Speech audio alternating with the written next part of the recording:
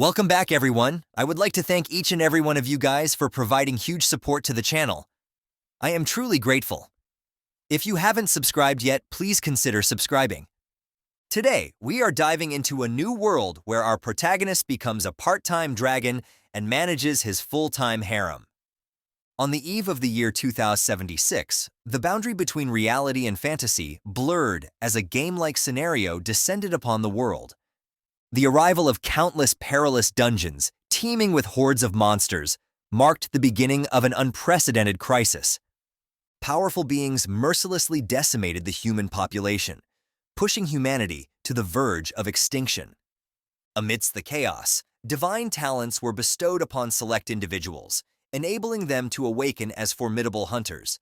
These hunters eventually turned the tide, rescuing the world from the monstrous onslaught and ushering in a new era where strength ruled supreme, and survival of the fittest became the undisputed law.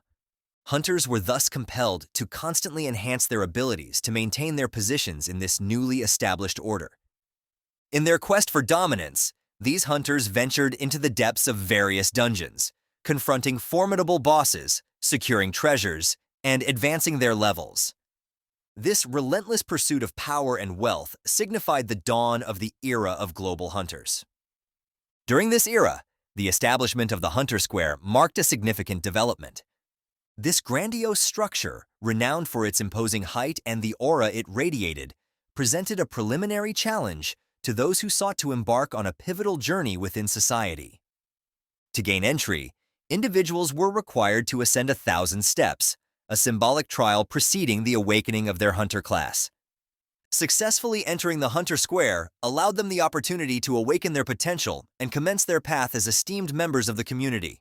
However, not every hunter hits the jackpot, and Su Yang is a perfect example. Walking down the grand staircase of the Hunter Square, he couldn't help but feel disappointed. He had hoped for a special or rare class, but ended up as a warrior, the most basic kind you can get. His stats weren't anything to brag about either, with his strength at 12 only, and both speed and spirit is at 10. When warriors like him doesn't have a great start, they often find themselves at a disadvantage in close quarters combat and face a higher risk of injury or death. Despite investing considerable time and effort into their training, warriors like Su Yang often feel their contributions are overshadowed by those with more specialized abilities. As Su Yang was trying to wrap his head around becoming a basic warrior, a useless shit who has nothing better to do than strut around with parasites on his back decided to approach Su Yang and start throwing shades at him. As he had heard how Su Yang had just awakened as a warrior, and that he should be happy since it is what he deserves. A nobody orphan who couldn't afford a clue, let alone a spot in any respectable guild, basically, calling him the perfect candidate for grunt work. But Su Yang, having none of it, hits him with a quick clapback, literally clapping his hands like he's trying to catch a fly that ain't there, stopping Wang Fei from yapping. And then he pretended to congratulate him on becoming an ice mage, a class as rare as a good hair day for Wang Fei, while sneakily dicing how mages turn into glass cannons after their awakening. Strong in magic, but as sturdy as a wet paper bag in a fight, so if he's so courageous to provoke him, he should run them hands because he would gladly give him the smoke if he desperately wants to. But as Su Yang expected, Wang Fei can only muster up some weak threats while hiding behind his squad instead of squaring up to him like a man. And in the midst of an escalating standoff, the air was thick with anticipation as everyone braced for what seemed to be an inevitable clash. However, the dynamic shifted dramatically when one of the members of Wang Fei's group caught sight of something that instantly demanded everyone's attention. Turning their heads, the crowd was taken aback to find themselves in the presence of the Spirit Hunt Guild's raiding team. This wasn't just any guild, but an A-tier powerhouse known throughout East Spirit City for its formidable achievements and influence. The crowd's initial shock quickly morphed into excitement as they recognized Zhao Ming, the vice president of the Spirit Hunt Guild. Zhao Ming, a figure usually seen gracing the guild's posters and promotional material, stood there in the flesh, his presence commanding the space around him. Seizing the moment, Wang Fei stepped forward with a mix of eagerness and ambition. He approached the raiding team, full of praise for the Spirit Hunt Guild, and openly expressing his desire to become a part of their ranks. He didn't hold back in showcasing his rare Ice Mage profession, hoping to impress and secure a spot in the guild. Initially, his request was declined by another guild member of the Spirit Hunt Guild, stopping his advancement and redirected him to apply at their recruitment crew down the stairs.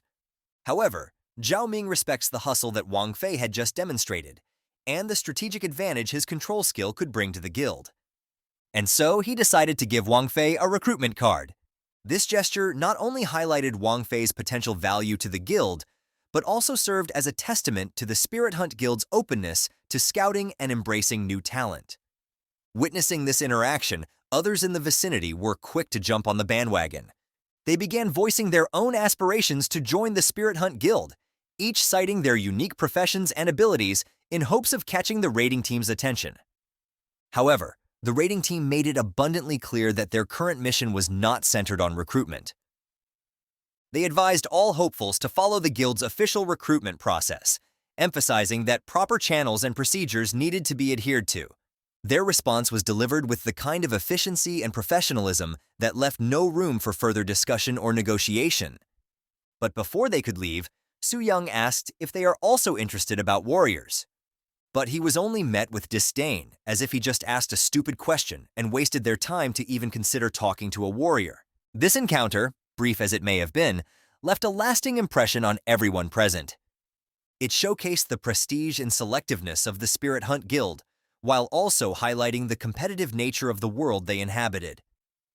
And for Su Yang, this was yet another reminder of the challenges that lay ahead. There was definitely an isolation treatment for warriors like him, and it seemed to garner no interest from the elite guild. In a world where strength and the rarity of one's profession determined one's future, Su Yang couldn't help but feel that his fate was already sealed, given the general reluctance of even lower-tier guilds to accept warriors. But as he was in deep thought, Su Yang overheard why the vice president of Spirit Hunt Guild was here in the first place, and it was because they are actually planning to raid the Black Dragon's lair today. And they are using the teleportation gate inside the Hunter Square to get to the entrance of the dungeon. This was a surprise to you, Su Yang, because the Black Dragon's lair is the largest S-tier dungeon in City C. It not only has numerous small monsters, but it is also filled with powerful elite creatures. Even though death in this world doesn't mean immediate demise, instead, one loses levels in experience until one level drops to 0. The heavy competition between top guild is at all-time high, so the risk of losing a level and rare equipment should really be considered. There is also the most terrifying boss that awaits in the Black Dragon's lair, the level 99 Black Flame Wings Athos. And Su Yang had heard that even the strongest S-rank guilds have fallen at its feet. But they say the Spirit Hunt Guild has a large number of hunters at 4th Transcendence or higher, and they've never failed a raid, so Su Yang assumed that maybe they really can do it. But thinking about what others will accomplish really bummed him out, thinking the harsh reality that he may be destined to be a pauper in this life, trampled under the feet of these powerful beings. But before despair could fully take hold of him, Su Yang was startled by a sudden notification, lifting his gaze. He was met with a system interface proclaiming him a perfect soul host, indicating that the part-time system would soon be bound to him. The revelation was astonishing, but nothing prepared him for what came next. A notification asked him to activate the role. Su Yang confirmed, yes. New notification popped confirming the initiation of jump. Upon reopening his eyes, Su Yang found himself transformed into the level 99 Black Dragon, Athos, Black Flame Wing. His new form boasted an incredible health pool of 5 million, alongside staggering strength, speed, and spirit values. He was even equipped with talents that seemed straight out of a legend. The dragon bloodline gave him an incredible advantage, making him nearly impervious to both physical and magical attacks with an 80% immunity. His innate mastery over the destructive black flames allowed him to unleash powerful fire-based attacks without any cost, dealing massive magical damage to his adversaries. Not to mention his dragon's suppression ability, which lowered the attributes of any creature below his level by 20%, giving him an overwhelming edge in battles. Moreover, his arsenal of skills was nothing short of awe-inspiring. The Dragon Blast could inflict damage equal to 300% of his strength, while his dragon's roar had the power to stun all beings within a 300-meter radius, with lower spirit values than his for 5 seconds. The dragon's eye skill granted him the ability to survey any area within his domain without needing direct line of sight, adding an element of omnipresence within his territory. The realization of his capabilities left Su-yang in a state of shock and disbelief. Unlike a typical level 99 player who might excel in one attribute, the Black Flame Dragon's attributes were off the charts, with over 3,000 in strength alone. Coupled with his resistances and unique skills, Su-yang felt an unparalleled sense of power coursing through him, a feeling so exhilarating that he couldn't help but release a mighty roar, a primal expression of his newfound might. Despite knowing that his transformation into Athos, the Black Dragon, was temporary, the thrill of experiencing such power was intoxicating. He understood that if he could leverage this power to defeat other players, the experience and strength gained could be transferred to his original body. This realization filled him with excitement and determination. Even if his original form was considered the least desirable among professions, this opportunity could catapult him to new heights, allowing him to level up rapidly and redefine his destiny in this world dominated by the strong. In the midst of his awe, however, Su-yang noticed the monsters in front of him were clearly affected by something. On closer inspection, he realized they were reeling from the after effects of his dragon roar skill, which he had unleashed unintentionally. Among them, a hooded figure stood out, addressing him as king and begging for mercy. It dawned on Su-yang that these monsters recognized him as their leader, presumably because he was currently embodying the Black Dragon, and so he acted what he assumed a superior being would do, looked down at his subordinates as inferior beings, and command them to rise as he no longer uses his roar. After that, the hooded monster praises him for having such power even at this early stage, and if he reaches maturity, he would undoubtedly crush the human world. With this, Su-yang was reminded that the dragon he possessed right now is just at the juvenile stage, and this is surprising since everyone knows that a boss in an instance have fixed level. But it seems like it wasn't the case for this Black Dragon, for its title suggested that he has a chance to gain level. This revelation piqued Su-yang's interest, but his attention soon shifted to a captivating sight, a beautiful elf imprisoned within a cage. Her elegant silver hair and striking crimson eyes contrasted sharply with her distressed state, struggling to breathe under the influence of Su-yang's dragon aura. When she noticed his gaze, she demanded her release, threatening retribution from the elven race. However, Su-yang was more fascinated than intimidated. Since the merging of the game world with reality, various mythical races had emerged, and elves, known for their seclusion within instances, were among them. Seeing an elf was rare, and Su-yang was captivated by the opportunity to interact with one firsthand. However, their conversation was cut short by the sudden ripple of a spatial disturbance, a sign that a player was about to enter the scene. The elf, interpreting this as the arrival of a savior, openly taunted the dragon, believing her freedom was imminent. She was taken aback when the dragon, whom she expected to ignore her jibes, turned its attention towards her. This unusual behavior puzzled her, as dragons typically disregarded such provocations. However, Su-yang had more pressing concerns than engaging in banter with the elf. He was aware that the Spirit Hunt Guild was on its way, and despite their reputation for unbeaten strategies, Su-yang doubted their ability to overcome him in his current formidable state. Still, he reminded himself not to underestimate his opponents. Overconfidence could lead to defeat, and the Spirit Hunt Guild wouldn't dare face him without a solid plan. To get a better understanding of the guild's approach, Su-yang activated his Dragon's Eye ability, allowing him to oversee the guild's movements from afar. He quickly spotted the guild's main assault team, led by Lei Shan, a level 99 Thunderstorm Master. Accompanying Lei Shan were the guild's elite members: Zhao Ming, a level 95 Storm Archer, Chen Yuan, a level 96 Healing Paladin, and Li Dan, the level 98 Holy Shield Master. They were all marching towards his lair with a single goal in mind: to defeat the Black Dragon Athos and elevate their guild's status to the 5th stage of transformation. Su-yang couldn't help but respect their boldness, yet he was curious to see how long their confidence would hold up against his minions. Thus, The guild's advance was soon challenged by a swarm of flying magic wyverns. But Lei Shan, who was completely unfazed by these lesser creatures, calmly ordered his tanks to lead the charge, while the rest of the guild used fire attacks to maximize their output, which his guild members followed thoroughly. And with this, they completely dispatched the wyverns effortlessly without halting their march.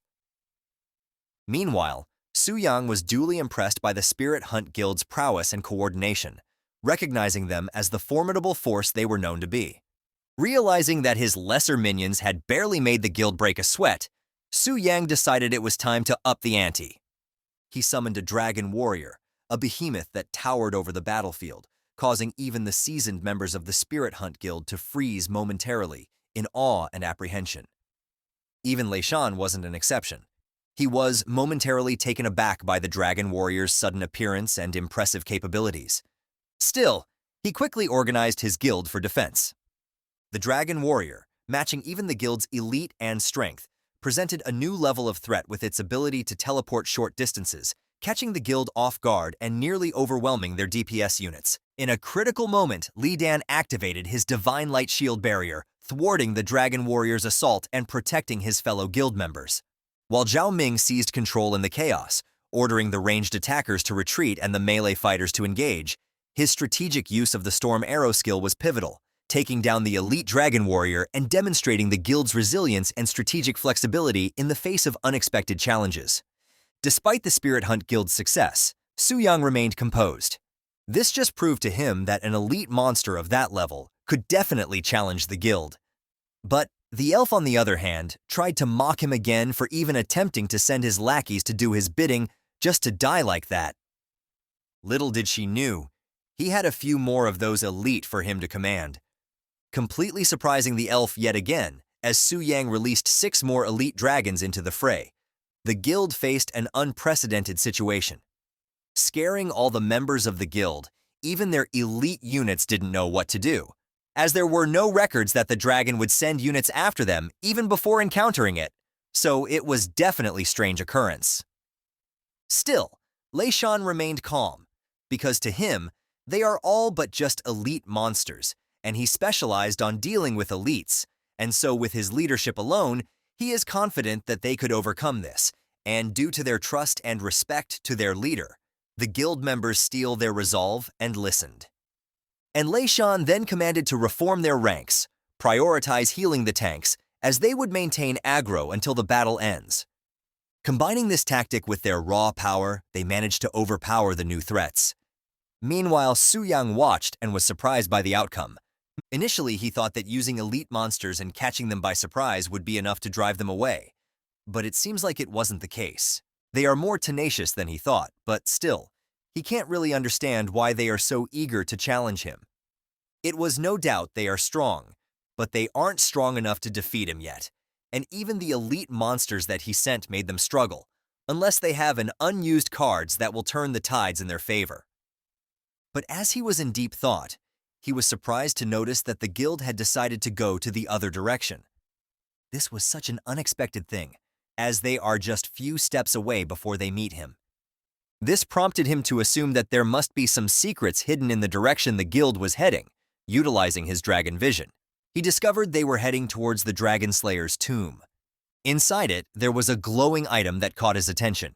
It was the Dragon Slayer's heart, a quest item capable of negating dragon talents. Following the threat this posed, a surge of rage overtook Su Yang, and his subordinates was startled yet again, asking him if he was okay. But he couldn't care less what they asked, as his mind was more preoccupied of the fact that what's happening right now is just like the strategies and what happens in games, where a boss with almost invincible resistance was weakened by the players through certain mechanism or items. And if that item allows player ignore his talent, then there is indeed a possibility that he will be defeated. But now that he knows this, he wouldn't just stand and wait for them to acquire this item. And so, with a powerful flap of his wing, he left his lair. The sight of him taking first really made the monsters rally in excitement. Their king taking action could only mean victory, so they cheered as he leaves. And even the elf was taken aback by this sudden change of attitude of the dragon, because the dragon usually waits for adventurers to get near his lair and never leaves early. And the way that it reacts was much more concerning, as if the dragon was in a rage, leaving the area with intense speed, breaking the sound barrier and creating a shockwave that even the ground collapsed.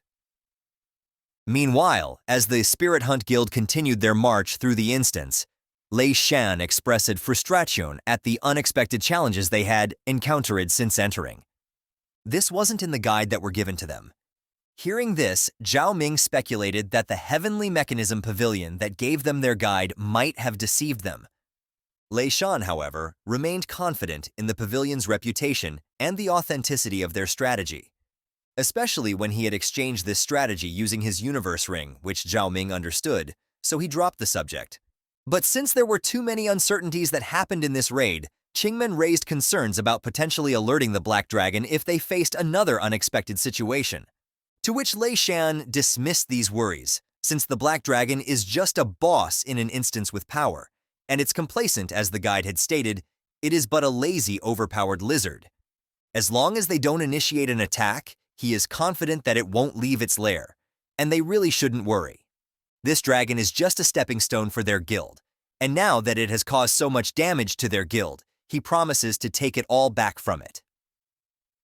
Chen Yuan, on the other hand, was enticed by other things, because as long as they complete Elf Maiden's Easter egg, not only they can obtain a pass to the Elven Kingdom, but the Elf Maiden will also obey their commands, and Lei Shan quite understand the needs of his men. So he promises to have the authority with the elf, as long as they defeat the dragon first, but their planning was abruptly interrupted when Qian Yuan spotted a large silhouette in the sky. Initially, they mistaken it for a small flying dragon monster, which wasn't a threat by any means. But still, this was yet another unexpected thing to happen, because flying dragons are labeled as guard monsters. Therefore, there is no reason for them to appear here. But as soon as the silhouette got close, it also got larger, and now they wish it was just a simple guard monster. Unfortunately for them, it wasn't the case, as the true identity of the silhouette became apparent. It was the Wing of Black Flame, the boss they were supposed to confront later in their quest. Shock filled everyone's face, but one thing was in their mind. Those bastards from the Heavenly Pavilion had truly deceived them. Faced with the sudden appearance of the Black Dragon without the Dragon Slayer's heart, which they believed was essential for their victory, the guild contemplated retreat, and seeing them cower only made Su Yang smirk, as the supposedly invincible Spirit Hunt Guild was just a coward all along without their tricks. But even still, this was in favor for him, so he decided to eliminate them and level up in one go. However, Lei Shan's resolve hardened as he witnessed the dragon preparing to attack. And so, before the dragon could release his skill, he quickly used his lightning ability. Although it wasn't the most powerful attack, it successfully interrupted the dragon's assault. Li Shan then radiated a powerful aura of electricity, signaling his determination to confront the dragon head-on. And he firmly instructed his guild that retreat was not an option, as he believed in everyone's ability, and there is nothing they can achieve. Though this dragon is strong, his guild members are strong as well, so they should get back to their position and get ready to slay this dragon, and if that's not enough to convince them, he promised to reward them generously. May it be money, equipment, or women. There are no such thing as impossible after they overcome this. With this, Li Shan had gained back everyone's spirit, even though the dragon was still looking menacing as before. They believed in the captain's words, and now believed they could overcome everything. Meanwhile, Su Yang was equally excited on what this renowned guild may show him. As the confrontation with the formidable Dragon Atos escalated, Li Shan swiftly issued commands to bolster their defenses and offensive capabilities. He instructed Li Dan to activate the strongest defense barrier, and called upon the healers to support him with mana regeneration, aiming to sustain their position. Meanwhile, the support classes apply all single-target buffs on him and Xiaoming to maximize their output, as they just have to make an opening even for a little bit, because according to the guide, they are not far from the Dragon Slayer's tomb, so as long as they manage to open a fraction of a second of opportunity, there is still hope for them to defeat this dragon. However, their planning was abruptly cut short when Atos's tail crashed down among them, causing chaos and destruction. Since Su Yang was determined not to allow the guild any time to execute their plans, but to his surprise, amidst the settling debris and smoke, a light flicker and magic attacks came to his face soon after. It seems like the players were still alive, and it was all because of Li Dan, setting up his triple holy light barrier on the nick of time. It was uncharacteristic of a boss to make the move first, so they didn't expect this to happen. But since a boss can only use one skill at a time, they have the opportunity to retaliate, and therefore Qian Yuan invoked a divine blessing to enhance their holy light skills, while others follow suit with this. Lei Shan and Zhao Ming were enhanced with buffs, and has maximized their potential, preparing to unleash their full might against the dragon. Meanwhile, Su Yang acknowledged the execution power of an A+ level guild. They just got caught by surprise, but in an instant, they were able to ready themselves to counter, making it late for him to even dodge, and therefore he just focuses on the defense just in case. With that, the two had released their most devastating blows all at once, mixing all their most potent skills to make one highly concentrated attack to Athos, that its impact was visible far beyond the immediate battlefield, and Lei Shan was confident that they at least managed to lessen Athos's health by 5%, so he commanded his guild to prepare another attack. But to his surprise, as the smoke dissipates, he was in shock to see that the guild's most potent attacks barely scratched Athos, dealing a meager 10,000 damage. It wasn't even at 1%, showing to them how powerful the dragon's reduction rate was. With this, the others were thinking of retreating, but Lei Shan urged his guild to persist, since the dragon's health hasn't dropped to 75%, so it won't release its skills anymore. Therefore, they still have a chance to distract it and get the artifact, and so they continued. However, Su Yang was growing impatient with the guild's tenacity. They are just like a swarm of mosquitoes now. Their attacks can't even damage him anymore. And what's worse is that they still seem to grasp on hope, but he can't just entertain them for this long. And so he decided to end their resistance with a devastating dragon roar that even the ground that he was standing on had crumbled. While the guild members received the full-on blast of its devastating power, they lay flat on the ground defeated. Only Athos remained standing proud, as it seems like even an A-level guild is not matched for him. In the aftermath of Athos's devastating dragon roar, Lei Shan, struggling to remain conscious, was confounded by the dragon's use of such a powerful skill. Unexpectedly, the guide had failed them once more, providing false hope and strategies. Despite this setback, Lei Shan's spirit was unbroken. He urged his guild members to regroup and launch another attack, clinging to the belief that Athos would be momentarily vulnerable after using its roar. But as he surveyed the battlefield, Lei Shan's heart sank, as his guild members was already incapacitated, sprawled helplessly across the ground. Even the guild's strongest fighters had been overwhelmed by Athos's formidable power. But what really broke his spirit was the dragon he thought was paralyzed was far from immobilized. Contrary to their guide's information, the dragon was on the move, ready to strike again. Without warning, Athos unleashed a dragon's breath, a skill even more destructive than what they had made, laying waste to what remained of their defenses. The breath's sheer force and intensity were beyond anything they had anticipated or could withstand, while Lei Shan could do nothing but curse at this damn dragon, and promised to return this favor 100 times more. After that, a system interface popped up. Since the intruders had been completely eliminated, the distribution of experience would now commence, and to his surprise, the amount of XP was overwhelming. But it was to be expected since he just eliminated a guild that consists of high-level players, ranging from level 80 to 99. In turn, leveling up won't stop, and he could even see that he is overflowing with experience. He accumulated 990,000 points that propelled him from level 1 to 20, reaching the level cap of the first transformation, and due to the experience, overflow 40% of it was lost. So currently, his remaining experience reserve is now at 430,000. But it's still huge, and this meant that his level can continue to skyrocket after he job change. He might even reach level 40 of the second transformation today. This is simply terrifying and exciting to him. Furthermore, he has 200 unallocated attribute points, so he was thinking of coming back to his original form as soon as possible. But before he could, Su Yang noticed the battlefield was littered with shimmering lights. A clear sign of equipment drops from the high-level players he had just defeated. Excited by the prospect of acquiring rare items, he eagerly collected them, expecting gold tier gear at most. However, to his astonishment, among the loot were items of even higher rarity. A diamond-tier longbow, accessory, and cloud flow boots, along with a platinum-tier staff and a flame greatsword. These finds exceeded his expectations, particularly the longbow, which he recognized as Zhao Ming's. The vice president of the Spirit Hunt Guild, Suyang, found amusement in the thought of Zhao Ming's reaction to losing such a prized item. Despite being a warrior and unable to use some of the equipment, he knew their value on the black market could net him a substantial profit. In addition to the weapons and armor, Suyang discovered a variety of potions and premium skill scrolls capable of boosting his abilities. But what excites him even more is that among these treasures was a broken boundless gem, an exceptional item that could remove level restrictions from equipment. This gem was particularly exciting for Suyang, as it would allow him to wield equipment like the platinum-tier greatsword, which typically required one to be level 79. This weapon was not only a perfect match for his warrior class, but also boasted incredible attributes, including an enchantment that added flame damage to his attacks and the ability to summon a flame giant, albeit with a one-day cooldown.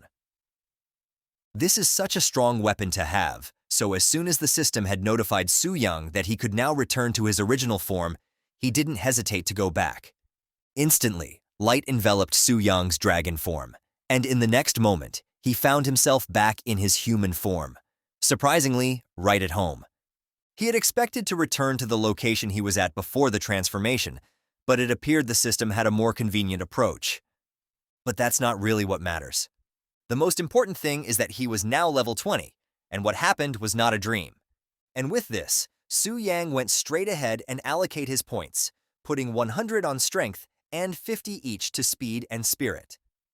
Although warriors usually don't add spirit with the advantage he has for receiving a system, he can't just follow the usual path, and he had obtained scrolls, which has a minimum required spirit for him to use. But to his surprise, the moment he confirmed the distribution of his points, an overwhelming aura burst forth from him. It was as if the very essence of his being had been supercharged, unleashing a wave of power that resonated throughout the room. This sudden manifestation of strength was so intense that it sent a shockwave through his belongings, leaving a trail of disarray in its wake. The experience served as a stark reminder of the raw power he now commanded, prompting a mental note to not to overdo it in the future. Now that was settled. The next thing he should do is to go to the temple to make a job change. But as he get a look at the time, he realized that it's already too late for him to do that today. So it seems like he has no choice but to rest for now, and just go to the temple tomorrow and take the transfer quest, which really excite him as he looks forward to complete his job change. Back at the Spirit Hunt Guild headquarters, the return of their leader so quickly stirred a wave of shock among the members. They understood that his early return signified one of two things. Either they had swiftly vanquished the dragon or faced a crushing defeat. The latter became apparent as they observed their leader's diminished state, noting the drop in his level from 99 to 90, a sight they had never before witnessed. The guild had always prided itself on its invincibility, bolstered by their strategies, and they also have the guide from the Heavenly Mechanism Pavilion, so there was no chance that they could be defeated, but this just pissed the leader even more, and commanded them not to mention that backstabbing of a pavilion in front of his face ever again. He had traded his universe ring, but they just gave him a shit strategy that led them to their defeat. This is unforgivable, and his men had also taken an impact, especially his vice president, Zhao Ming, who not only had dropped his level to 86, but he has also lost his diamond tier weapon, which took a toll on a mental health. Even his priest is now having a tantrum as he had lost not only the boots, but the chance to have himself an elf girlfriend. With this turn of events, Li Shan's eyes sparked with the fury of thunder, a clear sign of the storm that was about to be unleashed as he vowed to seek retribution against the pavilion for their betrayal, and will not rest until he got answer from those deceiving shits. The next day had arrived, and the ancient orphanage was alive with activity. It was a scene unlike any typical day. Kids ran around playing, their laughter and shouts filling the air, while the adults were busy with their responsibilities, trying to keep everything under control. This particular day was far more chaotic than usual, because the orphanage received a surprising amount of deliveries. Piles of boxes and packages had arrived, addressed to the orphanage, which puzzled everyone, especially the elderly man in charge. He couldn't help but wonder if there had been some mistake, thinking perhaps these goods were meant for another place. However, the delivery staff were certain they were at the right location. They showed the paperwork, which clearly stated that these items were to be delivered to the Anshan orphanage, and the person who ordered them was a young man named Su Yang. This detail shocked the old caretaker. He knew Su Yang very well, and was aware that Su Yang didn't have much money. The caretaker couldn't figure out how Su Yang could afford to send so much to the orphanage. But as the caretaker was lost in his thoughts, his attention was suddenly drawn to a more pressing matter. His parental instincts kicked in when he saw a little girl playing dangerously close to a stack of crates. And just as he feared, these crates were tipped over, and the little girl was about to get crushed by it. But because he was old, he couldn't reach her in time, and all he could do was shout. Fortunately, just as the crates began to fall, a figure rushed forward with remarkable speed, and arms shot out, catching and stabilizing the crates in the nick of time, preventing them from crashing down on the little girl. The rescuer was none other than Su Yang, the same person who had sent all the deliveries. He had arrived just in time to save the day, and it seems like he is well loved by the kids in the orphanage, as they immediately rushed towards him the moment they recognized him.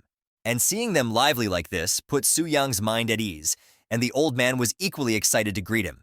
And it seems like Su Yang becomes so powerful, holding the crate like it was nothing, making the old man proud that he had already received a profession. Despite his joy, the caretaker's concern for Su Yang's well-being lingered. It was second nature for him to worry about the children he had raised, prompting him to advise Su Yang to remain cautious and prioritize his safety. Su Yang could only offer an awkward smile and response, fully aware that he was the monster that others should beware of. Nevertheless, Su Yang was touched by the caretaker's care and concern. Having grown up an orphan, he felt fortunate to have someone who looked out for him like a family member. Eager to ease the caretaker's worries, Su Yang reassured him that he had nothing to fear, since the monster are pretty obedient towards him, and they can't even hurt him, thanks to his considerable strength. And he's even going to the temple right now to change his professions. That's how strong he was, and this brought a momentary sense of relief to the old man. Shortly after his departure from the orphanage, Su Yang made his way to the profession change hall. Upon arrival, he was immediately caught up in the whirlwind of rumors swirling around the place. The hot topic of the day was the shocking news that the Spirit Hunt Guild had been completely decimated. This disastrous event was traced back to an issue with the Heavenly Mechanism Pavilion's branch, specifically a fault in the guide they had provided. Known for its meticulous and highly regarded raid groups, was now under scrutiny for a mistake that seemed out of character for such a prestigious organization. As Su Yang mingled among the crowd, absorbing the gossip, he pieced together valuable information. The Heavenly Mechanism Pavilion was not just any raid group. It was a top-tier organization, boasting numerous experts of the 5th tier. The implications were clear. If there were indeed flaws in their raid strategy, the Heavenly Mechanism Pavilion would soon take steps to rectify their mistake, likely leading them directly to Su Yang as their next challenge. But this just put a smile on his face, and the thought of going up against the members of the Heavenly Mechanism Pavilion didn't intimidate him. Instead, it sparked excitement at the prospect of the high-quality equipment he could potentially acquire from them. However, his trains of thought were disrupted yet again by the same fucker who can't mind his own damn business. It was Wang Fei and his group of nobodies. And with Wang Fei's usual arrogance, he questioned why Su Yang still keeps on appearing at the temple when his profession is nothing but trash. And before he could respond, he emphasized that was a rhetorical question, as Wang Fei was well aware why, and that no guild had wanted Su Yang, so he asked to come every day to try his luck. A fact he found amusing. But all jokes aside, since he was now in front of him, it is a good time to continue what they couldn't the day before. He was lucky he lets him off yesterday because of the guild business, but now that his schedule is free and had allocated his points and learned some skills, why not he demonstrate this newfound abilities and teach him a lesson for crossing him?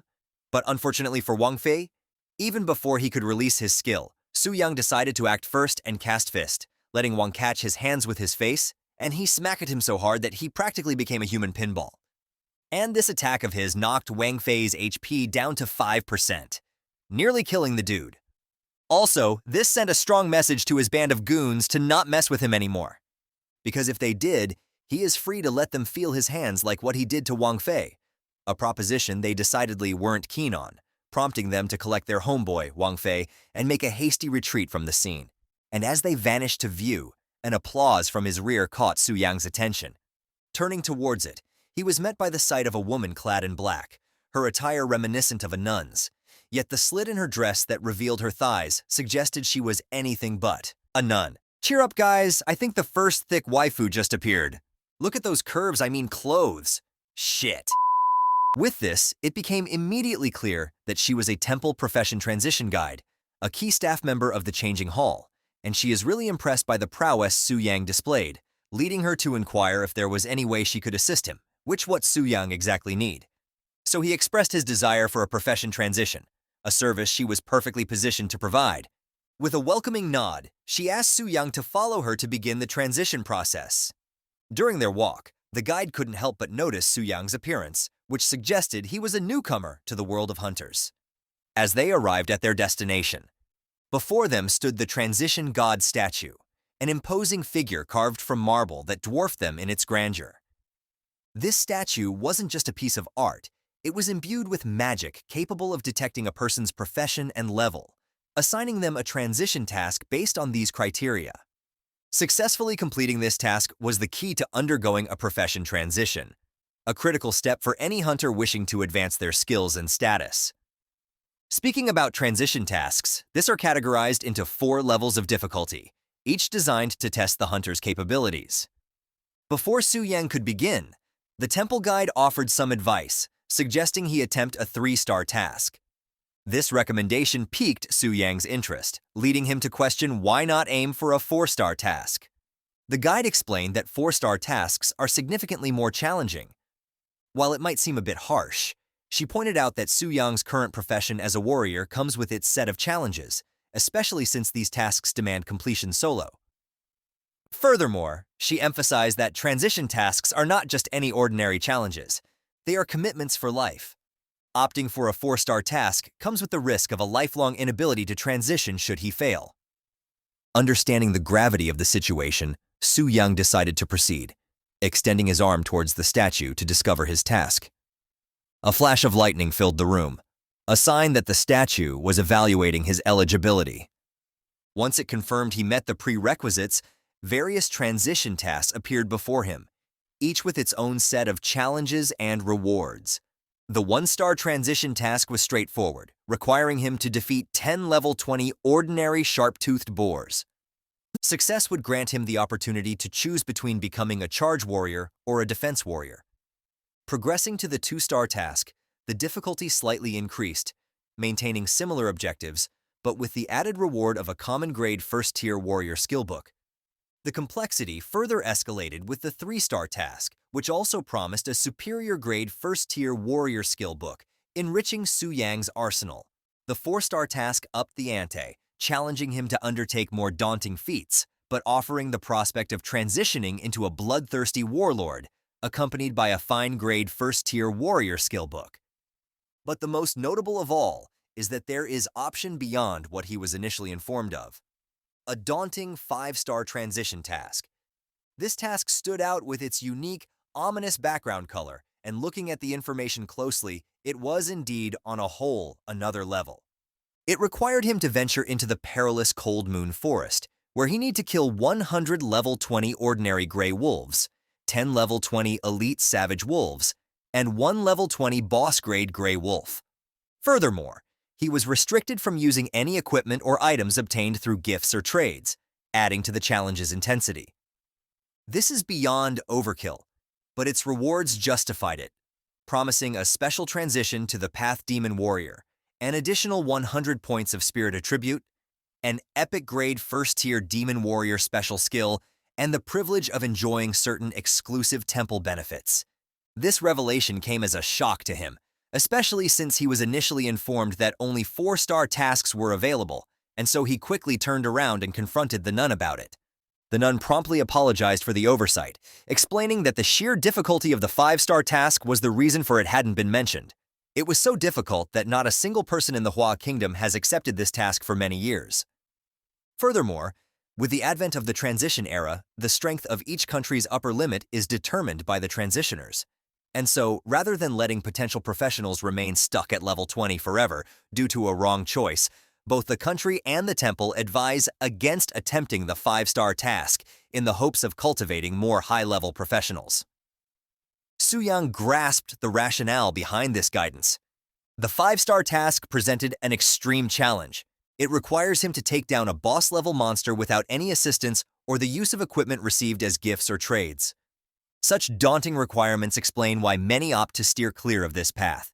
But still, the allure of gaining 100 spirit attribute points and the opportunity to transition into a demon warrior piqued Su-yang's interest, not to mention the mysterious temple privileges that accompanied the task.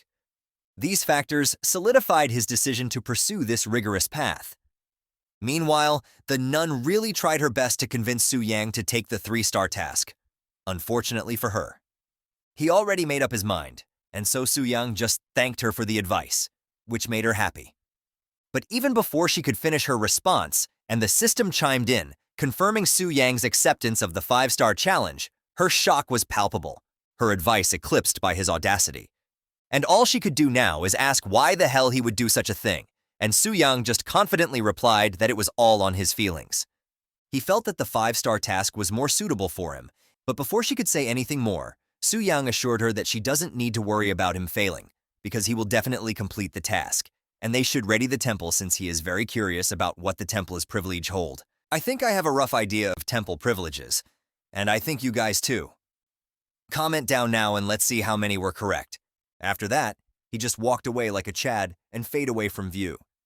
The nun, who was paralyzed by disbelief, soon snapped back to reality in panic, and then shouted at one of her co-workers, instructing them to report to the high priest that someone was foolish enough to dare accept a 5-star task. Upon his arrival at the transmission center, Su-yang was met with an unusual scene.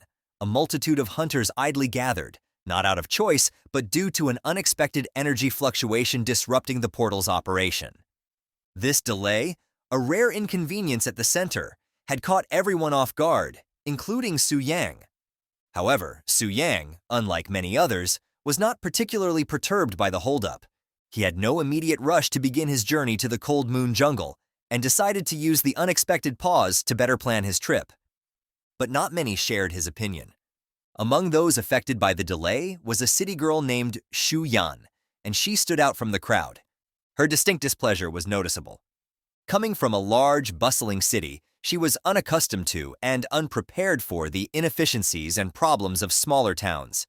Her disappointment was compounded by the unwanted attention from local men, prompting her to caution her sister, Shu Qian, to stay close and avoid getting separated in the crowded space. I think she deserves the attention she is getting. Shu Qian, understanding her sister's concern, complied, but her attention soon shifted when she spotted a familiar figure among the crowd. It was Su-yang, calmly waiting in line for the portal, a sight that unexpectedly warmed her heart and brought a blush to her cheeks. But this moment of recognition did not go unnoticed by Shu Yan. She sensed her sister's sudden interest, and so she quickly inquired about the focus of her gaze, which flustered Zhu Qian immediately. But still, she tries her best to downplay her reaction by explaining that Su-yang was simply a classmate who had also changed professions the day before. But Shu Yan just found this odd because Su-yang is currently lining up for a portal leading to the notoriously dangerous Cold Moon Jungle, a destination ill-suited for novices. Concerned that Su-yang might be unaware of the risks, Shu Qian felt compelled to warn him against proceeding without adequate preparation. However, before they could act on their intentions, the portal's operations unexpectedly resumed, and Su-yang was swiftly transported to his destination, leaving Zhu Qian in a state of shock and worry for his safety. Unbeknownst to her, Su-yang stepped into the Cold Moon Jungle with confidence, and therefore quickly noticed the absence of other hunters. This solitude in such a dangerous area piqued his curiosity, suggesting that the other hunters had perhaps sensed the imminent danger and scattered, leaving him to face the jungle's threats alone. And his suspicions were confirmed when a monster launched an attack from behind. But Su-yang was fast in his feet and avoided the attack. But as he faced the creature head-on, he recognized it as a target from his quest. which he didn't expect to appear so soon. Since dealing with this kind of monster is really tricky if one relies on oneself alone without using trading prop and equipments, and as expected, the monster was fierce and fast, closing the distance instantly. Unfortunately for it, Su-young has tricks of his own, taking out his long, red, flaming sword and sliced that big, black monster like butter, and quickly cooked it right after, as its buff ability was on effect. This was such an unnecessary overkill, but Su-yang just wanted to use this sword at full power as fast as possible, since he had used a great amount of money in order for him to use it, all because this weapon doesn't have a gem slot to begin with. At first he thought he could use it right away since he got the gem which ignore level requirements, but without a slot, it was useless. So he has to use a high-level drilling stone to carve in one, but luck wasn't on his side when he was doing this, as it kept on failing again and again, which drained his wealth from 100 million to 60 million. Nonetheless, getting to use this weapon is lucky enough, so he just decided to look at the brighter side of things, and he still has the long bow that was owned by Zhao Ming. If he is able to sell this, then he will gain the money that he lost, and maybe Zhao Ming himself would buy this back, which is very funny if he thinks about it. But his financial concerns must be put aside for the moment, as Su-young found himself under attack from monsters once again. Fortunately, he didn't need to flee thanks to a silver-level scroll in his possession. This scroll activated a charging barrier around him, capable of absorbing up to 50,000 points of damage, effectively shielding him from the onslaught, and the low-level monsters have low IQ, so they keep on continuing to attack the barrier non-stop, unwittingly positioning themselves exactly where Su-yang had intended. With this, Su-yang unleashed a devastating swing of his sword, emitting a fiery whirlwind that swept through the monsters. This powerful attack allowed him to eliminate 15 wolves in a single stroke. However, his quest required him to vanquish 100 wolves, and he realized that hunting them down individually would prove to be a troublesome and time-consuming task. To streamline this process, Su-young pulled a monster attraction stone from his inventory. This unique item, usually dropped by low-level bosses, had the ability to lure both ordinary and elite monsters within a considerable radius directly to him. Recognizing the tactical advantage this presented, Su-young activated the stone by tossing it into the sky, where it shattered and unleashed its magic, and almost immediately, the gem's power was evident as wolves swarmed from all directions, surrounding Su-young, leaving Su-young with nowhere to run, but retreat was never an option. He considered he was determined to fulfill his quest objectives in a decisive manner. To achieve this, he consumed an intermediate spirit potion, boosting his spirit points significantly, and unfurled a special baptism of fire skill scroll. This scroll allowed him to unleash a devastating area of effect fire attack, enveloping him in a pillar of fire that incinerated any monster daring to approach. This maneuver allowed him to meet the requirement of slaying 100 wolves. But it seems like the attraction stone proved to very effective, as he had attracted all the monsters in the forest. But he is not worried for one bit, as he had numerous amounts of scrolls at his disposal, so he can easily respond in kind against this large number of monsters. Meanwhile, in a remote part of the Cold Moon Jungle, a puzzled group of hunters roamed, perplexed by the eerie silence that had replaced the usual cacophony of monstrous growls. Accustomed to fending off aggressive creatures at every turn, their 2-kilometer journey without a single monster encounter raised alarms. The mystery deepened when one hunter recalled seeing a monster that, instead of attacking, fled in the opposite direction. An unheard-of behavior for the typically hostile inhabitants of the forest. Piecing together this odd behavior, the group's most seasoned hunter deduced that a monster attraction stone must be at play, drawing all the monsters to a single point and away from them. And this is such a selfish tactic, as this just wasted the opportunity of other hunters. With this, the group was determined to confront this shameless son of a that wants to get all the rewards for himself, and teach him a lesson that he won't ever forget. But they may have to postpone that thought, as a sudden immense power emerged from where they were headed. The attack was so strong that it had reached the skis above, and the shockwave of it can't be ignored either, as the trio had felt it even from a distance, which made them curse out loud, as this level of magic fluctuation was likely from a third-level magician. So it's safe to say that confrontation was no longer an option. With this, they decided to quit now, and just do something else, as they can just complete their task next time. Meanwhile, back in the desolate aftermath where Soo-young stood, the scene was markedly different from moments ago. The vast number of monsters that had swarmed him were now nowhere in sight. Not a single corpse remained, and the landscape around him was scorched, devoid of vegetation, extending for miles in every direction. This level of destruction marked the completion of 2/3 of his ambitious 5-star job transfer task, leaving only the formidable boss as the final hurdle. A sense of anticipation lit up Soo-young's face. Despite having to utilize several scrolls to get to this point, the task had proven less challenging than he'd initially thought. Based on the nun's reaction back at the temple now, with only the boss battle ahead, he wondered if this would be the challenge he had been seeking all along, and he eagerly made his way towards its lair. The destination was the Cold Moon Cave, known to be the dwelling of the fearsome Blue Wolf King, a challenge typically recommended for a team of 3 or more hunters all over level 20. With this, just a few blocks away, a group of 3 can be seen peeking through a corner. They are above level 20, and a well-rounded team at that. Among the trio was Zhang the Mage, Lee Sen, the tank, and Zhao the Archer. Each plays a crucial role in their planned confrontation with the boss, and Lee Sun was particularly confident since their brother Zhang had bought him a primary strength concoction which allows him to survive for a longer period of time. But Zhao the Archer, on the other hand, was skeptical about all of this, since he had just changed his profession recently and haven't tried his new skill yet, so he doesn't even know if they are strong or not. But Zhang couldn't have that, especially when he had prepared this much and he was more than motivated than the other two, because the Wolf King had a 100% chance to drop its crystal core, a prize that could forge a silver-level staff, which is enough for him to use until he reached level 40. And so he tries his best to make Zhao confident about himself, set aside his apprehensions, and focus on the potential rewards their victory could bring.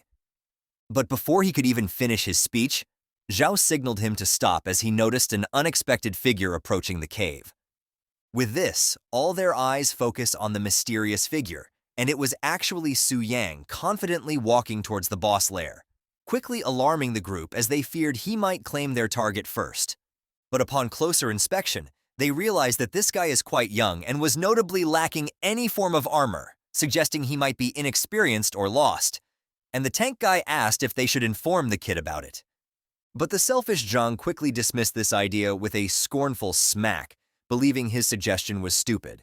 As he thinks differently, he saw this as an opportunity to use the newbie as a bait for free, and while they wait for him to absorb the first wave of the boss skills, which they assume he couldn't even survive, they can go up and reap the benefits.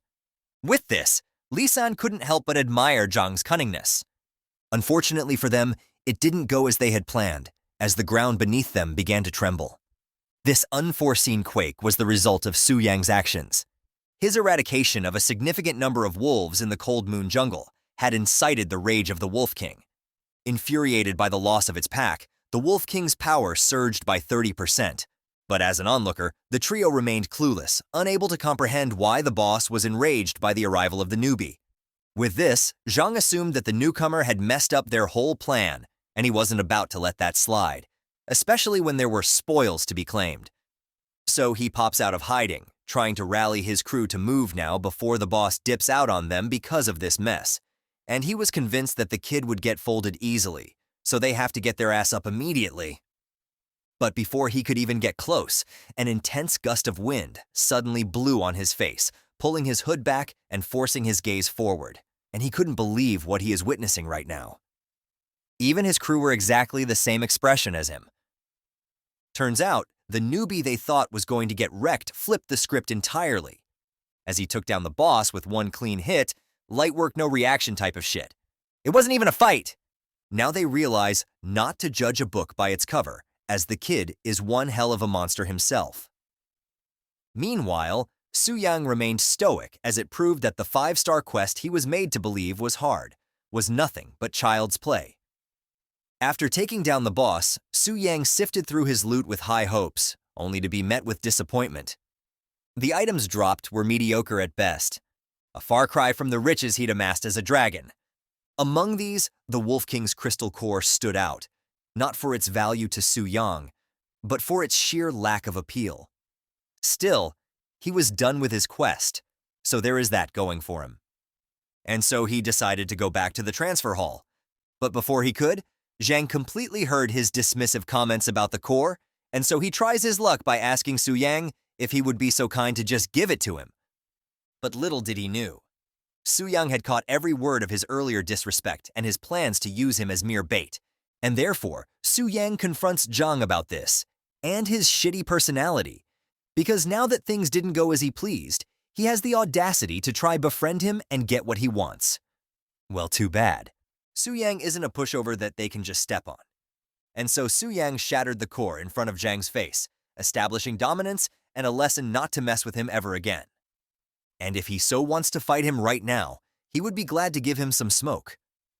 And because Zhang was bitchmate, even though he was violated like that, he didn't do nothing and just let Su Yang walk away. At the same time, Zhang's crew can't believe what just happened as well, and they wish all of this was just a dream, because no one would even believe them that they encountered a damn rookie this strong who can kill a boss with one swing. A few moments later, Su Yang had successfully returned to the Hunter's Square, where he was met by the nun he had recently encountered. She initially thought he had come back with more questions, but Su Yang quickly set the record straight, informing her that he had completed his 5-star task and was ready for his job transfer. And only shock could be seen on her face. This was understandable since he took up a 5-star transfer task after all, and finishing at this rate is totally unheard of, which in turn made the nun skeptical. But as she checked out the receipts, it seems like Su Yang wasn't lying at all. Su Yang had indeed accomplished the task, and with this, the nun began to see him in a new light. This guy isn't a show-off nor an idiot after all. It turns out he was really powerful, so powerful that it made people wonder if he was cheating. But the system won't lie, and the fact that he returned uninjured speaks volume of his strength. As she continues to look at him intently, Su Yang felt increasingly uncomfortable, and so he snaps her out of it by inquiring whether he could now initiate his job transfer, which was successful, and so the nun led him to the statue once more. But as they made their way to the statue, the nun found herself increasingly preoccupied with thoughts of Su Yang's remarkable strength. She considered how advantageous it would be for her church to have someone of his caliber exclusively. Luckily, she had already informed the priest about Su Yang, reducing the risk of him being recruited by others. But as she continued to think about Su Yang, her thoughts took a more personal turn. She revealed to be down horrendous for real. Like damn, she a nun, but she down to get dirty with Su Yang since he is also pretty handsome, and she was even thinking of getting his contact information after this ordeal was over, and the thought of being with this guy is already driving her crazy. But these thoughts were momentarily set aside as they arrived at the statue, and not a moment wasted. As Su Yang stepped closer, and almost instantly, a burst of light shines above, and then several beams of light descended swiftly and penetrated him in succession, filling him with powerful energy. This spectacle signaled that he had successfully passed the test and was now prepared to undergo his profession change. And then immediately, a golden halo started to materialize around his wrist. This was a job halo, a special reward given to players who complete the job change tasks, and its color and the bonuses it provides vary according to the difficulty of the task completed, starting from white for a 2% bonus, green for a 4% bonus, blue for a 6% bonus, purple for a 10% bonus, and then to orange for the highest tier, offering a staggering 25% bonus to basic attributes. This is beyond what he expected, and he could feel it. He had really grown significantly. Additionally, he also changes to a demon warrior class, a hybrid class, adept in both close combat physical skills and a broad range of magic abilities, enhancing his versatility and overall power. Furthermore, since he had completely changed his job, his level cap was elevated to 40, and the surplus of 400,000 experience points from his previous endeavors instantly boosted his level to 34. This significant jump provided him with 210 attribute points, which he swiftly allocated to enhance his strength and spirit to 90 each and his speed by 30. This strategic distribution of attributes, combined with his flaming sword, dramatically amplified his capabilities. Su Yang's strength surged to over 500, his spirit reached 300, and his speed climbed to 100, marking a substantial evolution from his initial state. But the blessings didn't end there, as he had also received the promised epic skill book specific to the demon warrior profession, in which contains an epic grade skill named Magic Blade, enabling him to forge a weapon out of condensed magical power, inflicting full magic damage, and the damage of it increases with his strength and mental attributes. This was such a great skill that Su-young didn't think twice to try it out, materializing a blade made out of mana and swung it. But to his surprise, the skill's capabilities exceeded his expectations, as the blade can be controlled through mere thought, and can even be transformed at will without being restricted by appearance. This adaptability made it invaluable for close-quarter combat and ranged attacks alike, and the most important thing about this skill is that it could be enlarged infinitely, and only limited by Su-young's mana reserves, which is equivalent to owning an heirloom weapon that couldn't be destroyed, showcasing remarkable cost efficiency. There was no doubt that it was indeed a 5-star job transfer mission. The distinction was clear, as the rewards far surpassed those of lesser tasks. And with this, Su-young resolved to pursue more 5-star challenges in future job changes, but his trains of thought were disrupted by the nun, congratulating him on his achievement, and from today on, his name will be engraved on the temple monument, and he will become a VIP guest of the Job Transfer Temple. But speaking of VIPs, Su-young went ahead and asks what the privileges were. My man got his priorities in order, eager to get all the benefits. But the nun was unsure of the details, and so she suggested waiting a moment while she sought clarification from her superiors. But it seems like there was no need for that, as another figure showed up to the scene, willing to explain everything regarding matters related to VIPs. And all I could say is, damn! I don't know about you or what the temple is cooking here, but I need to reincarnate now. I will definitely work damn hardest and become a pope that will spread the temple's words and… I am sorry my emotions just took over. I apologize. Dressed in an enchanting white gown, the newcomer was none other than Bai Ling, the senior priest of the transfer temple in Dangling City.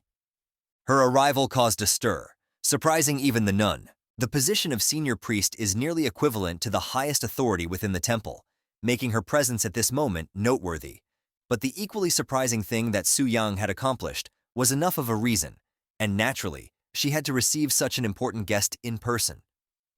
But, with Bai Ling now present to address any inquiries and formalities, the nun's role was rendered unnecessary, prompting Bai Ling to politely dismiss her, which she understood. But deep down, she was crying her hearts out, as she had not yet acquired Su-young's contact information. Now that was settled, Bai Ling approached Su-young, extending her arm for a handshake. Simply puzzled by her gesture, Su-young hesitated until Bai Ling explained that it was simply the easiest way to transport him privately to the VIP room for a more detailed discussion. Trusting her intentions, Su-young grasped her hand, only to witness a magic circle envelop them, a precursor to their sudden teleportation. In an instant, they found themselves in a different section of the temple, revealing the handshake to be a sophisticated space transfer technique. Su-young marveled at the realization that a temple priest from a third-tier city possessed such advanced abilities. No wonder people say that the strength of the transfer temple is unimaginable. And as Su-young was thinking this, Bai Ling noticed Su-young's look of wonder and modestly downplayed her abilities. She mentioned that her skills weren't inherently powerful. Rather, they are just borrowed power from the temple's sacred statue, that's all to it. On the contrary, he is more surprising. According to the current records, there had never been a 5-star job changer in Dangling City. And even in the Tianling City, the last successful 5-star job transfer had occurred a decade prior. This surprised Su-young, since Tianling City is the superior city of Dangling, and its development level is several levels higher than that off Dangling. But only one of them had been able to complete a 5-star task in 10 years. So it seems like the value of completing this 5-star transfer task were far greater than he had initially perceived. And just as he had realized, Bai Ling began detailing the suite of benefits awarded to him by the Transfer Temple, in accordance with its long-standing traditions. Firstly, Su-young was to receive a generous monthly allowance of 10 million in the national currency, a substantial sum that underscored the value placed on his accomplishment. Secondly, he was granted a black gold status authentication from the X-Alliance, entitling him to a 20% discount on all purchases and transactions, a privilege that would undoubtedly make his adventures and endeavors both more efficient and cost-effective. I think there are some hidden ones they are not telling us about, but we will find out eventually. This revelation left Su Yang in awe of the temple's largesse, particularly as these benefits were seamlessly integrated with his ID, simplifying his access to these newly acquired privileges. However, Bai Ling had more surprises in store. She further explained that Su Yang's exceptional status also afforded him the opportunity to join any A-level guild within the city. But Su Yang, accustomed to operating solo, inquired Bai Ling if joining a guild was obligatory, which Bai Ling reassured him it wasn't a requirement, but strongly recommended considering it, as the collective resources and support a guild offers could significantly accelerate his growth and strength. An individual's ability is limited after all. Furthermore, joining a guild comes with added benefits like experience buffs, aura enhancements, and crucially, team protection, making it an attractive option over going it alone. And Su Yang understood this line of reasoning, and it is also true that a solo player can easily be targeted, especially those like him who had taken the spotlight. While confident in his abilities against a hunter of the same level, facing a significantly higher level hunter could pose real challenges, and having a guild would likely prevent that from ever happening. And he really needs any help that he could get. Since his aspirations extended far beyond the confines of Dangling City, he aimed to become a dominant figure across all realms, a prospect that puts a smile on Su Yang's face. Now that was decided. Su Yang asked Bai Ling what guilds are there to choose from, prompting her to reveal that there are currently only 2 A-level guilds in Dangling City, and based on various data, she recommended the Spirit Hunting Guild as the most suitable option for him. This suggestion landed awkwardly with Su Yang, considering his recent encounters with members of that guild, eager to explore alternatives. He prompted Bai Ling to introduce the other guild, leading to the mention of the Yu Yun Guild. Unlike the Spirit Hunting Guild, the Yu Yun Guild was known for its strength and discretion, competing closely, yet maintaining a low profile. But Su Yang doesn't care. He only wants to join any guild other than the Spirit Hunt Guild, so he chose Yun without much thought, which surprised and confused Bai Ling. But choosing this guild would be much more of an entertaining sight for her, and so proceeded to manage the membership formalities on his behalf, seamlessly integrating him into the Yu Yun Guild's ranks. But before Su Yang could depart, she very much liked to inform him that the Yu Yun Guild is composed entirely of women, completely catching my boy Su Yang off guard. Our boy has failed the mission successfully.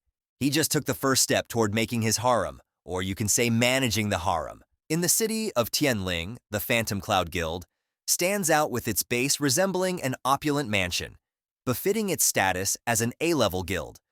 And just like what had been stated before, the guild is exclusively comprised of women. Among them is Lin Yu Yu, a level 85 hunter and leader of the B-rank guild named after her, the Yu Yu Guild, and Lin Yu Yu often finds herself lamenting the lack of engaging activities. Meanwhile, Lin Yu Yan, wait a minute, Lin Yu Yu and the other is Lin Yu Yun. Why does it have to be confusing? I had to confirm twice just to make sure they have different names. I'll just call Lin Yu Yu Blackhead and Lin Yu Yan as a Redhead. Redhead is a formidable level 99 hunter and the leader of the A-rank Phantom Cloud Guild. She overhears the frustrated remarks of Blackhead, and so she pointed out that she is not even in her own guild. She is just freeloading every day at their place, so she doesn't have the right to complain. And since Blackhead is in the wrong, she humbles herself, but she can't just go back to her guild since she finds the responsibilities there overwhelmingly tedious. But before Redhead could respond, another familiar character had arrived at the scene, opening the door with such force and immediately responded to Blackhead that, even though Blackhead likes slacking, she can't just skip out on guild duties without notice, especially when it comes to welcoming new members. And this newcomer is none other than Zukian, who introduces herself as an ice elementalist. The head-turning lady and the cutie are here, guys. I bet the blonde cutie will be the first one to fall for him. While Blackhead finds Zukian's abilities satisfactory, she's particularly more interested in how cute Zukian looks, so she approves of her joining the guild, which surprises Zukian, but she barely gets a chance to respond as Redhead's reaction overtakes the conversation.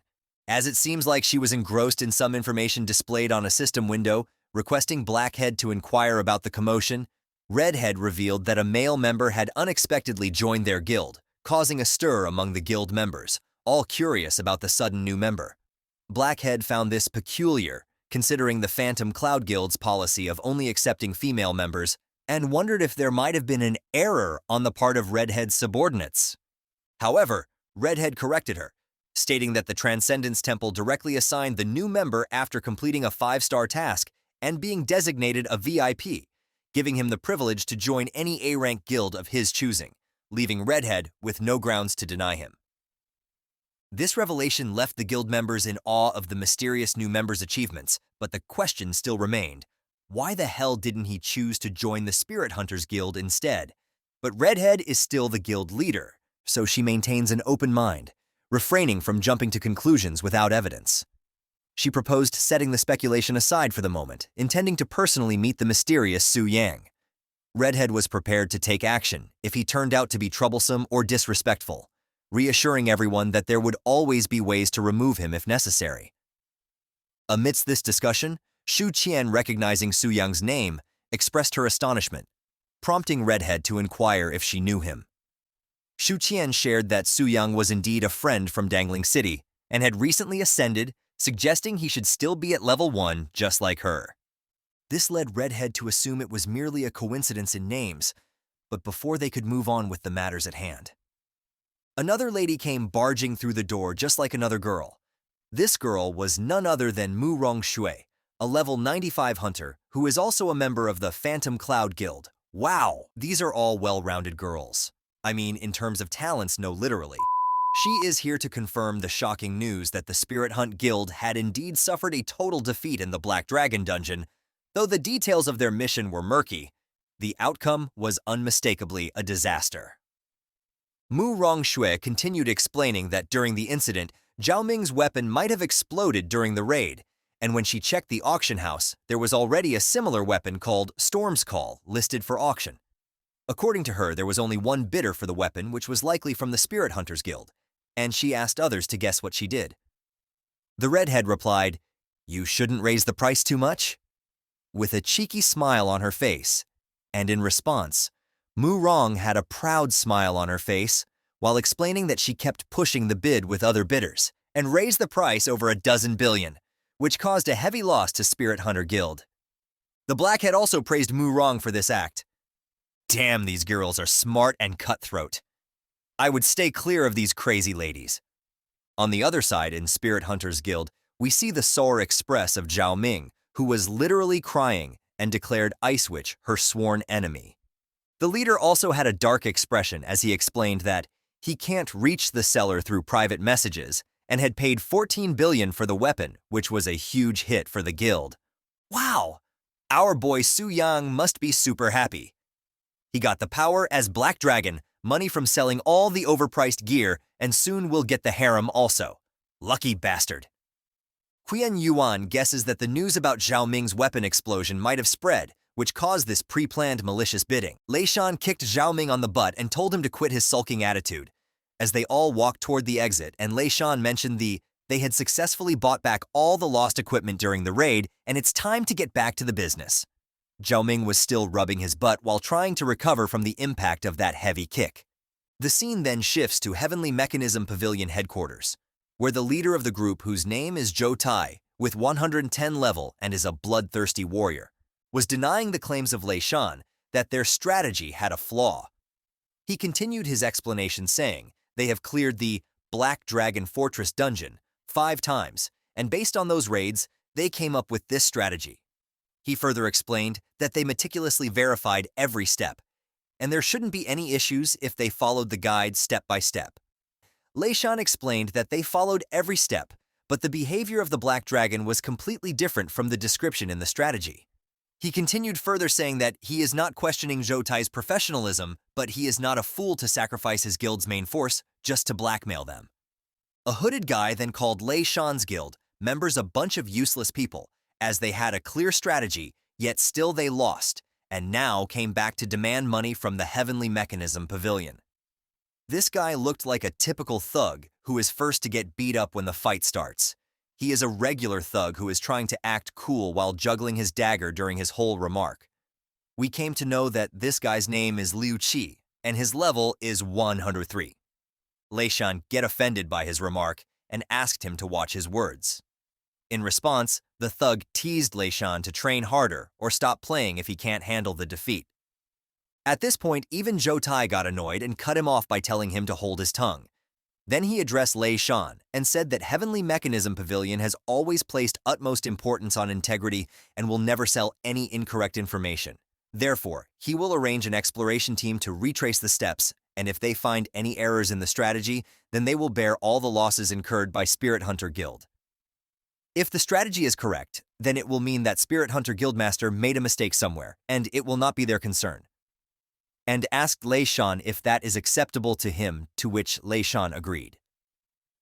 Then he proceeded to inform Zhang Kexin, who is a level 108, a 5-star holy healer, and Zhuang Zhen, who is a level 104, 5-star Mountain Barrier Master, and Liu Qi, the typical thug, to investigate the dungeon with him and Lei Shan tomorrow.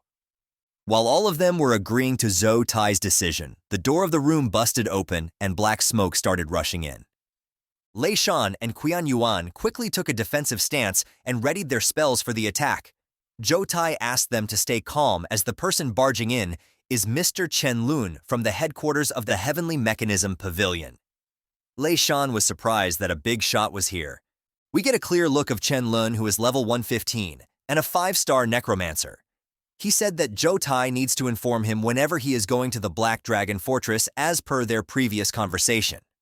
Zhou Tai apologized and explained that they are going only as a part of their follow-up service, and he didn't want it to trouble him with such tiny matters. But Chen Lun cut him off and said he did not need an explanation and would go with them tomorrow. To which Zhou Tai agreed. Chen Lun was excited for the Black Dragon raid as he called his soul delicious, and every harvest made his treasure even stronger. He looks like an old pervert, and Zhou Tai fully agrees with me.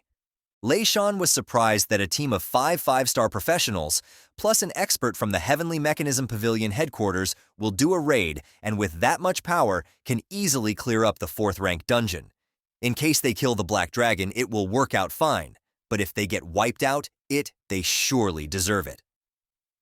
Whether it's a genuine strategy or a fake one, with the heavy losses on his side, these self-righteous strategy groups should pay some price. He had an evil smile on his face just by the fact that the Black Dragon and exploration team will kill each other. The whole day passes and it's nighttime now. Our playboy Su Yang is lying defeated on the bed. He is annoyed by the continued buzzing of the chat channel and all the females talking about him. He is thankful that he blocked it quickly, otherwise he would be annoyed to death.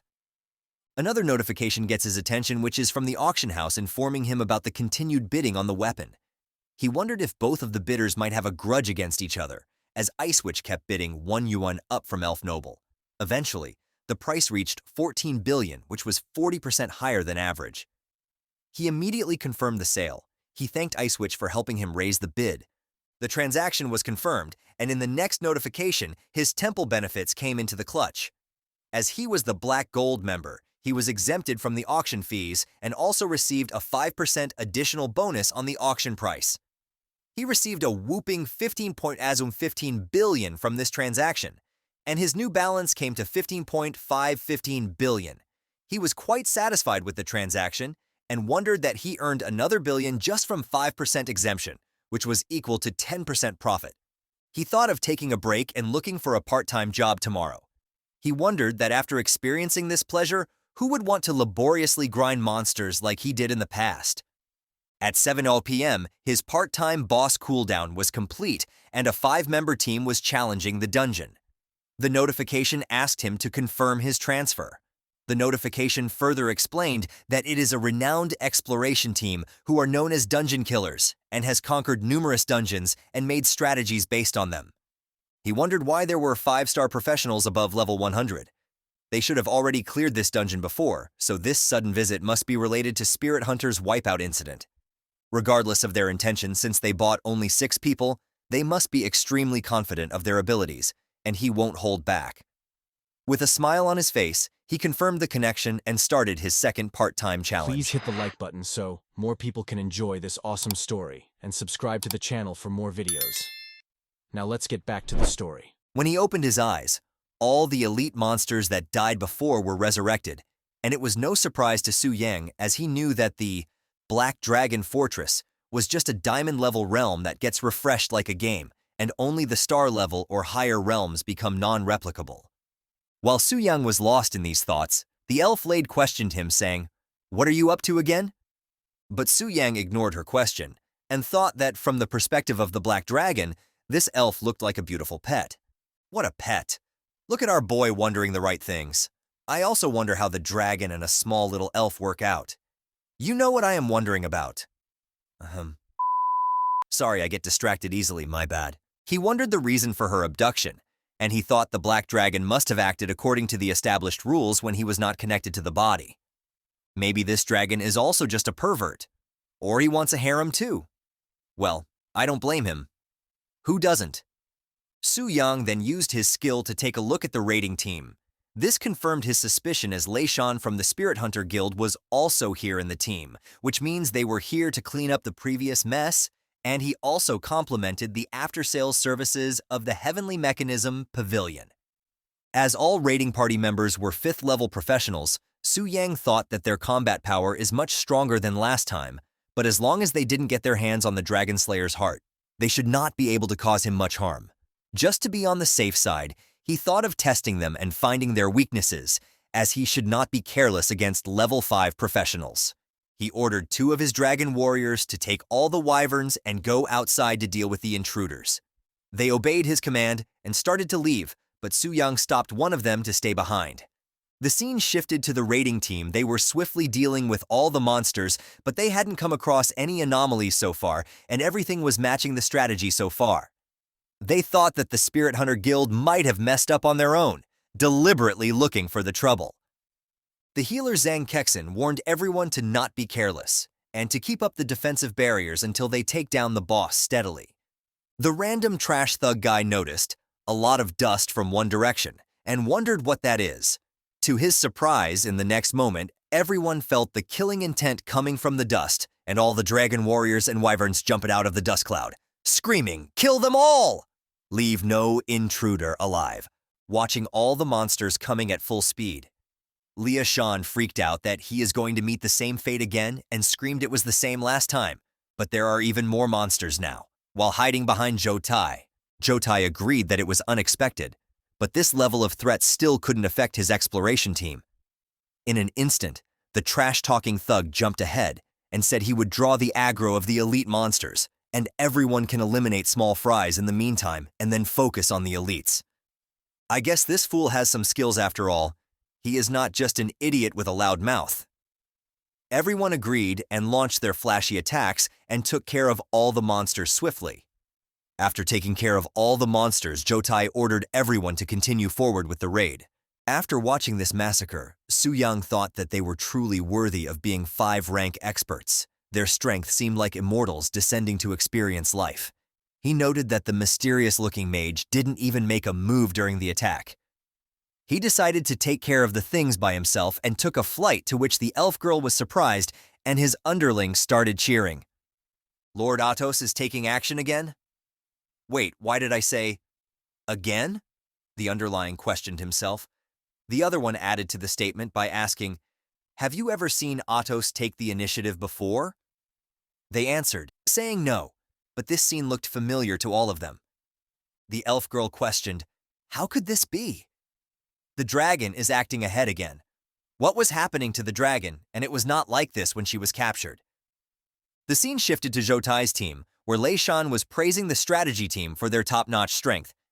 He also added that the situation they just witnessed is not mentioned in the strategy guide. Zhou Tai agreed to the statement and promised to look into it after the raid ended. The creepy old necromancer mocked Lei Shan, saying that he can't handle even these small fries and still calls himself the Never Fail Guild. He laughed while adding all the corpses to his necromancer army. To this statement, Lei Shan replied by saying that maybe in Master Chen's eyes, his guild does not have noteworthy strength, but there is surely an issue in the strategy they provided, and as a leader of Sky Pavilion, he should take responsibility and speak fairly. This statement pissed the necromancer, and like a cranky old man, with glowing eyes and creepy smile, he dared Lei Shan to say a couple more words and he would kill him and add him to his dead army collection. This scared the shit out of Lei Shan, but before the situation escalated, Zhou Tai came in between them and sled the necromancer to stop scaring the clients and calm down. Man, this old man is like a sketchy neighborhood drug dealer who sells you crappy products and threatens to kill you if you complain. Lei Shan wondered that for a moment he thought he was done for, and the old man was really going to kill him. Zhou Tai questioned the old guy, saying he should consider the consequences of his actions. If he kills Lei Shan, then how would they get more contracts in the future? Lei Shan was annoyed by all this and thought he should let him gloat for now, and he would see who would laugh after meeting the Black Dragon. While thinking this, he noticed a huge shadow and looked up. There he was. Black Dragon, he screamed. It's the Black Dragon.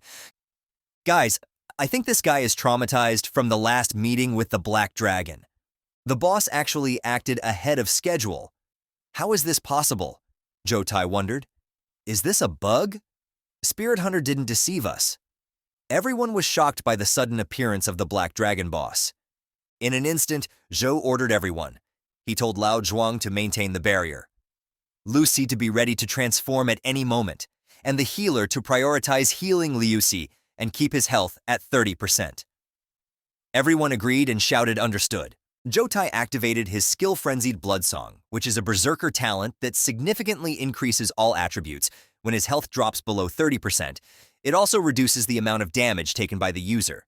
They landed multiple attacks in the next instant. Physical damage dealt 15,893. Physical damage dealt 14519. Shadow damage dealt 13774.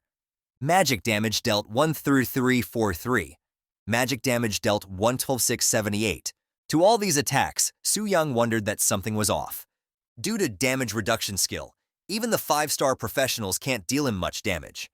This Black Dragon has damage reduction buffs, keep chipping away, Zhou Tai shouted while dodging an attack. The hooded crappy thug was behind Zhou Tai and shouted that he saw the attack coming from miles away. This pissed off our boy Su Yang. I guess this guy has a unique quality to piss off everyone he speaks to. Can you guess what I'll do next? Su Yang instantly switched his target to the priest standing in the back line and launched himself with a dragon charge attack. But Zhou Tai blocked his attack, and Su Yang wondered if he wasted the opportunity to eliminate the support team. While the dragon's attack was blocked, the crappy thug took shadow form, which significantly increased the attack, speed, and critical hit ratio. All of his skills also increased the dark attribute damage. He yelled, "Taste my strike! All of your vulnerabilities are behind you," while jumping toward the back of the dragon. He started attacking frantically and dealt some physical and shadow damage. He used his most powerful skill, called Shadow Stab, which can even take down small bosses in straight-tier instances with millions of HP. Yet he wondered why it was dealing so little damage to this dragon boss. Is the damage reduction of this boss, is this outrageous? Now it's your time to reveal your vulnerabilities. Go to hell! The dragon smashed the thug with his wing, which did major damage to the thug and left him only with 1% HP. He landed on the ground defeated, and everyone ran toward him wondering how many times his luck can save him. Zhou Tai was glad that he shielded the healer earlier and ordered him to heal the thug. But the dragon was not gonna let them just heal the dude. I think the thug really pissed him off. The healer looked at the dragon, and it was ready to launch the next attack.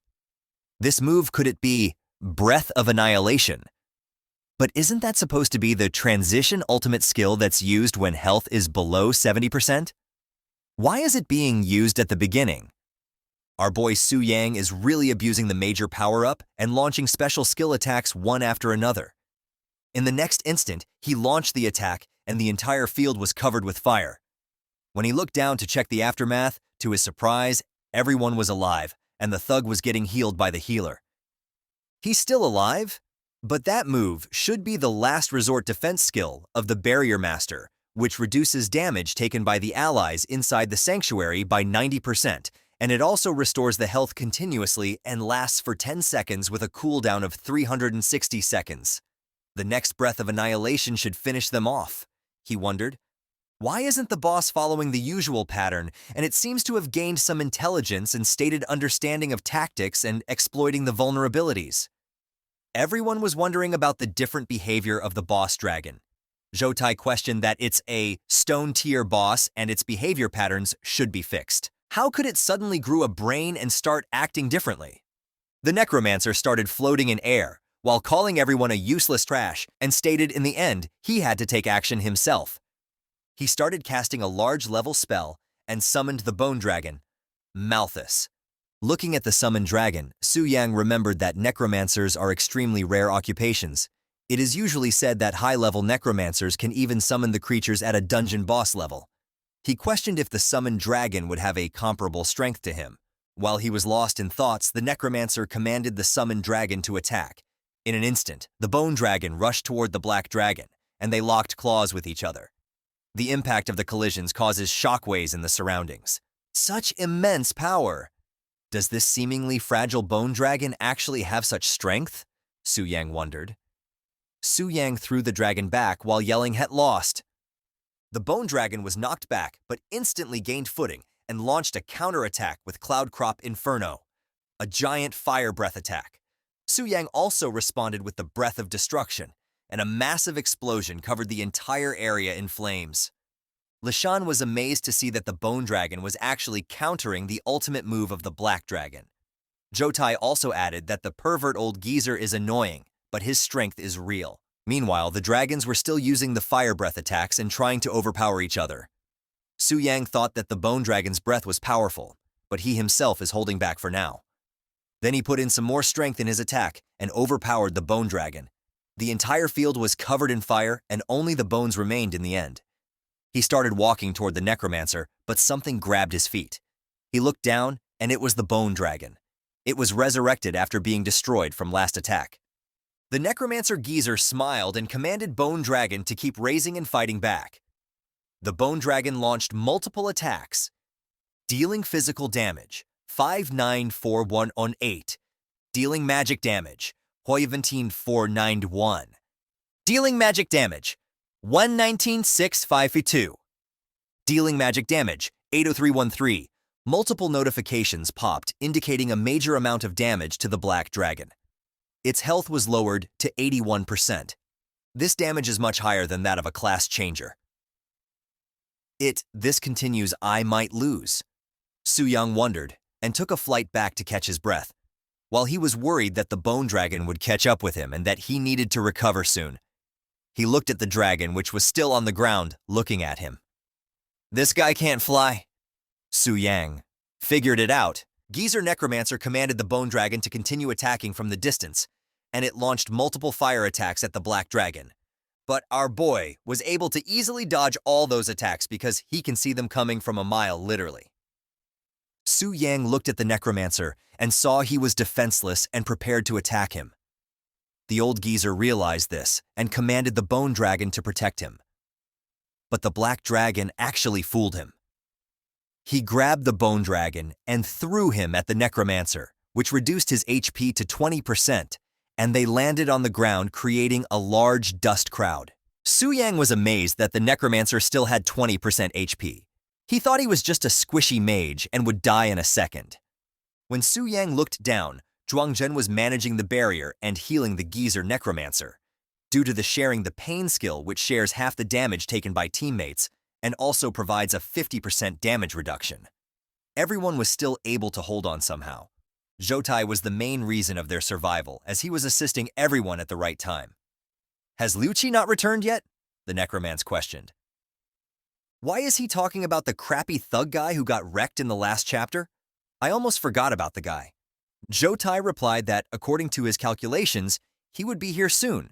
Liu Qi? That assassin! I didn't even notice he'd been missing for a while. Su Yang realized the crappy thug was missing. Guess I wasn't the only one forgetting about him. Su Yang guessed that he might be gone to retrieve the Heart of the Dragon. Captain Liu Qi is back, Zhang Kexin shouted. That's great, Zhuangzhen said with a relieved expression, and Lishan also got his hopes up and thought they could win.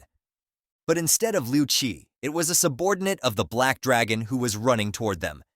He shouted that he had accomplished his mission and presented Heart of the Dragon to Su Yang. Su Yang praised the Dragon Warrior for swiftly completing the task. Jotai was shocked by the realization that the only hope they had to defeat the Black Dragon was gone now. "How is this possible?" he muttered. Su Yang mocked Jotai for scheming and using low-hand tactics to win. He touched the heart, and a bright light surrounded him. A new notification popped. Detecting uncontrollable factors. Diamond Tier Secret Realm. Black Dragon Fortress. Level change imminent. The secret realm begins to rise to Starlight Tire.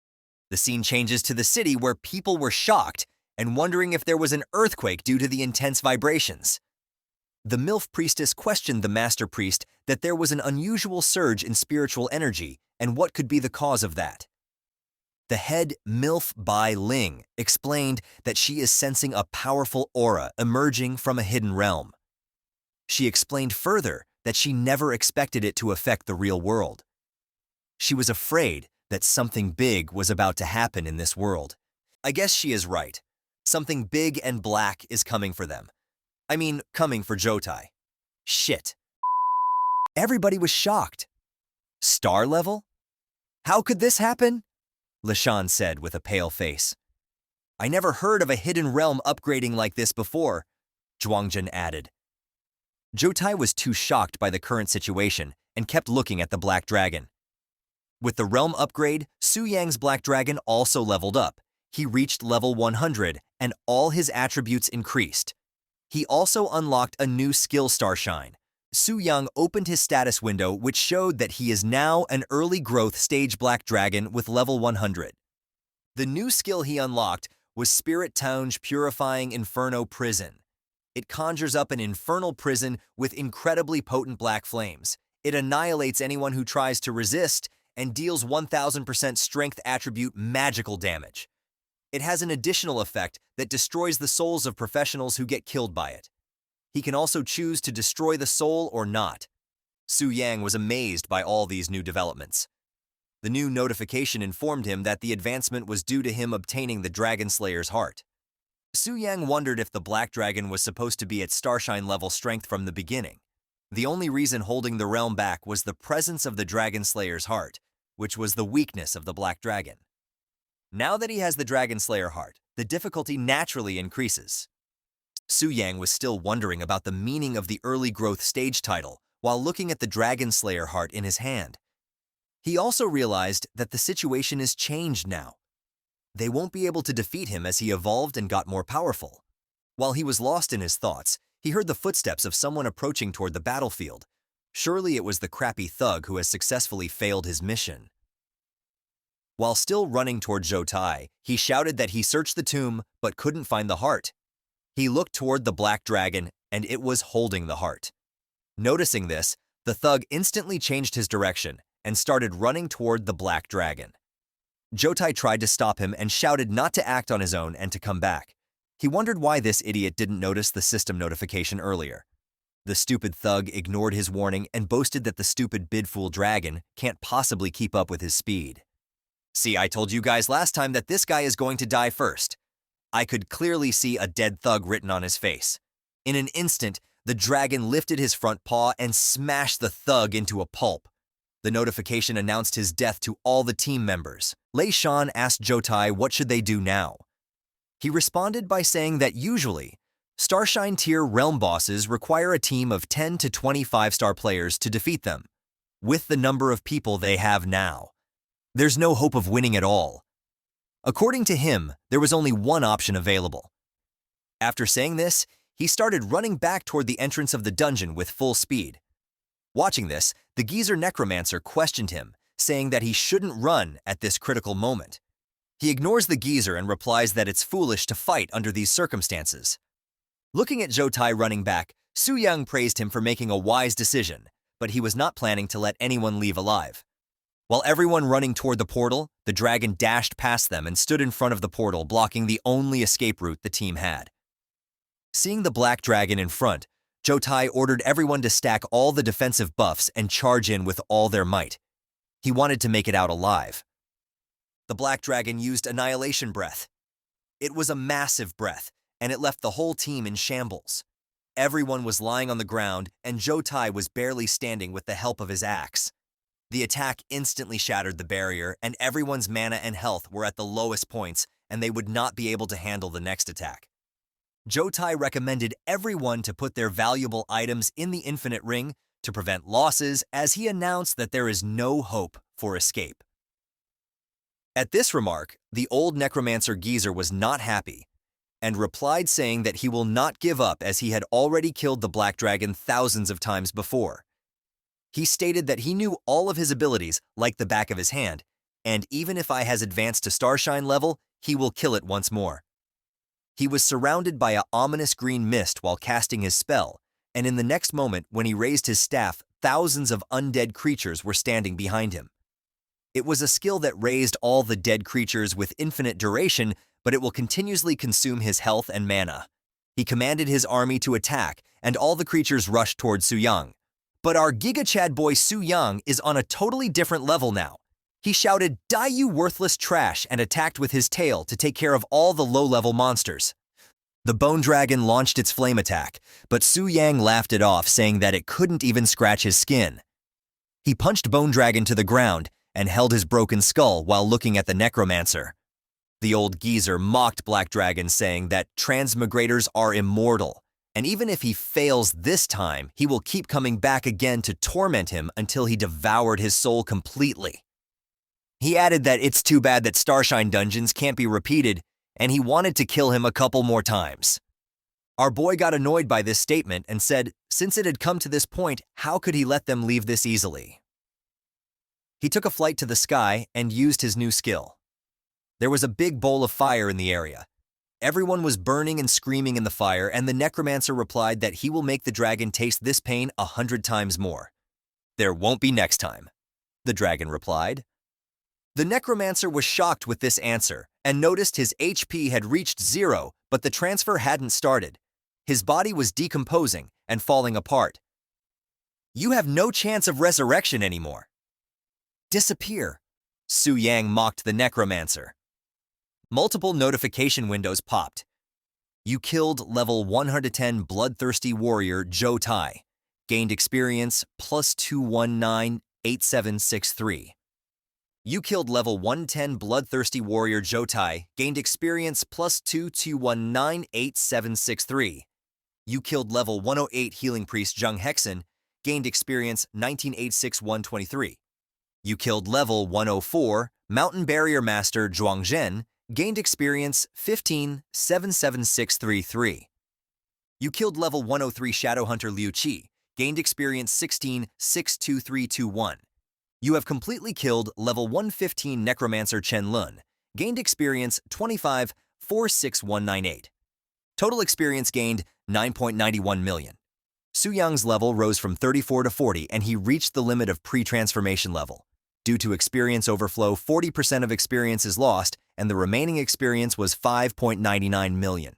With this, the chapter ends here. Our boy has made some major leaps and already reached level 40. Let's see what happens on his first day in the guild. Jotai was sitting in the room holding his head, probably reflection upon the beating they just recently received. Nobody was uttering a single word, and there was a dead silence in the room. To everyone's surprise, somebody came rushing in while yelling, "I am back!" It was the healer, Zhang Kexen. Any news from the Master Chen? Jotai asked the healer. None, he replied. He told everyone that all the information about the necromancer, Master Chen, was disappeared from the Heavenly Secrets Pavilion. This means only two things. First, that someone deliberately erased the information, or he was dead. This revelation shocked everyone, and a chill ran down their spine. Jotai started wondering that how can the Black Dragon ignore the level protection mechanism and erased Master Chen? He wondered what kind of monster that Black Dragon is. With shaking body and a weak voice, he told everyone that this is no longer a problem that they can solve on their own. He decided to compensate Lishan's guild for their losses and leave the rest to the headquarters for decision-making. He wondered that only the geezer necromancer was killed, so there might be a special mechanism. Or did the boss dragon kill him intentionally and let the rest of them go? The scene then changes to our boy Su Yang. He was sitting on the sofa exhausted. He was drinking some cola to relax himself. He exclaimed that he was so tired because the level in the exploration group was beyond the spirit hunter. It took him so much effort just to defeat them. But it was worth it because the hard work paid off in the form of high-level loot. All the weapons he received were really rare, which shows that these guild are incredibly rich. The loot included some scrolls, potions, and some diamond and star blessing tier equipment. The most valuable thing according to the Su Yang was the Starforge tier dagger that the crappy thug dropped. Its name was Shadow's Bloodthirst. He read the description, which explained that it was the pinnacle of assassination from the Abyss of Shadows. It claimed the lives of countless beings. It doesn't have any level restrictions, and it provided plus 180 agility and full 400 strength to the user. It has two abilities. The first one was named Shadow's Body. It consumed mana to achieve a short-term invisibility effect and gain 50% speed boost to the user. The second was Compassion Mark. It consumes mana to mark the target, launch an attack without being noticed, and deal 300% increased damage to the target. The next item was Legendary Skill Scroll. It had 5 charges, which can be activated unconditionally, a 5-stage skill known as Storm Snow 4000 Blades. Su Yang was super happy at his luck, because last time he got a Diamond tier weapon, and this time he got a Starlight tier weapon that he can wield without any problem. And the scroll is also super powerful as it can kill a 4-stage transformation in an instant on top of it. It doesn't have any usage restrictions. Due to the experience he got from his recent massacre, his level is now 40, and he is now eligible for second transformation. He wondered if the geezer necromancer was truly dead and won't resurrect again. The system responded saying yes, that the geezer mega was completely eradicated by him. The system further informed that his decision was correct, and according to the system analysis, the necromancer had a high probability of killing Su Yang after obtaining the dragon heart. The system further warned Su Yang that if he was killed by others transformators while in the dragon boss form, he will die immediately. After hearing this, Su Yang thought it was a right decision to kill the geezer. He further thought that if he was not smart, he might have been died by now. But with this event, the adventurers will not dare to challenge him recklessly now. Su Yang then remembered that Starlight tier bosses were called true spirit creatures who has their own consciousness. He wondered what happens to the Bok Dragon's conscience when he uses its body. The system instantly answered, saying that the chosen boss will have its consciousness wiped when Lu Fan is in the body, regardless of the level of the boss. And when Su Yang is not connected, the boss will act normally according to rules set by the system. Moreover, if Lu Fan kills the dragon boss, the system will then find a new higher level boss, which will have event stronger capabilities than the previous boss. Su Yang then took out the heart of the dragon, which was required to kill the dragon boss successfully. He was happy that if he wants to kill the black dragon, he has the essential item, and everything is falling into right places. The notification window then informed that the layered dragon's heart was from unknown tier. It has many effects like 50% spirit boost and 100% strength boost. The other feature include Radiance of the Dragon Slayer, which ignores the giant dragon's racial talents and increases the damage done to the dragon by 500%. It also had the ability to summon the blood soul of Ancient Hero, which can aid the player during the battle with the black dragon. The unlocking condition for this equipment was to kill the giant dragon alone. Currently, the amulet does not have any charges, as no dragon was killed by our boy Su Yang. Reading the information, Su Yang wondered that the blood soul of the heroic spirit skill most likely referred to the hero who slayed the dragon. He thought that someone who can be given the title of a dragon-slaying hero is definitely a person with super strong combat power. This hero will definitely be much more powerful than a 5th level professional. He chuckled, saying that with this super little brother, who is he afraid of? As his next goal, he declared that he will kill the black dragon and change part-time job title to unlock all the summons. This will be his goal for the next stage. He then opened the apartment door and went out, saying that it's time to go and accept the second transformation mission. The scene then changes to a new location, where our half-naked MILF priestess,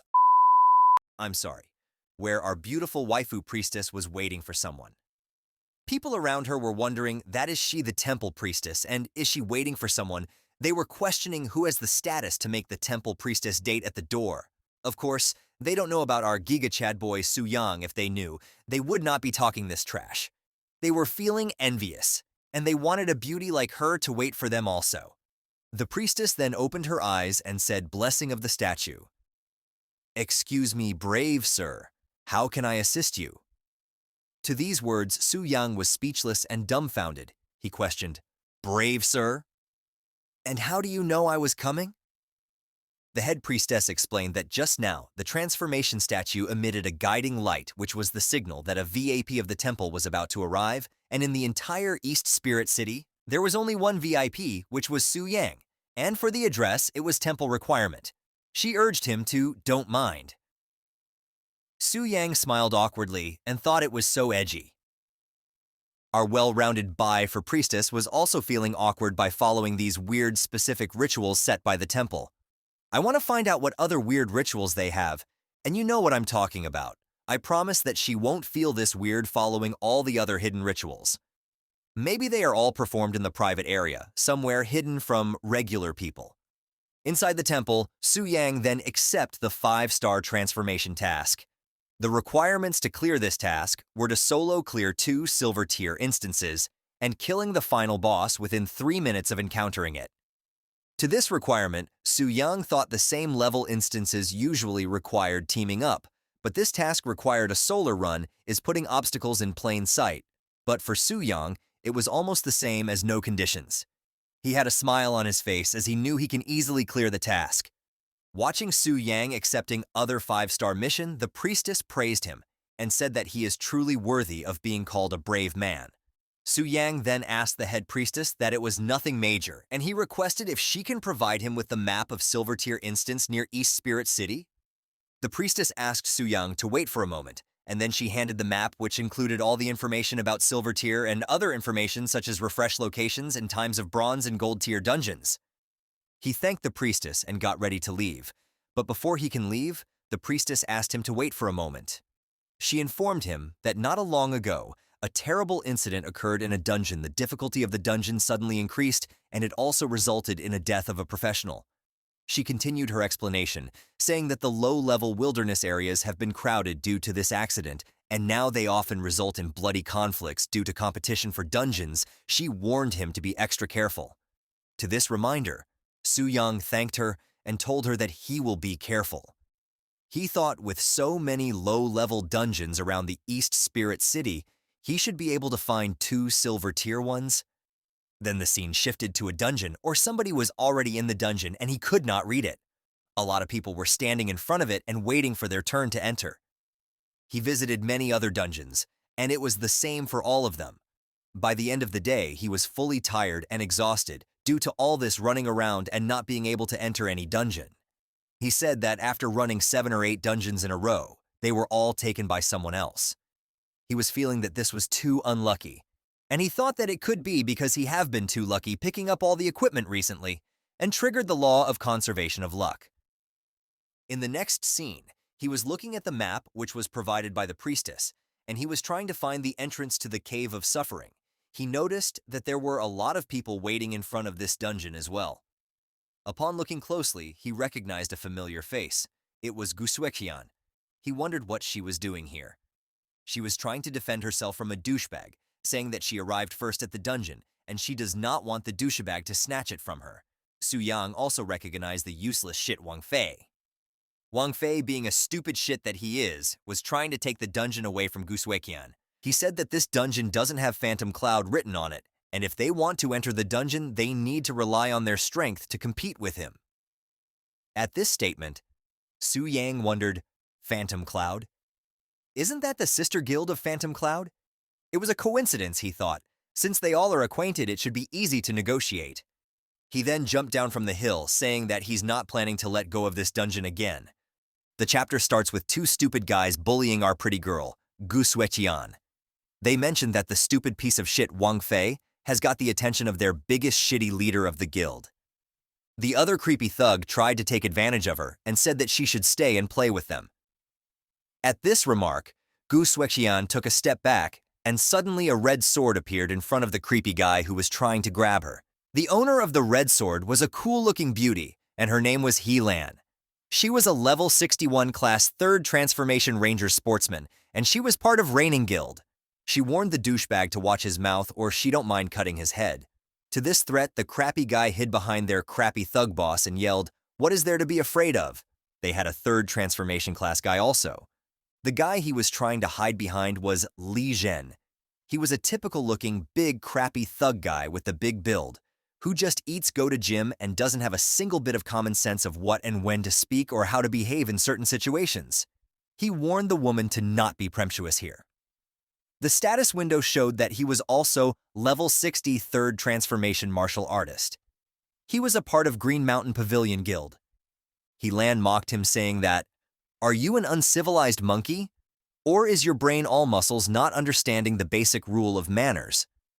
To this response, the creepy thug clenched his fist and replied, "I only know that those with big fists are the one with the reason." He continued his threat saying, "Do you want to fight?" He stated if they start fighting, then his teammates won't hesitate or spare the little girl she was trying to defend earlier. Helan thought that they are all low-level newcomers, and if they really start messing with those hooligans, they are bound to lose. But if she back down here now, then these guys will not hesitate to take advantage of them later on. She reached to grab her sword and questioned that should she be the first one to strike. In the middle of this commotion, somebody walked toward them and announced that since this place is where the biggest fist rules, he might have some say in it. It was our boy Su Yang announcing his arrival. To this declaration, all the tugs questioned him saying who he is, and Gu Zueqian realized that it was Su Yang. She wondered that she last saw him at the teleportation center, and it's great that he's safe. She further questioned that why is he provoking the big shots from both the sides right now? The good-for-nothing, creepy thug whose name I don't even remember at this point questioned, "How come it is Su Yang again standing in front of him looking for trouble?" Su Yang replied saying, "That's my line. Why are you everywhere, you little fly?" The crappy ice mage was feeling powerful standing beside his crappy guild leader. "Do you have the guts to provoke me like this in front of the 3rd Transformation powerhouse with just a flick of finger he could wipe you out?" The crappy douchebag smirked while making this remark. Li Zhen, the stupid muscle-head guild leader, asked Su Yang to be smart and kneel down to beg for mercy. He continued saying maybe he will spare him and leave him as a full corpse. But Su Yang, being the Giga Chad he is, totally ignored the musclehead and asked Gu Kexen that it's been a long time they saw each other. She was a bit stunned, but she responded saying that it has been a long time. This interaction pissed off the crappy ice mage and he yelled saying that how dare Su Yang ignore him. "Do you know each other?" Helan asked Gu Zueqian. She replied saying that, yes, they were both classmates before. "Classmates? Then you guys should have transformed together. How dare he come here to provoke us? This is a silver level instance. Are you sure you are not lost?" Helan questioned Lu Fan. "The transformation task for the 2nd transformation requires clearing a silver level instance?" Lu Fan replied in an annoying tone. At this response, Helan was shocked. "2nd transformation? Wait a minute, if this guy really transformed with Gu Sueqian, how come he's level 14 just a few days? How is this even possible? Do you think you are so cool? Acting like a big shot every day, you are just a garbage warrior. If you don't act, you will die, right?" The crappy ice mage prepared his spell in his hand. He continued saying, "If you are so capable, why don't you open your personal information for everyone to see your level?" He asked Su Yang to stop pretending someone he's not. He said his little trick are nothing here, and he is just here to kneel and worship their boss. The status window then revealed that the Ice Mage Wang Fei was level 10 Ice Mage and a member of Green Mountain Pavilion Guild. Looking at the status window, Su Yang had an evil smile on his face and said, "Only level 10? If you were below level 2, I wouldn't even bother, but now." He prepared his spell. The spell he was casting was a dangerous one, and the system window informed that it has death penalty for players. Below level 10, players will drop 2 levels. If the player is below level 2, they will be unable to resurrect. In an instant, he casted his spell, which went straight through the crappy ice mage.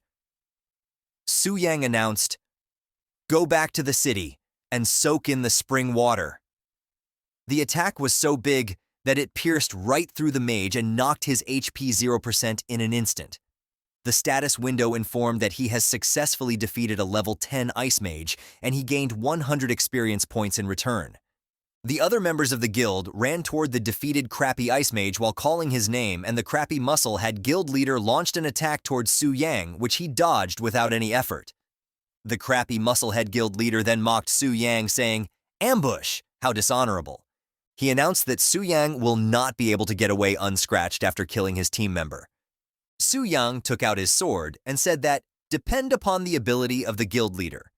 He also pointed toward Helan, saying that if she wants to join in, she can, and that way he will not have to go through the same process later on. This comment pissed Helan. She replied saying that who gave him the courage to challenge 2/3 transformation professionals at the same time. She questioned, that is he too arrogant, even if he is friends with Gu Suixian, she can't let him go off lightly. She then suggested to Musclehead that they should put aside their issues and teach Su Yang a lesson. The Musclehead leader agreed with her and jumped toward Su Yang for a left punch. He launched multiple punches toward our boy Su Yang, but he dodged all of them with no effort. How can this kid be so fast? I don't believe it. Thunder Tiger Fist. He launched another attack towards Su Yang, but to his surprise, Su Yang blocked his final attack with the sword, and with the swift motion of his sword, he threw him away into the edge of the valley mountain. While he was dealing with the crappy thug guild leader, Helan sneaked up on him and launched the attack, but to her surprise, her attack was blocked by the shield. You are ambushing too? The morality of this batch of third transformation professionals is lacking. Su Yang mocked Helan with this remark.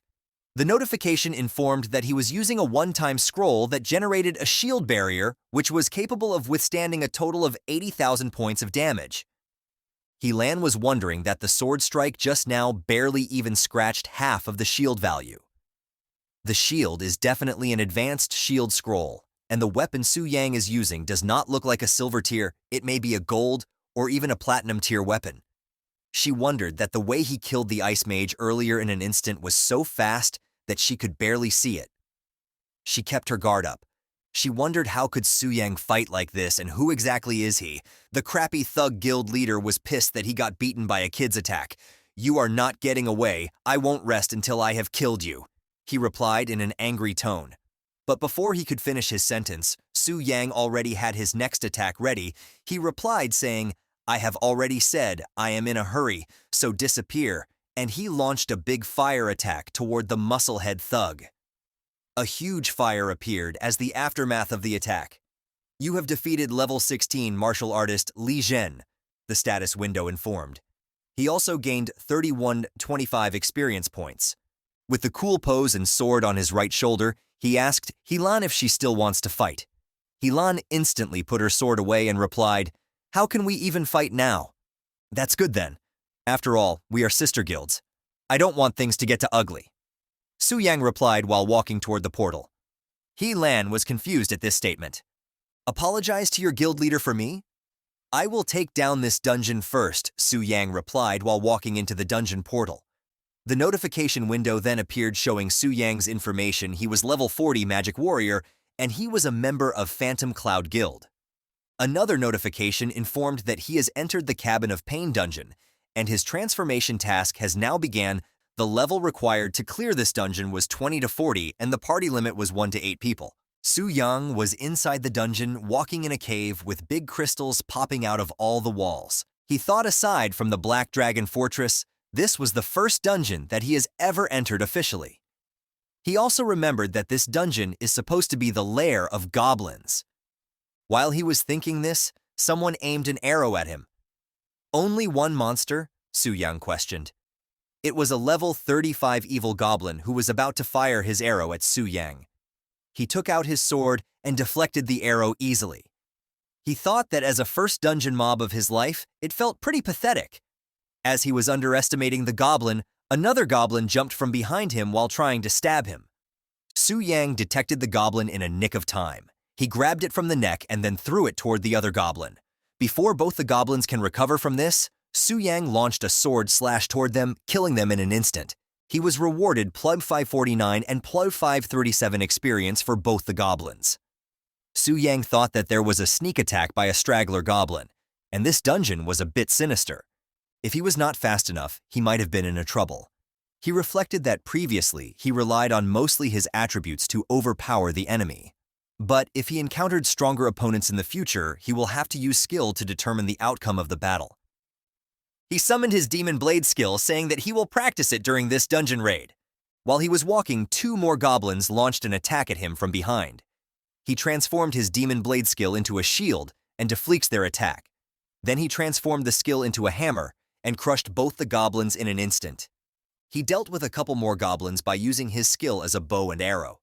Then he got tired of killing all the goblins one by one and defending himself. He started running through the dungeon, and all the monsters came out of their hiding spot and started chasing him. He was about to reach the boss room, so he thought it would be best to take care of the monsters before encountering the boss. Su Yang then transformed his skill into a longsword and launched it at the monsters.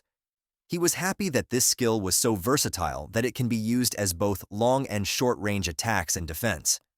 He was looking forward to the new 5-star Transcendence skill he will get after completing this mission.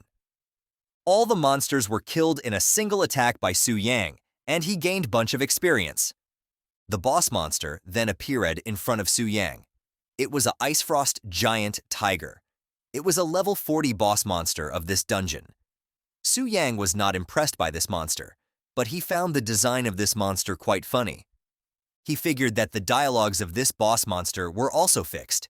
The reason was that because it was a boss below Starlight level, and these bosses does not have their own consciousness and act on predefined patterns. He then launched his new attack and killed the boss monster without any effort. The system notification then informed that he has defeated the silver tier dungeon boss, Ice Frost Giant Tiger. He gained 6321 experience points. Another system notification informed that he has successfully cleared the silver tier dungeon solo twice. After encountering the boss, he killed it within 3 minutes, 1 of 2. Su Yang boasted, saying it was an instant kill, no need for 3 minutes. He then started walking toward the dungeon exit to start his next raid in New Dungeon. When he exited the dungeon, Helene and Gu Suekian were hiding behind the rocks. "Why are you hiding so far away?" "I am not going to eat you," Su Yang questioned. "Don't mind us, just go your way," Helene replied. He said bye to both of them and left. Helene thought that he only took 5 minutes to clear the dungeon known as the Underworld. She wondered what kind of monster Su Yang is. Gu Zuexian wondered that not long ago they went to school together, but now it feels like they no longer in the same world. Multiple system notifications popped. You have defeated the silver tier dungeon boss Blood Boil Orc. Another system notification informed. He also gained plus 187 experience. Another system notification informed him that he has successfully cleared the silver tier dungeon solo twice. After encountering the boss, he killed it within 3 minutes. 2 of 2. 5-star Transcendence mission completed. With this, Su Yang completed his mission. But to his surprise, another interesting notification appeared. Detected perfect completion of 5-star Transcendence mission series. Hidden Transcendence mission unlocked. Hidden mission, he wondered. He confirmed the mission, and the system informed him that he has to travel to a marked location, and there is a terrifying beast lurking. It seems like it is guarding something. An addition reward to clear this mission is 5% increase in all attributes and a special class, Battle Mage Legendary Skill Book. Su Yang was happy because just the 5% increase in all attributes was a very tempting reward. He was getting a legendary skill book on top of it. Based on the task description, there will be a second phase to this mission. He wondered about the incredible value of the 5-star Transcendence mission. He confirmed the mission instantly. The target area of the mission was an advanced wilderness area of Tianling City, where the average level of monsters were over 40. According to his calculations, the terrifying beast that system mentioned must be over level 50. To defeat this monster, Su Yang decided to unlock Starlight Grade weapon. But to use a diamond, grade or higher weapon required a Grandmaster Blacksmith, which can socket a boundless gem into it. There is no one like that in the Dongling City. Then he remembered that a branch of the Celestial Mechanism Pavilion is in Tianling City. They also sell various kind of information. He decided to visit them as they are also a part of the X Alliance. He wondered how they will react to his X Alliance Black Gold membership card. The scene changes to the city of Tianling, where Su Yang was standing, and wondering that it was incredible that so many people gather in the city to purchase the strategies. He thought it was truly a testament to the leading strategy group. He admitted that he was feeling a bit nervous while walking into the building. He joked, saying that he just sold their items and officially ascended to the rank of a new rich person. He was feeling embarrassed due to this. Upon entering the building, there was a long line at the reception desk, and people were arguing with each other, and receptionists were trying to keep people calm and wait their turn according to the number they have been provided. Lu Fan amazed by such a huge crowd in reception desk. While looking around, his gaze fell upon someone familiar. It was Zhou Tai and Liu Qi. He was a bit shocked that he ran into them so quickly they were walking somewhere. Liu Qi, who we know as the crappy thug, was urging to Zhou Tai about his lost weapon. He said, can the loss of his weapon be reimbursed? According to him, it was a Starshine level weapon. In response to this statement, Zhou Tai said that having caused Chen Lun's downfall, the headquarter has been lenient and had not troubled them, but more did he wanted from them? Frustrated by this situation, Liu Qi kicked the garbage bin which was nearby him while yelling that he had to grind for months again to get the weapon. By the twist of fate, the garbage bin flew straight toward our boy Su Yang. He caught the incoming garbage with his left hand and said, "Who's the uncultured one throwing things around?" in an annoying tone. Hearing this, Liu Qi got angry and questioned our boy that if he had a problem with that. In response, our Giga Chad boy said that, of course he has a problem. He questioned that being high level mean that the thug could do whatever he want. He grabbed Su Yang from the shirt and yelled that, how can a mere 40-level newbie dares to talk back to him? He was super pissed and said that he can do whatever he wants here. He argued that whether Su Yang believe it or not, he can kick him out of here anytime. Hearing all this, Su Yang had a smile on his face which pissed the guy even more. He questioned Su Yang why was he laughing. To all this, Su Yang thought of getting his revenge next time this crappy guy entered the Black Dragon Sanctuary. He thought he will wipe him out. Zhou Tai, being the mature guy, stopped Liu Qi immediately and told him to mind their image a bit. He said it was a trivial matter and urged both of them to not hold on to it. But by this time, Su Yang was already annoyed and questioned, what kind of treatment was this? He questioned, was this how the esteemed Tiangi Pavilion treats their guests? He affirmed that he was disappointed. Hearing this, Zhou Tai got annoyed and said that they are high-end strategy group here, and they don't sell strategies for dungeons at his level. Liu Qi added saying that Zhou Tai should not waste his words on this kid and watch him kicking this kid out with one foot. Su Yang instantly took his black card out and held it with 2 fingers, while both of them were staring at him with killing intent. Being a dumb idiot, Liu Qi slapped the card out of Su Yang's and questioned him. Was that trashy card supposed to scare him? Su Yang was amazed at the level of stupidity of this guy. He wondered, that doesn't this idiot even recognize the value of the card? The flicked card, that landed at somebody's feet. It was Grand Steward. Zhou Tai questioned that why the Grand Steward was here, and the idiot Liu Qi said that he was looking forward to the arrival of the Grand Steward. The notification window then informed that the guy's name was Jia Yue, he was level 120, and the Grand Steward of First City, Yongfeng City. He was annoyed by the current scene. He picked up the card from the ground and walked toward the idiot, Liu Qi. Without saying anything in the next moment, he delivered a super extra special Giga slap on left cheek of the idiot Liu Qi. The idiot fell on the floor due to the slap and questioned, what is he doing? He reminded him that he was his brother-in-law. The Grand Steward totally ignored him and walked toward our boy, Su Yang. While handing him the card back, he welcomed him as esteemed VIP and introduced himself as the Grand Steward of Yongfeng City. He further apologized for the trouble subordinates have caused him. At the statement, our boy brushed it off, saying that it was no issue. He also wondered why such an important figure was welcoming him. The Grand Steward then looked at Su Yang and asked him, at such a young age, he already possesses the Black Gold membership card of the X Alliance. Could it be that he has completed the 5-star class transfer mission and obtained the VIP privileges of the class transfer temple? Su Yang responded in agreement. Then he ordered Zhou Tai and the idiot Liu Qi to treat this distinguished guest properly. Zhou Tai responded saying, "Yes, Grand Steward." The idiot responded in, "Huh?" The Grand Steward then announced that he will be taking his leave now. He grabbed the idiot Liu Qi from his cape and started dragging him behind while saying that he wanted to talk with him about the next dungeon. The idiot Liu Qi was screaming like a little child, saying that he can walk on his own and he does not have to drag him like that. He pointed towards Su Yang and said that he will get back at him. Su Yang just waved bye to him. Hearing about the next dungeon, he thought the next dungeon already. Does the Tianji Pavilion have a new move? While he was lost in thought, Zhou Tai asked, what can he do for him? In response, Su Yang asked that he would like to know the whereabouts of the master-level blacksmith in the city, and if they have unbound gems here. He mentioned that the treasure pavilion ran out, and he would like to buy a few more. Zhou Tai responded, saying that information is not a problem, and they have the unbounded gems, but they are expensive. Stopping him. Midway his statement, Su Yang flicked his fingers, saying anything that can be solved with money was not an issue for him, and instantly a bag full of gold landed in front of him. Seeing the big chunky bag of gold, Zhou Tai said that he would have someone to assist him, or rather, he will personally retrieve all the stuff he has requested. He asked our boy Su Yang to wait for a moment.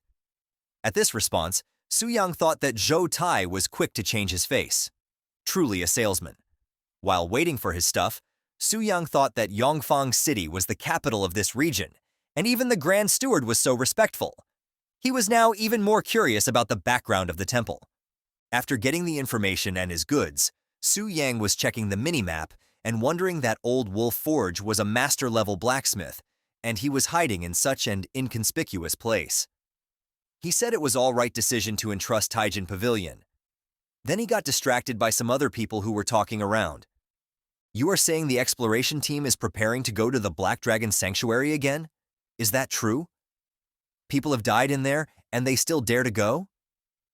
The other person responded, saying I have only heard about it, but everyone is too scared now, there's hardly any response. The first person then responded, saying that he thought as much. Not even for $100 billion would he go. Hearing this conversation, Su Yang thought that, as expected, Chen Lun's death has dealt a huge blow to the morale of the exploration team, and they probably want to come again for a while. He thought that it's better to subdue the Black Dragon sooner rather than later, to avoid any complications. The scene then changes to the shop, where Su Yang asked that he was looking for Mr. Guyang while entering the shop. There were two beauties and a bald man working in the background. The beauties instantly looked towards Su Yang. Both the beauties were from Yuyun Guild. One had white hairs and pink eyes, and the other had pink hair and shades. According to the system notification window, the name of the pink eyes girl was Murong Shui, and she was level 95. The other girl who was wearing shades, her name was An Yu. She was level 92. Su Yang greeted them saying, "Hello, sisters. Are you here to get your equipment done too?" The pink-haired girl. An Yu instantly rushed at Su Yang, which scared him a little. She loudly asked him, "That was he the new brother who joined? How old is he? Does he have a girlfriend? Does he like older sister?" Wow. Look at this speedy lady asking all the right questions. Maybe she's going to be the next in the line to be a waifu. I hope she becomes one because she is pretty well-rounded. You know what I mean. The white-haired girl grabbed her face and pushed her back while saying, "Su Yang, right? This is a master-level forge. You don't need to come here at your level. Just go to the blacksmith shop on Commercial Street." Hearing this, Su Yang sighed. This is the second time today I have heard something like this. Sometimes I really don't feel like explaining. Then he waved his hand saying, "Is my weapon qualified to be here?" It was the dagger and gem. Both of the ladies were stunned after looking at the items. This couldn't be. A Starshine level weapon? The pink-haired girl added saying, and a complete unbounded gem. Each one is worth several hundred million. Looking at the items, the blacksmith was intrigued. It's been a long time since I have seen such a fine weapon, he said while looking at the dagger. Su Yang then passed both the items to the master, saying that he entrust it to him. Holding the dagger in his left hand, the blacksmith turned into Super Saiyan, which caused his shirt to be ripped apart. He affirmed Su Yang saying that he can rest assured and he will pour his life work into strengthen this weapon, and he will not disappoint him. The blacksmith started hammering the dagger, and sparks began to fill the room. He continued his hammering process without paying any attention to his surrounding environment. But the two ladies were amazed by the beautiful sparks flying around. The white-haired girl was looking at the sparks with puppy dog eyes. She speculated that the stars were the result of the enhancing process of Starshine tier weapon. She said that it was her first time witnessing such a marvelous scene. The girl with pink hairs and shades also added, saying that the scene was splendid. But to their dismay, when they looked toward our boy Su-yang, he was sitting at the bench with blank, unimpressed face. Both the girls thought that he is unimpressed because he seemed familiar with these kinds of spectacles. The pink-haired girl noticed the other girl looking at So-young and questioned her teasingly, saying that she has been staring at Su-yang intently. She questioned, that was she starting to like him? And this question, the white-haired girl got surprised and rejected the acquisition, saying that she was just lost in the thought. Countering this argument, the pink-haired girl said that it was pretty rare to see her distracted. The white hair shouted at her, saying that this was enough. Su-yang was overhearing the conversation, and he was contemplating his decision of choosing this guild. A few hours later, the process was done, and the blacksmith announced that he has successfully finished the weapon, and it was looking amazing. Looking at the weapon, Su-yang was amazed and thought that this was truly a work of a master, and he also completed it in one go. He thought that last time he tried, he wasted so many materials. He asked the blacksmith master that how much does he owe him for the work. In response, the blacksmith said that he had to put a lot of effort in the weapon, and normally he would charge 1 billion in the fee. But today he felt particularly invigorated, and he will make an exception and do it for free. Hearing this, the pink-hair girl questioned that a grandmaster level forging for free? She was amazed by this event. Su-yang, in response to the blacksmith master, said that he wouldn't dream of taking advantage of an elder. And he mentioned that the money is easy to come by, but a master like him is hard to find. He urged him to accept the 1 billion in fees. He said he will be visiting him often. At this gesture of goodwill, the blacksmith gave thumb up to our boy and said that he got guts, and he will accept the payment and look forward to his next visit. Looking at this interaction, the pink-haired girl was starting to fall in love with our boy Su-yang. He mentioned that he not only passed up every opportunity, but also spent 1 billion and he's still smiling. She questioned, that was this the composure of a tycoon? Her face was getting all red. The white-hair girl questioned that could he truly be the young master of an S-tier guild.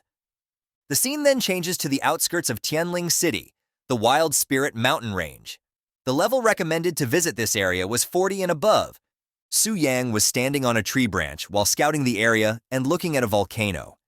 He mentioned that this area was indeed for those above the second transformation. He started distributing start points to face the challenges ahead. The Shadow Bloodlust scale required 300 points in speed and spirit, so he added all those points and then distributed all the remaining points to other stats. With this, he was all prepared to face any challenges ahead. He mentioned that with his current strength, he can easily drive away 4th transformation powerhouse. He consumed 1 meditative elixir, which permanently increased his spirit attribute by 50 points. 2 swift elixirs, which permanently increased speed attribute by 50 points. Elixir of celestial speed, which permanently increased speed attribute by 100 points. After preparing the best he can, he jumped from the branch into the darkness and started falling down. During his fall, 2 monsters attacked him. One was a level 45 Wrathbat, and another was a level 44 Resentful Soldier. To deal with these monsters, Su-yang activated his Shadow Form skill, which consumed mana for a short period of invisibility, and provided him with 60% increase in the speed. With this increased speed, he took care of both the monsters, without even breaking a sweat. He was amazed that the most basic warrior skill Double Slash, empowered by a Starshine tier weapon, exhibits such strength to kill high-level monsters in one attack. He landed on the ground, and as he stood up, he was surrounded by a lot of beasts. Looking at the situation, he said that he's not planning to push through the map, honestly. He was going to use the old method and blast through it in one go.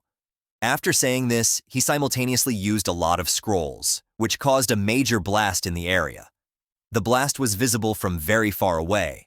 Su-yang then walked into the cave, saying that this was the cave of Terrifying Beast. Given the mission's design, He assumed that the monster will be level 50 or higher. He wondered how many hits the monster would be able to take from him. He went into the cave and there were no lesser monsters on the way, and finally he reached his destination. There was a lot of light coming from a section of the cave which led him to the area of the boss monster. Upon entering, Su-yang saw that the monster was sleeping in the middle of Big Cave. It was a hideous-looking beast.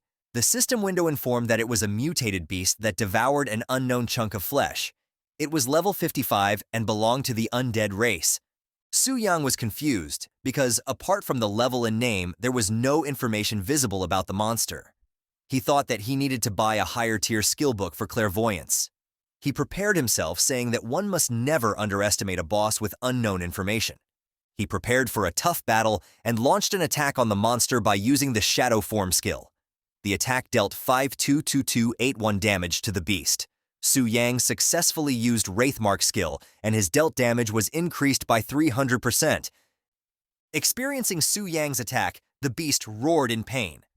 Looking at the beast in pain, Su-yang muttered, "As expected, it can't be taken down in one hit." After noticing Su-yang, the beast instantly launched an attack toward him, which Su-yang dodged effortlessly by jumping into the air. He also launched a counterattack in the form of multiple slashes. He didn't want the beast to recover, so he took out his sword and launched a sword slash at the beast. To his surprise, the notification window informed that he had successfully slain the mutated beast that devoured an unknown chunk of flesh. He also gained 4,321 experience. Su-yang was dumbfounded by the sudden death of the beast. I think he was hoping for a tougher fight, but at this point, he is too OP. As a reward of killing the mutated beast, he obtained an aged key and an unknown rotting chunk of flesh. The system informed that the aged key seems to be very old with mottled marks, will be used to open a certain door in the future. The unknown rotting chunk of flesh was very powerful once, and now its power has been dissipated. It's a symbol of decay, and its origin is unknown. Su-yang thought that the key was mentioned in the mission, but he was confused about the rotten flesh. The description hinted that its owner was immensely powerful, even with its might have gone. The flash was powerful enough to mutate the beast. He grabbed both items, saying that he will put these aside for now and return to submit the class change mission. The scene changes to inside the temple. Multiple system notifications informed that the inspection was complete in the class change mission was successfully completed. His base attributes increased by 25%. He also obtained the exclusive passive skill for magic warriors, named Dual Spirit Enhancement. It was a skill that increases the spirit attribute by 10% of the strength and increases strength attribute by 10% of spirit. As the hidden mission was also complete, Su-yang received additional rewards.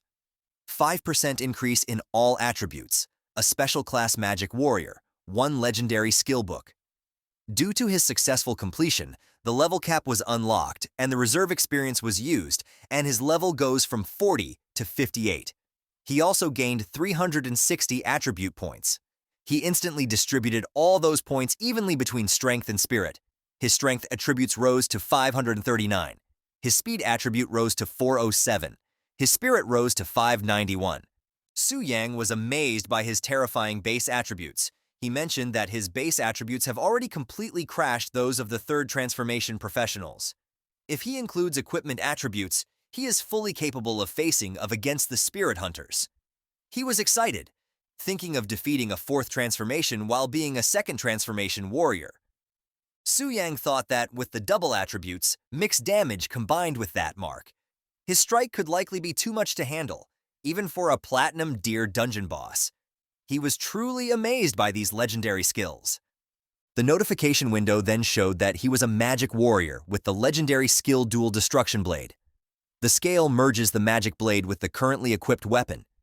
It consumes half of the mana to launch a powerful attack, which deals 200% strength attribute damage plus 200% spirit attribute damage.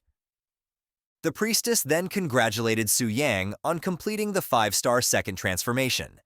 She informed him that his VIP benefits had also been officially updated.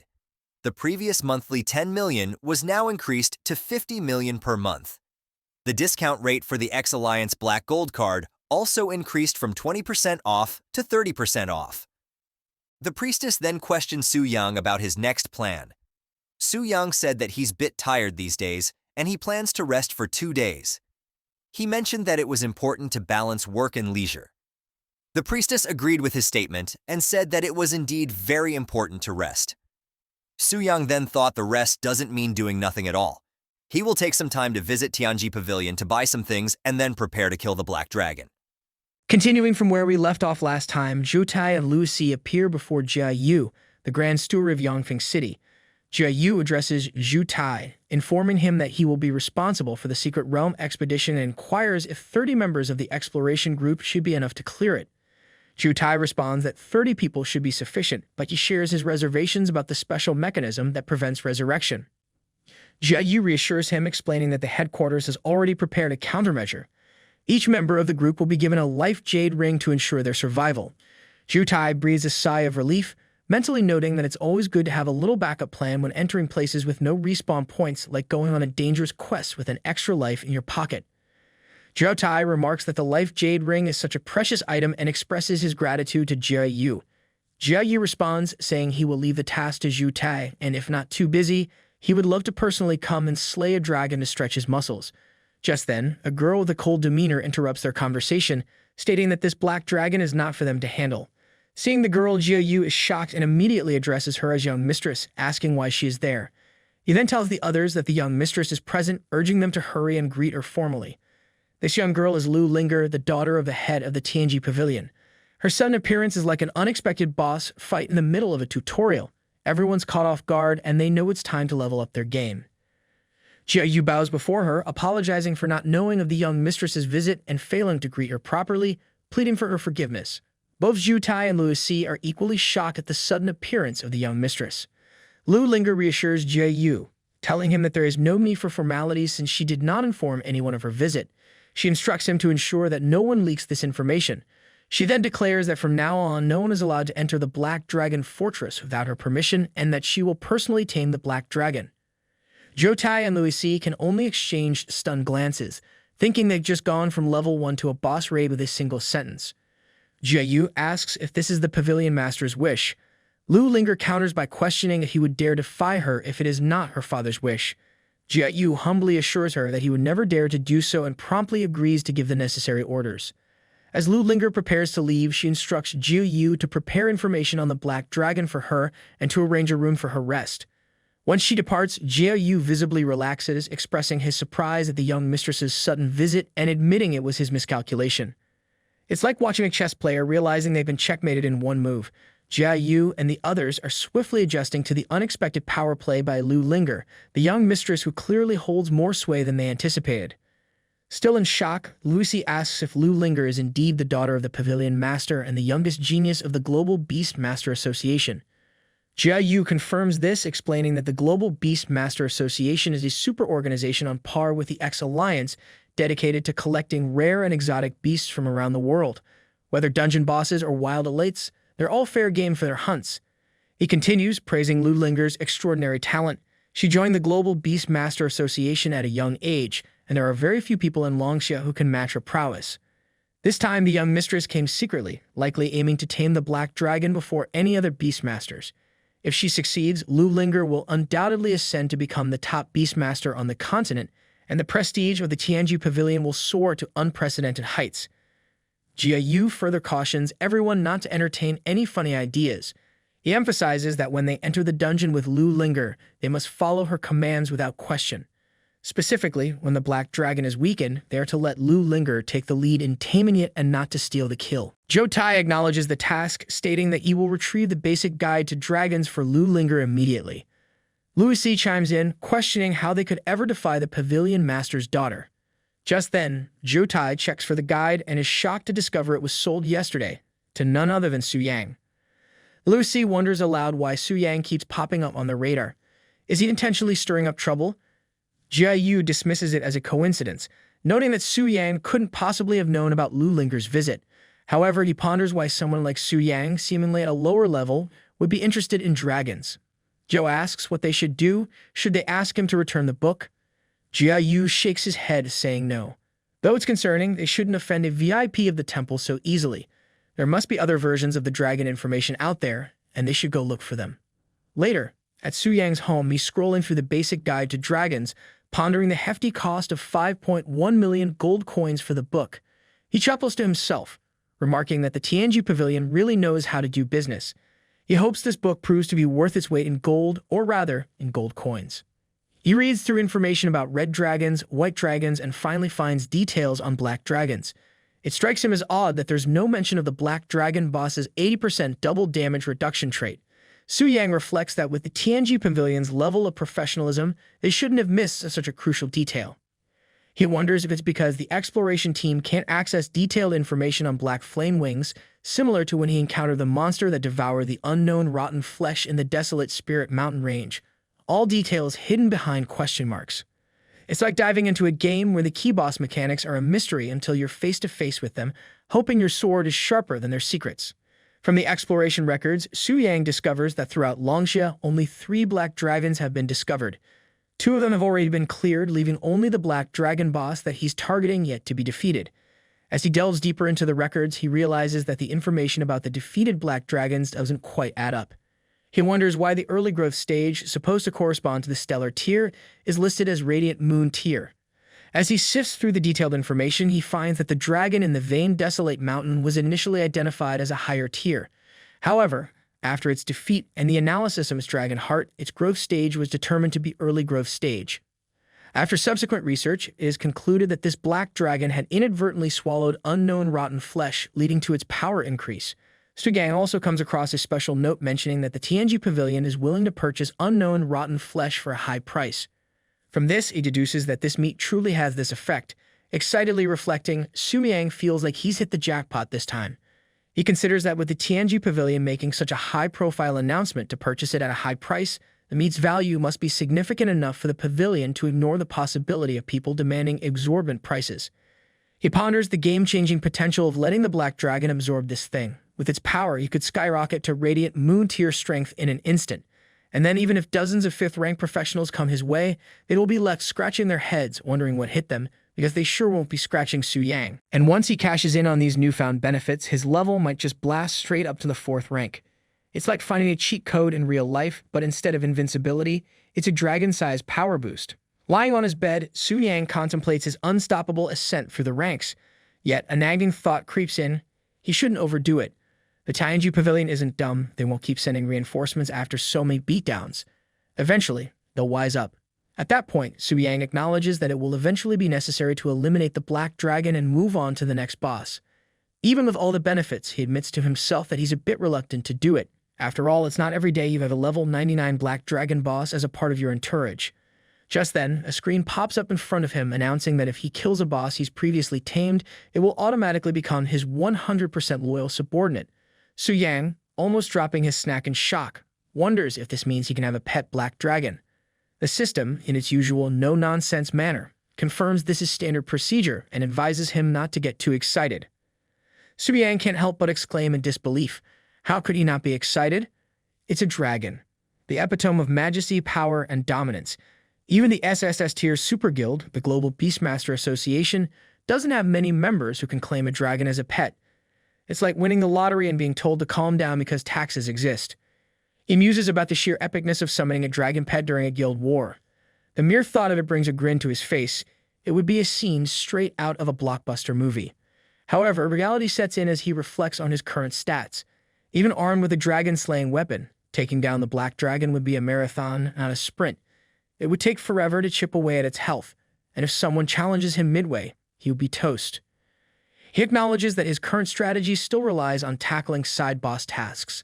If no one challenges him within a certain time, his leveling speed will drop significantly. He sighs, realizing that while having a dragon pet would be amazing, his path to power still involves a lot of grunt work. It's like dreaming of riding a sports car, but still stuck with a bicycle. Plus, with his low level, every time he takes on a side boss, he hemorrhages experience points. Facing the next exploration team, especially if there's an overflow, would be a massive loss for him. He needs to level up quickly, so he ponders grinding in a high-level wild area or dungeon. Just then, a message from the guild pops up. Checking it, he discovers the leader has summoned everyone to the Giant Forest at 3:00 p.m. for a dungeon raid. He recalls that the Giant Forest is a diamond-tiered dungeon, and this raid is exactly what he needs.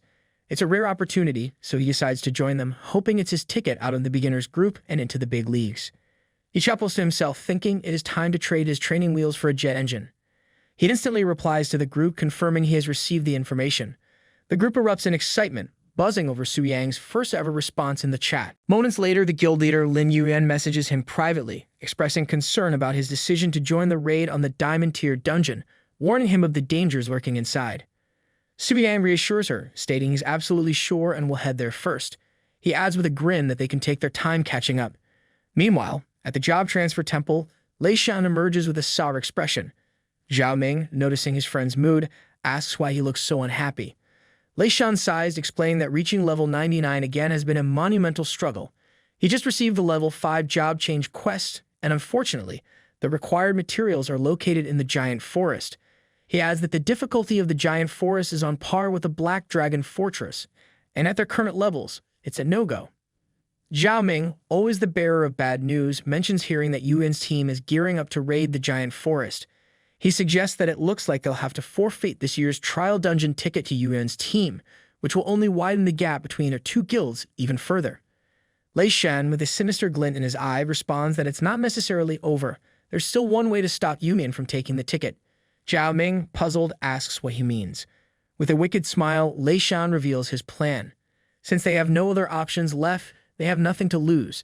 He proposes they kill Yuan's team, making them experience the same despair they feel. Giant Forest, a diamond-tier dungeon, is shrouded in darkness as towering ancient trees block out the sunlight in the canyon. Deep within the forest, the frequent roars of giant beasts warn outsiders that they are not welcome.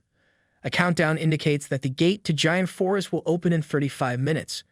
Meanwhile, Su Yang is already there surveying the scene. He notes that quite a few people have gathered. He muses that the Giant Forest, being a high-tier dungeon comparable to the Black Dragon Fortress, must present a similar level of difficulty. He figures that Yuan probably chose this specific time to challenge it for that very reason.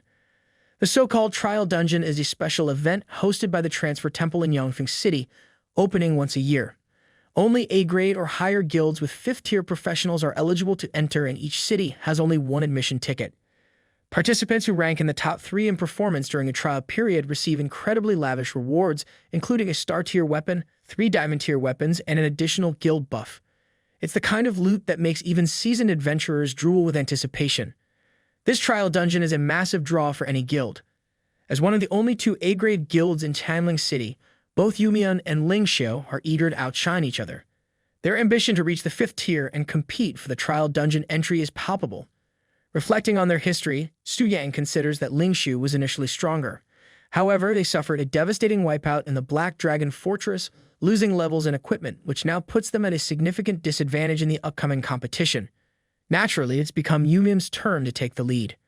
Most of the people gathered here belong to B-grade guilds and pose no real threat to Yuan and Lingxiu. Just then, Lei Shan arrives with his guild members and loudly addresses the crowd. He commands all the low-level professionals to listen up, declaring that this dungeon is claimed by Lingxiu. He warns that if they don't want to meet their end, they should leave immediately. The B-grade guild members, easily intimidated by Lei Shan's bold proclamation, scatter and retreat, giving up their claim to the dungeon without a fight. However, Su Yang remains unfazed, calmly sitting on a large stone near the gate, patiently waiting for his own guild members to arrive. Su Yang reflects on Lingxiu's current predicament, noting their lack of high-level members capable of tackling a diamond-tier dungeon. They barely have any players at level 90, which suggests they're ill-prepared for a serious dungeon dive. Observing their stance near the dungeon gate, it appears they're more interested in waiting for someone rather than gearing up to enter. He can't help but speculate if Lingxiu's strategy involves blocking Yumian's team from entering the dungeon altogether. The idea of simply occupying the spot without intending to engage in the challenge strikes him as underhanded and dishonorable. Just then, Lai Dan approaches Su Yang. He throws a playful jab, asking if Su Yang's ears are just for decoration or if he missed the guild leader's speech. Su Yang, with a nonchalant grin, retorts that he's just here exploring the area and couldn't care less about their guild affairs, essentially telling them to carry on without him. Lai Dan, seething with rage, attempts to grab Su Yang's shoulder, accusing him of disrespect. Unfazed, Su Yang swiftly grabs Lai Dan's hand, effortlessly twists his arm, and sends him soaring into the forest like a catapulted acrobat. With a smirk, Su Yang warns Lai Dan never to cross his path again. Lei Shan rushes over to Su Yang, bewildered by the spectacle. demanding to know who he is and why he's taken down Lai Dan so dramatically. Su Yang shrugs casually, explaining that Lai Dan seemed eager to pick a fight, so he simply defended himself. Zhou Ming cuts in with a mix of disbelief and humor, questioning Su Yang's version of self-defense when he practically left Li Dan on life support.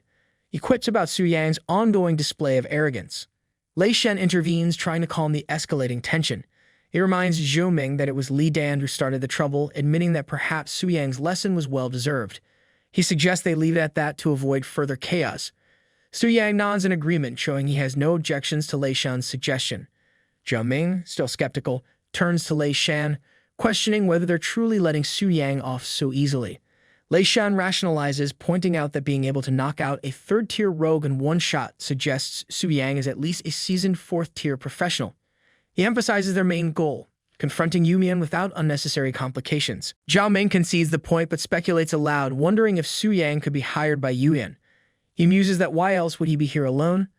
Lei Shen considers this, responding that it's unlikely, noting that Yuan's associates are typically female and not known to keep company with men. Just then, Lin Yuan swoops in with her guild members, clearly less than thrilled to find Lei Shan and his crew loitering in their forest hangout.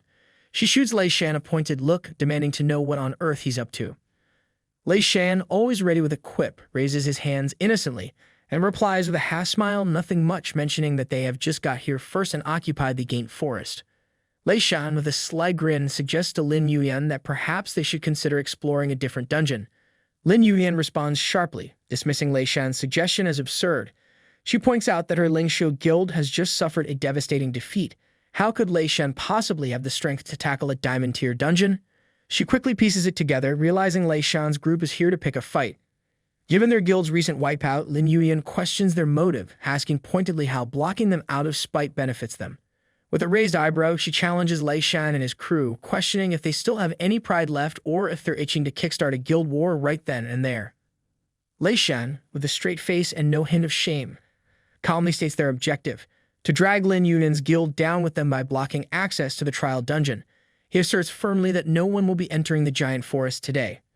Just as the tension mounts, Murong Su swiftly assumes a fighting stance. Lei Shan, somewhat surprised, remarks to her that her guild leader has not even said anything about fighting and she is already making a move. Murong Su shows her resolve, ready to throw down.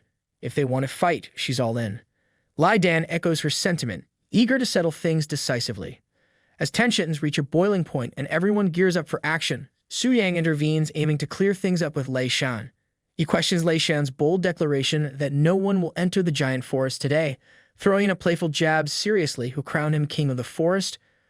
Witnessing Su Yang provoking Lei Shan, the girls of Yuan's guild are a mix of excitement and shock, their reactions a lively swirl of anticipation and disbelief. Chimuzi declares this a historic moment, the first male member of their guild finally making his debut, surely a tale worth recording for future generations. Lin Yuan, caught between awe and amusement, finally sees Su Yang in the flesh. She nods appreciatively, her expression a blend of curiosity and approval. Su Yang, ever the smooth talker, or at least he tries to be, apologizes that he has not reported to the guild, but he thought it might be easier for them all this way. After all, who needs formalities when you can just shake things up a bit? Lin Yuan's gaze flickers with intrigue as she considers Su Yang's impressive resume. A 5-star profession, VIP status at the temple, and owner of a Star Glory tier weapon. Rumored to be a potential heir to an S-tier guild, Su Yang seems to harbor more secrets than a treasure vault. She ponders silently whether she should pry into his mysterious background or let the enigma be. Meanwhile, Lai Dan curses Su Yang, saying that he has pursued and used several times and she never even looked at him, and now she's flirting with that kid. He vows that he's going to kill him. Zhou Ming leans into Lei Shan, noting that it seems this kid is genuinely affiliated with Yuan. Not just an outsider, but bona fide member. Lei Shan's expression darkens with fury as he confronts Su Yang, demanding to know if he had been toying with him earlier. Su Yang's response is as audacious as ever. What if I was? He goads Lei Shan further, daring him to strike back if he dares. Suddenly, Zhou Ming launches a surprise attack with his arrows aimed at Su Yang. But Su Yang is quicker than anticipated. With lightning reflexes, he snatches the arrows from midair and swiftly hurls them back at Zhou Ming. An eye for an eye. Su Yang quips with a smirk that he believes in returning favors. The arrows find their mark and Zhou Ming collapses, defeated. Lei Shan, fueled by fury, readies himself to strike at Su Yang with all his might. Meanwhile, Su Yang maintains an unruffled demeanor, observing the chaos unfold with a serene calmness. He astutely notes the disruptive nature of Lei Shan and his cohorts, who seem intent on causing trouble by blocking the dungeon. He subtly questions their grasp of time management, implying that their dungeon antics might be squandering valuable opportunities. Su-yang playfully suggests that if he misses out on slaying some fat sheep, they should be prepared to shoulder the responsibility. Enraged, Lei Shan demands an explanation from Su-yang, questioning his reference to fat sheep and dismissing his talk as nonsense, especially considering their dire situation. Su-yang, undeterred by Lei Shan's threat, resolves to take action. He announces his intention to teach him the lesson, swiftly activating his skill scroll. As Su-yang unleashes his skill, Lei Shan reacts quickly, ordering his team to erect a defensive barrier and activate all available team damage reduction skills. Lei Shan challenges Su-yang, mocking his audacity and facing them alone and boasting about their impenetrable defense barrier. Su-yang, unfazed by Lei Shan's bravado, simply retorts with a confident "really?" Then take this, and launches his skill scroll towards them without hesitation. His guild members watch in awe as Su-yang's attack unfolds. The sheer power and intensity of the elemental wave leave them stunned. Murong Su, wide-eyed at the spectacle, compares it to a cataclysm from ancient times, a testament to the devastating force Su-yang wields. Lei Shan's eyes widen in disbelief, struggling to comprehend this seemingly legendary attack. Su-yang commands with a smirk, his voice laced with confidence, and unleashes the Storm Thunder Thousand Blades technique. In a blink, Lei Shan and his men vanish without a trace. Then, turning to Lin Yuyan with a raised eyebrow, Su-yang casually suggests that with the obstacles cleared, they might as well kick off a dungeon raid. Meanwhile, his guild members, jaws practically scraping the floor, are frozen in shock at the spectacle. Lin Yuyan's eyes widen in disbelief, her mind racing with questions about how it's even possible for the spirit hunters to be obliterated in an instant. Murong Su chimes in, her voice tinged with skepticism, noting that even a legendary skill scroll shouldn't have the power to wipe out an A-rank guild so effortlessly. Jumuzi interrupts with a hint of excitement, revealing her drawing of the scene. She urges everyone to examine it closely. As they peer at the intricate lines of her illustration, a realization dawns. There, unmistakably depicted, is Su-yang wielding a blade crafted from condensed magic. Lin Yuyan nods thoughtfully, piecing together Su-yang's strategy. She concludes that he likely employed the legendary skill to dismantle defensive magic, followed by unleashing a barrage of epic skills to sow chaos and finally wielding the magic blade to swiftly dispatch their weakened adversaries.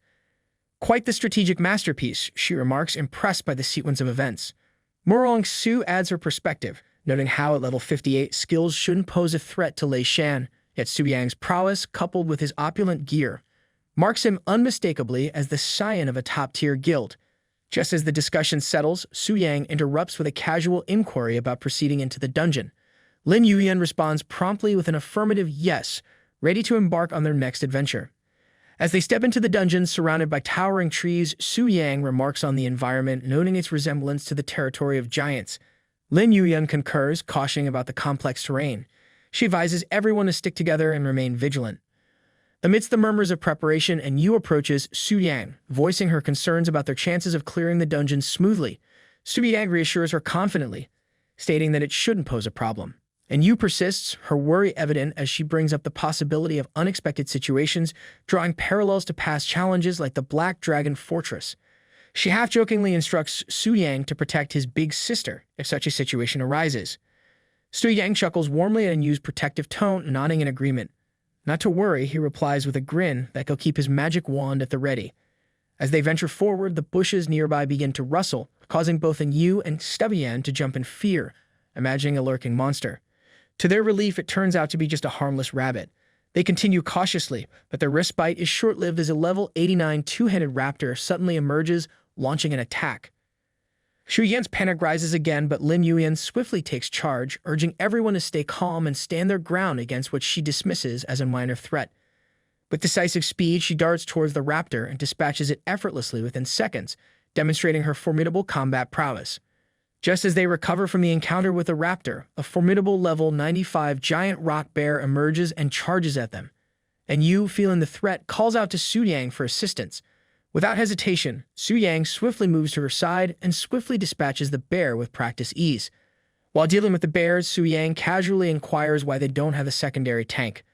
Yu explains that high-level female tanks are rare, which prompts Su-yang to volunteer himself for the role. He asserts confidently that he'll handle tanking duties, directing the healers to keep a close watch on his health points. Acknowledging his instructions, the healers focus their efforts entirely on supporting Su Yang, ensuring he remains resilient in the face of further challenges within the dungeon. More raptors and bears suddenly swarm in, launching attacks at them. Su Yang, bolstered by the healer's support, continues to fend off the monsters with relentless determination. He recognizes that these battles are leveraging his fourth-turn support skills, instantly doubling his strength. With coordinated effort, they eventually overcome the onslaught. Lin Yuyan expresses her gratitude to Su Yang, acknowledging that his presence has significantly boosted their chances of success in the dungeon. Su Yang humbly deflects the praise, commenting that it's his first time teaming up for a dungeon and he'll rely on her guidance for effective team coordination. Lin Yuyan reassures Su Yang, remarking that his first-time team experience suggests he's likely been soloing dungeons until now. She marvels inwardly at his mysterious background, pondering his identity further. As they continue clearing out the remaining monsters, they finally approach the final boss. Lin Yuyan turns to Su Yang with a question, asking if he's nervous about the upcoming battle. She mentions and uses confidence in the strategy borrowed from Tianji Pavilion, expressing hope that it will guide them to victory. However, she admits lingering concerns due to Ling Xiao's previous mishap in the Black Dragon dungeon. Su Yang responds with unwavering confidence, assuring them that his intuition guarantees success in this dungeon. Lin Yuyan is intrigued by his inexplicable assurance, finding herself surprisingly convinced by his words. Acknowledging his confidence, Lin Yuyan decides to place her trust in Su Yang's intuition. Together, they launch their coordinated assault on the final boss, ready to face whatever challenges lie ahead with determination and teamwork. Meanwhile, at Tianji Pavilion's headquarters, Zhu Tai updates Jia Yu about a recent clash between Ling Xiao and Yu Yan near the giant forest. Jia Yu listens attentively, asking about the outcome. Zhu Tai grimly informs him that Ling Xiu was wiped out. Jia Yu nods thoughtfully, reflecting on the nature of desperation and its tendency to lead to irrational behavior. He laments that while he once held them in high regard, it appears this year's qualification for the Trial Secret Realm in Tianling City now rests squarely with Yu Yan. Maybe they should start betting on their victory early. Zhou Tai brings up another matter regarding the Black Secret Realm, catching Jia Yu off guard with a mention of such a secretive place. Meanwhile, Su Yang and Lin Yuyan continue their intense battle against the boss. Lin Yuyan moves with grace and precision, delivering the decisive blow that brings the boss down. A screen promptly appears, confirming the completion of the Secret Realm challenge by the Yuyan Guild. The message instructs them to allocate the rewards, leaving it to the guild leader's discretion. Lin Yuyan playfully approaches Su Yang, teasing him that he had a chance to deliver the final blow but graciously let her take the glory instead. Su Yang chuckles in response, modestly suggesting that she could probably use the extra benefits from the kill more than he could. Gratefully acknowledging his gesture, Lin Yuyan thanks him and mentions she owes him one. Soon, the other guild members gather around Su Yang, showering him with praise and gratitude, acknowledging his crucial role in their successful dungeon run. One of the girls, in a lighthearted tone, compliments him, noting that upon closer inspection, he's actually kind of cute. She cheekily asks if he'd like to add her as a friend to stay in touch. Witnessing the girls fawning over Su Yang, Mrong Su jokingly chides them as embarrassing fools, prompting Su Yan to divert her attention to the loot. Excitedly, Su Yan announces their impressive finds, 2 platinum-tier items and 1 diamond-tier item. Lin Yuyan turns to Su Yang, offering assistance with equipment distribution and asking if there's anything he needs.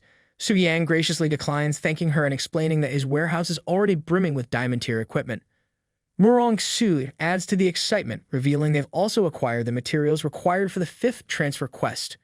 With this, she declares they've secured their ticket to the Trial's Secret Realm entry, much to everyone's delight. And Yu, bubbling with excitement, suggests to Lin Yuyan that they should all go out for a celebratory meal later. Lin Yuyan laughs warmly, agreeing wholeheartedly to the idea of the celebration. Turning to Su Yang, she asks if he plans to join them. Before Su Yang can respond, a notification interrupts him. A challenger has been detected, prompting him to consider connecting for the challenge. Surprised by this sudden development, he speculates if the exploration group acted ahead of schedule. Apologizing to the group, he explains that an urgent matter has arisen, requiring him to leave immediately and skip the celebration. With a quick farewell, Su Yang hurries towards the teleportation mark, promising to join them again soon. The next moment, Su Yang awakens to find himself transformed into the Black Dragon. Quickly activating his skills to assess the situation, he's surprised to discover that only one individual is attempting the dungeon. Judging by the appearance, a striking elf, it's clear this challenger is no ordinary adventurer. Scratching his dragon scales thoughtfully, Su Yang considers his next move. The elf, a level 140 court magician named Alcaray Lawrence, strides forward with confidence, effortlessly dispatching beasts as if they were mere annoyances. Su Yang, observing from his transformed state as the Black Dragon, marvels at Alcare's formidable power. Deciding to test Alcare's abilities further, Su Yang signals his elite monsters to engage. The monsters, with all the bravado they can muster, announce their intent to crush Alcare's skull, a statement that might sound more intimidating if they weren't facing a seasoned court magician. The dragon priest among Su Yang's elite monsters boldly demands that Alcare offer his blood as a sacrifice to Lord Eidos. In response, Alcare scoffs at the name Eidos, dismissing the Black Dragon as a mere juvenile. A few forbidden spells can deal with such trash, he declares confidently. With a swift incantation, Alcare unleashes his magic spells, swiftly and effortlessly dispatching all of the elite monsters. With a cocky grin, he remarks that calling them trash would be an insult to trash itself. As the blood of the elite monster splatters on his cheeks, Alcare grimaces in disgust. He wipes it away, muttering that the blood of these lowly creatures is more distasteful than reheated leftovers. Alcare laments that if it weren't for the princess, he wouldn't lower himself to set foot in such a filthy place. Alcare then summons a towering mountain giant and commands it to act as his protector, warding off any filth that might mar his elegant attire as it clears his path of obstacles. Meanwhile, Su Yang observes from a distance, impressed by Alcare's effortless dispatch of elite monsters above level 95. He speculates whether the elf might belong to a formidable 6th-tier class, potentially surpassing even their elite exploration group in strength. Su Yang reflects on the overwhelming power of a 6th-tier individual like Alcare, realizing their group stands little chance against him in a direct confrontation. A troubling thought indeed. Suddenly, a spark of recognition ignites in Su Yang's mind as he recalls Alcare's mention of the princess. Could he be referring to the girl elf they found imprisoned? Approaching the sleepy elf girl with curiosity and urgency, Su Yang calls out to her to wake up, teasing her gently about her prolonged nap. Startled awake, the elf girl responds groggily, asking who's calling her. Su Yang, in his black dragon form, questions the elf girl if she is indeed the princess of the Elven Kingdom. Startled by the talking dragon before her, the elf girl expresses her astonishment, asking incredulously if the dragon can actually speak. The black dragon retorts humorously, pointing out that she never bothered to ask him before and suggesting she might be focusing on the wrong details. The elf girl confirms she is the princess, playfully teasing the dragon for its apparent lack of awareness, calling it dumb for always seeming clueless and suddenly becoming intelligent. With a chuckle, Su Yang wonders how anyone could possibly accept such a transformation. The elf princess, reflecting on her situation, realizes that the black dragon may have seen her body while she was asleep all this time. Her thoughts turn suspicious, wondering if the dragon might have done anything inappropriate during those moments.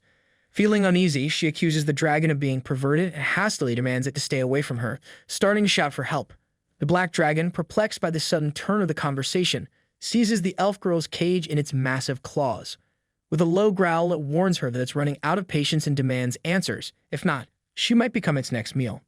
Planning to intimidate her into revealing her story, the dragon leans closer, his eyes gleaming with calculated menace. Startled and frightened, the elf girl stutters her name, Lilith Savraya, revealing herself as the 6th daughter of the Honorable Queen Savraya. The black dragon ponders Queen Savraya and recalls from its knowledge that the Elven Kingdom, along with the Dragon Kingdom and the Giant Kingdom, are part of the SSS Ultra-Ultimate Subspace Nations, remarkably powerful entities. Among them, only the Elven Kingdom maintains friendly relations with humans, and it's governed by Queen Savraya, the supreme ruler. Reflecting on this information, the Black Dragon is surprised by the significance of Lilith's background. It hadn't anticipated that the seemingly ordinary elf girl would hail from such a prestigious lineage. The Black Dragon informs Lilith that her people have arrived to rescue her. Lilith expresses relief and gratitude upon hearing the news. However, the mood shifts abruptly when the Black Dragon shows her real-time footage of Alcare effortlessly defeating all his elite monsters. Lilith's face twists into a mix of shock, puzzlement, and horror as she gazes at Alcare on the screen. She blurts out in disbelief, questioning why it had to be him. The Black Dragon inquires if Lilith knows Alcare, noticing her unhappy reaction. Lilith responds vehemently, expressing her disdain for Alcare and his family, labeling them as despicable scum and trash. She declares that she would prefer to remain locked up for life than be rescued by him. Curious and concerned, the Black Dragon presses further, asking what Alcare did to her. Lilith reveals bitterly that he is a wolf in sheep's clothing, recounting how he attempted to deceive and assault her. Fortunately, she managed to realize his intentions in time and escape from his grasp. The Black Dragon questions Lilith about her status as a princess and how Alcare dared to treat royalty in such a manner. Lilith explains with a sigh that the Lorne's family holds unparalleled power in the Elven Kingdom, making them nearly untouchable even by her own mother, let alone someone like herself who is not favored. Reflecting on the situation, the Black Dragon realizes there is more complexity to the story than meets the eye. It decides to leverage their shared conflict to its advantage. With a mischievous glint in its eye, the dragon tells Lilith about its plan to hand her over to Alcaray. Frightened and shocked, Lilith pleads desperately, exclaiming that she would rather face certain doom than fall into Alcaray's hands. Her distress is palpable as she implores the dragon not to go through with its plan. The Black Dragon responds firmly, making it clear that it isn't seeking her opinion. It explains that Alcaray is a formidable 6th-tier powerhouse, and she likely knows better than the dragon itself how powerful he is. The dragon warns her that refusing to hand her over could endanger its own life. However, it offers a potential lifeline. The dragon proposes that unless she begs for its assistance and reveals Alcaray's weaknesses, it won't proceed with its plan to hand her over. The elf girl begs the Black Dragon, offering to disclose Alcaray's weakness in exchange for her safety. Her eyes plead desperately like a kitten trying to negotiate with a tiger, though in this case, a very scaly, fire-breathing tiger. The Black Dragon, gazing at her, realizes it might have gone a tad too far in intimidating her. Reluctantly agreeing, the Black Dragon grumbles and instructs her to spill the beans on Alcaray's Achilles' heel. With hesitant voice, the elf girl reveals that the Lawrence family boasts unparalleled spiritual power and magical prowess. But there's a catch, like owning a sports car with tissue paper doors. Their bodies are as fragile as a porcelain teacup. Even if their magical prowess soars to the celestial heights of the 5th or 6th tier, their physical strength remains stuck at the kindergarten level. The Black Dragon chuckles softly, amused by the elf girl's description of the Lawrence family as a pure glass cannon. An incredibly unbalanced build indeed. Listening intently, it nods as the elf girl explains further, detailing how the family compensates for their physical fragility with a formidable magical barrier. Her voice quivers with concern as she admits that, given the dragon's current strength, breaking through that barrier might prove to be a Sisyphean task. Her words weigh heavily on her as she sinks to her knees, reflecting that nothing has changed after all, and she really is going to be taken away by that scum and become his sex slave. The Black Dragon reassures the elf girl to trust in its abilities, yet inwardly acknowledges the truth in her words. As it sees it, the only feasible path forward involves consuming this less-than-appetizing morsel to advance to the Radiant Moose stage. It's like deciding to eat a moldy sandwich to level up, unpleasant but necessary for growth. However, the dragon grimly reflects on the consequences. Beefing up itself would beef up the dungeon's difficulty, prompting the explorers' guilds to tighten security, directly impacting their next slaughter, the Fat Sheep plan. The dragon ponders whether there might be a way to have its cake and eat it too. It contemplates how its body transformed upon reaching the Starlight stage, gaining a flashy new look, lacking substantial functional upgrades. Its armor, though impressive to look at, offers little in terms of real attribute boosts. Suddenly, the word equipment triggers an idea in its cunning mind. Recalling how the heart of the dragon's slayer morphed into equipment in its own claws, the dragon muses aloud. If that could happen, couldn't it similarly transmute the equipment from its human form into something truly useful? The elf girl, her eyes pleading desperately, implores the Black Dragon to let her go, emphasizing her fear of falling into Alcaray's clutches. However, to her surprise, the Black Dragon vanishes into thin air right before her eyes. She looks around bewildered, wondering where it could have gone in such a sudden disappearance. Meanwhile, the Black Dragon breathes a sigh of relief as it successfully transitions into its shadow form. It marvels at the effectiveness of its newfound technique, basking in the thrill of evading detection. For the dragon, it's akin to pulling off a disappearing act worthy of a magician's encore. Back with the elf girl, uncertainty lingers in her mind as she ponders whether the Black Dragon managed to escape, or if there's more to this vanishing act than meets the eye. Stu Yang, still merged with the Black Dragon, marvels at the effectiveness of equipping Shadow's Bloodlust onto the creature. Activating the weapon's special ability effortlessly transitions the Black Dragon into its shadow form, a swift and seamless transformation. But that's not all. Su Yang discovers that the equipment's attributes, his own capabilities, and even his talents are all seamlessly shared with the Black Dragon. Of particular note is the dual spirit amplification effect, which he had applied to the dragon. Checking the creature's updated stats, Su Yang's eyes widen in surprise as he sees a significant boost in both strength and spirit, numbers jumping by several hundred points in an instant. Reflecting on this newfound synergy, Su Yang realizes that this method effectively bridges the gap in basic attributes between them. With a grin, he acknowledges that it's now time to properly entertain their uninvited guest. Meanwhile, approaching deep into the lair of the Black Dragon, Alcaray's voice echoes ominously. He shouts, demanding the black dragon to surrender the princess immediately, promising to consider leaving it with the body still in one piece. His threats ring through the cavern, a stark contrast to the dragon's hidden presence. Alcaray's taunts grow louder as he challenges the dragon to show itself, questioning if it's trembling in fear. He mocks it as a cowardly soft dragon, scoffing at the effort he's had to put in to reach this point. Alcaray's taunts escalate as he considers using a forbidden spell to obliterate the lair along with the black dragon. His voice drips with malice as he calculates the potential collateral damage, casually mentioning that while the princess might perish, memory manipulation spells could still make her compliant upon resurrection, pure and unblemished as he ominously puts it. His grin twists into a malevolent sneer as he revels in the thought of possessing such a princess, his excitement palpable. Alcaray then says that's it, and is about to cast his forbidden spell, but before Alcaray can unleash it, a clawed hand materializes out of nowhere, striking him with incredible force. He is sent hurtling through the air, his health plummeting dangerously to a mere 6%. The sudden attack leaves him dazed and vulnerable. The black dragon's voice cuts through the chaos, dripping with disdain as it calls Alcaray a scum, a truly depraved one at that. It mocks him for shattering any lingering stereotypes about elves, especially in the most despicable of ways. With barely any life left in his battered body, Alcaray wonders in disbelief when the black dragon appeared and how it managed to evade his senses completely. He questions how it could shatter his formidable magic barrier with a single devastating blow, deeming it utterly impossible. Meanwhile, without hesitation or risk, the black dragon swiftly delivers its final decisive strike upon the now defenseless Alcaray.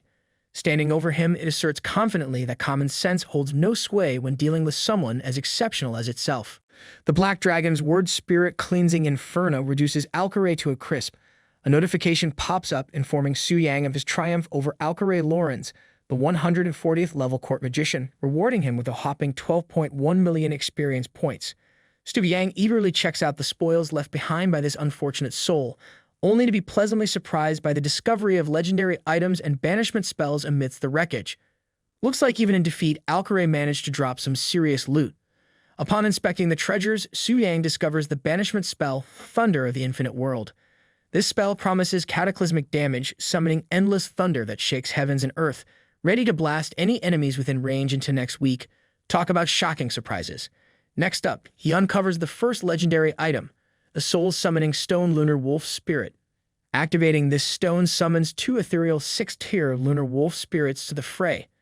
These spirits, revered as messengers of the nature goddess and guardians of the elves, are like having supernatural furry friends on speed dial, perfect for a wild party in battle. As if that weren't enough, Su Yang lays eyes on the second legendary item, the Scroll of Nature's Guardian. This scroll boasts impressive resilience, capable of enduring up to 7 attacks from 6th-tier skills without so much as a scratch. It's like the indestructible shield of plot armor, ensuring Su Yang can take on even the fiercest foes with a grin and a shrug. Reflecting on the banishment spell's potency, Su Yang realizes these punishment spells are the pinnacle of magic, rumored to level cities with their sheer power. However, most mages lack the mana to cast such spells regularly, relegating them to scroll form for safekeeping, a bit like storing dynamite in a piggy bank. Despite Alcaray's departure from the mortal coil, he did leave behind quite the parting gift. Yet, upon further pondering, Su Yang can't help but feel a tad miffed. Alcaray's staff, robe, and accessories were all top-tier Starlight quality or better, yet not a single one dropped for him. Killing Alcaray might have seemed like striking gold, but in reality, Su Yang is feeling more like he's lost a bet on a horse race. Where will he find another plunk sheep like that to fleece again? Meanwhile, the elf girl ponders the sudden disappearance of the evil dragon. Did it go off to face Alcaray alone? She can't help but worry about the outcome. If the dragon loses, what then? The thought of being tainted by someone as despicable as Alcaray sends shivers down her spine. Just as she's lost in her thoughts, the black dragon reappears before her. Immediately, she demands answers. Where did he vanish to just now, and where is Alcaray? The black dragon coolly responds, admitting to using invisibility to launch a surprise attack. With a grim finality, he informs her that Alcaray has been reduced to nothing but ash. The elf girl breathes a sigh of relief, grateful to be rid of such a vile presence, though the method of departure leaves much to be desired in terms of closure. The elf girl's mind whirls with disbelief at the notion that the black dragon could have single-handedly dispatched Alcaray. After all, invisibility magic is a trademark of rainbow dragons. How could this black dragon possess such an ability? The mysteries only deepen. Turning her attention to the dragon, she questions its intent gaze. Why is it staring at her so intently? In response, the black dragon recalls the renowned magical prowess of the royal elf family, puzzled by her apparent lack of strength. The elf girl explains solemnly that she bears a curse inflicted by the ancient giant king upon the elves, a curse that not only seals their magical talents but also drastically shortens their lifespans.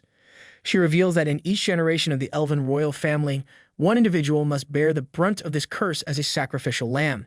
This time around, it's her turn, and as a result, she is disregarded and undervalued within her own family. Soo-yang reflects on the elf girl's plight, finding it surprising to consider her circumstances. Without the chi he acquired, he might have led a similarly futile existence. The black dragon, too, faces an uncertain future, vulnerable to being vanquished by another, leaving her at the mercy of Alcaray or other unsavory characters. In this light, it's clear that he has altered her destiny significantly. Responding to his musings, the elf girl presses the black dragon for its plans now that she has aided in defeating Alcaray. She reminds it that it cannot backtrack on its promises. The black dragon declares that within this secret realm, the elf girl, Lilith, is now free from any constraints. Perplexed, Lilith questions the dragon's sudden benevolence. In response, the dragon asserts that true goodness should endure till the very end, assuring her that she can live in peace here. He hints that soon she will find the proof of her newfound freedom. Addressing his loyal servants, the dragon commands them to obey his decree. None are to harm Lilith. The monstrous servants kneel before him in obedience, swearing allegiance to Ato's commands. Seeking clarity, Lilith asks why the dragon has suddenly shown such kindness towards her and what his true intentions are, particularly regarding her true freedom. However, before she can receive answers, the connection between them fades and Soo-yang finds himself back in the human realm. Lilith is left wondering why the black dragon abruptly fell asleep, leaving their conversation unfinished. Back at his home, Soo-yang reflects on the fruitful adventure he just had, feeling more confident about facing the expedition team next time. Just as he settles in, he notices a message notification and wonders if it's from Lin Yuyan. To his surprise, he finds over 99 messages waiting for him from his guild members. It seems he's been infected with the notorious Vanishing Act virus. Curious and slightly overwhelmed, he begins reading through the flood of messages. The first one expresses concern about his whereabouts and why he hasn't responded, highlighting their worry for his well-being. The second message politely suggests that next time he give them a heads up before disappearing, hoping for better communication in the future. Interestingly, Jamusic has messaged him if she can sketch him naked, but then she says that nothing abnormal one is fine. Meanwhile, and Yu asks if Soo-yang is available tomorrow to accompany her to the commercial street. Sorting through these messages, Soo-yang chuckles at the enthusiasm of these women. However, he decides to respond only to Lin Yuyan, trusting her to handle the others. In his message to Lin Yuyan, he apologizes for his sudden departure and any inconvenience caused. Lin Yuyan reads Soo-yang's message and responds understandingly, reassuring him that she knows he's busy too. She suggests they plan to meet up next time they have a chance and expresses gratitude for his help earlier. Along with her message, she shares a picture from their celebration party. Looking at the picture, Soo-yang remarks on the lively atmosphere, noting that this is what a guild should ideally be, a place of camaraderie and fun. He reflects on Lin Yuan's amiable nature, contrasting it humorously with Ling Xiao and the expedition team, whom he dubs utilitarianists, implying they might not be as socially adept or friendly. At the job transfer temple the next day, Soo-yang runs into Gu Xiaoqian.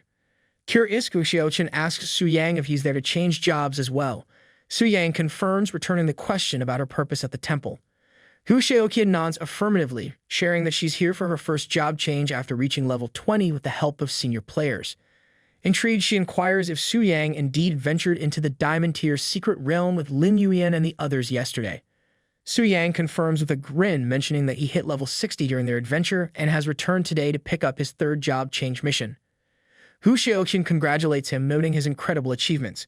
She thinks about how they seem to be in different worlds now, and if this continues, she'll be left far behind. Soo-yang reassures her, saying she has great potential as a hidden class, and maybe one day she will surpass him. Gu Xiaoqian wonders if that's true, thinking he might just be trying to keep her spirits up. Soo-yang confidently says it is, urging her to keep going because he looks forward to fighting alongside her one day. Maybe they'll even have matching battle scars to compare. Gu Xiaoqian promises to do her best, imagining herself as a powerful warrior and not just a sidekick. She reflects on how, despite his strength, Soo-yang still gently encourages her. He remains the same Soo-yang after all, even if he now comes with extra sparkles and heroic poses. Later, Soo-yang's 5-star third job change mission turns out to be the Perilous Demon Warrior Occupation mission, a double test of magic and strength. He has to devour the spirit ghost of the ruined mansion single-handedly and defeat the rocky abyss earth dragon of the wilderness mountains. Su Yang reflects that this new mission has really upped its intensity by giving him 2 tasks at once and with so many restrictions. Just as he's processing this, the priestess warns him to be careful, especially since there might be a red moon phenomenon soon. Looks like the universe decided to throw in a creepy red moon for added drama.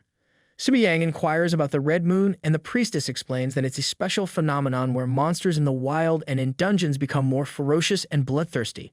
She mentions that dungeons like the ruined mansion, filled with various spiritual creatures, are most affected by the red moon. She adds that the appearance of the red moon has no fixed pattern, but there are early signs on the day it appears. At that time, the staff of the Adventurers Association will announce it, so he should pay attention. Su Yang nods, thinking that as if his mission wasn't tough enough, now he has to worry about moody monsters too. Su Yang tells her that he understands.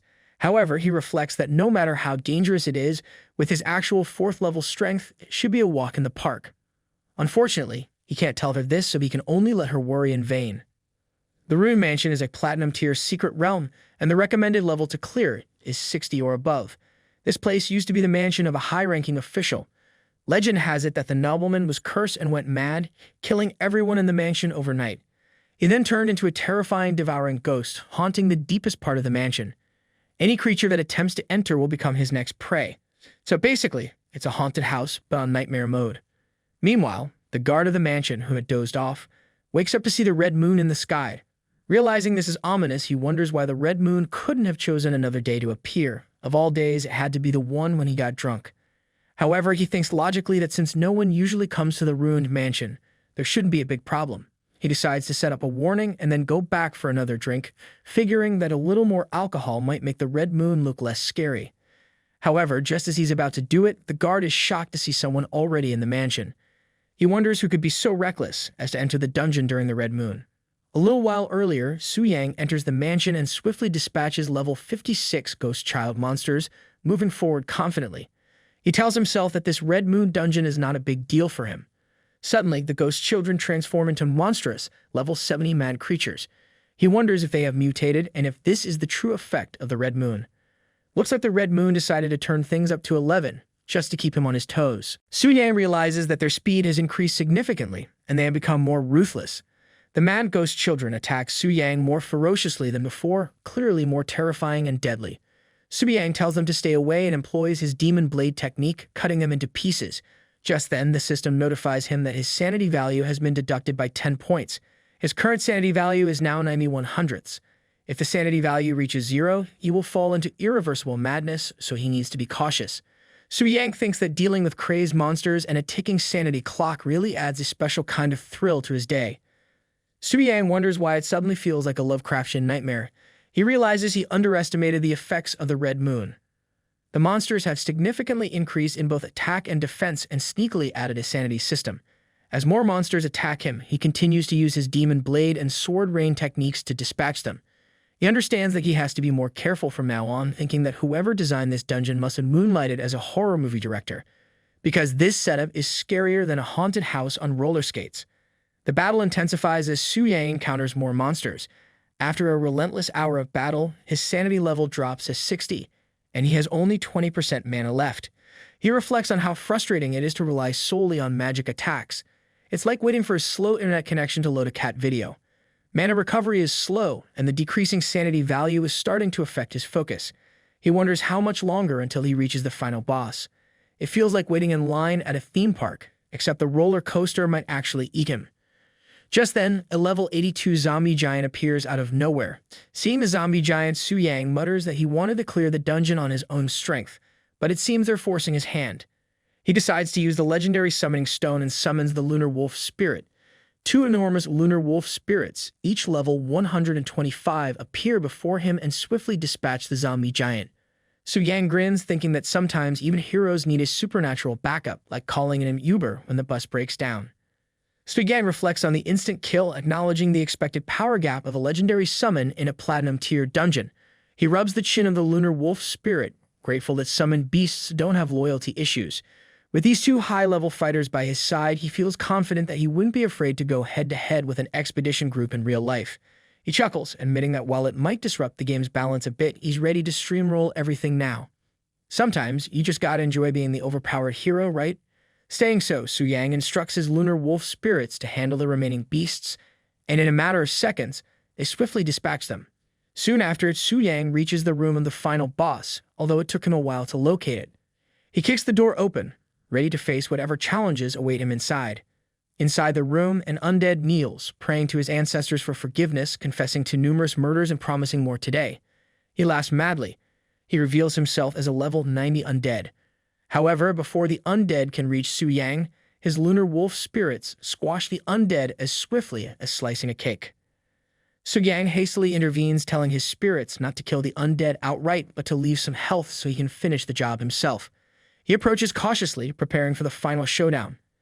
He looks at the undead, scratching his head and muttering that at this level, it's practically auditioning for a role as a diamond-tier dungeon boss. The red moon boost really cranked up the scare factor. Without his trusty lunar wolf spirits, he might have ended up coasted by now. Su Yang delivers the final blow with a flourish, quipping that it still wasn't strong enough to secure his perfect 5-star job advancement. He adds with a half-smile that he'll need to hit the training mats a bit harder, maybe throw in a few more boss battles to spice things up. A system notification appears announcing that Su Yang has defeated the level 90 boss, Red Moon Corruption Devouring Spirit Ghost Undead, and gained 98,322 experience points. It also mentions that the undead drop a platinum-tier ghost dagger, a ghost fire ring, as well as a devouring spirit ghost soul core and devouring spirit ghost resentment. Su Yang's loot is like winning the lottery, but with extra ghostly perks. Su Yang reflects that platinum-tier equipment no longer holds much interest for him, but the devouring spirit ghost soul core catches his eye. He muses that this item might just come in handy. Despite the 80-point spirit boost not being much for him now, Su Yang considers it might be more valuable as an ingredient for potions. He casually strolls towards the exit, muttering all right, gearing up to head to the next mission site like he's heading to a buffet. Except the only thing getting devoured here is monsters, not his lunch. Outside the mansion, young Mistress Lu Linger surveys the scene with her men, loudly wondering if those bumbling intruders are still making a mess inside. Liu Si, scratching his head, chimes in with a grin, suggesting maybe they stumbled upon a secret stash of snacks and got cozy. He hastens to add, though, that there might still be sneaky stragglers lurking about, trying to slip away unnoticed. He starts to say that only someone like Miss Lu Linger could handle such situations effortlessly. After all, navigating this spooky mansion under the eerie red moon isn't exactly a picnic for the faint-hearted. Before he can continue, she interrupts, dismissing his remark as nonsense with a playful eye roll. She presses for details, which guild the intruders belong to, how many there are, and how long they've been inside. Liu Si, looking like a deer caught in headlights, attempts a joke about them being so stealthy they might have joined a ghost guild, but it falls as flat as a pancake. He stammers, unable to provide any real information, much to Lu Linger's amusement. Jia Yu interjects confidently, claiming he's been monitoring the situation for half an hour.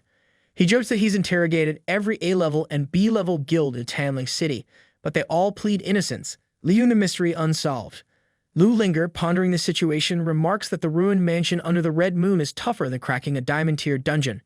She quips that even she needs to tread carefully in such a place, lest she end up as Monster Chow herself, a fate she's not particularly eager to experience firsthand.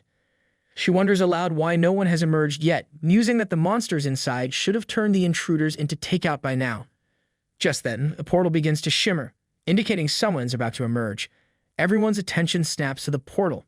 Su Yang steps out, scratching his head wearily, reflecting on how mentally and physically draining the ordeal was. He's taken aback to find a group waiting outside, looking at him as if he's the surprise dessert they didn't order. Seeing Su Yang, Jia Yu's eyes widen in surprise. Su Yang, suspicious of their presence, wonders if the expedition group has uncovered his true identity and set a trap for him. Meanwhile, Jia Yu reflects aloud that there's only one person coming out, Su Yang. Liu Si, equally shocked to see Su Yang again, can only stare in disbelief as if he's just seen a ghost, albeit one that's a lot less transparent and a lot more bewildering. Emerging from the portal, Su Yang wonders aloud why so many big shots are gathered here at such a late hour. He mentions that it is just a small, platinum-level secret realm, not exactly an event for a grand assembly, questioning the need for so many big shots. A guard steps forward, raising an eyebrow at Su Yang's obliviousness, and wonders aloud if Su Yang is aware that it's the red moon tonight. The guard is baffled by Su Yang's decision to venture into the dungeon alone as if he has a death wish. Su Yang shrugs, acknowledging the dungeon's grim nature but questioning if it's really that serious. The guard responds with a fervent nod, emphasizing the dire consequences. He shudders at the thought of the punishment he'd face if Su Yang had perished inside. Lu Linger steps up, telling the guard to be quiet and step back. She then asks Su Yang if he cleared the dungeon alone. Su Yang confirms, wondering if there's a problem. Lu Linger, impressed, comments on his strength, noting that clearing the Red Moon's ruined mansion solo is no small feat. She then requests the crystal core that dropped from the boss he killed, asking him to name his price. Su Yang, puzzled, asks who she is and why he should hand over the core just because she asked. His question leaves everyone stunned. Lu Linger's manager approaches Su Yang, looking like someone who just heard a cat bark and wonders if he knows who he's talking to. Su Yang replies with a shrug, saying he doesn't know and asking if he should. The manager calls him insolent and tells him to open his eyes wide.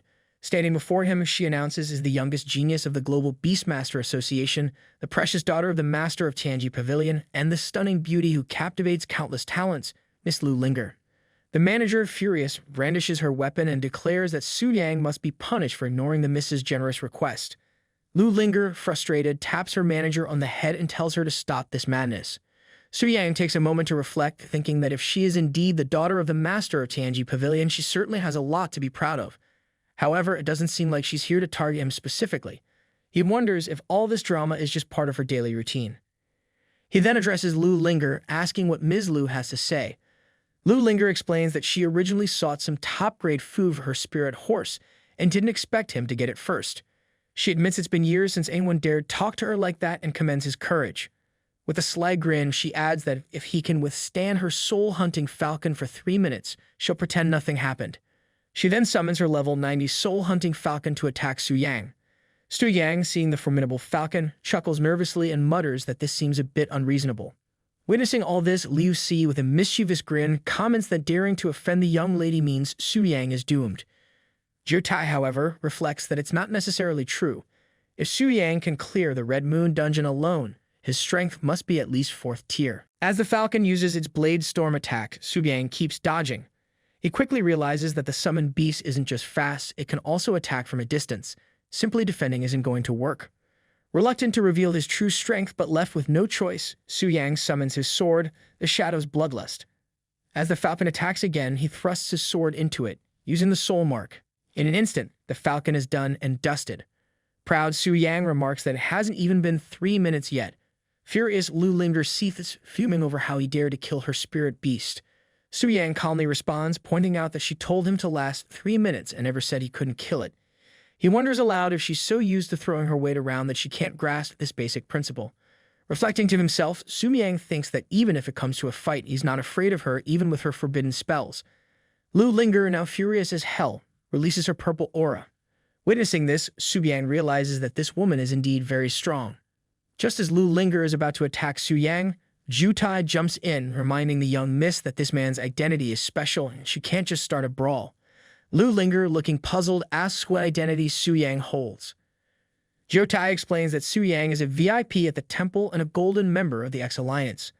The Grand Court has explicitly instructed them to handle his matters with care, like he's some kind of high-maintenance celebrity. Lu Linger, narrowing her eyes, inquires if Su Yang, having both identities, has also completed the 5-star job transfer quest. Su Yang, catching the word also, wonders aloud if she's a VIP at the temple too. Lu Linger replies that she was up until the 4th tier. She recalls how she barely completed the first 3 tiers with the entire help of Tianji Pavilion, practically needing a cheerleading squad to get through it. She marvels at how Su Yang completed it alone, looking so relaxed as if he was on a casual stroll in the park. She can't help but wonder if he's secretly a superhero in disguise. Su Yang tells Lu Linger that she should understand the special nature of this identity, and if there's nothing else, he'll be on his way. Lu Linger steps onto her horse and instructs the others to head back. Liu Si, still puzzled, asks if that's it.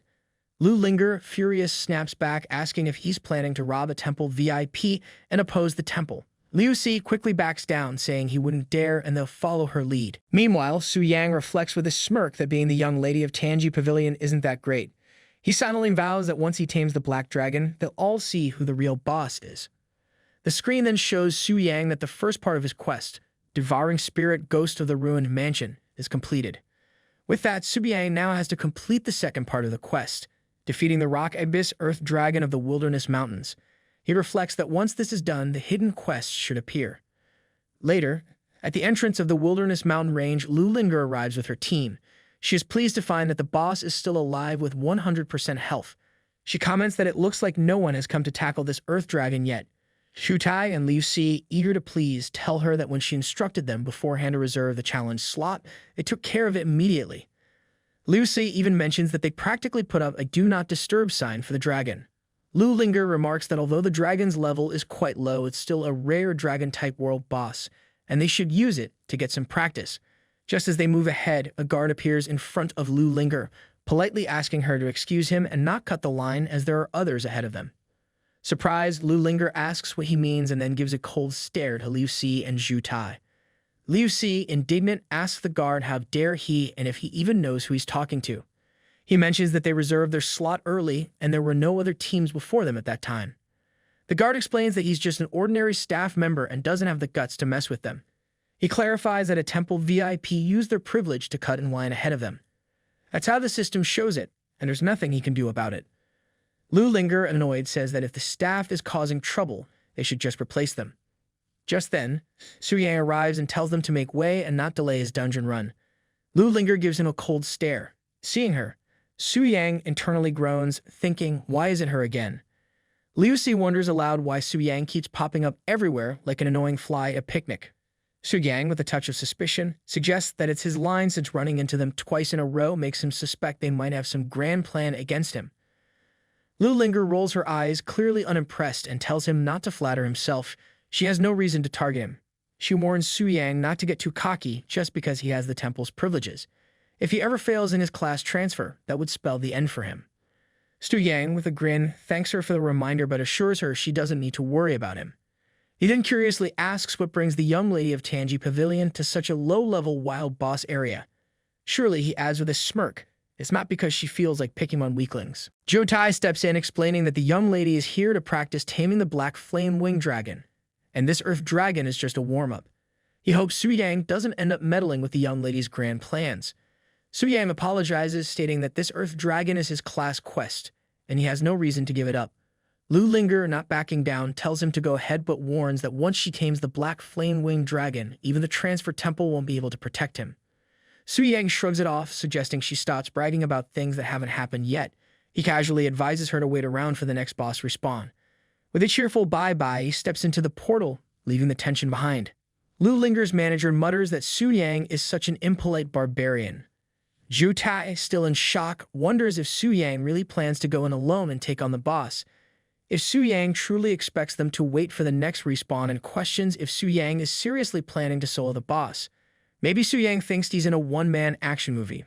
Meanwhile, inside the portal, Su Yang reflects on Lu Linger's desire to tame the black dragon. He realizes that with her strength and the support of the exploration team, she might actually succeed. Considering her status, she probably has some hidden trump card.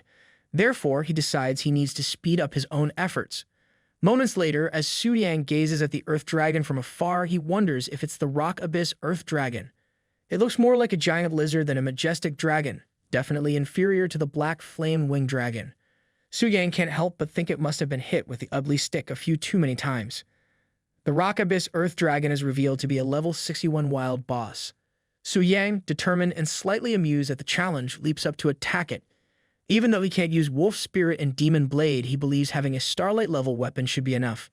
He uses the Soul Mark and strikes at the dragon's head, but to his surprise, the Earth Dragon's defense is so high that his attack barely scratches it. The Earth Dragon retaliates, attacking Su Yang with a fury that could only come from a dragon that's been rudely awakened.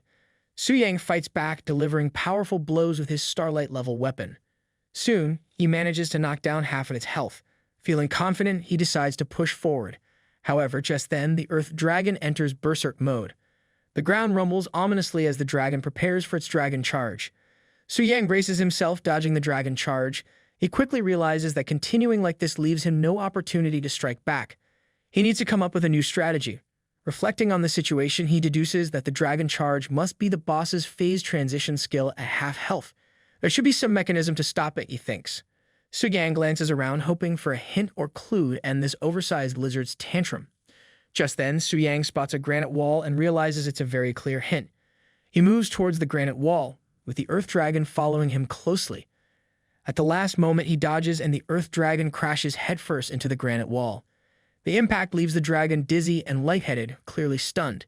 Su-yang notices it now takes 20% more damage. Seizing the opportunity, Su-yang declares that he won't hold back and prepares for the final blow. Meanwhile, outside the portal, Liu Si, growing impatient, asks Zhu Tai if they are just going to stand around and wait, or maybe they should start taking bets on whether Su-yang makes it out in one piece. Zhu Tai responds, telling Liu Si that if he has any complaints, he should take them up with the young lady himself. Lu Linger, meanwhile, is sitting on a stone chair waiting patiently for Su-yang to complete his quest. Her manager approaches and suggests they should go back, questioning if she truly believes Su-yang can solo the boss. Lu Linger, with a hint of amusement, replies that there's no rush. She wants to see what Su-yang is capable of. Just then, a screen appears announcing that Su-yang has killed the boss solo in a record time of 20 minutes and 18 seconds. Lu Linger raises an eyebrow, impressed despite herself, while her manager looks like he might need to pick his jaw up off the ground. They all stand there in shock. Liu Si exclaims that Su-yang really soloed the boss and set a new kill record. He wonders aloud how that's even possible and suggests that Su-yang must be cheating. Meanwhile, Su-yang steps out of the portal and asks why they are still there. Su-yang is clad in an odd, bulky brown armor that makes him look like an overgrown potato. The sight of him in this ridiculous getup is too much, and they can barely contain their laughter. Su-yang, puzzled by their laughter, asks what is so funny. He reflects that he should have cleaned out his bag sooner since it got full without him noticing, leaving him no choice but to wear this ugly earth dragon set. He facepalms himself, realizing just how ridiculous he looks. Despite his embarrassment, Su-yang challenges them, telling them that if they really have the skills, they should stop making fun of him and try setting a solo record at his level. As Su-yang is about to depart, Lu Linger admits he is skilled but questions what there is to be proud of with just an earth dragon, pointing out that her target is far more challenging. Su-yang, never one to back down, replies with a smirk that if that's the case, he will just tame the black dragon before she does. Lu Linger is shocked by his bold reply. Furious, she demands to know if he is kidding and who he thinks he is. With an evil grin, Su-yang introduces himself, declaring that he is not only a VIP at the Transfer Temple, but also the one who will tame the Black Dragon. His determination is clear, even if he currently looks like a walking fashion disaster. Just then, a screen appears confirming the completion of Su-yang's 5-star job change task. The screen lists the confirmed items, a rusty key and the blood of the Rock Abyss Earth Dragon. It also notifies him that a hidden job change task, Glory of Blood, has been unlocked. The task description reads, "Deep in the Sleepy Mountains lies an underground prison that no one dares to approach. It was once the secret laboratory of a great wizard who explored the power of blood, known as the Glory of Blood." Su-yang recalls that the Sleepy Mountains are on the border of Taiyang City, known for monsters tougher than those in the Wild Spirit Mountains. However, he shrugs it off, thinking it shouldn't be a problem for someone as talented and modest as himself. He also reflects on the screen's specific confirmation of the task items and the task's intriguing name, Glory of Blood. He wonders if this task might involve these items. Turning to Lu Linger, he grins and informs her that he has some heroic tasks to attend to, so he'll catch her later. Su-yang reflects that first he'll handle the transformation and then immediately tackle the task. As he leaves, Liu Si comments that this guy is too arrogant, possibly thinking he's the star of his own action movie.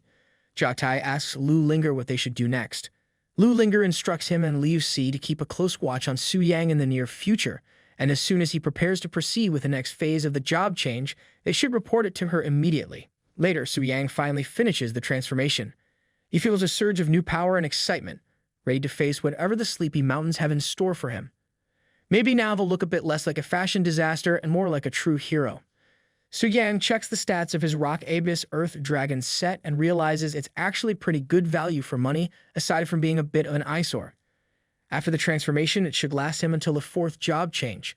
Reflecting on his current strength, he thinks it would be a bit wasteful to use his precious borderless gems on mere platinum equipment.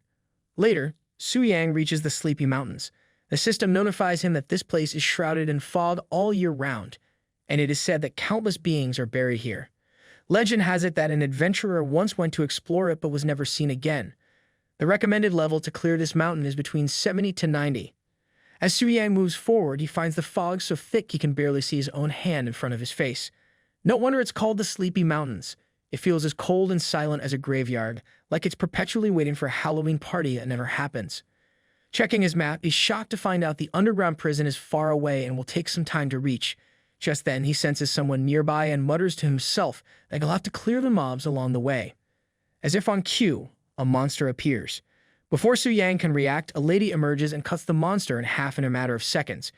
She asks Su Yang if he's okay and then adds, with a hint of amusement, what he's doing in the sleepy mountains at this level and if he's wandered into the wrong place by mistake. This lady is Zhang Yan, a level 75 Thunder Sword Master. Su Yang thanks her for the help but explains that he is here for a task. Zhang Yan, taken aback, asks what kind of mission would drag him to the sleepy mountains at level 60, wondering if he has been tricked. She jokes that these mountains aren't exactly the vacation hotspot she had in mind either. She mentions she's also here to gather materials for her 4th job change and suggests he join her team, offering to let Big Sister take care of him, adding with a wink that she makes a mean cup of mountain tea. Su Yang politely declines, explaining that his task does not allow for team play. He then bids her farewell, assuring her he will be careful on his own. As he leaves, Zhang Yan comments on the mysterious nature of his task, shaking her head in curiosity. Leaving her far behind, Su Yang grins, thinking that cheating is more his style than proper gameplay. He then summons his spirit wolves. As they appear, his spirit wolves change color from blue to blittered. Riding one of his spirit wolves, Su Yang wonders if this change in color is because the soul-summoning stone is influenced by the red moon. It seems fine for now, but he decides to check it with a job change artifact later, just in case it turns out to be a ticking time bomb. He hopes his ride doesn't explode mid-quest. With the high-speed charge of the spirit wolves, Su Yang reaches the well-hidden gate in a matter of seconds. As he enters through the gate, he is hit by a foul stench like someone decided to have a BBQ with rotting meat. Soon he arrives at another gate made of iron rods, flanked by heaps of dead human bodies. Su Yang wonders about the sheer number of bodies, noticing how it looks like they died instantly, their blood drained. He thinks this must be the so-called lorry of blood. No wonder there were no monsters on the way, they must have all been part of the buffet. He kicks the gate open and reaches a room where a skeleton in a black robe sits within a magic circle, one eye flashing like a rave light. As he reaches for the flashing eye, the skeleton springs to life. It's the level 75 boss, a zombie of the dead wizard's resentment. A system description appears, mentioning it was once a mad wizard who pursued the glory of blood. For some special reason, he had to die, but even in death, his resentment lingers, demanding any intruder use their blood to nourish his decayed body. Su Yang, unimpressed, tells the zombie skeleton to stop screaming because it's annoying. In the next instant, he dispatches it with ease, leaving the room eerily silent. A system notification appears announcing that Su Yang has killed the special boss, the zombie of the dead wizard's resentment, earning over 200,000 experience points and obtaining the item Mad Wizard's experimental notes. Su Yang grips the notebook in his hand and starts reading it. After skimming through the pages, Su Yang comments that this madman conducted a bunch of human experiments and still failed in the end. He chuckles to himself, wondering aloud how this helps him. He flips through the pages, hoping there's at least a how to make a wizard smoothie recipe hidden somewhere inside. As he wonders about the usefulness of the notebook, the system notifies him that he has obtained a reward, the blood blessing ritual. Su Yang grins, saying he knew there must be something good in it. The blood blessing ritual is a special rite recorded in a mysterious book, granting the power of blood, pressing back the glory of the bloodline. To perform this ritual, one must stand in the blood blessing ritual circle, consume the blood of a powerful creature, and begin the blessing. Su Yang notes that it seems like a permanent enhancement buff. However, the mad wizard who tried it ended up meeting an unfortunate and explosive end. Su Yang wonders if it's too risky. Then, a light bulb goes off in his head. The system wouldn't wake up a human customer service rep just to handle a random issue. He pieces it together. The instructions say it needs the blood of a powerful creature. The mad wizard had used ordinary human blood, which is why he failed. Su Yang realizes he has the earth dragon blood, and the hidden task also hinted at it. It all starts to click into place for him. But when it comes to powerful creatures who can compare to the black flame-winged dragon, this thought sparks a bold idea in Su Yang's mind. He imagines the incredible potential, feeling a mix of excitement and a hint of recklessness bubbling up inside him. Su Yang wonders if the system can connect to the boss when there are no intruders in the secret realm.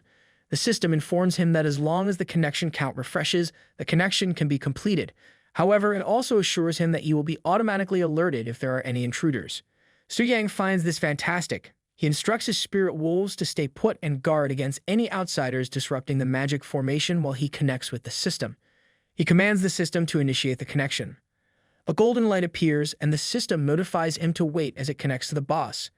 Meanwhile, the elf princess, stuck beside the black flame-winged dragon, feels a wave of boredom so intense she could knit a sweater out of it. She muses about the dragon's broken promise of freedom. It does nothing but snooze like a lazy cat. She reflects on her long captivity, realizing that only that scumbag Lawrence tried to rescue her. It's pretty clear the royal family cares about her as much as they care about their collection of royal dust bunnies. As she's lost in these thoughts, the black dragon suddenly wakes up with a roar loud enough to wake the dead, or at least the very bored. She gets frightened and asks the black dragon why it's getting up all grumpy.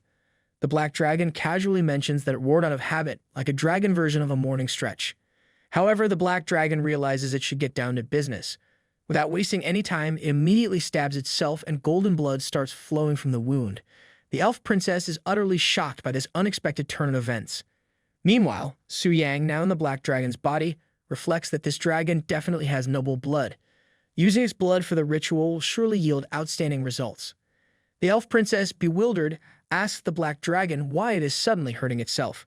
The dragon shrugs it off, saying it just got a bit too excited and casually let out some blood.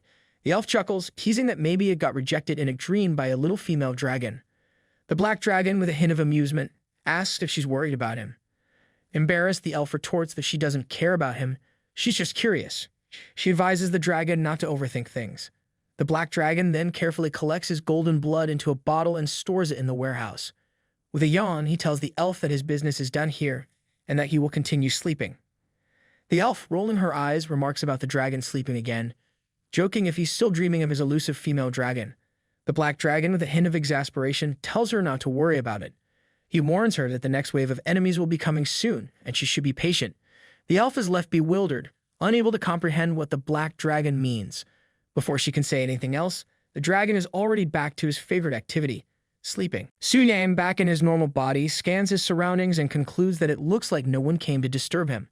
With a sense of determination, he steps into the middle of the ritual circle. He recalls that, according to the task flow, he must stand at the center of the blood formation and then swallow the essence of a powerful creature's blood. What happens next? Well, that's completely unpredictable, a real roll of the magical dice.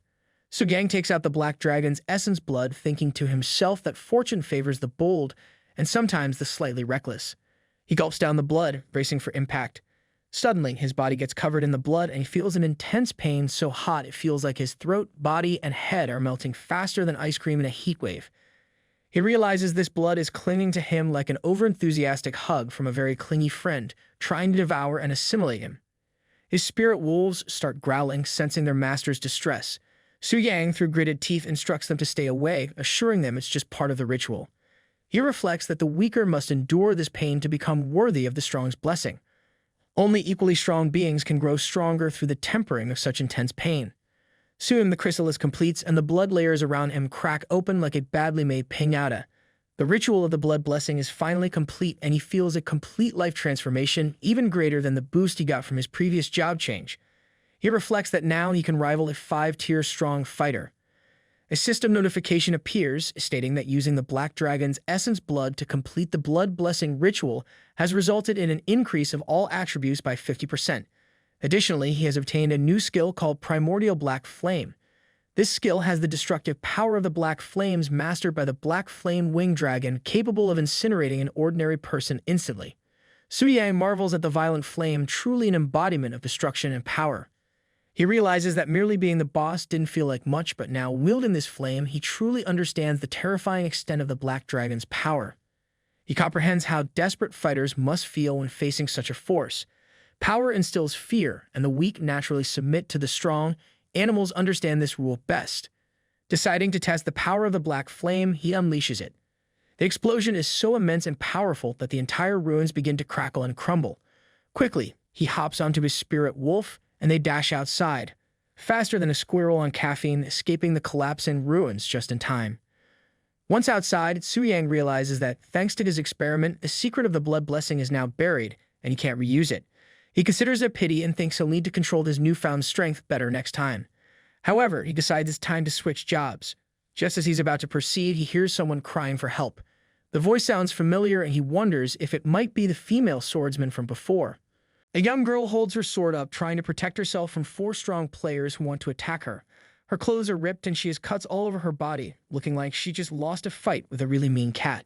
The players are all very strong, each around level 90 or higher, standing over her like a group of big bullies who think they are the best. The girl tries to scare them away by saying she will call the transfer association for help, But the players just laugh because they are already on the association's blacklist. They think rules are silly and just want to cause trouble. One of the players brags that they have been hunting other players for a month and now they've caught a pretty girl with nice curves.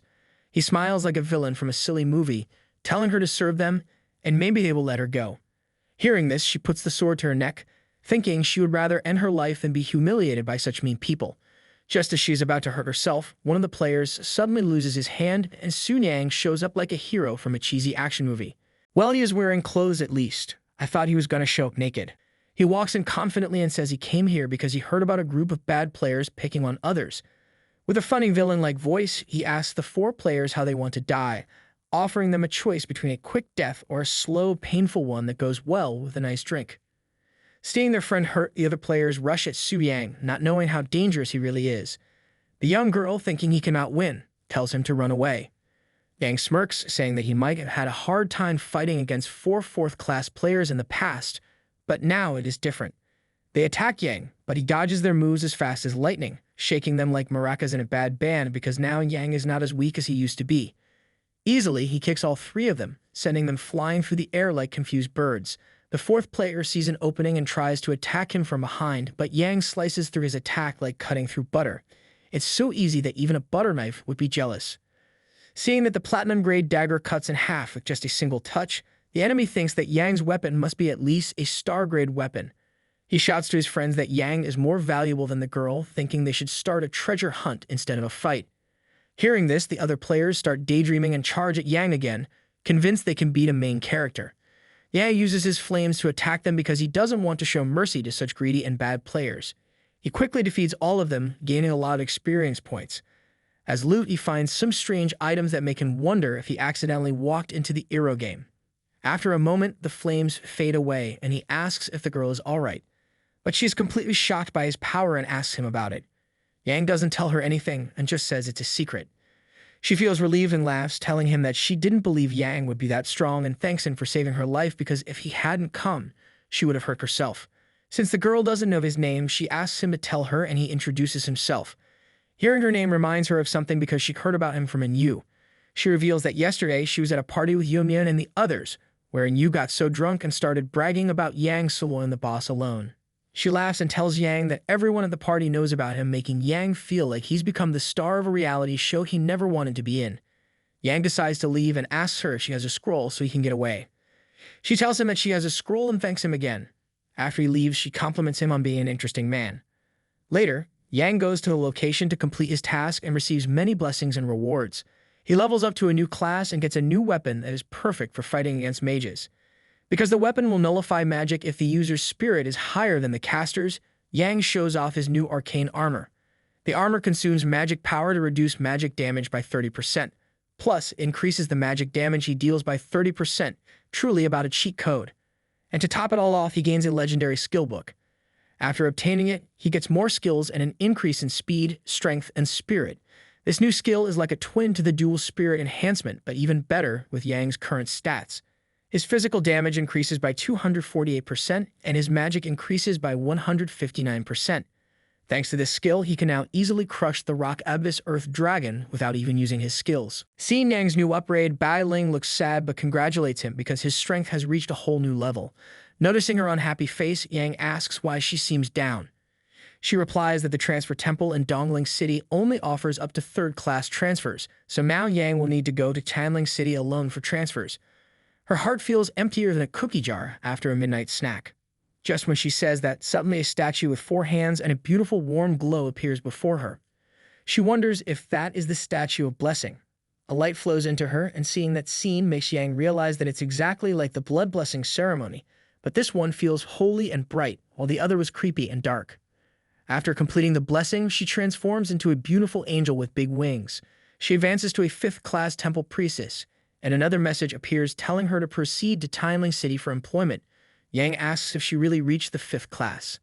As she comes back down, she tells him that the advancement process for temple priests is different from transfer students, but she is so glad because now she can stay by his side. After that, she clings to him, saying she is too tired and would like to rest. She asks if that's okay, but before he can answer, she immediately falls asleep with a pleased face. He replies that he feels more reassured with her by his side and tells her they should go to the city together. Well, I think our Jigga Chad was pulling some strings behind the scenes. I never knew when they grew this close to each other. I don't know what else he is hiding from us. Only time will tell, and I am here for it. Meanwhile, outside the door, the other players are growing angry and anxious. The door still hasn't opened, and they're all waiting for their turns, fidgeting nervously. It feels like being stuck in line at the DMV, but way worse because everyone's holding swords and losing patience fast. Suddenly, the door swings open and Su Yang steps out, cradling an unconscious Bai Ling in his arms. As soon as the players see her, they start shouting in surprise because they instantly recognize her.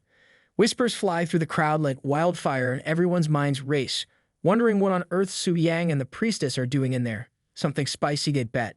Ignoring their wild guesses, Su Yang speaks calmly, telling the players that those who need a job transfer can go in now, and he asks them to step aside.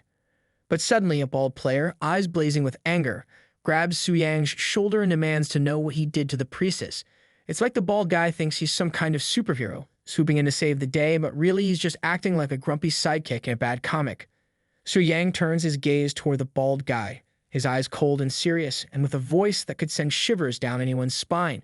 He tells him to move aside. The bald guy's face turns pale, and he looks like he's about to wet his pants. Trembling, he stammers, asking who Su Yang really is. The bald guy is too scared to move, frozen in place as Su Yang starts to walk away. Just then, another priestess calls out to him, breathless like she just sprinted a mile to catch up. She asks if Bai Ling is going to Tianling City with him. Su Yang nods and congratulates her on her promotion and pay raise. She smiles, but there's a hint of sadness in her eyes like she just lost her favorite toy. She tells him it makes her sad because she won't be able to see him and Bai Ling for a long time. Hearing that, Su Yang gives her a reassuring smile, promising they can have a meal and some tea together when he visits. She breathes a sigh of relief and makes him promise, wishing him safe travels. After a while, Su Yang and Bai Ling arrive at the temple, where the current priestess greets them. She gently takes Bai Ling, who is still fast asleep, and assures Su Yang that she'll take care of everything once Bai Ling wakes up. She also lets him know that his promotion benefits and other important matters will still be handled by her. After making sure everything's set, Su Yang decides to establish a base in Tianling City. He needs to buy a property and make arrangements for his grandparents. He sends them a letter, along with some money, to let them know he's doing well. After that, he heads to a real estate office to check out a penthouse. The house is stunning, but Su Yang tells the broker it might be tough to manage. The broker quickly reassures him, saying that for an extra $1 million, he can have a dedicated maid team to handle all the chores and daily tasks. All the beautiful maids greet Su Yang warmly, and with that, he decides to buy the house without hesitation. The scene shifts to Su Yang living the good life, relaxing by the pool, enjoying delicious food served by the maids, taking luxurious baths, and lying down on a huge, comfy bed. It feels amazing to have money, especially since not too long ago, Su Yang couldn't even dream of living like this. As he lies on the bed, he decides to get some sleep and check on Bai Ling's condition the next day. Meanwhile, Bai Ling finally wakes up from her deep sleep, dressed in a flashy black nightie that makes her look even more stunning. She looks around, confused, and asks where she is. The temple priest, who's already by her side, hands her some herbal soup to help her recover. She sips it happily, feeling a lot better. Did the priest exorcise our priestess inside? How dare he? Doesn't he know not to touch our Giga Chav's waifu? Getting serious again, the priest shares his curiosity about Su Yang, wondering why the statue hasn't given any revelations for a long time. She asked Bai Ling what she thinks of Su Yang, since she spent the most time with him. Bai Ling's face lights up as she speaks, saying Su Yang has incredible courage and strength, but more than that, he has a kind and resilient heart. She truly believes that Su Yang will bring new hope to their world. Hearing this, the priest gazes at the red moon and nods, trusting Bai Ling's judgment. She's happy to leave Tianling City in her capable hands. Then she mentions an event that's about to happen because the red moon has been hanging in the sky for days. The sight of the red moon triggers a memory in Bai Ling's mind. She remembers that she forgot something really important, realizing that she needs to warn Su Yang immediately. She takes off running, her heart pounding because Su Yang doesn't know about the red moon invasion, and she needs to warn him fast. As she runs, she prays for his safety. Seeing Bai Ling so worried about Su Yang makes the priest wonder if she's really fallen for him. On the other side of town, Su Yang is sleeping peacefully when a girl's voice suddenly wakes him up. He rushes outside, asking the maid what's going on. The maid's voice shakes as she shouts, "Monsters." It turns out that the rare event of a red moon invasion has triggered, and players now have to fight off the invading monsters. A terrifying demon clan boss, the Stitch Giant Axeman, suddenly appears in front of Su Yang. The monsters level is unknown. The monster's there to kill Su Yang, which makes him furious and not only disturbed his sleep, but also interrupted his luxurious life. He decides to take down the monster quickly so he can get back to bed. Littlefinger arrives on the scene and quickly realizes Su Yang is the target of the Red Moon's invasion. She frowns in disgust and tells him to stand back, saying he's no match for the monster and that she'll handle it. Su Yang hears the words and immediately shouts, his voice filled with alarm as he tries to understand what a Red Moon invasion means. His concern is met with a dismissive reaction as Lu giggles, clearly amused, and tells him she has no obligation to explain. Without further delay, she directs her power toward the monster, but her efforts prove useless. The attack leaves the creature unharmed while parts of Su Yang's newly built house crumble under the force, adding to his growing frustration. Great, just what he needed. More repairs. Suddenly, Bai Ling appears, running toward him with urgency. As he notices her approach, concern flashes across his face, and he urges her to be careful. Despite his warning, she throws herself into his arms, confessing that she just woke up and realized she hadn't informed him about the Red Moon invasion. Her anxiety and rush of emotions lead her straight to him, seeking comfort and understanding. Out of nowhere, a chair slides toward them and Su Yang gently places her on it, urging her to provide more details. Settling down, she begins to explain, her voice laced with fear. She tells him that whenever the Red Moon descends, monsters from an unknown subspace emerge. These creatures, known as Scarlet Decay, target the area where each warrior resides, their sole purpose being to eliminate the warrior. Only the warrior can harm them, and this terrifying event is what they call the Red Moon invasion. With a shudder, she reveals that any player slain by these monsters cannot be resurrected, adding a sense of finality to the situation. Yikes. Talk about a game over. Bai Ling continues, explaining that the Red Moon invasion occurs after a warrior's third advancement, a fact she was supposed to share with him the day before but had fallen asleep instead. Su Yang takes in the information, his mind racing as he tries to process it all. He questions why the monster appears so powerful, a hint of doubt in his voice. Bai Ling responds, revealing that the monster's strength adjusts to match Lu's abilities due to its unique characteristics. She also discloses Lu's goal of obtaining the Red Moon Crystal Core, further complicating the situation. Determined, Su Yang resolves to face the monster himself, preparing for the inevitable battle. Time to show this monster who's the boss. On the other side, the monster's power rivals that of Lu's magic creatures, leaving her puzzled. She wonders how a mere third advancement Scarlet Decay could possess such overwhelming strength. Su Yang approaches her, his tone firm as he urges her to stop, concerned that her continued attacks will only cause more damage to his home. He insists on handling the situation himself, knowing that the monster is targeting him specifically. Lu, maintaining her usual rude demeanor, dismisses him with a warning, sarcastically suggesting that he shouldn't come crying back for help if things go wrong. With a sense of determination, Su Yang summons his sword, adopting a heroic stance. He instructs her to stay on the sidelines and observe as he takes on the fight. The purple shadow materializes within his range, and with a swift gesture, he directs it toward the monster.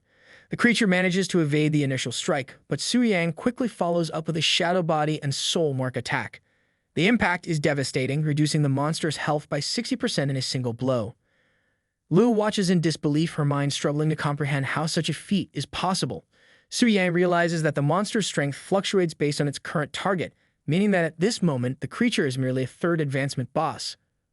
With a confident stride, Su Yang dodges the monster's attacks, closing the distance between them effortlessly. He steps on the monster's axe, feeling the power within him, the result of his extreme dual cultivation skill. Approaching the monster's midsection, he delivers a powerful punch, reminiscent of Goku's signature move, sending the creature crashing into a wall. The wall crumbles and a flicker of concern crosses Su Yang's face as he mentally calculates the additional repair costs. The monster, enraged by the attack, enters a berserk state, its eyes glowing red with fury. It charges at Su Yang, intent on retaliating. But Su Yang is ready, powering up his arm and delivering a decisive punch, declaring that the monster is unworthy of hunting warriors. That's right, you picked the wrong warrior to mess with. The force of the blow tears the monster's arm apart, and with its health depleted, the creature collapses, lifeless.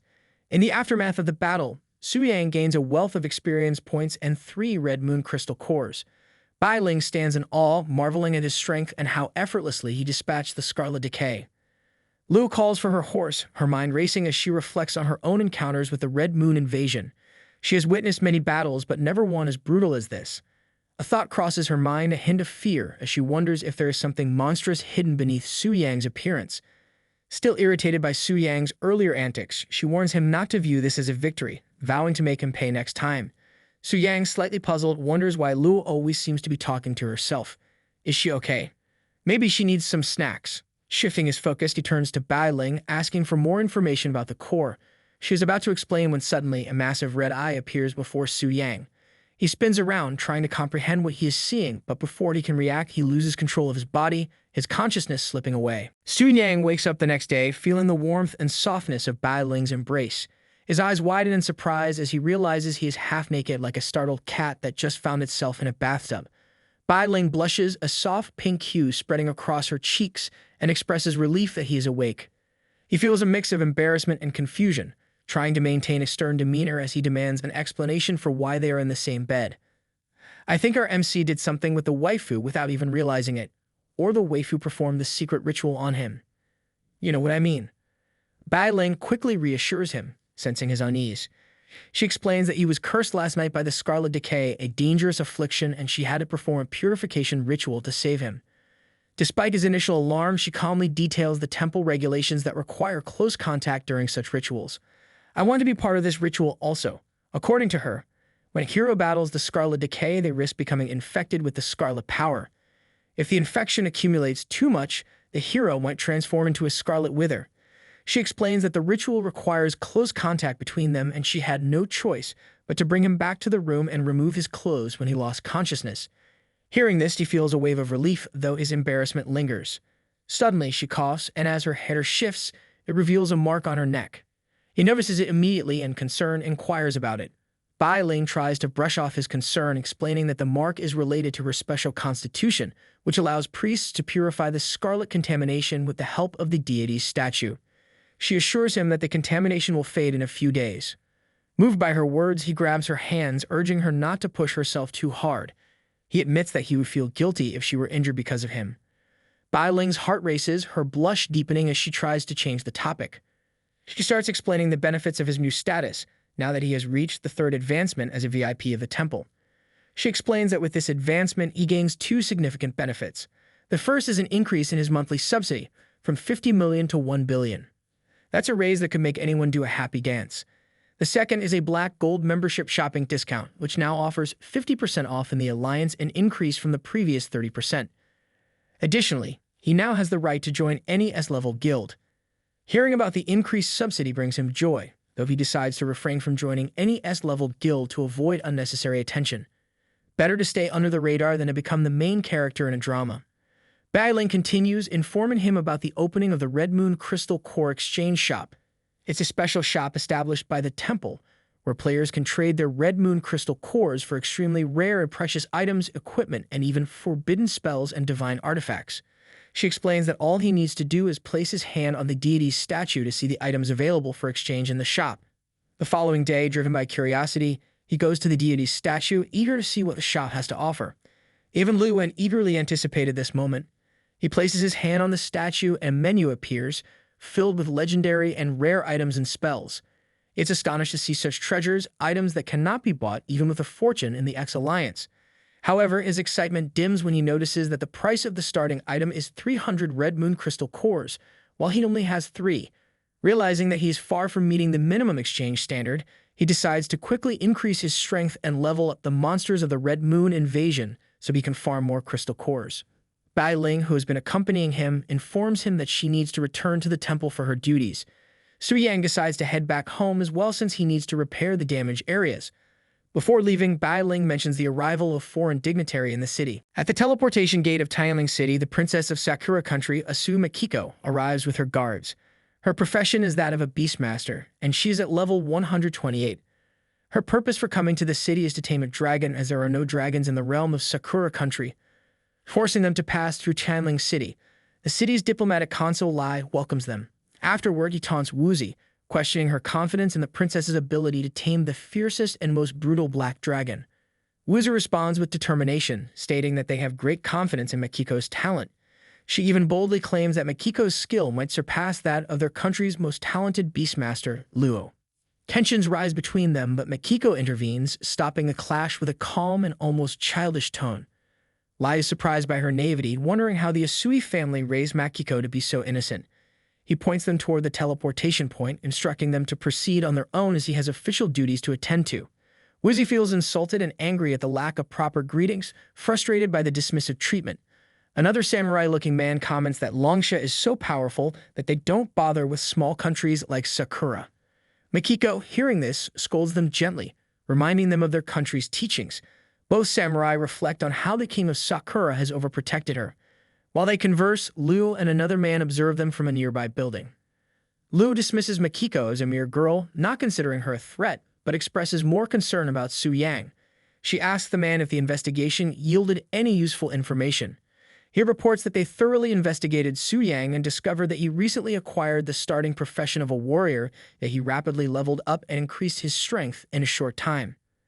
The man points out the most intriguing detail, that Su Yang has no backing, meaning he achieved everything on his own, which is truly remarkable. This revelation makes Liu more uncertain about Su Yang's true capabilities. Despite his low level, he always manages to pull off the unexpected. She wonders if Su Yang can really tame the Black Dragon. Just then, the man informs her that the foreign team is leaving. Liu shifts her attention back to Makiko, who is about to enter the teleportation point. But before she steps through, Makiko suddenly turns around and waves her hand as if saying goodbye to Liu and the man. They are both shocked, realizing that Makiko has detected them even though they were using a stealth tool. Liu, now reconsidering her earlier assessment, admits that she underestimated Makiko and acknowledges that the girl might pose a significant threat after all. Looks like she's not just a pretty face. She immediately mounts her horse, flying toward the Black Dragon Fortress, instructing the man to gather their people quickly and meet her at the fortress entrance within half an hour to prepare for the secret realm. Meanwhile, Su Yang is busy overseeing the maids as they clean the house and construction workers work on rebuilding a wall. Suddenly, a message appears notifying him of intruders challenging the secret realm and asking if he wants to connect to the boss. He confirms the connection, preparing to teleport.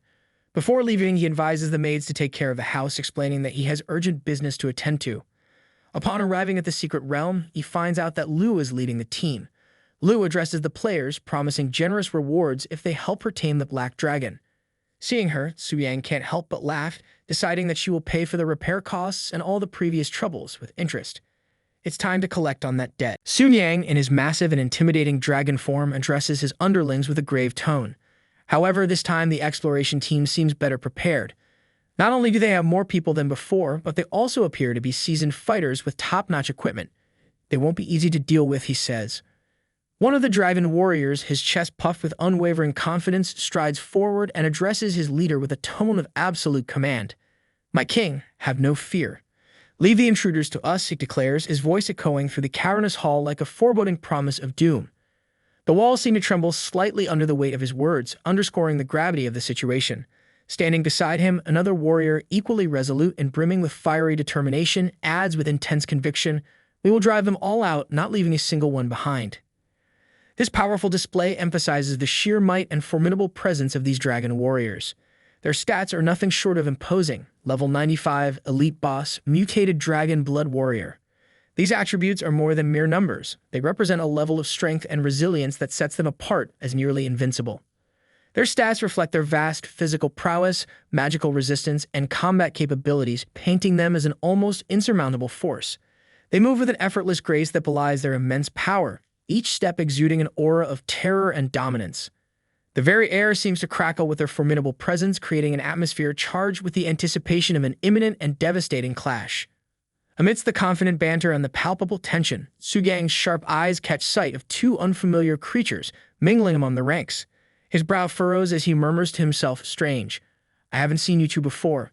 His gaze narrows, filled with a mix of curiosity and concern as he tries to piece together the significance of these mysterious new additions to the formidable dragon army.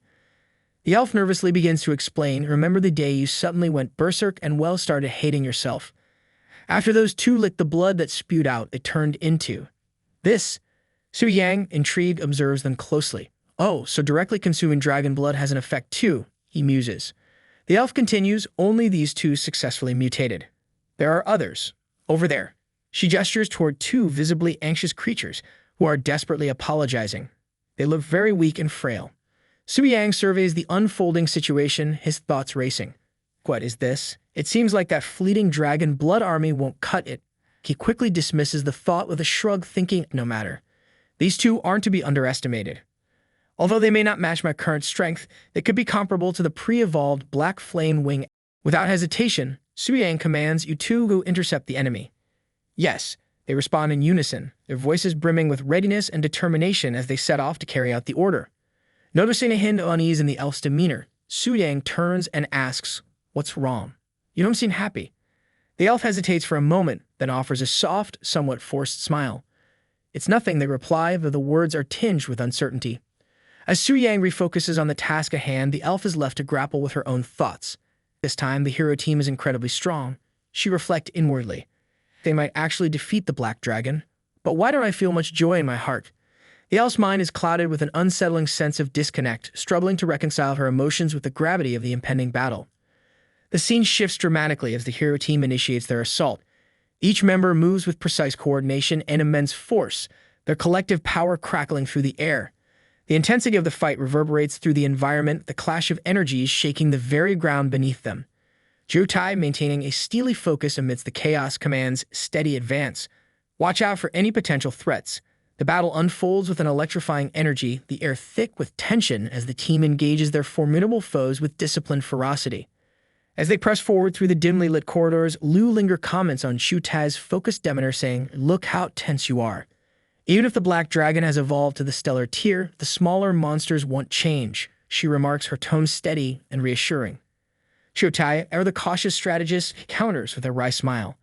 "Better safe than sorry," he replies, his gaze sweeping the area with a vigilance born from experience. Warning, the harsh, shrill blare of alarms cuts through the air, causing everyone to jump. "Attention! The lead boss is incoming," the system announces, its urgency unmistakable.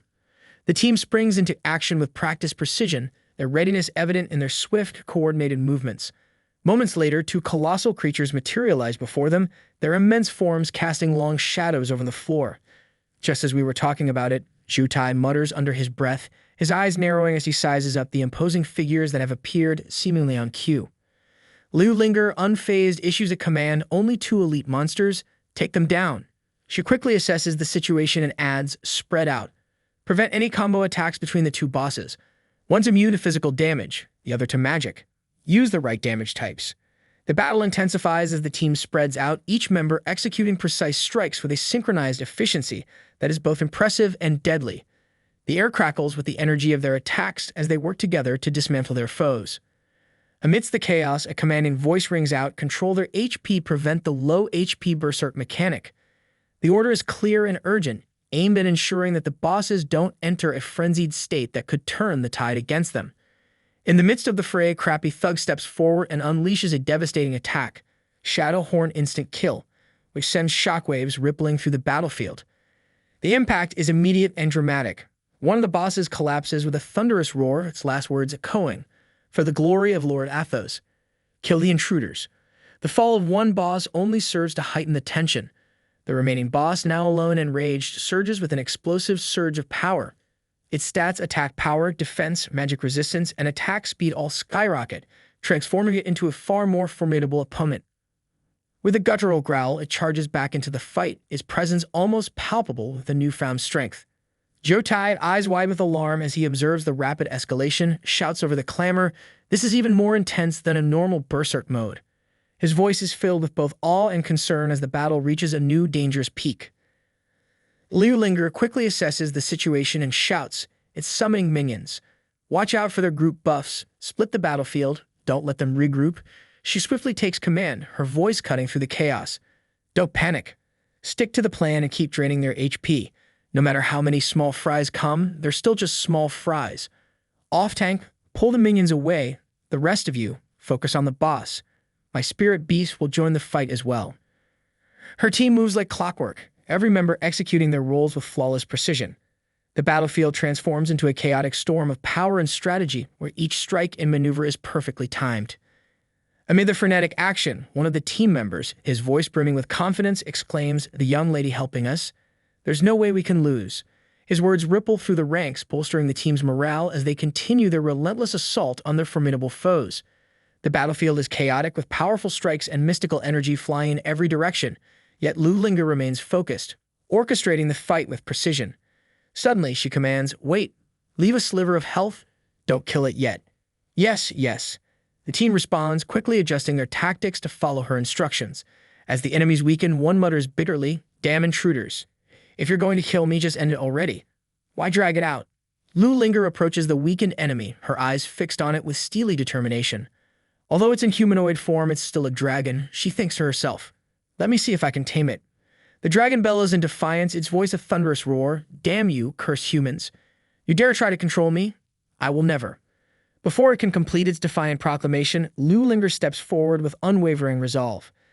With a graceful yet commanding gesture, she activates her beast-taming technique and intones, "Become my power." The dragon's fierce resistance begins to waver as its mind becomes shrouded in a haze of confusion.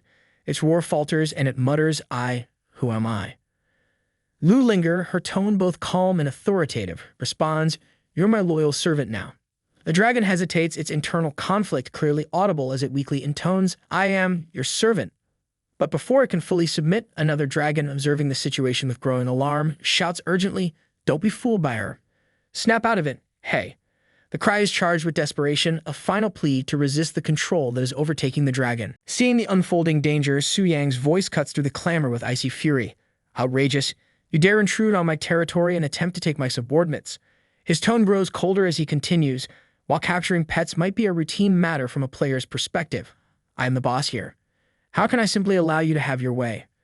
Su Yang's gaze sweeps over the battlefield, assessing the situation with a strategic eye. His thoughts churn as he considers the formidable lineup facing him. Looking at their lineup, I probably can't win, even as a stellar tier. The realization hits him hard. Do I really have to swallow this thing to try advancing? He hesitates, his eyes fixed on the strange object before him. Its expression reveals a deep internal struggle, torn between the necessity of the action and the distaste it invokes. The decision weighs heavily on him, reflecting the gravity of the moment and the stakes of the battle ahead. The elf, observing the dragon's hesitation with a mix of disbelief and revulsion, exclaims, "What is that disgusting thing? Wait, don't tell me. You're going to eat it? No way. No way." With a resigned expression and a deep sigh, Su Yang responds, "I don't have a choice. If I want to win, this is the only way." Steeling himself, Su Yang takes the plunge and swallows the object in one swift gulp. The elf, eyes wide with curiosity and a hint of dread, asks, How does it taste?" Su Yang's face contorts in a grimace of pure disgust. "Disgusting," he replies, his voice tinged with revulsion. "Slimy, and it tastes like a sewer." His reaction leaves no doubt about the unpleasantness of the experience. Before he can say more, something begins to change inside him. A sudden surge of energy courses through his body, and in an instant, a massive explosion of light erupts, blinding the entire battlefield. The ground shakes violently as a powerful golden beam shoots up into the sky, piercing through the clouds. The dragons, momentarily stunned by this sudden and extraordinary display, can only watch in awe. One of them breaks the silence, exclaiming, "A shining golden light. Could it be the Lord?" Another dragon, voice barely above a whisper, adds in disbelief, "My king." As the golden light continues to radiate, intensifying with every passing moment, Lu Linger's eyes widen in shock. She gasps, "A powerful force. It's coming from the fortress. What's happening?" Shielding her eyes from the blinding brilliance, Lu Linger is overwhelmed with a mix of surprise and realization. Something big is about to happen, she thinks, her mind racing. Her eyes widen further as recognition dawns, and she whispers, "That's." The battlefield falls silent as a massive shadow looms over the horizon. Emerging from the golden light is the fully evolved black dragon, its wings spread wide, casting an ominous darkness across the land. The sheer power radiating from its form is palpable, striking fear into all who witness it. Lu Linger gasps, her heart racing. System notifications flash. Unknown factor detected. Dungeon boss. Black Flame Wing, Black Dragon O's has undergone a mutation. The dragon, now towering and more fearsome than ever, exudes an overwhelming aura. Its evolution is complete, not just a threat, but a force of nature. More notifications appear. Boss. Black Flame Wing Athos, post-maturity stage, level 15, Radiant Moon tier. The reality of the situation sinks in as the secret realm itself ascends, matching the dragon's newfound strength. The stakes have never been higher. With cold, calculated resolve, Su Yang declares successful evolution. Next up, time to crush them. After saying this, Su Yang took flight in the sky. The entire raiding team was shocked and confused. The crappy thug started yelling, saying that it all seems like a joke. The last time Dragon advanced to Starshine rank, and now the dungeon level jumped straight up to Moonlight rank. He yelled, "What kind of prank was this?" He started yelling at the GM to come out and explain this situation. Zhutai stopped him from yelling. He said that he was shocked too, but they need to calm down first and assess the situation. The priest urged Zhu Tai that they can't handle the Moonlight rank boss right now. Lu Linger was also nervous due to this sudden development. Despite this keeping her calm, she urged everyone to stop shouting while saying that she think this might be a bug in the dungeon system. She questioned that how could a Moonlight rank black dragon progress so rapidly. Cutting her thoughts, our guy Su Yang questioned her then if she still thinks it's a bug. He mocked her saying that she is so naive and let him give her a lesson and started charging the skill. Looking at this, Zhu Tai assumed command over the situation and shouted everyone to activate defensive spells. In addition to this, he commanded to use all the damage reduction skills and asked everyone to not hold back and survive this situation. Su Yang was about to use his skill, but the entire reading team prepared by casting Mountain Barrier, Holy Light Defense Array, Century of the Earth Mother, and Enhanced Fire Resistance. With all these skills, the reading team was prepared to face the Black Dragon. Su Yang was ready and fired his massive incineration purifying fire pit. There was a loud boom in the area, and the whole area got covered in a massive firestorm. In the aftermath of this skill, 10 people were killed instantly and 6 were barely hanging on. Zhu Tai was also damaged a lot. He clenched his fist saying that it was a good thing that they didn't come unprepared. The notification window revealed that they have the Ring of Life Emerald. This ring revives the user at full health when they died in the dungeon. The effects of this ring instantly got triggered. All the dead members revived at their position with the full health. Looking at this, Su Yang noticed that they have used one-time revival item. He wondered that the exploration team really went all out this time. Lu Linger used her chain summon skill and summoned all of her beasts. According to her, the dragon had just used a big move and they can take advantage of this because according to her, the dragon will not be able to move for some time now. Hearing this, everybody launched their attack on the Black Dragon. The entire area shook from their relentless attacks. But to her surprise, all the attacks did almost no damage to the Black Dragon and she was shocked to this revelation. Zhu Tai responded saying that the heart of the dragon was already consumed by it and originally they planned to chip away Black Dragon's health slowly. The crappy thug added to this statement saying that was the plan to beat Starshine rank boss. Now the one they are facing is a Moonlight rank boss. According to him, the stats of this monster can crush all of them. He questioned Zhu Tai that how can they even wear this boss down. The Black Dragon raised its hand in the air while declaring, against the absolute power, all fancy tricks were meaningless. Someone from the group chapter that the dragon boss was about to use another skill. To add to their despair, somebody else mentioned that the damage reduction skill hasn't yet refreshed and the team has no time to defend also.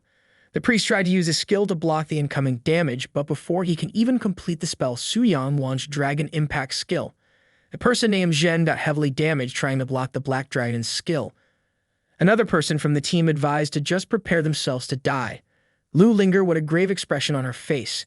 This was a totally hopeless situation for her. She realized that nearly everyone from her team was wiped out. She questioned that how can this Black Dragon be so strong? Zhu Tai started between her and Black Dragon saying that she should just run and they can try to hold the Black Dragon back so she can escape safely. She questioned saying that are you telling me to give up?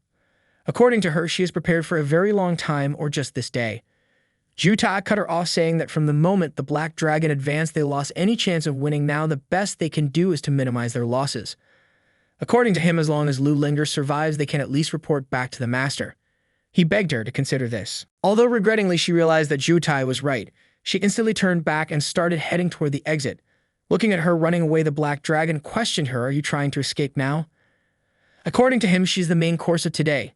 He had no intention of letting her go. Somebody used a taunt skill to distract the Black Dragon away from the mistress. Zhu Tai declared that the Black Dragon shouldn't even think about chasing the young miss. According to him, they were his opponent. Zhu Tai motivated his team saying that they should go all out and try to rip off a scale from the dragon. Su Yang understood their tactic, that they were planning to sacrifice themselves to save the young miss. In the next moment, a loud boom sound was heard. The entire area was covered with flame.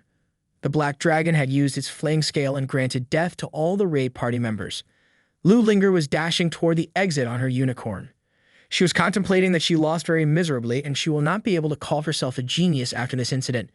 She consoled herself saying that there is hardly anyone who can subdue a Moonlight rank Black Dragon. She smiled a little saying that if she couldn't do it, neither can Asubi Makio or Su Yang. According to her, she wasn't lost yet, as long as she get back safely and find the next dragon to subdue. While she was about to finish, this thought instantly hit a wall and crashed on the ground. Well, that was not a wall she crashed into, it was our Giga Chad boy Su Yang. Looking at the towering figure of the Black Dragon, Lu Linger realized that Zhu Tai and the others weren't even able to last 1 minute against the Black Dragon. She commanded the Blue Tiger to hold the dragon off, but in the next moment she was grabbed by the Black Dragon. She started yelling at the dragon to let her go while Su Yang held her in the hand. He smacked the blue tiger with his tail. He questioned her that she is a mere human think that she can subdue the black dragon. He was about to eat her, saying that she now has to pay for her foolishness with her life. Lu Linger started crying loudly, which surprised the black dragon. While crying, she declared that she just didn't want to lose to Su Yang and Sakura Girl. According to her, she just didn't want to disappoint her dad and wanted to prove that she was the greatest beast tamer. She stated that she didn't want to be outdone and she didn't want to be eaten either. She kept crying nonstop, and Su Yang thought that she was so simple and fragile inside. He sympathized with her, saying that he got that she's just competitive, but he can't just let her go for nothing. He declared that it's fine, that he will not eat her and will give her a quick death. In the next moment, the black dragon started breathing a small amount of fire and roasted Lu Linger like a marshmallow. The system notification then confirmed her death, and Su Yang gained a lot of experience as she was a 5th transformation beastmaster. He declared that after all, humans and monsters are natural enemies, and he said that she was just unlucky that she ran into him. Su Yang stood at the center of the battlefield, breathing heavily, his eyes glowing with satisfaction as a familiar sound echoed in his mind. He had done it. Level 72. Finally, the grinding had paid off, and the hard work, relentless effort, and calculated strategies were now bearing fruit. His body ached from the intensity of the battles, but nothing could drown out the sense of achievement surging through him. He surveyed the field. Scattered around him were piles of loot, glittering like treasures from ancient legends. Platinum coins, diamond-crusted relics, rare weapons, all valuable. But for Su Yang, it had become ordinary, a ho-hum part of his dungeon-clearing routine. More platinum, more diamonds, he muttered to himself, shaking his head. May have been there, done that. The wealth didn't thrill him anymore. Once you've had enough riches to swim in like a dragon, what was more gold going to add to your life? He was no Scrooge McDuck. His attention wandered to the rest of the spoils, hoping for something, anything that would actually be exciting. He wanted more than just wealth. He wanted power. He needed items that could push his stats to the next level. As he scanned the remaining loot, something caught his eye. A ring, not just any ring, but one with a soft, ethereal glow that seemed to pulse with life. Instantly, his heart quickened. This wasn't an ordinary piece of equipment. He could feel its potential just by looking at it. Su Yang reached down and picked up the ring, carefully inspecting it. It shimmered in the light, a celestial glow enveloping its surface. A relic left behind by a great spirit master after their death. Perhaps it has been soaked in spiritual resonance for so long that even after the original owner passed away, it continued to whisper in meditation. The whisper from the ring permanently increases the wearer's spirit power by 1% each day, up to a total increase of 10%. Consumes mana to render the wearer completely immune to any mental interference for the next hour. Su Yang's eyes gleamed. This wasn't just a normal accessory, it was a game changer. It was rare for an accessory to offer both a stat boost and resistance bonuses like this, and the fact that it came with such powerful traits was mind-blowing. He had seen plenty of powerful weapons and armors, but accessories like this were few and far between. What really got him excited was the passive trait. A permanent increase in spirit power by 1% per day? That was incredible. With this ring, he could exponentially boost his power in a short time. It wasn't an immediate game changer, but it was the kind of item that would make a massive difference in the long run. Combine that with the Spirit Master's Blessing active ability, which made him immune to mental attacks, and Su Yang knew he had just found something that could tip the scales in any future battle. And then, as if that wasn't enough, Su Yang's eyes widened when he noticed the gem slot. Those were legendary. Infinite stones could continuously absorb mana from the surroundings, making sure the item they were embedded in never ran out of power. The sheer rarity of infinite stones made them priceless, and the idea of combining such a gem with the Spirit Whisper Ring was almost too good to be true. Lu Linger, you really outdid yourself this time, he said aloud, though Lu Linger was nowhere around to hear him. She had dropped some incredible loot upon her defeat, but this ring, it was beyond anything he'd expected. As Su Yang slipped the ring onto his finger, he felt a surge of energy coursing through him. His spirit power instantly spiked, and the world around him seemed to slow down as his mind became sharper. This was the kind of boost he needed. But that wasn't all. As he admired his new ring, Su Yang felt another surge of energy, this one far more intense than before. His fingers tingled, and his vision blurred for a moment before a new item appeared in his inventory.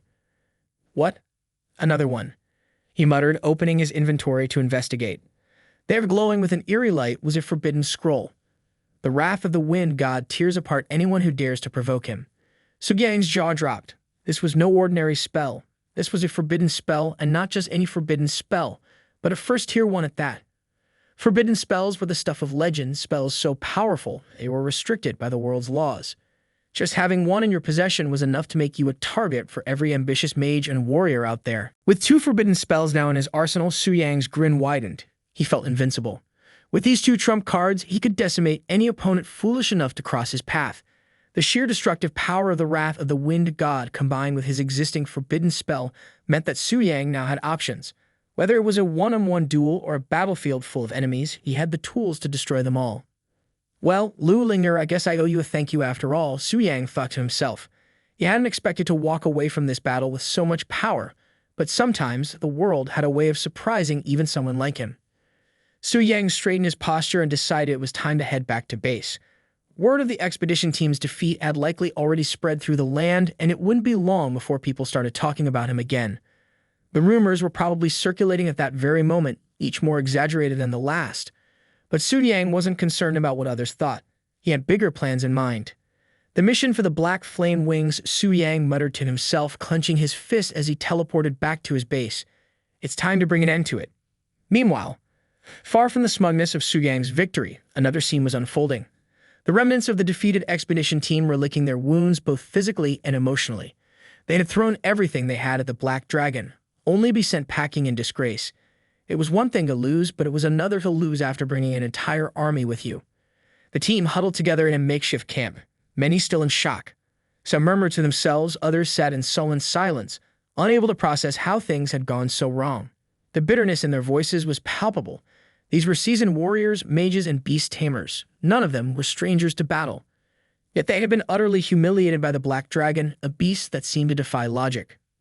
Jotai, the team's de facto leader, had been standing off to the side, listening to the complaints with a frown on his face. He had tolerated their grumbling long enough. Enough, Jotai snapped, his voice cutting through the air like a whip. We lost. Deal with it. His words silenced the group immediately. The team looked at him, waiting for him to continue. Has anyone seen the young miss? Jotai asked, scanning the group. His question hung in the air, and for a moment, no one spoke. That realization dawned on them all at once. The young miss, Lu Linger, was missing. A collective sense of dread settled over the team. They all remembered the last time when the grumpy old geezer necromancer got killed by the Black Dragon. The look on their faces was akin to that of children who knew they were about to get in trouble with their mother. Jotai cursed under his breath, his worry for the young miss outweighing his frustration. Where is she? He growled, striding off toward the edge of the camp. He had to find her, and fast. It didn't take long before he spotted her, huddled in a quiet corner, her shoulders shaking as she sobbed. She was sitting on the ground, her face buried in her hands. Her normally composed and regal demeanor had completely crumbled. Jotai's heart sank. He had seen the young miss upset before, but never like this. Miss, he started, his voice softer now as he approached her. Miss Lu Linger. She didn't respond, lost in her own world of despair. She had come here with one goal in mind: to tame the Black Dragon. As one of the most gifted beast tamers in the land, Lu Linger had believed that she could accomplish what no one else could. But she had been wrong. Her preparations hadn't been enough, and she had been soundly defeated. How can I call myself a genius monster master now? She whispered through her tears, more to herself than to anyone else. The title had once filled her with pride, but now it felt like a cruel joke. She had believed taming the Black Dragon would be the pinnacle of her achievements, but the task had turned out to be far more difficult than any of her previous conquests. I thought I could do it, she sobbed, her voice breaking. I really thought this would be it. Jotai kneeled beside her, his expression softening. He wasn't always the most compassionate person, but seeing the young miss like this tugged at his heartstrings. Miss, you're one of the best beastmasters out there. Don't let this one defeat ruin everything. Lu Linger shook her head, still crying. How can I be a genius if I can't even tame a dragon? Her voice was small and filled with self-doubt. You're not just any genius, Jotai said firmly. You're the daughter of the TNG Pavilion, and besides, no one could have predicted that the Black Dragon would evolve mid-fight. There's no shame in losing to a Moonlight Tier dragon. Lu Linger sniffled, wiping her eyes with the back of her hand. Do you really think so? Jotai nodded. Even Su Yang couldn't defeat a Moonlight Tier Black Dragon, at least not easily. Lu Linger perked up slightly at the mention of Su Yang's name. Su Yang, the infamous dungeon conqueror, had a reputation for being nearly unbeatable. If even he would struggle against the Black Dragon, maybe her failure wasn't so catastrophic after all. Besides, Jotai continued, it's not over yet. There's still the Red Dragon and the Silver Dragon. The Red Dragon is a bit weaker, but the Silver Dragon, if you could tame it, It might be the most powerful dragon ever tamed by a beast master. A spark of hope ignited in Lu Linger's chest. Taming the silver dragon. That would be an achievement no one could dispute. The thought filled her mind, and for a brief moment her tears stopped. She was already fantasizing about what it would be like to have the silver dragon by her side, its majestic form towering over all who dared challenge her. "You're right, Zhu Tai," she said, her voice gaining strength. "I won't give up. If I can't have the black dragon, then I'll tame the silver dragon. And when I do, I'll be the most powerful beast master in the world." Zhu Tai smiled. "That's the spirit, miss." Feeling revitalized by her newfound goal, Lu Linger stood up, wiping away the last of her tears. "Report the losses to the Tianji Pavilion," she ordered. "We'll cover the expenses." Zhu Tai nodded. "Understood." The rest of the team of low-lifes, who had been watching from a distance, erupted into cheers. "Long live the young miss," they chanted, their spirits lifted by her determination. They had all been worried about how she would react to the loss, but now it seemed like they were back on track. But just as they were preparing to leave, a new team appeared at the dungeon's entrance. It was Ashu Makiko, another renowned beast master, accompanied by her own team. "Could it be Miss Lu Linger?" Makiko called out, recognizing her rival from a distance. Lu Linger turned, her eyes narrowing slightly. "That's me. Are you here to tame the black dragon too?" Makiko smiled and nodded. "I am." It seems we had the same idea. The two beast masters locked eyes for a moment, a silent challenge passing between them. Makiko extended her hand for a handshake, but Lu Linger wasn't in the mood for pleasantries. Without a word, she turned away, mounted her unicorn, and rode off with her team. The members of Makiko's team were left fuming. "How rude," one of them exclaimed. "Does the bitch think she's better than us?" "The bitch is probably just upset because she couldn't tame the black dragon," another said with a smirk. Makiko, however, wasn't interested in their complaints. "Quiet," she ordered. "She's angry. Let it go." "Why are you defending her?" one of her team members asked, confused by her attitude. Makiko shook her head. "It's not about defending her. She's not our enemy. Focus on the task at hand." Her team grumbled but followed her lead, knowing better than to argue with their leader. As they approached the dungeon, they checked the status and were shocked to see that it had jumped from Starlight Tier to Moonlight Tier. "What the hell? How are we supposed to fight that?" one of the team members asked in disbelief. "It's like Longsha is playing games with us," another muttered. Makiko frowned, realizing the difficulty of the situation. Taming a Starlight Tier dragon was one thing, but a Moonlight Tier, that was an entirely different level of challenge. She quickly contacted their boss, Mr. Lai, to inform him of the situation. "Boss, the dungeon has leveled up. We're going to need more backup," she said, her tone serious. Mr. Lai, to his credit, remained calm. "I was aware of the change," he said. "Stay at an inn for now. Someone will come to assist you." Makiko sighed, but there was little else they could do for now. She and her team made their way to a nearby inn to rest and regroup. Meanwhile, the question still lingered in her mind. How had the dungeon evolved so quickly? Could it have been manipulated? The next day, a lone figure appeared at the dungeon's entrance. Su Yang had returned. He walked in as if the dungeon was his own domain, his aura radiating confidence and power. The area was quieter than it had been the day before, the remnants of the previous battle now nothing more than memories. Only one thing remained, the black dragon. "It's time," Su Yang said, his voice low and determined. "Time to put an end to this dungeon." With that, his aura flared, enveloping him in a brilliant light as he prepared for the final battle. Su Yang was standing at the edge of the fortress of the black dragon. He thought that in the past, he always connected to the black dragon boss to face the challengers who were entering the dungeon. He reminisced, saying that it is finally his turn to enter the dungeon as a challenger, and he said that he must admit the feeling was quite extraordinary, and the next moment he saw a number of wyverns heading toward his location. "Here comes the grand welcome," he talked to himself, admitted that the scene was quite familiar to his usual strategy that he used against all the challengers. But this was different strategy is not going to work on him because he is the Giga Chad. "Beasts, open your eyes wide and see who's standing for you," Su Yang yelled in a large wave of horror-aggressive tone. He emitted a large wave of aura, which pushed back all the wyverns and filled the entire area with his energy. This is the aura of Lord Ethos?" The wyverns questioned. Our Giga Chad standing heroically with both hands in the pockets and glowing red eyes. He was surrounded by a purple aura and was about to go Super Saiyan like Goku. The wyverns questioned that why does a human carry Lord Athos' aura? Then they noticed the energy and flames surrounding our Giga Chad. There's no doubt it's Lord Athos' black flame, yet lost Su Yang commanded all the dragons in angry tone. He thought that the battle with the black dragon was imminent, and he should not waste his time with these small creatures. In the next moment, he flicked his finger to summon 2 ghostly moon spirit wolves. He commanded the walls to guard this area and keep releasing the moonlight deer pressure so that all the small creatures will stay away from that area. After saying this, he started his connection to the black dragon boss. The scene changes to the black dragon, and the elf princess was sitting beside him. She commented that there was already a new challenger so soon. The black dragon took flight to the skies and headed toward this direction of the dungeon entrance. Watching the black dragon flying away, the elf princess pitted the unlucky ones who were about to become the sacrifice of the black dragon. According to her, it was always a crushing victory for the black dragon, and at this point, she had already given up on her freedom. She thought that there was no credibility in a monster's promise, hence the reason she has given up on her freedom. The black dragon then landed in front of both the wolves. Watching the black dragon landing in the area, both of the wolves were scared. The first one asked the other what should they do. There was no way that they can beat this dragon. The other wolf mentioned that this black dragon smelled like their master. Did this dragon eat him? The other was replied saying that that shouldn't be possible, because if the master was dead, they should also have been disappeared already. Ignoring their conversation, the black dragon raised his claw and thrusted it into his chest. Looking at the scene, the boat wolves thought that the black dragon was crazy. Pulling back his claw filled with golden blood, Su Yang thought that last time he noticed that when he self-harmed the black dragon, his damage reduction didn't work on itself.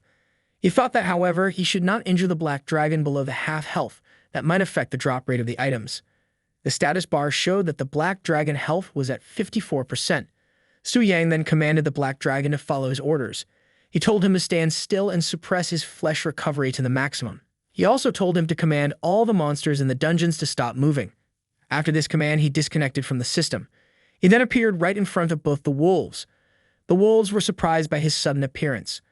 "Look, the master is still alive after all," they cheered happily. "Thanks to you, I managed to stage the comeback from a weak class." "It's impossible not to have some feelings about that," Su Yang mentioned while walking slowly toward the black dragon. The black dragon was standing still without any emotions and with a large gaping hole in his chest. Su Yang mentioned that now a new path has opened and it was time to move forward. He commanded the dragon to die and then reborn as his servant. He promised that together they will conquer even broader lands. He yelled Black Dragon Atho's name and leaped in the air toward him. The 2 wolves were behind him, ready to attack the black dragon. The black dragon was standing still without any emotions in his eyes. They were just black holes, and he was a mere puppet without any emotions and soul. Su Yang and the wolves started attacking the black dragon relentlessly. 2 hours later. The wolves were about to collapse, and Su Yang's hands were numb by just attacking the black dragon. "What is this? That's straight up cheating. It's not even fair. I was expecting a decent fight, but all I get is one side rampaging, another side getting slaughtered without doing anything." Imagine if the black dragon was fighting back a little. Our Giga Chad would have instantly become Giga Flat. Jokes aside, I feel really bad about the black dragon. A little sad, actually. While drinking a potion, Su Yang finally admitted that he understood the feeling of exploration teams. According to him, if it wasn't for his over-the-top stats plus 900% damage increase from the soul marker and extreme dual cultivation, he wouldn't even be able to break through the black dragon's defenses. Replenishing his energy, he headed toward the black dragon again, saying that just a little more and finish it in one last attempt. The saying changes to the elf princess, who was sleeping at the ground peacefully. A loud roar from the black dragon woke her up. "Is that the roar of the black dragon?" she questioned. The sky started clearing out and the fog that was covering the dungeon lifted slowly. All the dragon minions started to disappear. She realized that the aura of the black dragon has been vanished. The scene changes to Su Yang, where he realized that it was finally over. The body of the black dragon started to disintegrate into thin air. The system notification informed him that he has slain the Moonlight tier boss Black Flame Wing Ethos and gained 103.21 million experience points. Another notification confirmed that the master of the dungeon has been killed and all the monsters in the dungeons have automatically died. He gained additional 8.02 million experience points from this. His level rose from 79 to 80, a massive amount of experience. It was 3 times more than the total amount he got after wiping out dozens of 5th tier members in Lu Linger's group. As expected of a Moonlight tier boss, Su Yang muttered. The body of the black dragon then turned into a bright glowing yellow sword. "Is this the weapon dropped by the black dragon?" Su Yang questioned. He realized that it was definitely not an ordinary item. He walked toward the sword and lifted it. It was a huge sword made out of bones. A massive surge of power instantly flowed through Su Yang's body. He mentioned that the power was about to burst from his body. The notification window then informed the name of the sword. It was Dragonbone Great Sword, Devourer of Ethos. It was a sword made out of the bones of the Black Dragon. There were no level requirements and no special or attribute requirements to use this weapon. It provided 500 strength, spirit, and speed to its user. It provided 10% boost to the physical damage, magical damage, and spiritual resistance. The special feature of this sword was that when a dragon was killed by this sword, it will devour its corpse and add 10% of the dragon's attributes to the weapon. It will also not drop upon the death of the user. Feeling that instant urge to use this sword, Su Yang took an offensive stance and launched a slash toward the mountain in front. An instant surge of blue energy rushed toward the mountain, devastating everything in the path. Looking at the damage done by the sword, Su Yang mentioned that it was unbelievably strong. Although the primary state boosts were not top tier, but the key feature of this sword was growth potential. According to him, it was a terrifying feature, as expected of a weapon dropped by the Black Dragon. Then he noticed that the Black Dragon must have been the offspring of ancient Devourer. The dragon had strength compared to the other dragons in their mature stage, while it was still in its juvenile stage. He thought that was the reason of the system chose this dragon. As a bonus of killing the Black Dragon, he also received the Heart of the Dragon Slayer. The system informed that he has received the Dragon Slayer's heart. It provided 50% boost to the spirit and 100% boost to the strength. The key feature of this item was that it ignored dragon races' all talents and increased the damage to dragon creature by 500%. It also had a single-use charge that can summon the blood soul of slumbering hero to aid in the battle. After acquiring all these items, Su Yang thought that right now calling him a walking humanoid boss wouldn't be an exaggeration. He then noticed that it was finally the time for the last reward. The system then notified that a boss co-op kill was detected and started generating a boss minion. In the next moment, the Black Dragon Athos was resurrected in its full glory and stood in front of Su Yang, roaring loudly. The system completed its process and announced that the Black Flame Dragon Athos will serve him as a minion and fight by his side from now on. The Black Dragon bowed his head and Su Yang walked toward the dragon, while saying that we meet again, old friend. He gently touched the Black Dragon, saying that although erasing his mind was indeed a bit cruel, he mentioned that he should have fallen in the previous attempts. Was it a blessing or a curse? Su Yang then requested that the Black Dragon should not hold any hard feelings against him as they are partners now. He jumped on the head of the Black Dragon and said that there was no time for being sentimental right now. He commanded the Black Dragon to go to the fortress. The Black Dragon instantly took to the sky here in this command. The elf princess was walking alone in the fortress while wondering that there were no dragonkin left, which means that Black Dragon Ethos was finally defeated. She wondered that who could have killed the Black Dragon. While she was in the middle of her thoughts, she saw the silhouette of the Black Dragon in the sky. The Black Dragon started landing in front of her, and she wondered that how was this possible. She was sure that the Black Dragon died. Before completing her thought, she noticed that there was a young man on top of the dragon. The realization hit her like you guys hit the subscribe button. Indeed, it was our Giga Chad boy Su Yang. He stretched his hand toward the princess while mentioning that he has come to rescue her. She was even more confused and wondered why that there was a human on the back of the Black Dragon. The princess watches in disbelief, but before she can process what's happening, Su Yang reaches out to her with a casual, fearless confidence, saying that he's here to rescue her. Su Yang lifts the elf onto the dragon's back with smooth precision, wasting no words, just pure action. The elf, completely starstruck, can barely comprehend what she's seeing. She asks him if he really tamed the Black Dragon. Su Yang stands firm, offering only a simple nod. The impossible is now real. The Black Dragon, once feared and deemed untamable, now obedient under the control of a human. The elf princess is speechless. No one, not even the most powerful elves, had ever come close to such a feat. Yet here is this boy casually riding the very beast that had crushed the hopes of countless warriors. She wonders if he is the legendary dragon slayer. She's still trying to process it when Su Yang snaps her back to reality, urging her to get on quickly. A bit taken aback, the elf blinks before following his instruction. Su Yang wastes no time. Hold on tight, he commands as the Black Dragon takes to the skies. The elf grips tightly, her fear almost palpable, but Su Yang remains calm, steering the massive beast effortlessly through the air. The kind of confidence that says, I've done this 100 times and it's never gotten old. Glancing over his shoulder, he encourages her to open her eyes, and after some hesitation, she finally does. The view hits her like a shockwave. Mountains, clouds, and the endless skies stretch out before them, freedom, pure and unfiltered. Su Yang lets her soak in the moment, knowing it's not just the scenery but the feeling that matters. For the first time in a long while, she tastes real freedom. Glancing at the horizon, she whispers about how free she feels, as though every chain has finally been broken. Even the black dragon's eyes flicker as if it too understands the feeling, its gaze carrying a strange intensity. She wonders if it is yearning for the same freedom. Soo-yang notices the look but doesn't comment, realizing the elf has misunderstood something. He keeps his focus on the portal ahead.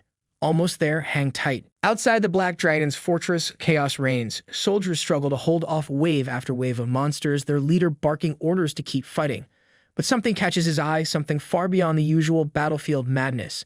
Soo-yang, with his tamed legendary black dragon, makes his entrance, and chaos quickly turns to panic. Monsters they could handle, but a dragon, that's a different level of terror. One Knight freezes, his eyes wide, struggling to process what's unfolding above him. The black dragon's massive shadow looms over the battlefield, casting a blanket of fear across soldiers and monsters alike.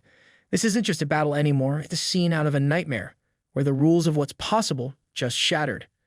And Soo-yang, calm as ever, rides that nightmare into reality. Because when you roll up with a dragon, everything else looks like child's play. As the black dragon landed with a thundering roar, the ground shook beneath their feet, sending ripples of fear through the already panicked crowd.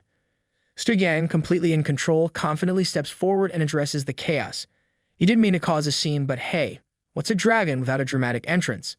His attempt to ease the tension doesn't quite land as gracefully as he hopes, but he's used to it. The elf behind him sighs. She tells him that the way he talks makes him sound like a villain, which, given his knack for entrances, isn't far off. Soo-yang suggests heading to the Lord's mansion to figure out how to return her to the elf kingdom. But to his surprise, she refuses, shyly asking if she can stay with him for now. Internally, she's a mess, embarrassed by the unspoken vow she's made to herself to marry her savior, but externally, she's trying to keep it cool. Soo-yang, however, reflects that he never had any intention of saving a princess. Now they'll be stuck with her, and let's face it, shaking off an elf with starry eyes isn't as easy as slaying a dragon. Deciding it's easier to just go with it, he agrees to let her stay.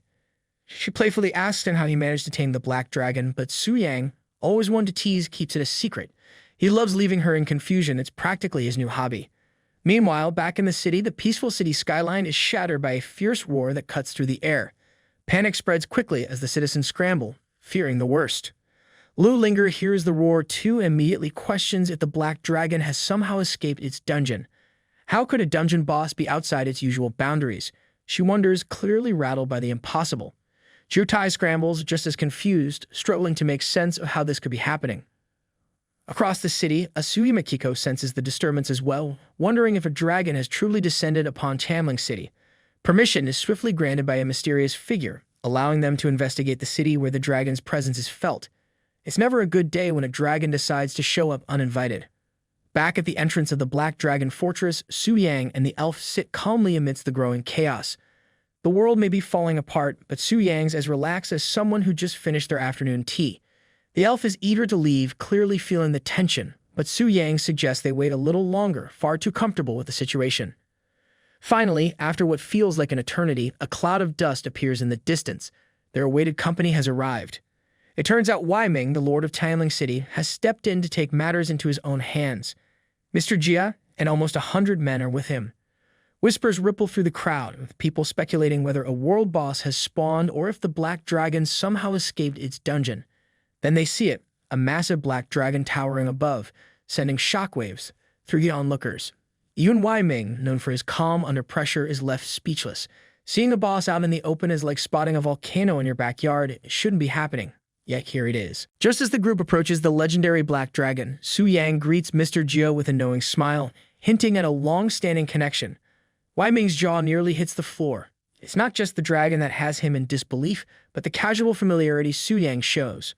Wai Ming, still struggling to grasp the situation, turns to Soo-yang, asking if he truly tamed the black dragon.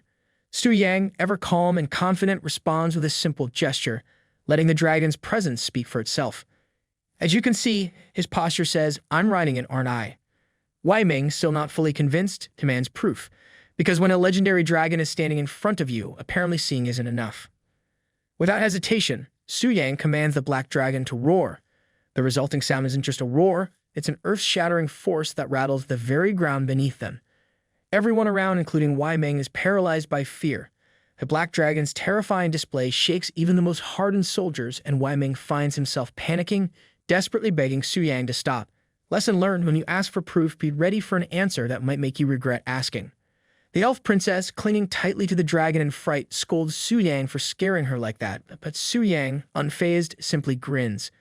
Who knew taming a dragon came with so much sass? Wei Ming, equally shaken, profusely apologizes for ever doubting Su Yang. He starts piecing together the puzzle. Could this dragon be the legendary secret dungeon egg, a rare find even after defeating such a beast? He is utterly baffled by Su Yang's strength. Taming a moonlight-tier black dragon is unheard of, especially for someone so young. Suspicion begins to grow in his mind. Could Su Yang secretly be a powerful deity in disguise? His thoughts spiral, racing to comprehend how anyone could possibly achieve such a feat. Even the Global Beast Taming Association, a group filled with powerful deities, has only one known dragon tamer. Yet here is Su Yang, casually strolling in with a dragon like it's no big deal. Wei Ming stumbles in disbelief, his mind overwhelmed. Just how powerful is Su Yang, and why has such an immense force come to this small tiling city? Silence falls across the scene as Wei Ming, realizing he's way out of his league, bows in submission, utterly stunned. Su Yang, extending his hand with a casual smile, accepts the bow with an air of someone who has done this 1,000 times before. It's hard to be humble when you're riding a dragon after all. Just then, a system notification dings in Su Yang's mind. He successfully completed the first stage of his boss mission. But before he can bask in the moment, another alert catches his attention, a notification that the next stage boss has been located, much to his surprise. Because apparently, one legendary dragon just isn't enough for Su Yang's day. Wei Ming nervously apologizes to Su Yang. He assumes Su Yang must be a prominent figure from the Global Beast Tamer Association. Su Yang, however, just stares back, clearly confused by the assumption. If he's a member, no one gave him the memo. The advisor beside Wei Ming whispers that no major figures have been recorded arriving in the city recently, leaving Wei Ming wondering if Su Yang's visit was a secretive one, possibly off the books. The advisor briefly contemplates this, but dismisses the idea, thinking there's no teleportation record that could confirm such a secret arrival. Just as the situation seems tense, Asui Makiko bursts into the conversation with a wide, beaming smile, her enthusiasm catching everyone off guard. It's like someone opened a door and let a ray of sunshine into an awkward board meeting. Wei Ming and his advisor are thrown off by her sudden appearance, but Asui, completely unfazed, introduces herself as a beast tamer from Sakura country. Clearly amazed by Su Yang, she immediately starts asking him for advice on how to tame a dragon, because, nothing breaks the ice quite like asking someone to spill their most powerful secrets. Su Yang is left speechless, staring at her boundless enthusiasm. There's a level of energy here he's not entirely prepared for.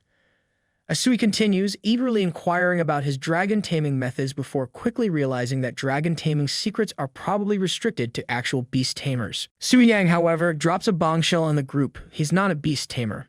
The air practically freezes around them as the shock sets in. Wei Ming and the others are completely stunned. How could someone who isn't even a beast tamer manage to tame a black dragon, something not even the Global Beast Tamer Association could pull off? The black dragon, feared and considered untamable, was beyond even the most skilled tamer's reach, yet here Su Yang, a guy with apparently no membership card to the association, just casually did the impossible. Remaining calm as ever, Su Yang merely states that he has his own method, though he keeps the details under wraps. Because when you're taming legendary beasts left and right, a little mystery goes a long way. He then politely asks Wei Ming to inform the citizens in advance so they don't panic when he flies into the city on his black dragon. Wei Ming, still reeling from everything, quickly agrees to handle the announcement. It's not every day you have to calm an entire city down over an unexpected dragon flavor. As Wei Ming rushes to make arrangements, he finds himself struck by Su Yang's humility. Unlike the arrogant show-offs who flaunt their strength, Su Yang possesses true power but carries it with a calm, quiet confidence. It's in sharp contrast to the usual look-at-me types who strut around pretending to be powerful. Su Yang, on the other hand, just flies in on a dragon and lets the facts do the talking. Asuhi, a bit hesitant, asks if she can report Su Yang's success to her teacher, who is a high-ranking member of the Beast Tamer Association. Wei Ming, eager to compare notes, chimes in, complimenting Asui's brilliance and noting how she rivals Lu Linger in skill. Su Yang notes that even Asui and Lu Linger are at same level. Their personalities couldn't be more different. It's like comparing a lightning bolt to a soft breeze, both powerful, but worlds apart. Su Yang's curiosity is piqued, especially when Asui reveals that her teacher is one of the 9 heads of the association. She hints that someone of such high status might even seek Su Yang's guidance on dragon taming. Su Yang, who can't fathom the idea of advising the top-tier beast tamers of the world, is momentarily speechless. The thought of teaching professionals how to tame a black dragon when he's not even in their club. Ridiculous. He quickly excuses himself, telling Asubi and Wei Ming that he has other matters to attend to, and suggests they can discuss things later. Before the awkwardness can grow, he makes his exit like a true hero, on Dragonback. With a swift farewell, he mounts the black dragon and flies off, leaving Asui and Wei Ming stunned.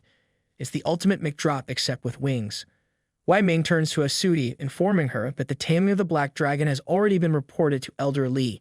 He suggests that she return to the city to rest and continue their discussions later. Asui agrees but can't help daydreaming about taming her own dragon one day. Because, let's be honest, watching Su Yang just did wonders for her goals. Meanwhile, the black dragon soars through the sky, its massive form casting a shadow over the mountains below, a sight both awe-inspiring and terrifying for anyone watching. Far off, Lu Linger watches from a distance, her eyes locked on the black dragon's impressive silhouette. Annoyance bubbles up inside her, partly at the dragon, but mostly at herself. The idea that Su Yang actually tamed the black dragon, something she had deemed impossible, leaves her stunned. Though impressed, envy seeps into her thoughts as she realizes how much further she needs to grow. Determined, she vows to become stronger, to tame her own dragon, and to one day challenge Su Yang head-on. Because nothing says rivalry goals like wanting to out-dragon your competition. Meanwhile, back in Chanling City, an announcement is broadcasted to calm the citizens. They're informed that the black dragon boss has been tamed, and they're advised not to panic if they happen to see it flying overhead. It's not every day that a city has to reassure its citizens about casual dragon sightings. As the black dragon descends into the city, its massive presence stirs awe among the people. Conversations break out, with onlookers buzzing about how such a powerful beast, once a moonlight tier creature, was defeated and tamed. They're left wondering what kind of superhuman could possibly pull off such a feat. Amidst the commotion, the maids in Su Yang's villa are minding their own business. One of the maids is working in the lawn with a broom in hand. Suddenly, the ground shakes as Su Yang lands the black dragon right in front of his house. The thunderous boom knocks the broom right out of her hands. Startled, the girl is about to panic when Su Yang steps forward, apologizing for the dramatic entrance. You never wanted this kind of attention, but when you've got no dragon garage, you do what you have to. The maid recognizes him immediately as her master and calms down, relieved. Su Yang reflects on the ironies, always tried to keep a low profile, but not being a beast tamer means he can't just tuck the dragon away into a neat pocket dimension. It's not showing off if you have no other choice, right? Turning to the elf princess, Su Yang offers her the freedom to choose any ruse she likes. He then leaves the elf princess in the capable hands of his staff while he handles pressing matters. The elf, now comfortably settled in, admires Su Yang's clean and spacious home. She's confident it will be a good place to stay, much better than the castles and courtly politics she's used to. Internally, Su Yang breathes a sigh of relief. Sure, she's a princess, but her down-to-earth attitude is a blessing, none of the princess syndrome he had feared. Turning his attention back to business, Su Yang sits down and summons the system. Almost immediately, the system responds, revealing the details of his next challenge. His heart skips a beat as the next boss is revealed to be from the Demon Abyss, a sovereign of original sin, ranked at the terrifying god tier. Su Yang, who has faced plenty of formidable opponents, is genuinely shocked. God tier, that's like skipping the last levels of the game and suddenly facing the final boss while still holding your starter gear. His mind races as he recalls the globally recognized ranking system issued by the Temple of Professions. From the 5th tier onward, every 50 levels constitute a new tier. The 6th tier is known as the Starlight tier, the 7th as the Moonlight tier, and the 8th as the Sunlight tier. Together, these are the legendary tiers, and above them all is God tier. And now he's about to face one. No pressure. The system lays out the rankings in full detail, explaining how the God tier sits at the pinnacle of a long and arduous journey, which includes passing through the Starlight, Moonlight, and Sunlight tiers. Only those who complete the Trial of the Gods can ascend the Godhood staircase to reach this exalted level. Su Yang can't help but think how extreme this leap feels. One moment he's taming a Starlight tier dragon, and now he's being matched against a God tier boss from the Demon Abyss. That's like skipping high school and going straight to running a multinational company. As Su Yang contemplates this next phase of his journey, he reflects on how his own transformation has progressed since taming the black flame-winged Athos. What new doors will this connection open? Curious, he summons his connection, and the process begins. Swirling energy engulfs him as his body undergoes a transformation, preparing him for what lies ahead. Suddenly, Su Yang finds himself into the body of the God tier boss from the Demon Abyss. The sheer size and overwhelming aura of the creature nearly takes his breath away. Its stats are off the charts, its strength beyond belief, its speed nearly impossible to track, and its resistances make it almost invincible. Physical damage has minimal effect on him. Fire and water barely scratch him. He has a strong hold in darkness and is untouchable. But there's one glaring weakness: light. Su Yang studies the boss's talents carefully, trying to formulate a strategy. The boss controls everything in the abyss, which would be bad enough, but then Su Yang discovers the worst part: it can revive its subordinates endlessly. And the most terrifying revelation is that the boss itself can resurrect as long as any demon in the abyss survives. It's like trying to kill a boss that comes with an endless supply of extra lives. The realization sinks in: if anyone wants to defeat this monster, they'll have to erase every single demon in the abyss. All of them. The enormity of the task feels borderline impossible. As he absorbs the system's explanation, Su Yang learns more about the demon abyss itself. Unlike typical dungeons, this place is a vast, dark rift that connects to the human world, functioning almost like a gateway. It's akin to the Elf Kingdom or Dragon Kingdom. But where those places are filled with peace, the abyss is a realm teeming with demons and unimaginable danger. Every country has its own entrance to the abyss, making it accessible but also incredibly perilous. Each level of the abyss descends deeper into chaos, and with each step, the demons grow stronger. Even the first floor is no joke, with demons starting at level 40, making it one of the most dangerous locations known to adventurers. It's like starting a marathon by running through quicksand, while being chased by monsters. Su Yang finds his mind racing as he analyzes the demon abyss. This place isn't just a dungeon, it's a whole different beast, a rift to another world, filled with endless challenges that would give even the bravest adventurer nightmares. The deeper you go, the stronger the demons become, and it's the sheer depth that turns it into a living nightmare. The furthest humanity has ever reached is the 386th floor, conquered by elite SS-ranked guilds like the Ring of the Archmage and Knights Sanctum. These guilds don't just visit the abyss, they practically rent out space there. For now, Su Yang knows those guilds are far out of his league, but one day he'll count them as rivals. First, though, he has to focus on the impossible task in front of him, facing a god-tier boss. The boss's revival abilities alone are enough to make anyone throw in the towel, but Su Yang, he's not about to back down. He scans the area, taking in the thrones meant for the 7 kings of sin, noting how only 4 of them glow with life, while the other 3 sit in darkness, their former occupants defeated by adventurers before him. Being in the body of a god-tier boss, Su Yang reflects that this is his chance to flex, quite literally, by unleashing the boss's second talent. With a casual wave of his hand, he taps into the power of sovereignty, the overwhelming authority of the Lord of Original Sin, and uses the resurrection skill. Purple energy begins to swirl around him, thick with malice, as it pulls at the runes scattered across the arena. Suddenly, one of the dark thrones ignites, flames crackle to life, and King Beelzebub, the gluttonous, is resurrected. Beelzebub's grotesque form emerges from the throne, dripping with hunger and raw power. It's the kind of monster that would make you lose your appetite and probably your lunch. The sheer presence of this creature is suffocating. Beelzebub, a Blazing Sun tier boss, boasts massive stats, 20 million HP and strength beyond normal comprehension. And with that stat sheet, you'd expect him to be ruling the kingdom, not kneeling like a disgraced henchman. Yet there he is, kneeling before the sovereign, ashamed and begging for forgiveness. It's almost sad if it weren't so gross. Su Yang's eyes glow with disappointment, clearly unimpressed with what was supposed to be a grand revival. This wasn't the revival that he had expected, as it is only a mere sunlight tier king. What kind of weakling did he bring back?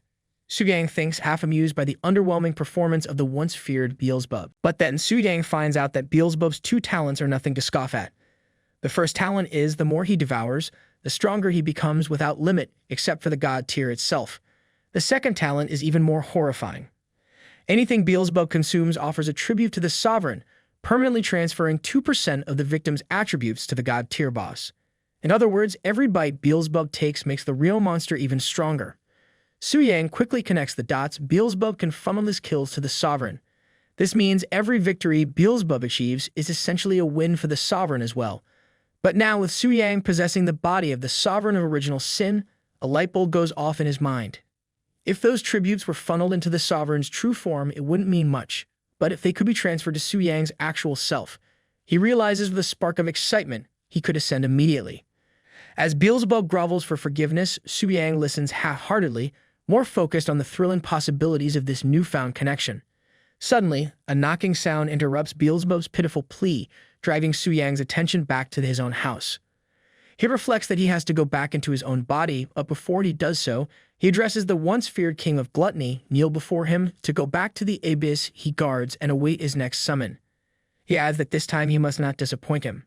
Beelzebub, once feared across the realms by demons and humans alike, now looks more like a wit dog than a king.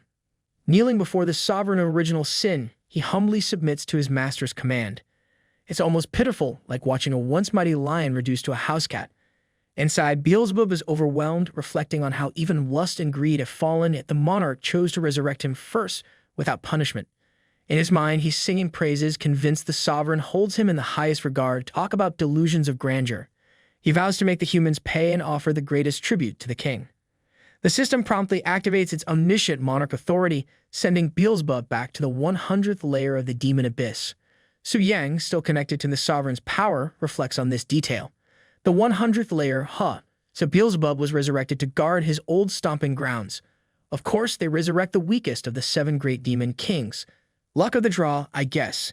Su Yang shakes his head, bemused by the situation. Disconnecting from the system, Su Yang returns to his own body, sitting cross-legged on the floor of his home.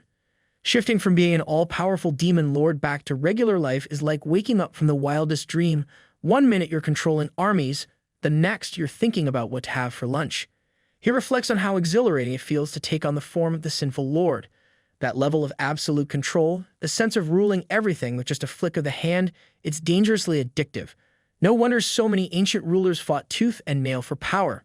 Su Yang can't help but wonder when, if ever, he'll reach that same level of dominance. After all, who wouldn't want to wake up feeling like a boss every day? Before he can sink too deep into his thoughts, a persistent knock on the door snaps him back to reality. As much as he'd love to daydream about ultimate power, there's always someone needing something typical. His maid outside calls for him, asking if he is there. Su Yang sighs, turning toward the door as he tells his maid to hold on. Opening the door, he's met with the news that City Lord Wai Ming has arrived and wishes to speak with him personally. Su Yang nods, stepping out to meet Wai Ming, who eagerly greets him. The City Lord looks like he's been waiting for this moment, practically vibrating with excitement, as if meeting Su Yang is the highlight of his week.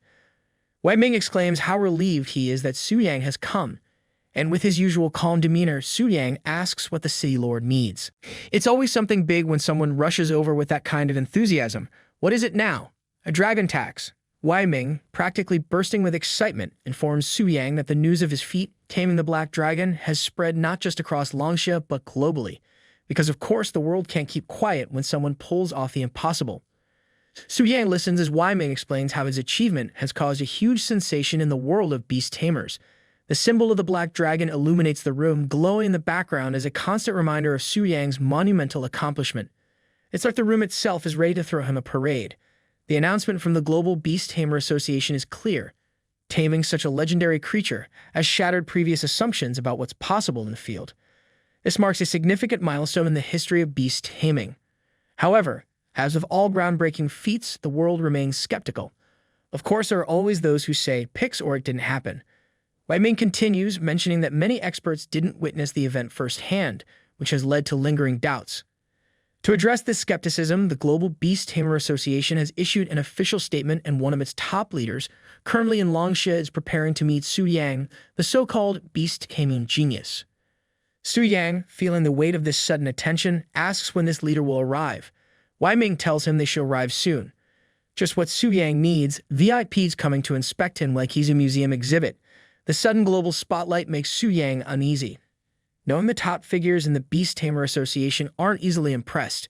These people have tamed creatures he hasn't even heard of, and now they're coming to scrutinize his work. No pressure, right? Meanwhile, at the Tanling City Transport Hub, Lu Linger and her subordinates try blending into the crowd. Unexpectedly, Lu Linger is avoiding the VIP passage, preferring to move discreetly with the masses. It turns out an important figure is about to arrive here. As tension builds, whispers spread like wildfire through the area. Make way, everyone, make way. The crowd stirs, excitement rippling through as all eyes turn to the new arrival. Something big is happening and everyone can feel it. Hearing the commotion, Lu Linger wonders what all the fuss is about. It's rare for a crowd to buzz like this unless something huge is about to go down.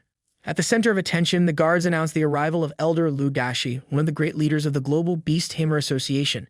His presence causes a stir and the crowd parts eagerly to make way for him. Elder Lu Dashi greets the onlookers with humility, apologizing for any disturbance his arrival may have caused. As if anyone's actually bothered, half the crowd looks like they're about to ask for his autograph. His reputation as one of the most respected and mysterious figures in the beast-taming world only adds to the air of awe around him. With his calm and dignified aura, Elder Lu quickly becomes the focal point of the entire area. It's not every day you get to see a legend in the flesh after all. People whisper excitedly that it's a rare sight to see him in person, and the buzz only intensifies when he addresses Lu Linger, the young lady from the Tianyi Pavilion, expressing surprise at seeing her there. They exchange pleasantries, and even Elder Lu shows clear respect for her position in the world of beast tamers. Clearly, Lu Linger isn't just another face in the crowd. The young lady, however, reveals her frustration and disappointment. She admits that she wasn't strong enough to tame the black dragon, a feat that would have solidified her position as Longxia's top beast tamer. With a resigned smile, she acknowledges that her title may soon belong to someone else. Elder Lu Dashi, always composed, gently advises her not to place too much value on titles and superficial achievements. He encourages her to focus on what truly matters in the path she has chosen, because when a legendary elder gives advice, it's not the kind you roll your eyes at. Elder Lu reminds her of what is truly at stake: the dragon spirit's secret realm. This special realm, connected to the land of dragons, offers incredible rewards for those brave enough to venture inside. But there's a catch. The requirements to enter the dragon spirit's secret realm are strict. One must have a dragon companion to qualify. And of course, dragons aren't exactly something you can pick up at the local pet shop. Currently, only one person in the world has such a companion, Valeria from the Eagle United Federation. Elder Lu recounts that many, himself included, have tried to tame dragons, but none succeeded like Valeria. Lu Linger listens carefully, her mind already racing. Elder Lu continues sharing the insights from his teacher's research. According to the findings, the stronger the dragon companion, the greater the blessings and rewards one can obtain in the dragon spirit's secret realm. This is why Lu Linger had sought to tame the black dragon, believing that its unmatched strength would bring the highest benefits. Because why settle for a regular ride when you could have the Ferrari of dragons? Lu Linger, ever determined, expresses that now, because she has failed to tame the legendary black dragon, she is eyeing for the silver dragon. While not as formidable as the black dragon, it still leaves above the red dragon in terms of potential. It's a step down, sure, but still a worthy challenge, and definitely more manageable than the death wish that is taming a black dragon. Elder Lu advises her to be patient, reminding her that the Tianyi Pavilion has already secured the white dragon's secret realm, a significant achievement in itself. He suggests that instead of rushing into another attempt, she should join him to meet the mysterious beast-taming genius who has captured the world's attention. But just as quickly, Lu Linger suddenly remembers something urgent and rushes off, clearly uninterested in meeting Su Yang. Because when you're on a mission to prove your own strength, running into someone who just casually tamed a black dragon isn't exactly on your to-do list. Her pride keeps her focused on her own plans, and Elder Lu watches her depart with a knowing smile, amused by her strong sense of independence. Meanwhile, Wei Ming and Su Yang prepare to meet this mysterious genius, the man of the hour who, unbeknownst to them, is already in their midst. Just then, they hear a powerful roar that can only mean one thing: the arrival of the Elder. But just as he's about to land with all the grandeur he envisioned, Su Yang's legendary black dragon opens its eyes, fixing a sharp, menacing glare on the flaming beast. The reaction is instant. The flaming beast halts mid-air, frozen in shock. You could practically see its thoughts. Nope, not today. The fear of the black dragon engulfs the flaming creature, paralyzing it. Then, with the kind of authority that only a dragon of legend can command, the black dragon lets out a mighty roar, sending a shockwave that rattles the very air around them. Elder Lu, for all his grandeur, barely holds on as his mount struggles to steady itself. It's the kind of moment where you realize your fiery and majestic beast is basically a nervous cat in front of a lion. Realizing that his flaming beast is nothing more than a piece of shit, Elder Lu abandons the idea of landing on his beast entirely. Better to spare what little dignity remains. He leaps off and lands himself, trying to salvage the moment. Wei Ming introduces himself, politely greeting Elder Lu and pointing out that Su Yang is the genius tamer who mastered the black dragon, in case the glowing, legendary dragon wasn't enough of a clue. Elder Lu's eyes light up in genuine amazement. For once, even he is caught off guard. The idea that someone so young could tame a black dragon is almost too much to believe. He praises Su Yang, remarking that such a feat is nothing short of remarkable. The young are destined for greatness, he reflects, clearly impressed. Su Yang, ever humble, brushes off the praise, downplaying it as mere luck, as if taming the most dangerous creature in the world happens by accident. Elder Lu laughs heartily, telling Su Yang there's no need for modesty. You're the first to tame a black dragon, be proud. With a nod, Elder Lu makes a surprising offer, an invitation to join the Global Beast Tamer Association. But Su Yang hesitates, and Elder Lu immediately picks up on it. Concerned, the Elder asks if something is troubling him. Su Yang sighs, knowing this conversation is going to take a turn. He informs Elder Lu Dashi that he isn't actually a beast tamer and therefore can't join the association. You could almost hear a record scratch. Elder Lu, completely taken aback, blurts out in disbelief, "Wait, what? Not a beast tamer?" Subiyang, calm as ever, confirms it, showing his ID, level 80, magic spirit weapon warrior. See, I'm not joking. The look on Elder Lu's face is priceless as the realization hits. A warrior. Shock spreads through the elder's entire demeanor as he tries to process what he's just learned. It's like finding out someone climbed Everest barefoot. Just as Su Yang turns and begins walking away, Elder Lu, still speechless, calls out for him to wait. Elder Lu Dashi decides to inform the Global Beast Taming Association about his encounter with Su Yang, sending a series of rapid messages between the association's elders. It doesn't take long before the conversation explodes with reactions. Elder Lu opens the discussion, calmly stating that he's met Su Yang, the young man who tamed the legendary Black Dragon, which in this crowd is the equivalent of saying he just met someone who discovered the Fountain of Youth. Elder Zhao Han immediately responds, questioning why there's any hesitation and whether Su Yang has agreed to join, because clearly, who wouldn't jump at the chance to join the most prestigious beast taming club in the world? Elder Trump from the Evil United Federation jumps in with his usual confidence, claiming their organization is the strongest, and of course, Su Yang has no reason to refuse. Because, if you have dragons, why wouldn't you want to be part of the cool kids club? Elder William Smith, ever the diplomat, congratulates Longxia on having another genius in their ranks, while Valeria, the only other person to have tamed a dragon before Su Yang, eagerly chimes in. She's clearly excited to no longer be the sole dragon whisperer in the room. But just as the excitement reaches its peak, Elder Lu drops a bombshell that silences the group. Su Yang is not a beast tamer, he's a warrior-class professional. Cue the record scratch. Elder Lu can practically feel the collective gasp from the other elders through the screen. It's like finding out the star of a cooking show doesn't actually know how to cook. President Heralina of the Siberia Northern Plains, quick on her feet, suggests offering Su Yang honorary membership. Because if you can't recruit him the traditional way, why not bend the rules until they fit? 9 elders immediately like the idea. In the world of beast tamers, that's as close to unanimous agreement as you get. Standing before Su Yang, Elder Lu adopts a warm but clearly calculating expression. He's trying to make this pitch sound like a friendly invitation, but it's pretty clear he's already planning out the next step. After explaining the association's decision, he offers Su Yang honorary membership, giving him access to all the benefits of the Global Beast Tamer Association. Because when you've tamed a dragon that's basically a living legend, they're willing to look past the whole, not actually a beast tamer thing. Su Yang listens, his faint smile betraying a touch of caution. He's not buying the no-strings-attached angle. Su Yang's mind races, there's no such thing as a free lunch, and he knows there's more to this offer. He asks rather bluntly what exactly they want from him.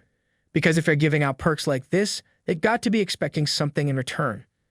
Elder Lu, with a wave of his hand, reassures Su Yang that it's nothing too special, just a few lessons on how to tame a dragon. Only 10 people. Nothing major, right. But Su Yang's mind kicks into high gear. These aren't just any 10 people. These are the beast taming world's elite, a president included. It's not exactly a crowd you can just shrug off. The benefits of joining an SSF-ranked guild are tempting, though, and it would be a real shame to pass up that kind of opportunity. After a moment's thought, Su Yang looks at Elder Lu and agrees to give the lectures, though he's quick to point out that his experience might not be all that helpful. After all, taming a legendary black dragon wasn't exactly something you'd find in a beast tamer's guidebook. Maybe they'll just throw in some dramatic pauses for effect. Elder Lu chuckles, admitting that even Valeria, the only other dragon tamer, gave a lecture once, and it wasn't exactly groundbreaking either. It's comforting in a way. Personal experiences don't always offer replicable results, and everyone knows that. It's just an opportunity for people to hear his story and maybe learn a thing or two. No pressure at all. With a slight grin, Su Yang nods. He agrees to join the Global Beast Tamer Association. But in the back of his mind, he's already plotting his next move. If it's personal experience they're after, he might as well have a little fun with it. Beast taming leaders, get ready. His version of events might just be the most creative story I've ever heard. Since the merging of games and reality, the world was forever changed by the descent of transfer statues, marking the creation of the Transfer Temple. In an effort to manage these unprecedented events, the World United Council designated a specific area at the very center of the world, soon known as the Holy City, home to the Transfer Temple headquarters. At the heart of this temple stands the enigmatic Euphemia Vega, the divine high priestess. Her identity remains a mystery, her name surrounded by rumors and legends. Because, of course, every overpowered figure needs to be wrapped in mystery. It's practically a rule. Euphemia has never once left the holy city, and her origins, true power, and even her level are completely unknown. For all anyone knows, she could be level 1 or 1000. It's anyone's guess, and that uncertainty is more terrifying than any stat sheet. Clad in radiant attire, she exudes an aura of authority and divinity, commanding respect and fear without even lifting a finger. Basically, she's the kind of person who walks into a room and everyone suddenly remembers they have somewhere else to be. The only documented event involving her occurred 10 years ago, during an infamous clash with Augustin, the president of the SSS rank Guild Ring of the Mage God. Augustin, after ascending to demigod status through completing the Trial of the Gods, sought to test the power of the elusive High Priestess. Because what else do you do when you hit demigod status? Challenge the most mysterious and overpowered figure around, obviously. Augustin stood at the peak of power, known as the 9-turn Element Destroyer, with his level reaching an impressive 300. His strength was unmatched, and with confidence, some might call it arrogance, he launched a barrage of multiple forbidden curse attacks, each infused with immense elemental force, flames, ice, and thunder converging in a display that would make lesser beings break out in a cold sweat.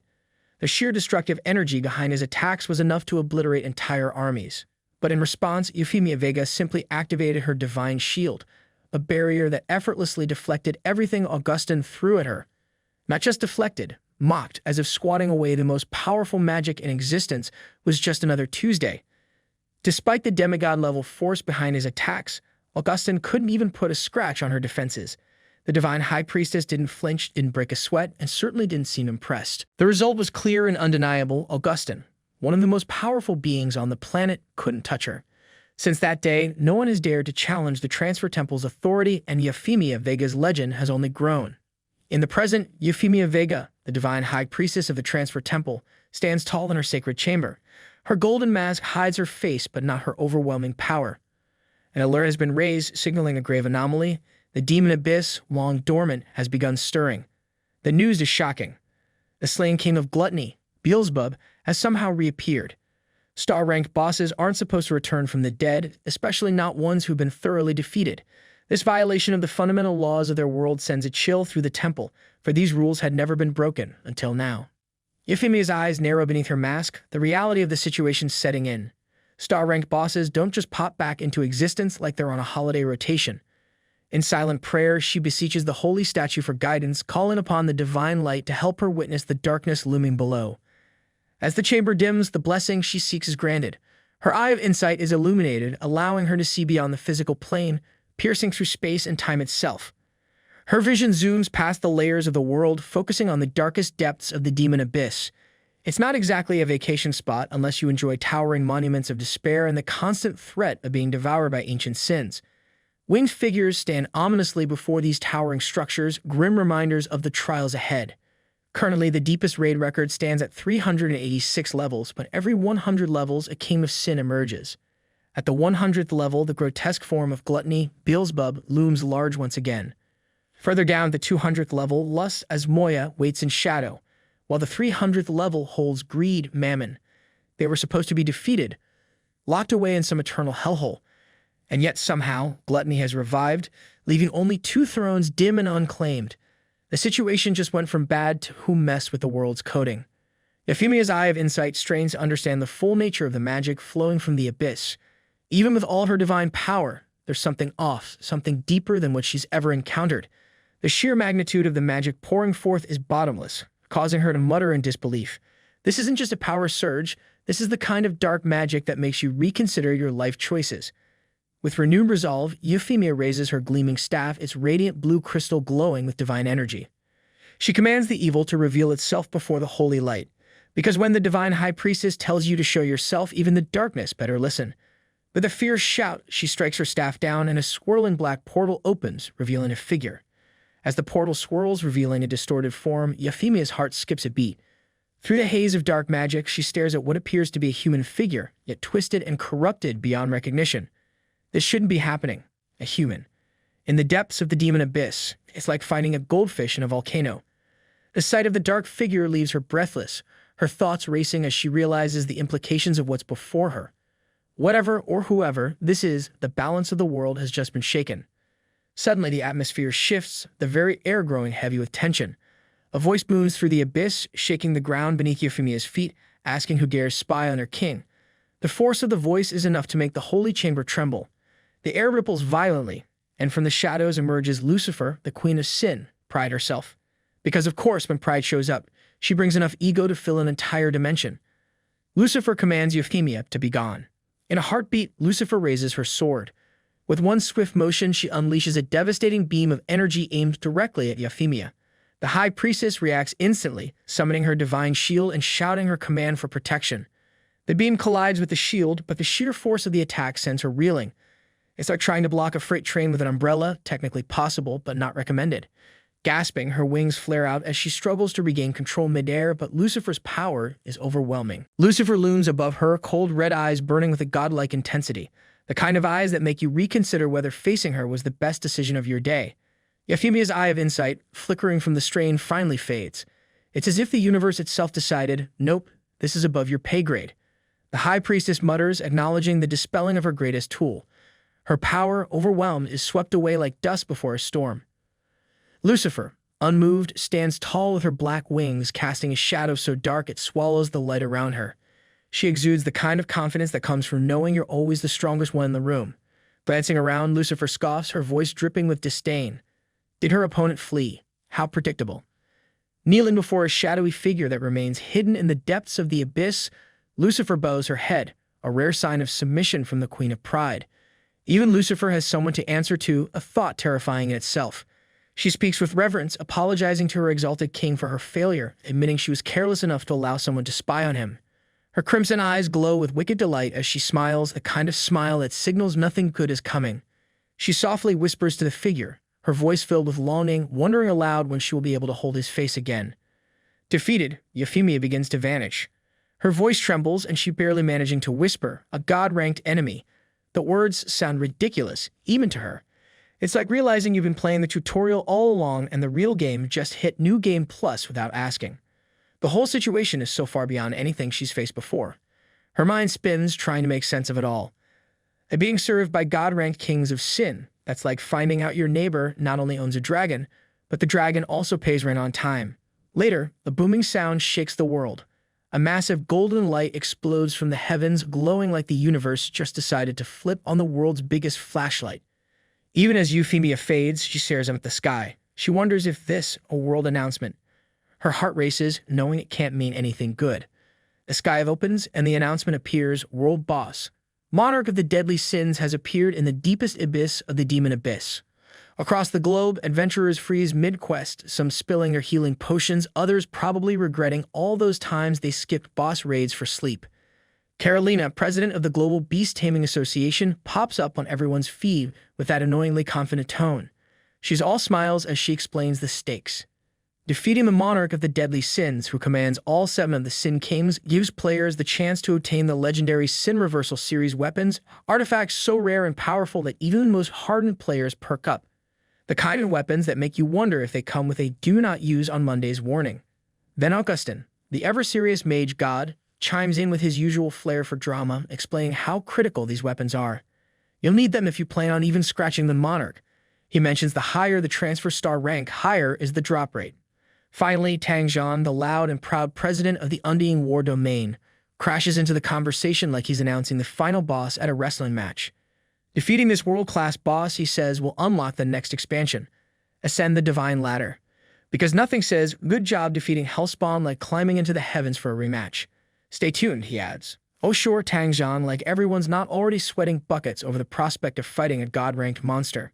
Some players are practically vibrating with excitement, while others are already typing looking for group faster than they've ever moved in-game. Meanwhile, Su Yang stands in front of the Grand Cathedral, processing all this. He wonders if he has just become a world-class boss. Bai Ling, still grappling with the sheer magnitude of the unfolding events, exclaims, this is huge. Elder Lu Dashi turns to Su Yang, looking slightly awkward. He explains that he has to leave for a bit, as the president of the Global Beast Tamer Association is calling him into a meeting. Apparently, even in a crisis, there's paperwork and meetings to attend. Lu assures him that he's already completed the membership process so they can catch up later if anything comes up. Su Yang waves him off with a smile, the kind of no worries that only someone who's now a world-class boss can pull off.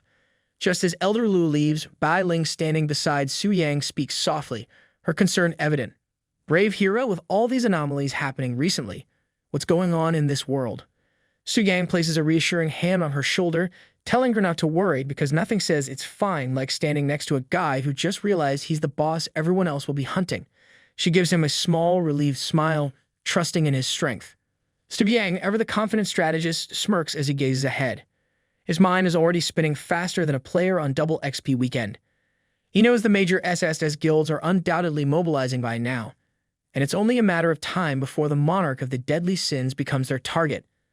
But before the chaos erupts, he needs to make his own preparations, because if there's one thing Su Yang isn't going to do, it's wait around to be raided like some NPC. His thoughts narrow with laser-sharp focus. The Kings of Sin drop unique, limited Sin Reversal Series weapons, god-tier items that are essential for defeating the monarch of the deadly sins. And because when it comes to endgame loot, Su Yang is more determined than a loot goblin in a dungeon raid. These weapons could provide a massive boost to his already considerable power. After all, who wouldn't want an artifact that sounds like it could reverse sins? But then it hits him like a rogue spellcaster's crit. If he, as the monarch of the deadly sins, defeats the Kings of Sin, could they drop the Sin Reversal Series weapons for him too? A world-class boss farming his own minions for god-tier loot, it's like realizing you could rig the final boss fight to win the ultimate prize. The idea sparks a flicker of ambition in his eyes. Su Yang pauses for a moment, a sudden realization dawning on him.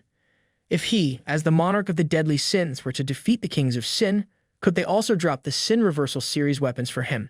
His mind races, piecing together the possibilities like a gamer planning the ultimate exploit. As the ruler of the Abyss, the original Sin Monarch, it's only natural that his subordinates would dedicate themselves to him, right? After all, he can resurrect them without much burden. He contemplates further, watching the glowing orbs around him.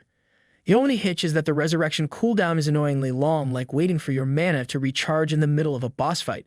Su Yang's thoughts churn as he stands before the golden statue of the divine high priestess, mentally strategizing. If only he could shorten that cooldown, he'd have a near-perfect farming loop. As his mind whirls, another thought strikes him. The current strongest professionals are only at semi-god rank, but with the next patch, Ascension Ladder, it seems that defeating the original Sin Monarch is the key to true ascension.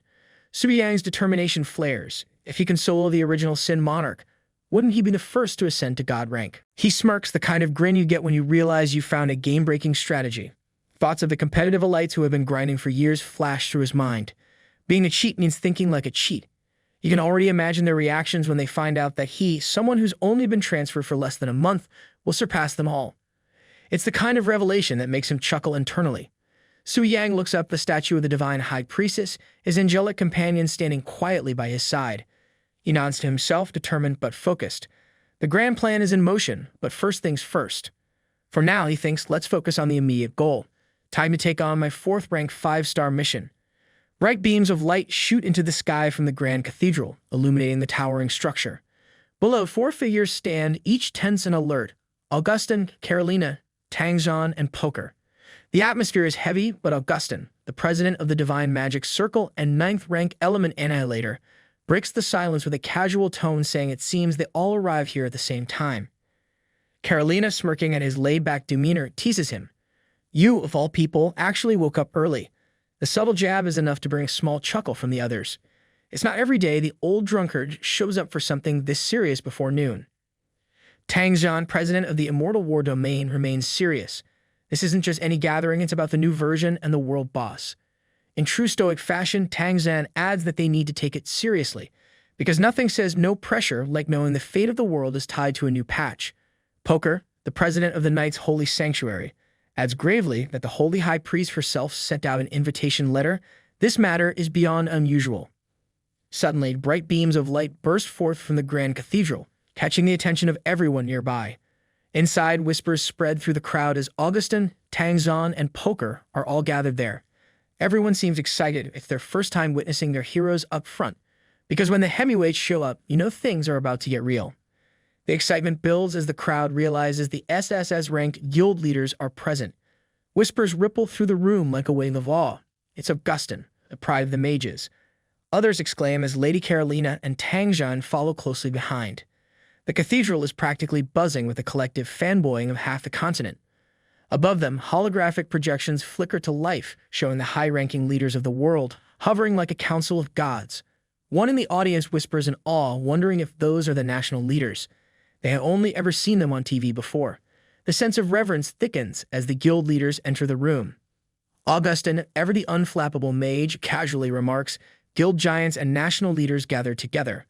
Looks like we're in for a good show." Because when you're one of the most powerful figures in the world, even a potential world-ending threat feels like something you can comment on like it's the latest sports game. The divine high priestess, standing with a radiant aura that seems to glow even brighter as she speaks, addresses the assembly of the world's strongest leaders.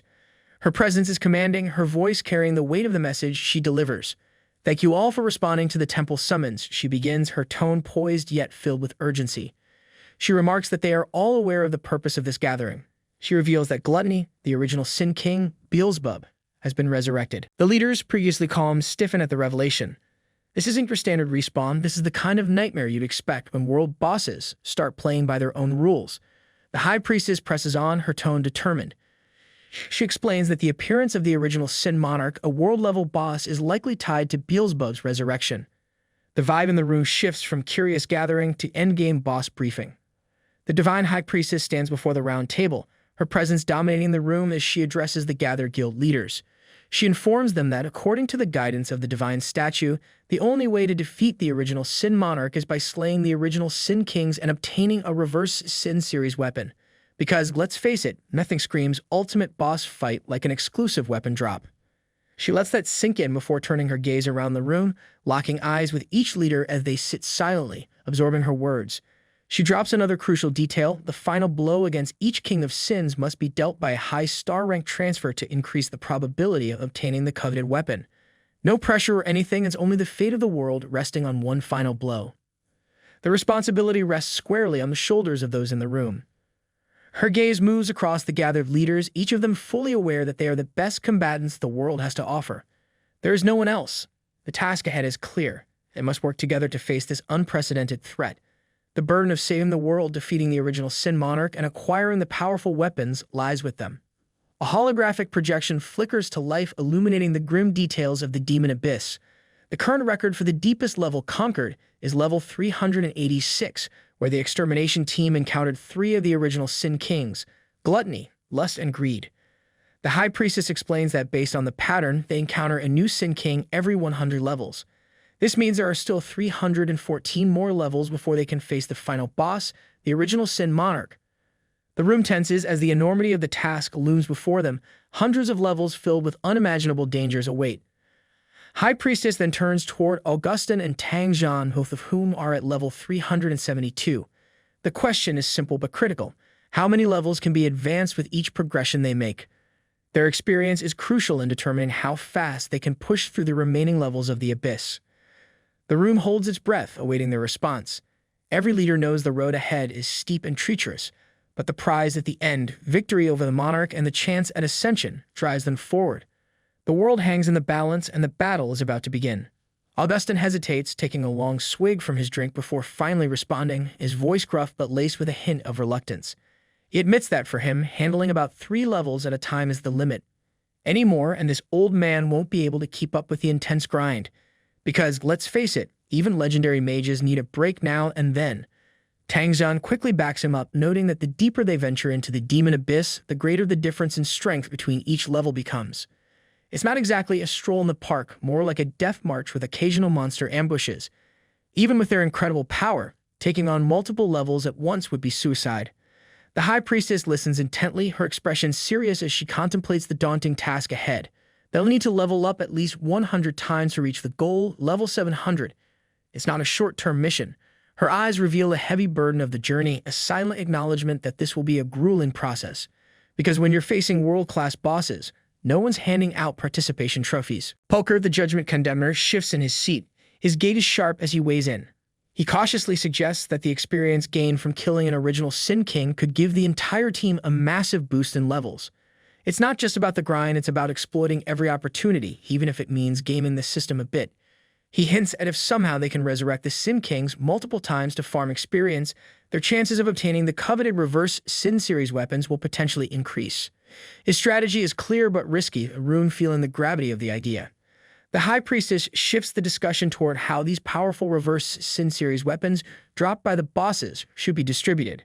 And here's where things get really tricky, because nothing brings out the tension like talking loot distribution in a room full of legendary warriors. The armored warrior, sitting regally, cuts through the tension with a firm reminder. These weapons aren't just shiny trophies that are the key to defeating the original Sin Monarch, and ultimately, the path to ascension. Everyone's eyes narrow at this, fully understanding that without these weapons, their chances of victory and survival drop drastically. It's not just about being the strongest in the room, but about having the right tools to finish the job. The tension in the room thickens as they discuss the future and who should lay claim to the weapons, each knowing that these reverse Sin series weapons could tip the scales in their favor, not just against the monarch, but in their quest for ultimate power. Amidst the heated conversation, the High Priestess rises to command silence with a single powerful strike of her staff. The shockwave ripples through the gathered warriors, immediately cutting off the murmurs and bringing focus back to her. Because nothing says pay attention like a literal shockwave through the room. Her presence is undeniable, and she explains with calm authority the critical importance of the reverse Sin weapons in achieving ascension. She urges the group to be patient, reminding them that the Transfer Temple is closely monitoring their actions. When the extermination team is set, the real decisions will be made, and there's no room for reckless behavior until then. The armored warrior, realizing the gravity of the situation, apologizes for acting rashly. The High Priestess is understanding, acknowledging the intensity of the moment. After all, it's hard to keep your cool when world-ending bosses and god-tier weapons are on the line. Tang Zhan, ever practical, suggests a strategy to organize the extermination team. He proposes that countries pool their resources and form national teams, each taking turns hunting the original Sin Kings. Weapon drops would be determined by luck, keeping the competition fierce by reducing direct conflict. It's a plan that tempers chaos while keeping the stakes high, because nothing keeps a bunch of legendary warriors in line like a fair system with a lot of randomness. The room buzzes with tension as the proposal is presented. Poker, always the tactician, sees the value in Tang Zhan's approach. He recognizes how using entire countries as units fits perfectly with Tang Zhan's strategic mindset. It's the kind of move that turns every nation into a cog in a much larger machine, one that crushes Sin Kings and collects god-tier loot. Meanwhile, the High Priestess stands as the ultimate authority, listening carefully as the discussion unfolds. She weighs the potential benefits of managing and coordinating these extermination forces, knowing that the stakes are too high for disorganization. Yet a question arises: what about the weaker countries? Would they be overshadowed and left without a real chance in this strategy? Tang Zhan, unshaken, dismisses the concern without hesitation. For him, defeating the original Sin Kings depends solely on strength, not the political or geographical power of a country. The High Priestess, sensing the urgency of the moment, announces a vote on Tang Zhan's proposal, keeping the council focused on the critical decisions at hand. The tension in the room continues to build as the votes are counted, with an overwhelming majority, 80%, in favor of the plan. The proposal passes, and the High Priestess solemnly declares the first agenda of the meeting complete. With this milestone, the path forward starts to take shape, but it's clear that more challenges lie ahead. The discussion then shifts to a delicate issue: nations lacking 9th-ranked professionals will not be allowed to participate in the upcoming challenges. Instead, their fates will be decided by lottery, the results to be announced later. It's a harsh reality, but in a game where strength is everything, some are bound to be left behind. As the room settles into this uncomfortable truth, attention turns to the second agenda item. President Carolina steps forward, clearly eager and ready to have her say. With confidence radiating off her, she begins to explain the situation. Muscles flexing, voice strong, Carolina isn't just talking, she's commanding the room's attention. She reveals that due to the emergence of the dragon spirit realm, the gates to the dragon kingdom have finally opened from the human world. Inside lies a vast, treacherous realm, filled with powerful bosses and incredible rewards. Conquering this supergiant subspace nation would drastically increase their leveling efficiency, providing them with the edge needed to take on the demon abyss. Before the room can fully process this, Augustin interjects with a note of caution, reminding the group that entry into the dragon's spirit realm is restricted. Only those who have successfully tamed a dragon can enter, because taming one of these bad boys is like holding the golden ticket to a next-level dungeon raid.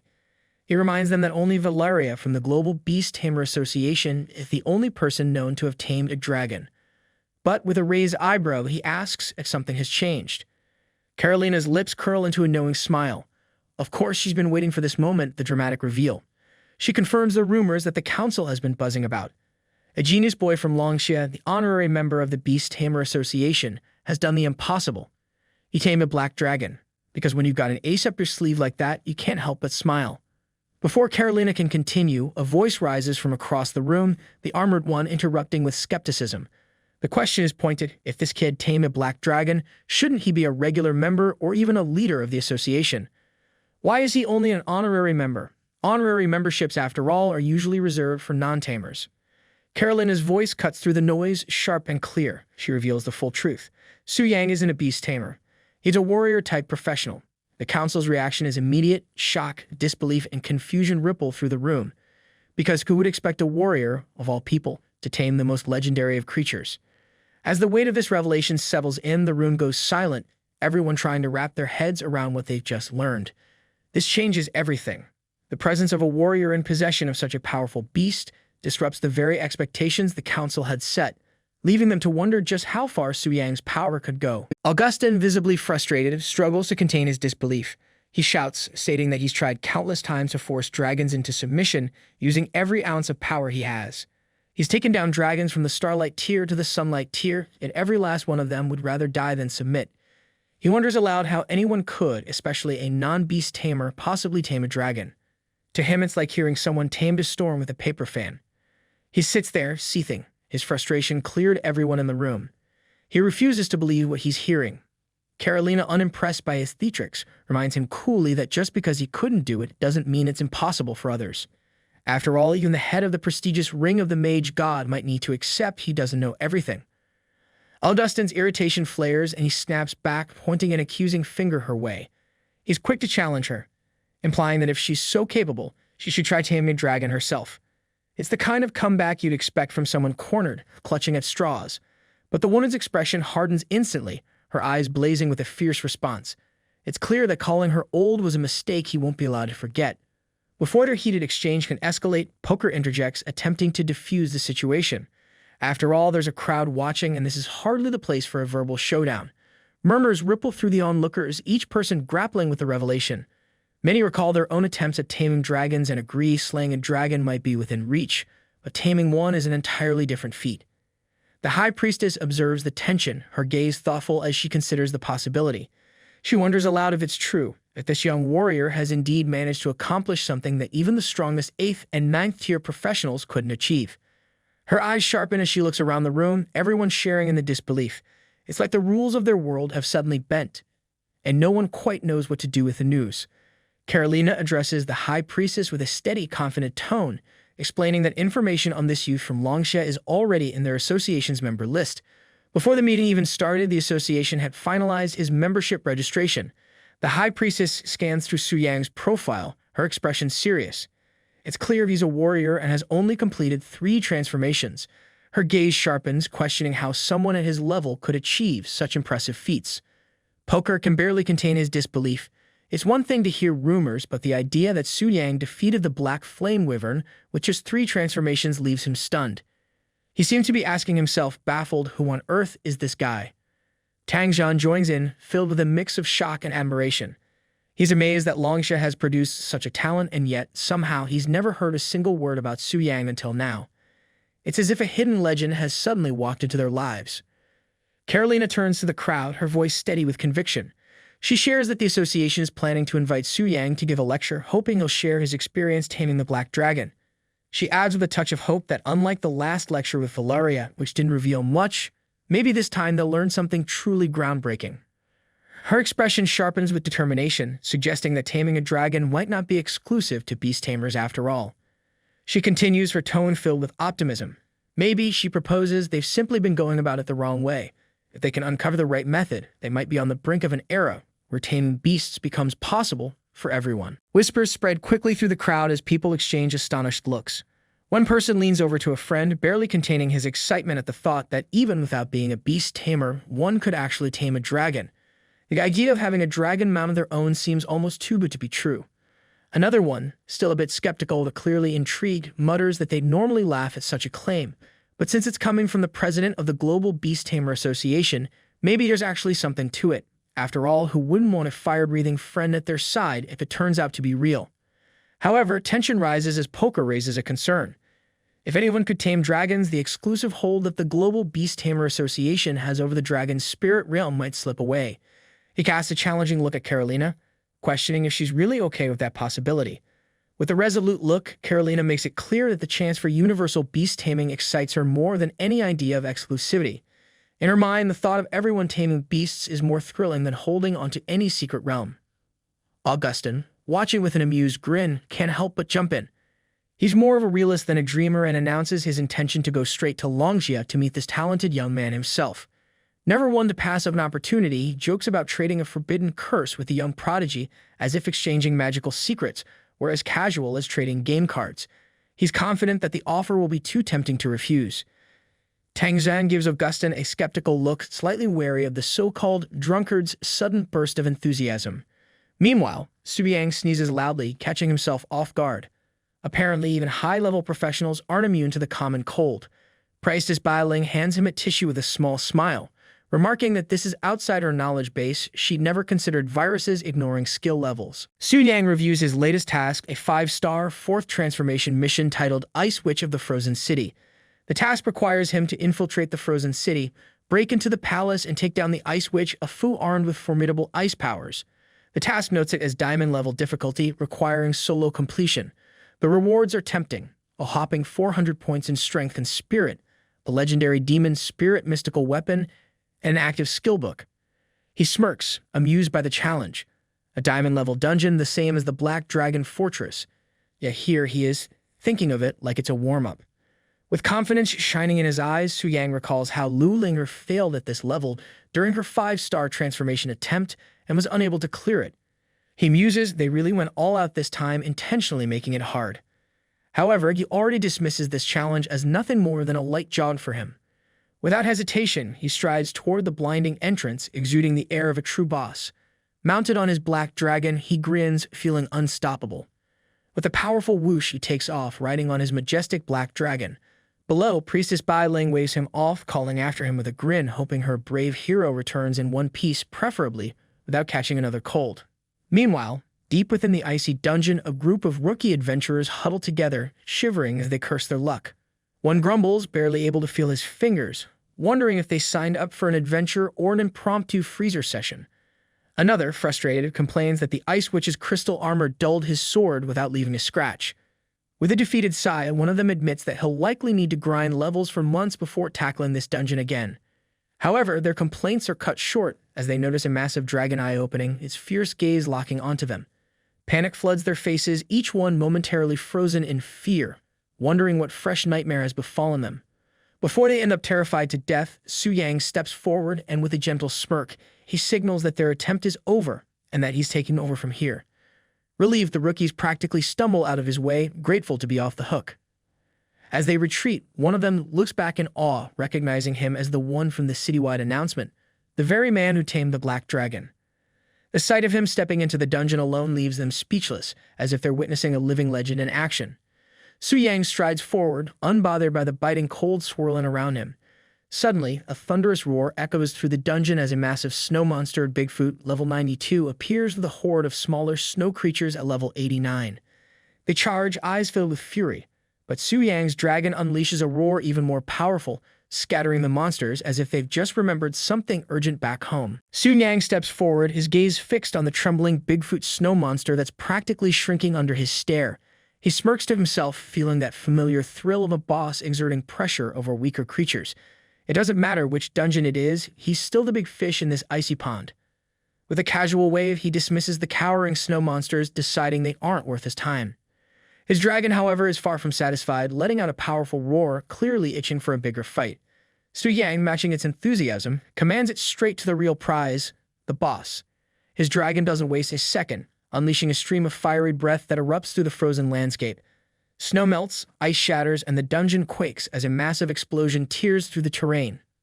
Amidst the destruction, the enraged Ice Witch materializes, shouting in fury at the intruder who dared to wreck her palace.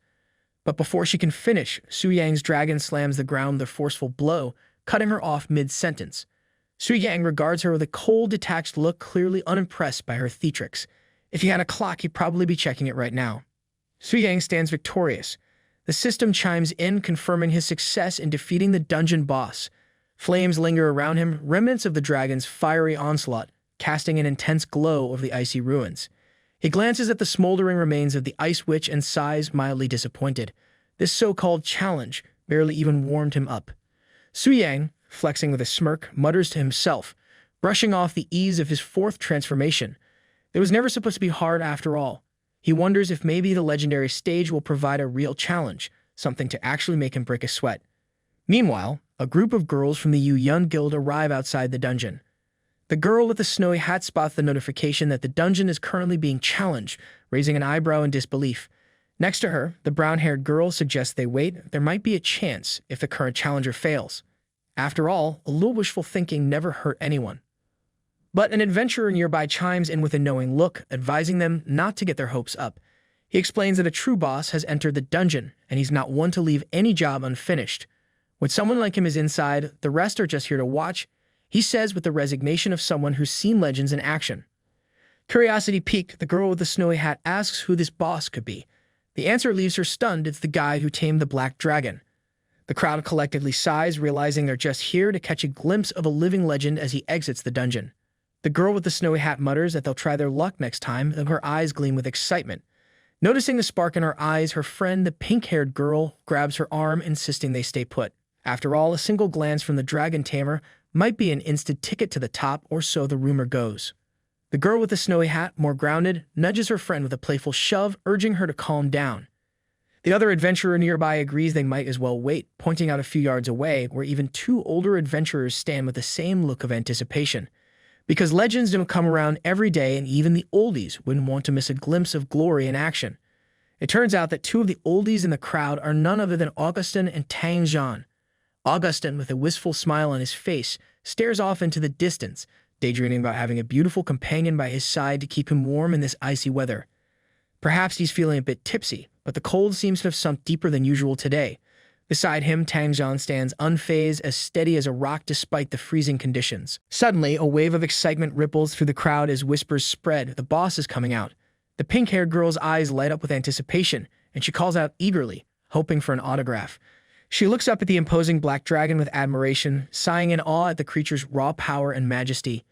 In her mind, the person who can tame such a beast must be a top guild's handsome elite.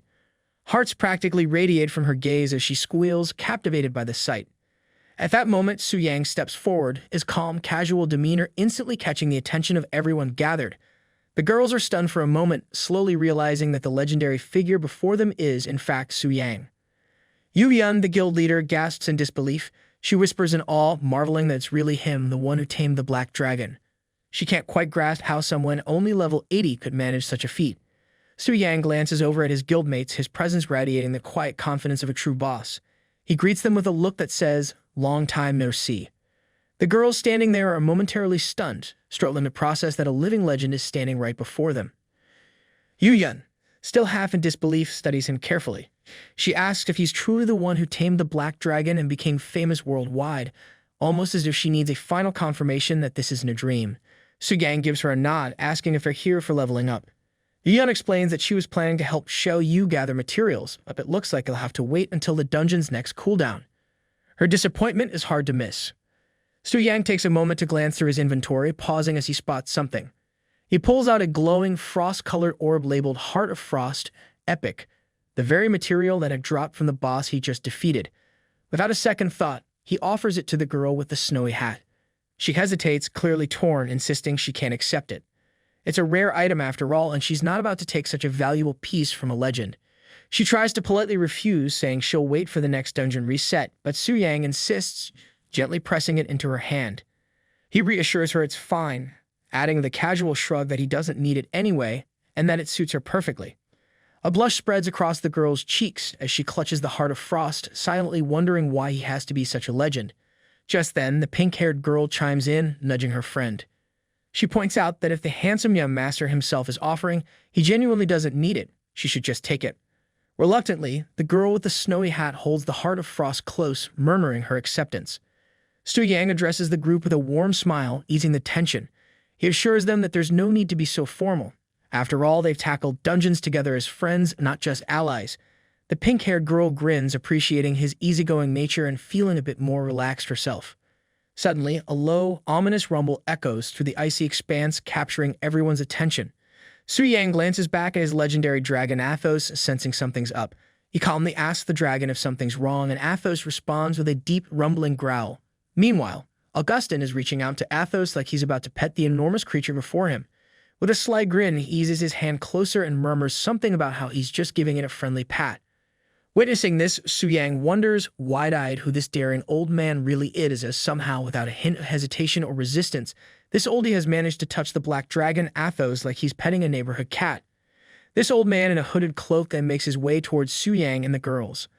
The girl with the pink hair wrinkles her nose, muttering something about a strong whiff of alcohol.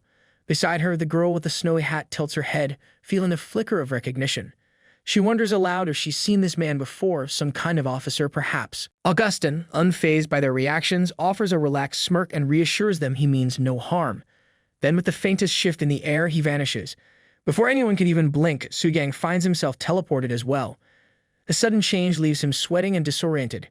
He's baffled, spatial teleportation, and not just that, but a group teleportation too, no gestures, no spells, nothing. He can't wrap his mind around how this old man pulled it off.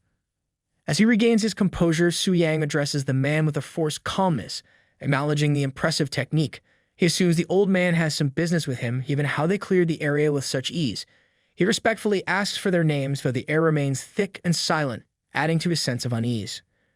Finally, the two old men introduce themselves, and the weight of their titles hits like a ton of bricks. Augustin is none other than the president of the Ring of the Mage God, and his companion, Tang Zhan, leads the Undying War Domain.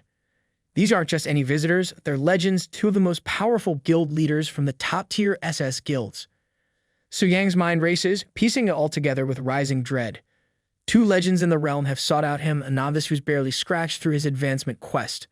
His stomach sinks as a single thought echoes in his head. He's in way over his head. With dread creeping in, Su Yang manages to gather his voice, though a flicker of excitement slips through.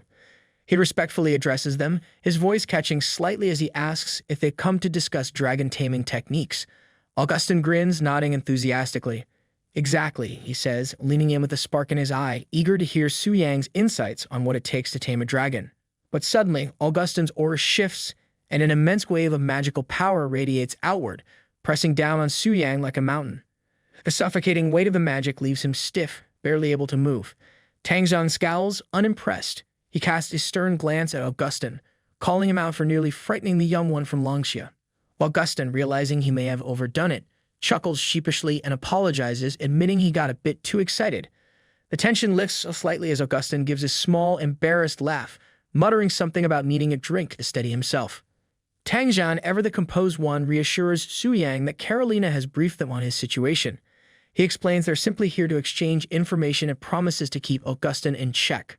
Augustin, clearly a bit annoyed, rolls his eyes and scoffs at being painted as the bad guy. With a sly grin, he reaches into his robe, pulling out two radiant scrolls.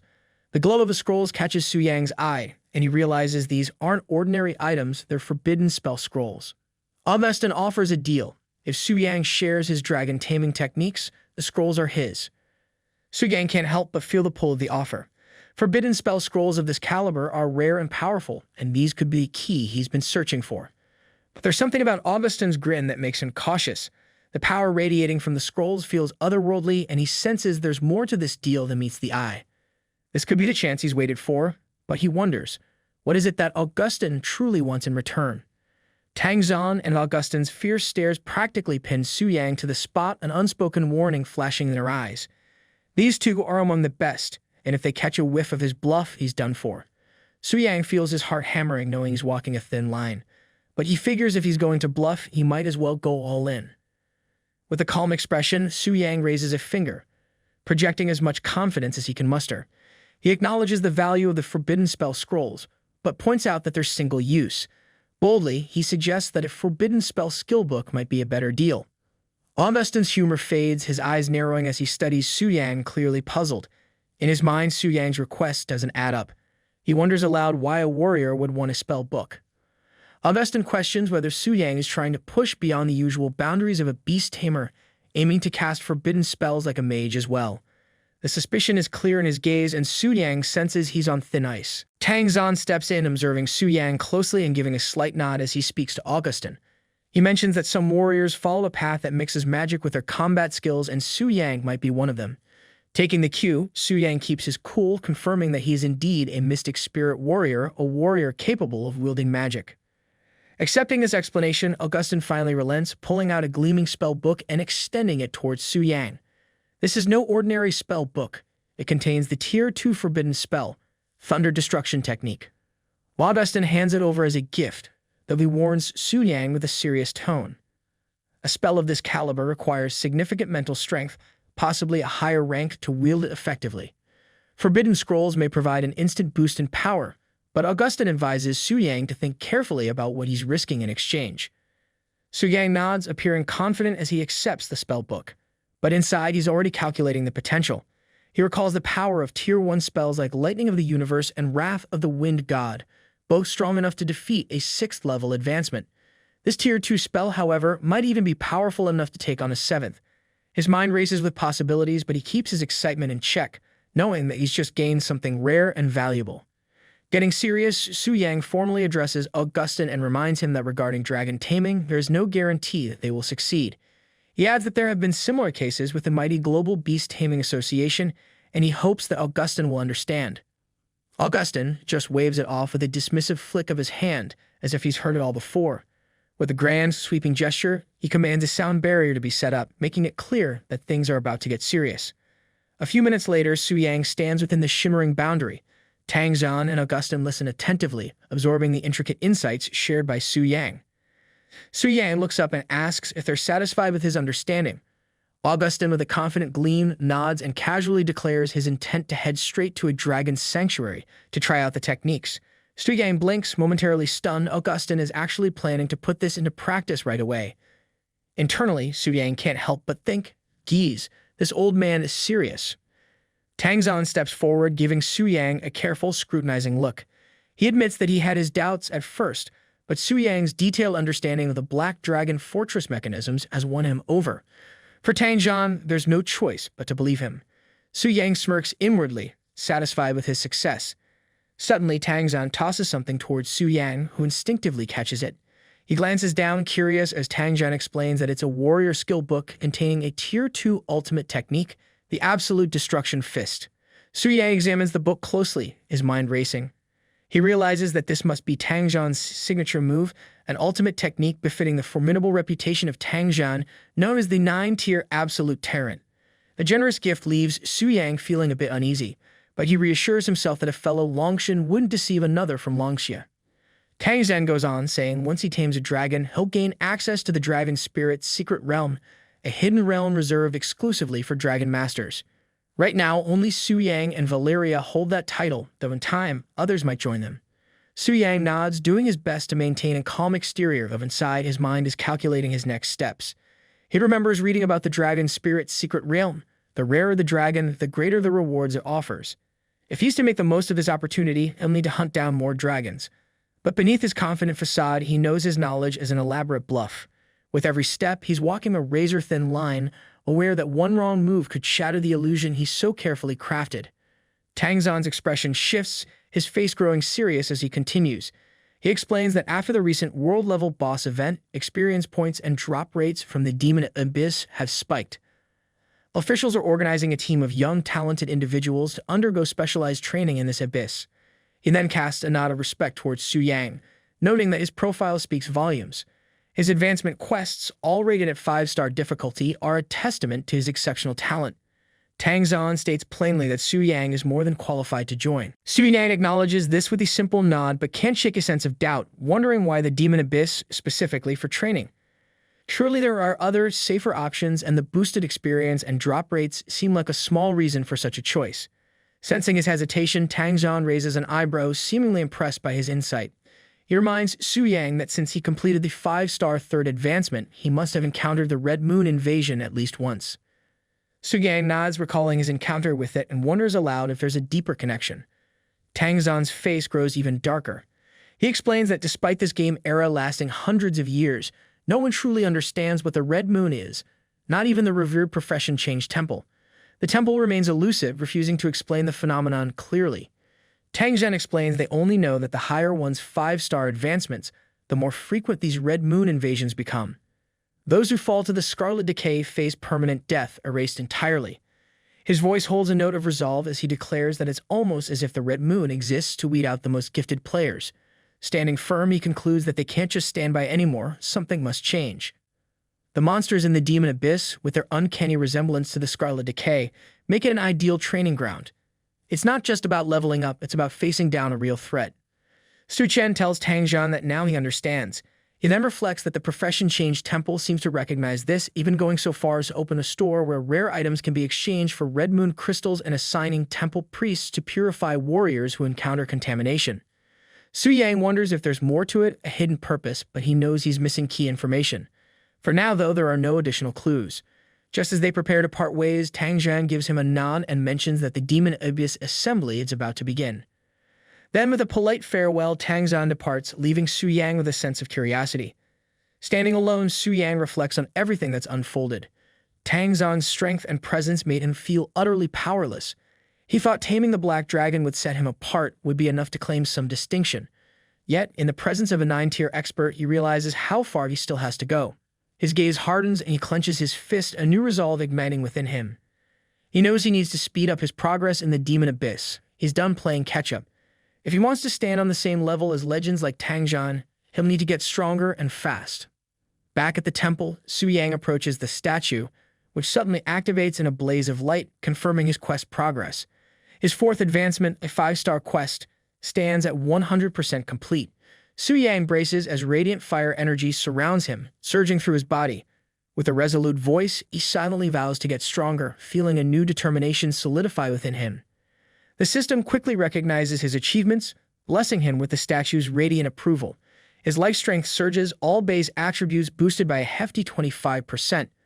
The system announces his fourth advancement as complete, raising his level cap to 100 and awarding him 30 base attribute points per level. With 52.3 million experience detected, he levels up from 80 to 85, gaining an impressive 150 free attribute points, along with 400 strength points, 400 mental points, and a legendary skill book for Mystic Spirit Warrior. Talk about a shopping spree, courtesy of Divine. Su Yang's stats now read like the start of a powerlifting challenge. 7,692 in strength, 2,646 in speed, and 3,970 in mental power. As he examines his new skill, he can't help but feel intrigue. This legendary skill, Mystic Spirit, allows him to summon a combat spirit with half his attributes and switch places with it instantly during battle. The spirit lasts 10 minutes, perfect for strategic maneuvers. Kingside castling in a duel, he thinks with a smirk. Now that's a move worthy of a legend. Yet despite the new power surging through him, there's a nagging feeling. After witnessing true top-tier strength, he knows it's not enough. His hunger for power has only grown. Beside him, Priestess Bai Ling notices his intense expression and offers a cheerful congratulations, but she can't help but ask why he doesn't look happy. Su Yang brushes it off with a smile, simply stating he's deep in thought. Inside, though, his mind races. To truly grow stronger, he knows he must move forward with his plan sooner than expected. Later, the system buzzes with a Boss Link complete alert. Su Yang is back in the Demon Abyss, in the body of the God-tier Demon Lord. His chilling voice echoes as he summons one of his demons, Raffle Samuel, to come and obey him. A towering demon boss materializes from the shadows, bowing low. Addressing Su Yang as Supreme Lord, the demon awaits his command. With a deadly calm, Su Yang grants him death and orders him to return to the darkness of Abyss. Samuel's eyes widen, his expression caught between confusion and terror as he realizes the command is final. Panic overtakes Samuel. He raises a trembling question, desperate for clarity. He asks why his master, the Supreme Monarch, wishes to end him, frantically seeking to understand what he could have possibly done wrong. Su Yang, still settled in the body of the God-tier Demon Lord, regards Samuel thoughtfully. Internally, he muses over Samuel's true strength, a demigod-tier boss, radiating power that surpasses even gluttony Beelzebub's. Indeed, Samuel embodies the essence of the King of Original Sin. Bringing up Samuel's stats, Su Yang studies the impressive display on the screen. Samuel's title gleams. King of Original Sin, Samuel Class, Demigod Tier. His health pool is an astronomical 150 million, his strength a colossal 232.271, his spirit a formidable 55.632, and his speed a staggering 124,313. Su Yang's eyes narrow as he notes Samuel's special ability, 7 Deadly Sins, Wrath. The details reveal Samuel's relentless nature as the King of Wrath, of being locked in a constant state of fury, dealing true damage to any unfortunate enough to cross his path. Additionally, his unique power, Coffer of the Wrathful King, carries a grim consequence. Any target slain by Samuel sacrifices 10% of their health as an offering to the Lord Original Sin. Su Yang considers the power in Samuel's offering skill, realizing it lets Samuel endlessly collect life energy. Imagining the potential, he knows his own health could stack up to a downright terrifying level if Samuel sticks around. It strikes him that killing off this powerhouse might just be a waste, like throwing out a treasure chest because it's a little heavy. Playing it cool, Su Yang keeps his expression icy, glancing at Samuel with a gaze that could cut stone, daring him to question his authority. Samuel, clearly committed to his role as the ultimate loyal follower, bows his head without hesitation. His loyalty shows in his lack of fear. Even as a warrior who's never tasted defeat, he stands ready to obey the command even if it leads to his end. Yet there's a stubborn pride in him, a reluctance he can't hide, as if his very essence is built to resist any quiet exit. He's a storm with nowhere to go, his fury caged, and even though he's ready to obey, it's clear his anger doesn't plan on simmering down. Sensing the powerful aura around him, Su Yang finds himself intrigued. There's no defiance in Samuel, no rebellion, yet the raw anger radiates as naturally as fire gives off heat. It's like watching a volcano agreeing not to erupt, fierce, but still. Su Yang smirks inwardly, deciding he'll keep playing his part as the untouchable boss for now. Su Yang addresses Samuel with an air of calm authority, making it clear that his decision to end Samuel's life isn't a punishment. There's reasoning behind it, something he has carefully considered, almost like a well-thought-out retirement plan with an inevitable twist. Without wasting time, he commands Samuel to return to the deepest darkness and to dedicate his power there, promising him a grand return when the time is right. Hearing this, Samuel perks up, his loyalty instantly rekindled. He understands his master's intention, and with newfound enthusiasm, he's ready to embrace his end if it means dedicating himself to darkness until Su Yang summons him again. With the eagerness of a dedicated employee given an important task, Samuel expresses his gratitude, seeing his upcoming sacrifice as a noble service. Su Yang, satisfied with Samuel's loyalty, summons the dark blade of the demon monarch. With a simple flick of his hand, the blade slices through the air and strikes Samuel in the chest. Samuel, accepting the strike without hesitation, finally grasps the immense power of his master. There's a strange sense of pride in him as he experiences the might of the supreme monarch firsthand. In a final commanding tone, Su Yang instructs him to wait in the darkness, an eternal resting place, until his eventual return. As his life fades, Samuel declares his dedication, vowing to follow Su Yang's will. Meanwhile, down in the 100th level of the demon abyss, Beelzebub is stirred from his idle routine. He senses something big has happened and wonders aloud, a bit baffled about what's going on. No one has dared to challenge him since he was revived, so he's left scratching his head, speculating. Could it be that the Supreme Monarch personally sends Samuel into the void? A notification suddenly pops up in front of Su Yang. Ding! You have killed the King of Original Sin, Samuel. Experience gained 13.4 billion. Level up to level 85. 100 level overflow experience 13 billion. 7.8 billion experience points converted to experience reserves. Su Yang takes a moment to process the numbers. 13.4 billion experience, this is no small prize. It's a testament to Samuel's demigod tier power. But then there's the overflow. A painful 40% of that total, over 5 billion, just going to waste. It stings like missing out on the last slice of cake at a feast. Still, the experience reserves left over from Samuel's defeat are enough to give Su Yang a major boost once he completes his 5th job change quest. The ease of leveling up this time almost makes him nostalgic, like that time he took down the Black Dragon. But this feels even better, a true jackpot. With excitement building, Su Yang shifts his attention to the real highlight. Samuel's item drops. He opens up the inventory and the loot practically glows with legendary potential. The first item catches his eye. Flesh of the King of Original Sin, Samuel. Consuming it grants a permanent 10 million increase in maximum health. It's a one-time use item, a rare gem of an opportunity, like finding a lifetime supply of health potions rolled into one. The second item doesn't disappoint either. Broken Heart of the King of Original Sin, Samuel. This one promises a permanent strength boost of 10,000 points. Su Yang can't help but smirk, thinking of it as a power-up in a bite, a quick and easy way to get a serious edge. Then there's the third item, Demon Horn of the King of Original Sin, Samuel. This one doesn't have a direct use for Su Yang, but he knows it's highly valuable as forging material. In the hands of a legendary blacksmith, this horn could be turned into an artifact, something that would likely be the envy of every demon lord in the abyss. And finally, he examines the fourth item, demon source of the king of original sin, Samuel. This treasure grants immunity to demonic power erosion for a hopping 400 layers, effectively a shield against all things chaotic and corrupt. Suyang grins, feeling like he's just hit the jackpot at a supernatural casino. Startled, Suyang blinks and rereads the stats, half convinced he's hallucinating.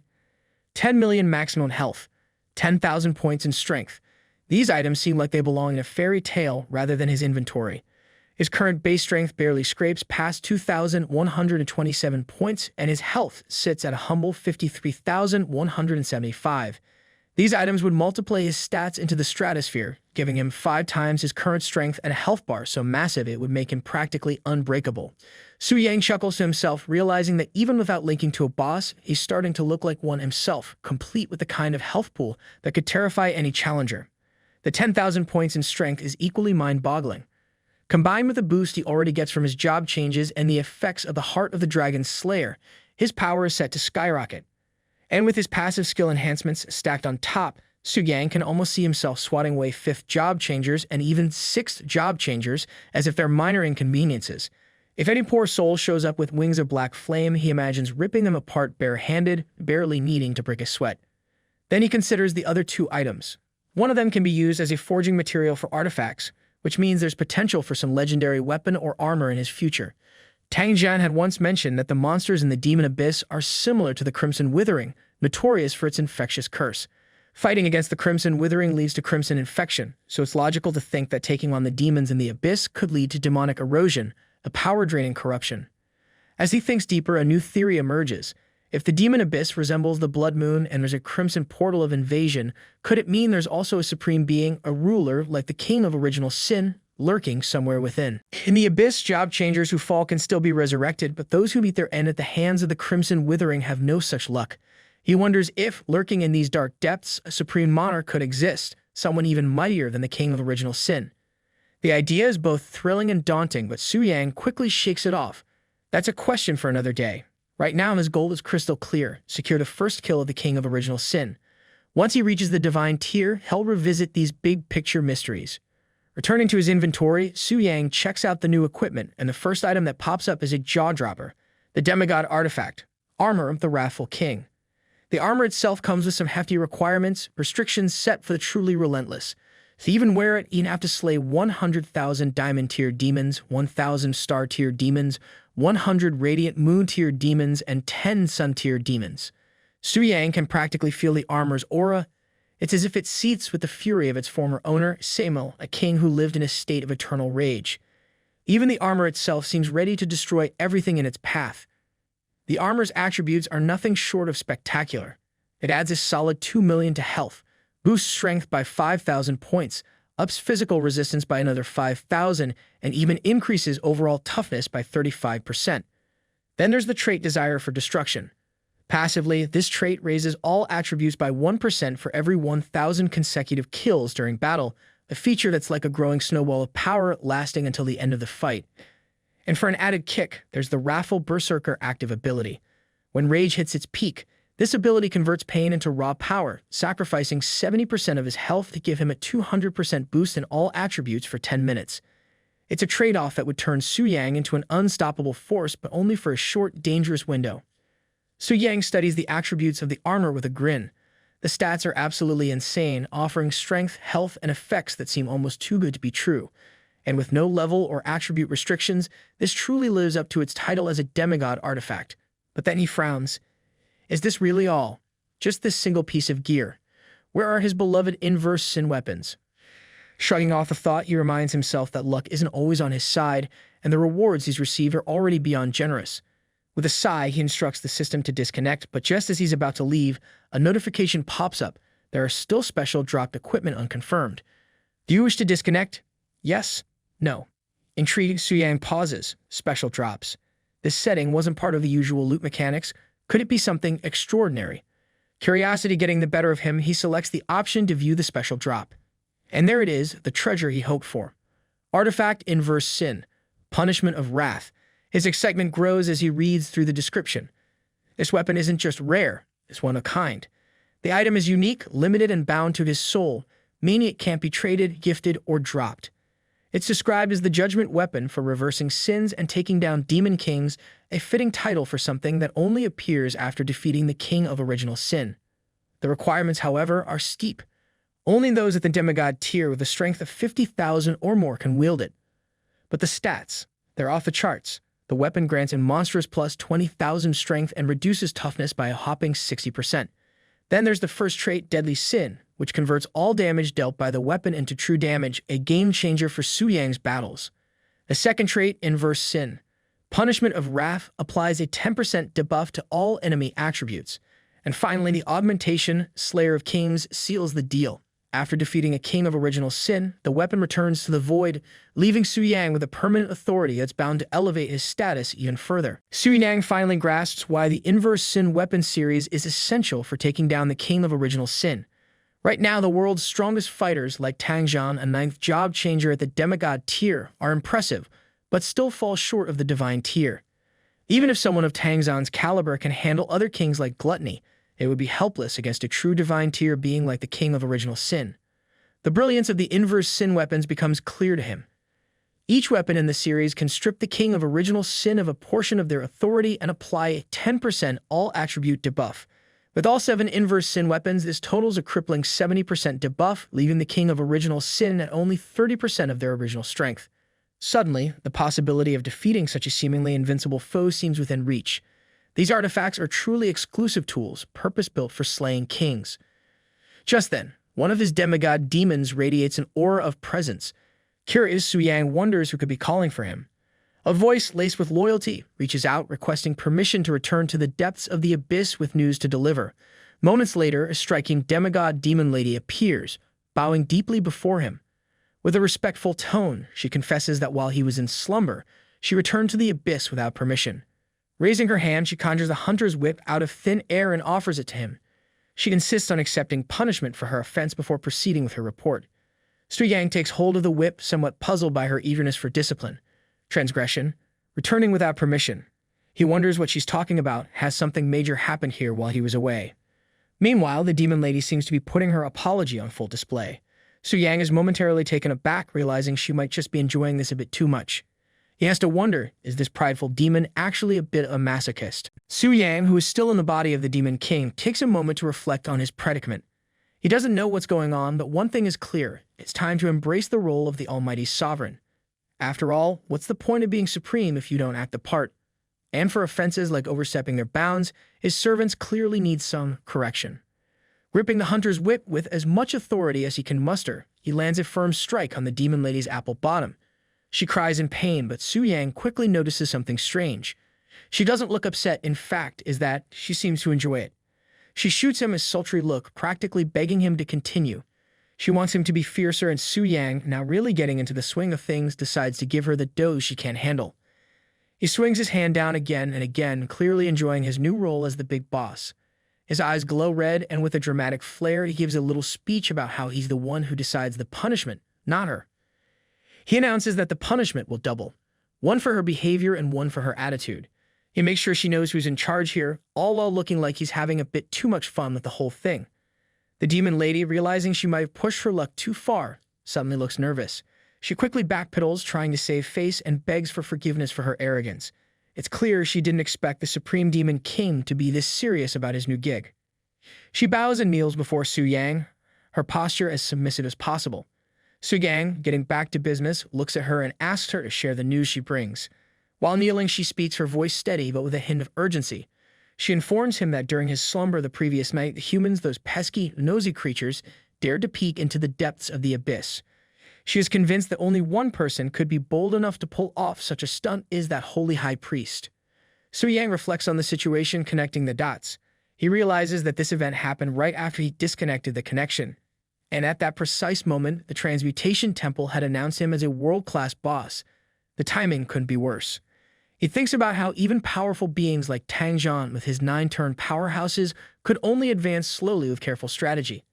Yet this holy high priest managed to peer directly into the deepest part of the demon abyss, which could only mean one thing: the strength of this priest is formidable. The more Su Yang considers it, the more he suspects that this priest might have already reached the divine tier. Su Yang gives a nod of understanding and tells the demon lady to return to her post. She bows and leaves, but as she walks away, her mind starts to wander. She can't help but wonder if Samuel is really dead, but quickly dismisses the thought. It must be something granted by the king, she thinks. The mortals couldn't have stirred him to such fury so fast. Her mind shifts to her mighty king, and a blush creeps up her face as she walks. She gets a little lost in her thoughts, thinking that she'd do anything for him, even if it meant throwing herself into a pit of danger. She quickly snaps out of it, reminding herself to focus on her duties and not get too carried away. Sitting on the throne of the Supreme Demon King, Sun Yang reflects on the hidden powerhouses within the Transmutation Temple. He hadn't expected them to be so strong, and it's clear now why their authority has been so unshakable for so long. However, he quickly pushes those thoughts aside. Right now, the only thing that matters is increasing his own strength. The path forward is clear. Complete the 5th transmutation task and make his official advance to the legendary stage. It's a big step, and he knows he has to focus all his energy on reaching that goal. Meanwhile, at the Eagle Beauty Federation's new Silver Lake Dragon nest, Augustin stands in front of a green dragon that looks like it's barely holding on to consciousness. He's frustrated beyond words. He's followed Su Yang's so-called foolproof method step by step, but the dragon just lies there refusing to obey. He opens his system to check his progress or lack of it. 3 dragon secret realms in one day and nothing. Not a single success. Worse, he's almost out of dragon realms in the Federation. Just as he's about to throw his hands up in exasperation, a system notification pops up. It announces that the first weapon of the Reverse Sin series has been obtained and that someone has completed one of the 7 world-class boss subjugations. Augustin stares at the message, stunned. His expression shifts from disbelief to pure rage in record time. He looks like a kettle about to whistle, steam practically pouring out of him. The thought of someone defeating the king of original sin in a single day makes his head spin. It's not just annoying, it's insulting. He wonders who could have pulled off something so outrageous. Tang Zhan pops into his mind, but the idea only fuels his anger. Meanwhile, the green dragon lazily opens one eye, probably wondering if Augustin plans to leave anytime soon or just stand there fuming all day. Augustin's eyes glow with a fiery rage as his anger boils over. To him, this is not just about someone breaking the rules, it's an insult to his beloved High Priest Euphemia. He clenches his fists, vowing that anyone bold enough to disrespect Euphemia, and by extension himself, will face consequences they'll regret. His fury simmers, promising retribution for this audacious act. Meanwhile, in Sakura County, Kyoto, Lord Takugawa gathers his men for an update. He turns to Asui Sonakiro, head of the Asui family, and asks about his daughter's readiness to subdue a dragon. Asui, with a composed yet determined air, shares the latest news. Word has it that the Black Dragon has already been subdued by some genius, raising the stakes for Sakura County. They simply can't afford to lag behind. Asui assures Lord Takugawa that while the Black Dragon may be off the table, their plans are far from over. Negotiations with Longjia continue, and they've arranged for his daughter to face a Red Dragon instead. Unlike the fearsome Black Dragon, the Red Dragon presents a far lesser threat. Based on his daughter's abilities, Asui confidently estimates a 70% chance of success. Lord Takugawa sits back with a satisfied nod, pleased with the preparations so far. He confidently shifts the conversation to the Demon Abyss, emphasizing how lucky they are to have the chance to challenge the King of Original Sin first. This is their moment to shine, and he wants everyone to understand the importance of grabbing this opportunity. Just as the room begins to buzz with determination, a system notification cuts through the air. The announcement is like a slap. Someone has already obtained the first weapon of the Reverse Sin series. Lord Takugawa's face changes faster than the seasons, from calm and composed to absolutely furious. His mood nosedives, and the whole room feels the shift. The murmurs start immediately. Someone in the back mutters about how they were supposed to go first. Another one laments the absurd luck of whoever managed to claim the weapon. The room quickly turns into a symphony of confusion and annoyance, with everyone trying to figure out who could have pulled off such a stunt. Lord Takugawa sits still for a moment, his mind racing. He knows there aren't many countries capable of pulling off a strategy against the King of Original Sin in a single day. His thoughts land squarely on the Eagle Beauty Federation, and just the idea makes him grind his teeth. If they're behind this, they're about to have a serious problem. With a dramatic rise from his seat, he orders action. He turns to the shogunate leaders, declaring it's time to march to the Holy City. Answers are needed, and he's not planning to leave without them. Meanwhile, in the Holy City, a flustered priest rushes to High Priest Euphemia, sharing the news that leaders, executives from various nations, and presidents of SSS-level guilds are on their way to the city. The priest looks understandably nervous. It's not every day that who's who of the world storms in after a dramatic world announcement. She anxiously asks Euphemia to make a decision. Without missing a beat, Euphemia calmly orders the barriers to be shut down and the gates opened. There's no sense in delaying the inevitable, and she'd rather meet this storm head-on. The priest hurries off to carry out the command, relieved to have her marching orders. Euphemia gazes at the sky, her expression thoughtful. Since the dawn of the game era, the Transmutation Temple has guided the world, calming the chaos of war and restoring order. Under its influence, nations stopped fighting long enough to keep the world running smoothly. An incident like today's, a betrayal of the Alliance, is not only rare but dangerously unsettling. She reflects on the consequences, realizing that if this matter escalates into renewed conflict between nations, the existing power and influence of the transmuters could take a significant hit. At a time when the future is already shrouded in uncertainty, such an outcome could spell disaster. With a sigh, Euphemia prepares to face what promises to be a very long and tense meeting. Later, at the round table meeting, Lord Takugawa wastes no time diving into his grievances. He stands up and speaks, reminding everyone that yesterday, under the holy priest Euphemia's leadership, they had all agreed that Sakura country would be the first to challenge the king of original sin in 3 days. Yet now, thanks to some sneaky and shameless thief, that chance and their divine artifact has been stolen. He points an accusing finger at others, his voice rising as he demands justice, insisting they identify the culprit and make them return what rightfully belongs to Sakura country. The room feels like it's about to burst into flames from all the collective rage. Augustin looks ready to punch a wall, Tangjun is silently fuming, and Carolina seems like she's missed Black Friday's sale. Everyone stands there, stewing in their frustration, as if daring someone to admit guilt. Euphemia, calm as ever, finally speaks. Her voice carries authority as she acknowledges that someone has indeed broken the rules. The killing of the king of original sin and the theft of the artifact are more than just provocations to the nations. It's a direct challenge to the Transmutation Temple itself. Still, she reminds everyone of the merciful nature of their god, offering the sinner a chance for redemption. If the thief admits their mistake and returns the artifact, she solemnly promises, on behalf of the temple and all nations present, to let the matter rest without pursuing further consequences.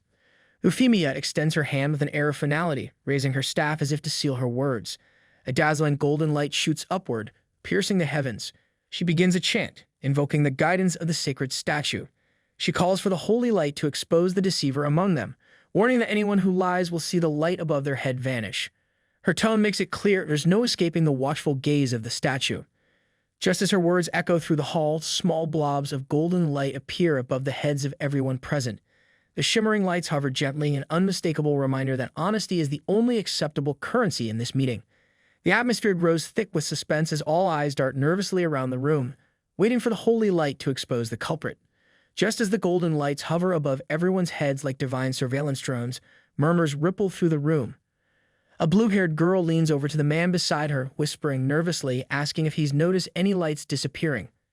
The man squints dramatically, muttering that he hasn't seen anything vanish, probably because his eyes are practically blinded by all the glowing orbs. Carolina pipes up, pointing out that it seems no one is lying. She frowns, clearly puzzled, and starts wondering aloud if the culprit is too scared to show up at all. She is annoyed that even the villains aren't playing fair. Tangjun, who has always been the one to stir the pot, breaks the moment of relative calm. He mentions that there's still one person who hasn't been subjected to the temple's glowing lie detector. The room collectively stiffens as all eyes turn toward him. Augustin, his eyebrows shooting up, immediately jumps in and asking Tangjun what exactly he's trying to say. His tone is sharp, almost daring Tangjun to cross a line. But Tangjun is not someone to back down. He casually drops the name, High Priest Euphemia. All eyes turn to Euphemia, who seems hell annoyed. Her face says it all. Things are about to take a very messy turn, and she knows it. The room falls into an uneasy silence, the kind that feels like the calm before a storm. Euphemia steps forward, and her calm demeanor barely conceals her annoyance. She acknowledges the oversight in not including herself in the lie detection process, admitting that such an omission naturally casts suspicion on her. With a deliberate motion, she raises her staff high, and a radiant golden light bursts into existence above her head. The glow is so intense it floods the room, forcing everyone to shield their eyes as if a miniature sun had just appeared indoors. The crowd collectively recoils, squinting and covering their eyes, some bumping into each other like disoriented muths drawn to a too bright flame. It's clear that this wasn't the gentle glow they were expecting. Apologies ripple through the room, with many silently pleading for the celestial light show to end. Euphemia stands firm, glowing like a divine being who's also done with everyone's nonsense. Augustin steps in, his usual air of diplomacy firmly in place. He tries to calm the room, though his expression shows he's more than a little annoyed at the situation. He emphasizes that Euphemia, with all her strength and status, would never bother with something as petty as stealing an artifact. He shifts the focus to the bigger problem. If the lie detection spell is flawless and no one here is lying, and the real question becomes far more troubling. Whoever killed the king of original sin had to be ridiculously powerful and stealthy, like some legendary assassin who can ghost past everyone without breaking a sweat. The thought leaves the room heavy with silence. The weight of the mystery presses down on them. Carolina points out that not everyone who should be here is actually present. Several demigod-level fighters didn't bother showing up, probably too busy doing whatever overpowered warriors do when they're not saving the world. Tangzhan, always ready to throw more fuel on the fire, agrees with her but grumbles about the lack of evidence. He gestures dramatically, as if willing some proof to fall out of the sky. Euphemia explains that her spell isn't just a lie detection tool. It's designed to expose not only those who commit acts but also anyone complicit, even indirectly, such as informing the killer. Yet, the results remain the same. No one in the room has betrayed their cause. Augustin, Carolina, and Tangzhan exchange uneasy glances, each trying to piece together the mystery in their own way. The thought crosses all their minds at once: if even Euphemia, with all her power and divine insight, is stumped, then who in the world could be behind this? It's the kind of situation that makes even the most confident leaders question whether they've been playing checkers while the culprit plays chess on a whole other board. Euphemia, undeterred by the lack of answers, shifts the tone of the conversation. She acknowledges the strangeness of the situation, conceding that they're facing something unprecedented. But with the matter already a reality, the only choice is to move forward and see what unfolds next. She turns the discussion to the task at hand. Originally, Sakura Country was set to launch the first attack, but with the King of Gluttony already defeated, the focus now shifts. The next King of Original Sin lies deep within the 200th layer of the Demon Abyss. Euphemia then turns to Lord Takugawa and asks him whether Sakura Country is prepared to continue with the challenge. Takugawa, his expression as rigid as someone who just realized they forgot their wallet at home, admits that Sakura Country wants to continue but simply lacks the strength to do so. Anything beyond the 100th layer of the Demon Abyss, he explains, is out of their league. His tone is steady, but there's a hint of resignation, like a student trying to explain why they couldn't finish the assignment. The room seems to collectively nod in quiet agreement. Facing the 200th layer does sound like the setup for a very bad day. Euphemia, unfazed and ever pragmatic, steps in with a solution. She announces that, as per the order of the draw, the Eagle Union will now take over Sakura Country's task of exploring the abyss. To soften the blow, she assures Sakura Country that as victims of this incident, the temple will provide some compensation. It's a fair trade, though it does feel a bit like handing someone a participation trophy after their team gets eliminated. Augustin signals his agreement almost immediately, stepping forward with the kind of confidence that suggests he's ready for the challenge, or at least ready to look like he is. The declaration earns a few glances, but his confidence is hard to argue with. Takugawa calmly accepts the arrangement on behalf of Sakura Country. Euphemia then makes it clear that further measures are being implemented to avoid similar chaos in the future. She announces that, effective immediately, entrances to the Demon Abyss will be guarded by troops from the Holy City. This move is intended to ensure controlled access and prevent any unauthorized actions. Her tone suggests she's done playing referee and ready to enforce a zero-tolerance policy. With no further comments or protests, she brings the meeting to an official close, leaving behind a room full of leaders nodding in resigned agreement, or at least pretending to. Meanwhile, Su Yang, back in his own body, adjusts his jacket with a casual air of someone who just aced a test he didn't study for. He can't help but reflect on the success of his recent adventure. With the weapon of original sin in hand and his experience points maxed out, he feels like a gamer who's just hit the jackpot in a grind-heavy quest. A small grin tugs at his lips as he mentally tallies his achievements. The trip might have been risky, but it's paid off in spades. He's already thinking about his next move, changing his class to something stronger, flashier, and probably capable of breaking a few more rules. But just then, he receives a notification about the world announcement stating that the first original Sin series weapon has been obtained, and one out of the 7 world-class bosses has been defeated. Su Yang looks at the notification startled. He rubs the back of his head, reflecting the fanfare surrounding the artifact feels excessive, almost like the world is throwing a parade for whoever got their hands on it. He can't help but feel relieved that his name isn't mentioned. His relief, however, quickly gives way to the realization of what this announcement means. High-level figures from every corner of the world will now be on high alert, their interest in the artifact and its wielder reaching dangerous levels. The thought sobers him instantly. If he wants to avoid painting a massive target on his back, he'll need to tread carefully from here on out. He resolves that no one, under any circumstances, can know he possesses the original Sin weapon. Even in life-threatening situations, he vows to use it sparingly, if at all. The risk of exposure outweighs the benefits, and the potential consequences send a chill down his spine. He recalls the old saying about how simply possessing a treasure is enough to invite disaster. Soo-yang knows better than to underestimate the truth in that. Soo-yang's mind drifts into a vivid scenario, imagining the look of surprise on Priestess Bailing's face if he shows up at the temple again, ready for yet another class change. He can almost hear her internal monologue, how his leveling speed is suspiciously fast, the kind of pace that makes people whisper about hacks or cheats. He envisions other adventurers nudging each other, eyebrows raised, murmuring that there's no way this guy is playing by the rules. Something's definitely up with him, they'd speculate, probably while concocting wild theories about secret items or forbidden skills.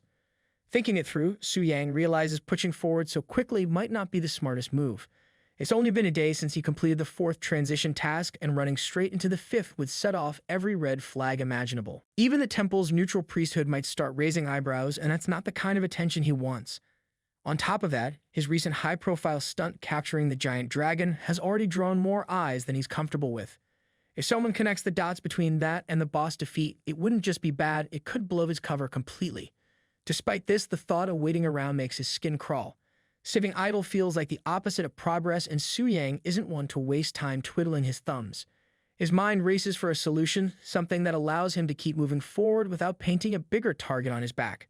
The dilemma nags at him, the itch he can't quite scratch. Slowing down isn't his style, but charging ahead without caution is a recipe for disaster. He weighs his options, torn between the urge to stay under the radar and his natural drive to push boundaries. One thing is clear, he needs a plan, one that balances subtlety with progress. Soo-yang strolls through his estate when he spots one of his maids bent over a basin, diligently washing clothes by hand. She looks up and greets him with a cheerful smile, and he approaches, casually asking if she's laundering. He thanks her for her hard work, his tone light but sincere. She chuckles, brushing off the praise with a smile that suggests she's used to doing her tasks without much fuss. Suddenly, Soo-yang grabs her hand, his expression shifting to one of genuine concern.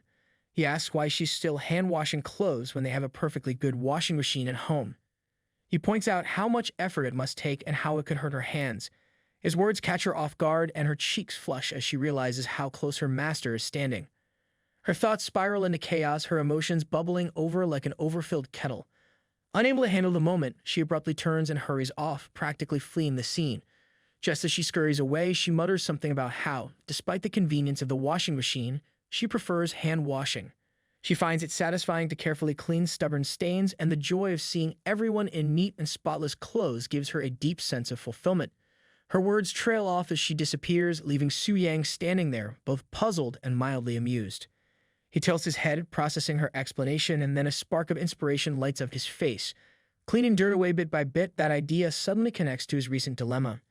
It reminds him of scenes in movies where gangsters launder money, and he wonders if experience points could be treated the same way. Maybe black experience could be washed into white experience. The concept strikes him as both ridiculous and strangely plausible. All he would need is a spot that's perfect for grinding out points while avoiding suspicion. He claps his hands, feeling a surge of excitement. The mundane act of laundry has somehow sparked a solution to his dilemma. Now he just needs to find the perfect laundromat for his experience points, and hopefully one without too many stains to scrub out. Soo-yang carefully evaluates his options, his mind already strategizing like a seasoned tactician. 2 places immediately come to mind: the Dragon Spirit Secret Realm and the Demon Abyss. Each has its own appeal, but also its complications. The Dragon Spirit Secret Realm, still undeveloped and shrouded in mystery, requires possessing a giant dragon to enter. The lack of information about what lies inside actually works to his advantage if he claims to have gained a lot of experience there. Who could argue? After all, only 2 people are currently eligible to enter: himself and that prodigy Beastmaster from the Eagle Union. It's the kind of exclusivity that practically screams believable excuse. The Demon Abyss, on the other hand, feels like a crowded marketplace by comparison. Open for ages, it's crawling with adventurers, including Tang Zhan and his plans to bring a bunch of young talents there for training. The more people around, the more unpredictable things get, and unpredictability isn't exactly Soo-yang's style. He quickly dismisses it in favor of the Dragon Spirit's Secret Realm. Fewer people means fewer complications and fewer chances of being caught doing anything unconventional. Soo-yang's mind races further. If he can somehow reduce the number of people who qualify to enter the Dragon Spirit's Secret Realm before it opens, his odds of keeping everything under wraps improve dramatically. His mental checklist starts populating with names of those who might capture a giant dragon before the realm becomes accessible. Lu Ling, other Beastmaster geniuses from various countries. The list is intimidating, but Su Yang's confidence doesn't waver. Then an idea strikes him. It's bold, a little absurd, but undeniably effective. Why not transform himself into a self-proclaimed giant dragon hunter and eliminate all the existing giant dragons in advance? It's efficient, decisive, and most importantly, guarantees no unexpected competition. A grin spreads across his face as he pictures himself systematically hunting down the creatures, not just leveling up but securing his dominance over the secret realm. The plan feels so outrageous that it might just work. Su Yang chuckles to himself, already visualizing the chaos it will cause in the beast-taming world. With a flick of determination, he decides if the dragons have to go, then so be it. Su Yang returns to his lounge, settling into a comfortable chair as he opens his system interface. With a few quick taps, he initiates a video call to Bai Ling. Her calm and efficient demeanor greets him as he requests information on the current giant dragon's secret realms in Longxia. Bai Ling promptly responds, her fingers moving swiftly across her own interface, asking him to wait a moment. Moments later, Bai Ling delivers the information with her usual precision. She reports 2 active secret realms, the Silver Dragon's secret realm in Ju City, located in the southwest, and the Red Dragon's secret realm in Anling City in the northern region. Both are categorized as Starry Radiance tier. Su Yang nods, focusing on the details, and instructs Bai Ling to make a reservation for the Silver Dragon's secret realm. However, Bai Ling hesitates for a brief moment before pointing out something unusual. She mentions that the top 50 reservations for the Silver Dragon's secret realm all come from the TNG Pavilion. Her tone carries just enough curiosity to suggest she finds it strange, but she doesn't press further. Su Yang leans back in his chair, reflecting with a knowing smirk. This pattern aligns perfectly with his expectations. Knowing Lu Ling's determined personality, it makes complete sense that, after failing to capture the Black Dragon, she'd aim for another giant dragon. Reserving slots exclusively through the TNG Pavilion feels like her way of stacking the odds in her favor. Yet to Su Yang, it's nothing more than an elaborate setup that places her directly in his line of fire again. He chuckles quietly to himself, shaking his head at the situation. While he admires her tenacity, he can't help but feel a pang of amusement at how often their paths seem to cross and not to her advantage. With a hint of mock sympathy, he spares a moment to silently mourn for the young lady before moving on. In the end, this is just another step in his grand plan, and Lu Ling is, unfortunately for her, simply an obstacle in his way. Su Yang tilts his head slightly, asking Bai Ling if the temple VIP status grants absolute priority for secret realms. Bai Ling nods, confirming that as long as he makes a reservation, no one, unless they're a higher-tier 5-star class changer, can take precedence over him. However, she hesitates and gently raises the question of whether this could affect relations with the TNG Pavilion. Unfazed, Su Yang waves off the concern, instructing her to proceed with the reservation. He leans back, reflecting with a quiet smirk. The TNG Pavilion is hardly a concern. His temple VIP status alone was enough to ensure that Jia Yu treated him with the utmost respect in the past. Now, with even more accolades under his belt, Tamer of the Black Dragon, honorary member of the Global Beastmaster Association, and a slew of other titles, he doubts they would dare cross him. Even if they had 100-fold more courage, the TNG Pavilion isn't in a position to act recklessly. He lets out a low chuckle, his thoughts shifting to his trump cards. Samo's flesh and shattered heart, spoils from defeating one of the kings of 7 sins, sit in his inventory like ticking bombs of overwhelming power. The absurd stats they grant, over 10 million HP and nearly 30,000 strength, make him nearly untouchable. Unless the Pavilion sends the 7-star class changer, which is highly unlikely, they're in no position to threaten him. His confidence swells as he visualizes the possibilities. If anyone from the TNG Pavilion dares to interfere, he wouldn't mind teaching them a lesson while slaying a few dragons on the side. The thought of taking down both obstacles and beasts in one fell swoop feels more like an opportunity than a problem. His grin widens as he sets his plans in motion, the thrill of what's to come fueling his determination. Su Yang pauses for a moment, staring at the 2 items in front of him, deep in thought. Now the real question arises, how exactly is he supposed to eat these things? He can't just swallow them whole, right? That would be ridiculous. He eyes the flesh and heart, his mind wandering down the slippery slope of culinary possibilities. Maybe he could turn them into a delicious dish. The idea of cooking them flickers in his mind, but just as quickly, regret washes over him. He scoffs internally. The thought of risking his cooking skills, if you could even call them that, on such precious ingredients is laughable. Not to mention if someone else were to do it for him, the chances of them leaking information are way too high. He's already paranoid about that. Thank you very much. His mind jumps to another idea. What if he roasted them with black flames? That could work, right? But then again, what if something goes wrong? That would be disastrous, and he's not about to let a cooking disaster be the death of him. His thoughts spiral, each possibility more ridiculous than the last, and soon enough he finds himself exhausted just from thinking about it. He curses under his breath, frustrated with himself. He wonders why he is overthinking this. It's just some raw blood and guts. How complicated can it be? He shakes his head, realizing he's made a mountain out of a molehill. Su-Yang grabs both pieces of flesh and heart, casually holding them in his hands as he begins to eat. No fanfare, no hesitation, just a simple task at hand. But as soon as he takes a bite, something unexpected happens. A massive golden beam of energy erupts from the window, lighting up the entire room as if a sunburst has gone off inside. The air around him crackles with power, and it feels like the very walls are about to ignite. Down in the house garden, his loyal maid is sweeping when she notices the blinding light pouring out of the window. Her eyes widen in alarm as it seems like Su-Yang is on fire. Panic sets in instantly. Her heart races, and she rushes to the room, fearing the worst. Without even thinking, she breaks through the window, desperate to get to him. Her mind is a whirlwind of worry as she enters his room, ready to find out what's happening. Inside, Su-Yang stands, half naked, his body practically glowing from the golden energy. He tries to stay calm, but the situation is clearly out of the ordinary. His nonchalance only adds to the chaos, making the maid even more flustered. She can't help but blush, her cheeks turning bright red at the sight of him. Mortified, she mutters something about it being nothing and rushes out, disappearing down the hall in a blur. Su-Yang exhales deeply, relieved that the situation didn't escalate further. For a moment, he thought he might have been caught, and the thought makes him shudder. To regain his composure, he checks his system window, a slight frown crossing his face.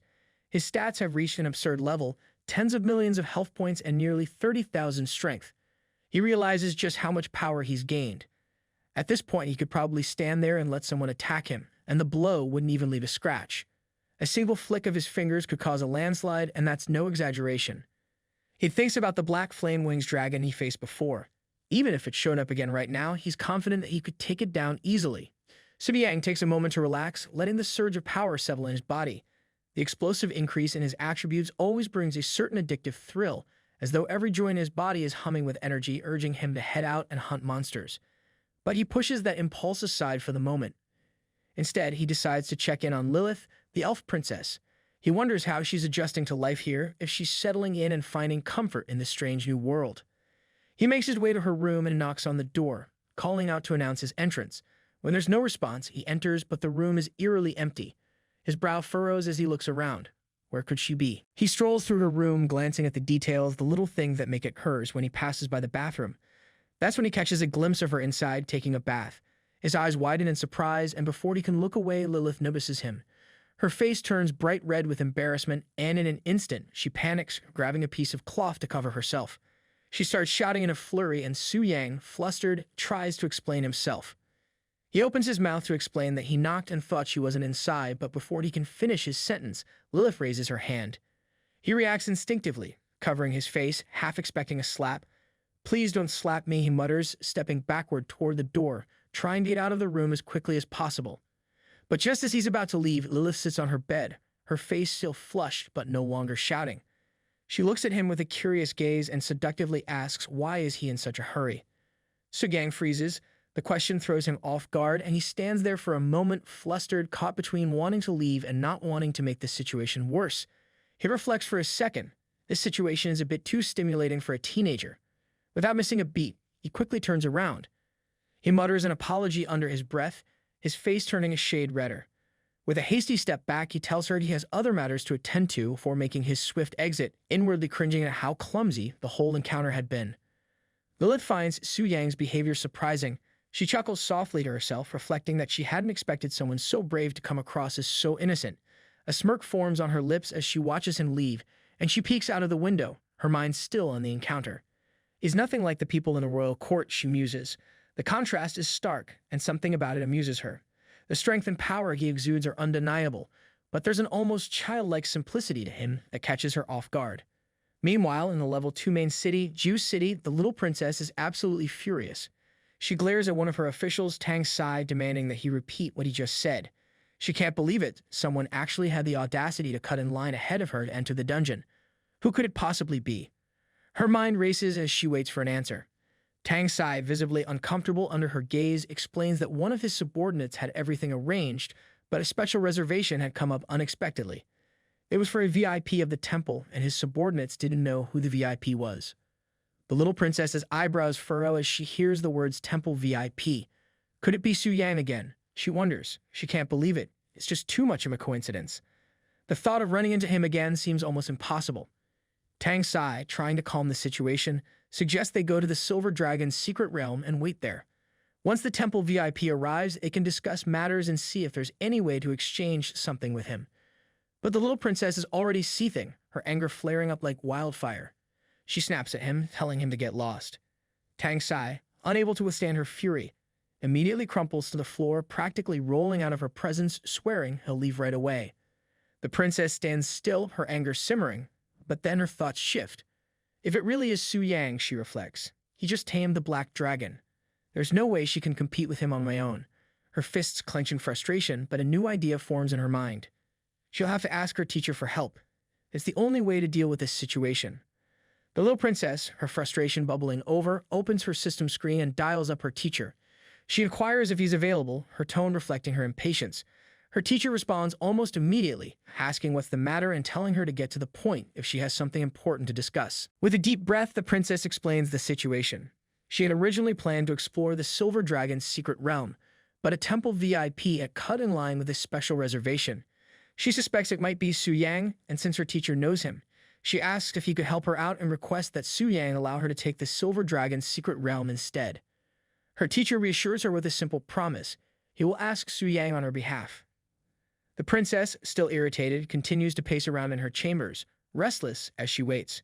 Her subordinates stand nearby, their eyes glued to her as they follow her every move in silence, unsure of what to say or do. Time drags on, each passing minute feeling like an eternity as the princess can't help but feel a growing sense of urgency. Eventually, a message finally pops up on her screen. It's from her teacher. She opens it eagerly, only to read that Su Yang had refused his request. She immediately types a response, incredulity clear in her message. Su Yang actually refused. She presses for clarification, asking on what grounds he could possibly reject her teacher's request, given his status as a giant in the Global Beast Master Association. Her teacher's reply is simple but heavy with implication. Anyway, he did not agree. He adds that he doesn't know the reason. However, Su Yang's quite popular right now, though. He has even heard that the war god is looking favorably at him, so he advises her that it might be best not to provoke him too easily. The princess stares at the message for a long moment, her thoughts swirling. The war god, there's only one person who holds that title, and that's Tang Zhan, the strongest in Longxia, the extreme path tyrant. If even he is paying attention to Su Yang, then perhaps his abilities are far greater than she had anticipated. She wonders if his talent truly is as outrageous as the rumors suggest. Just then, one of the princess's subordinates, still unsure of what to do next, asks her for instructions. She responds with an exaggerated crying face, her frustration clear. She mutters, "What is he standing around for? They're going home." Meanwhile, in the Silver Dragon's secret realm, the scene is chaotic. Multiple dragons are sprawled across the ground, unconscious, their massive forms giving the place an almost desolate feel. The only one still standing is the dungeon boss, the Great Radiant Silver Dragon, Starry Tier, level 106. Su Yang approaches the dragon, his eyes scanning the unconscious bodies of the other dragons. He had expected to run into the people from the TNG pavilion, but it seems they've already left. They must have some sense, after all, he muses to himself. It seems that the pavilion didn't dare stick around, or maybe they had something more important to attend to. He looks at the silver dragon before him, noticing that it doesn't even have a name. How strange, he thinks. No special bloodline, no name. It's almost as if it's just another monster in the dungeon, no different from the rest. His mind is already calculating the fight ahead, sizing up the creature with a quiet confidence. Without warning, the silver dragon attacks. It's swift and powerful, but Su Yang doesn't flinch. He raises his sword, parrying the dragon's strike effortlessly, his posture calm and unyielding. He stands there, as if daring the silver dragon to come at him again. The air around them crackles with tension, but Su Yang remains steady, a smirk forming on his lips. This is the kind of fight he has been waiting for, he thinks, his eyes glowing red with anticipation. A decent punching bag. He cracks his neck, his grip on the sword tightening. He's eager to test his new strength to see just how much of a difference the recent increase in his stats will make. The silver dragon roars, and suddenly the sky darkens as it summons granite rain. Stones of all sizes start falling from above, crashing down in a storm of chaos. It's impressive, really. It looks like something out of a disaster movie, but for Su Yang, it's no problem at all. With a swift whoosh, he dashes through the rain of stones as if they're nothing more than raindrops. His speed is too much for them to even touch. As he moves, he can't help but think that the silver dragon's stance looks impressive. A big show of power, really. But Su Yang knows better. It's all just for dramatic effect. He sees right through it. The dragon's portal continues to rain granite, but Su Yang's aura is so powerful that it shatters the falling stones before they even get close. He stands in the middle of the chaos, untouched. As he feels the rush of energy, Su Yang wonders to himself if this is due to his heaven-defying resilience. His health has gone through the roof recently, and these attacks barely even scratch him. The silver dragon roars again, unleashing its dragon impact double strike, packing the force of 27,000 tons. It's a massive attack, powerful enough to flatten mountains and obliterate anything in its path. But Su Yang stops the strike with a single hand, barely even flinching. To him, it's no more challenging than holding down a chicken. Su Yang leaps into the air, rising to meet the silver dragon face to face. He raises his sword, and with a loud bang, he strikes the dragon with all his might. The silver dragon is sent crashing to the ground, its massive body hitting with a thunderous boom. No time for drama or second chances, though. Su Yang charges in again, his sword slicing the dragon clean in two. It's a quick and efficient finish. The dragon's howl fades as its body splits and hits the ground in a messy, lifeless heap. Just as the beast falls, a system notification flashes up. Devourer effect triggered. Your Dragonbone Greatsword has plundered 10% of the silver dragon's attributes. Moments later, another pops up. All attributes of his Dragonbone Greatsword have been multiplied significantly. Su Yang takes a moment to reflect. The Silver Dragon clan is known for their magical prowess, especially their spirit attribute. Too bad this one didn't even get a chance to show it off before Su Yang cut it down. He notices that his Dragonbone Greatsword now has a silver lining running through the middle. It's as if the sword has absorbed the silver dragon's essence. He wonders if this means other types of dragons will leave their own marks on the blade. What would happen if the marks fill up completely? It's an intriguing thought, and the possibilities seem endless. Turning to his great black dragon, Athos, Su Yang gestures for him to begin feasting on the remains of the silver dragon. Athos eagerly complies, devouring the dragon's carcass with gusto. Su Yang watches for a moment, then reflects on his recent experience. Leveling up no longer holds the excitement it once did. The experience gained from this kill barely registers in comparison to his past feats. After the explosive power of Wrath, this feels like a walk in the park. And as for the platinum and diamond tier equipment, they become almost useless, nothing more than a way to earn some extra gold. Su Yang considers the emptiness he feels. He wonders if this is the after effects of ascension, reaching the peak only to find that there's nothing left to challenge him. It's a strange feeling, almost like standing at the top of the world, only to realize the view isn't quite as grand as expected. Su Yang glances at the screen and notices something interesting. After his great black dragon devours the silver dragon, its attributes have increased by about 10%. He sighs, thinking how nice it would be if he could devour attributes too. But alas, he's not quite that lucky. Then something clicks in his mind. A realization hits him like a lightning bolt. He remembers the royal offering traits of gluttony and wrath. Both of these abilities can plunder attributes and health, transferring the power directly to him. The problem is, these traits are dormant in the abyss, unable to be triggered unless a challenger appears. But what if they could leave the abyss? What if they could descend into the real world?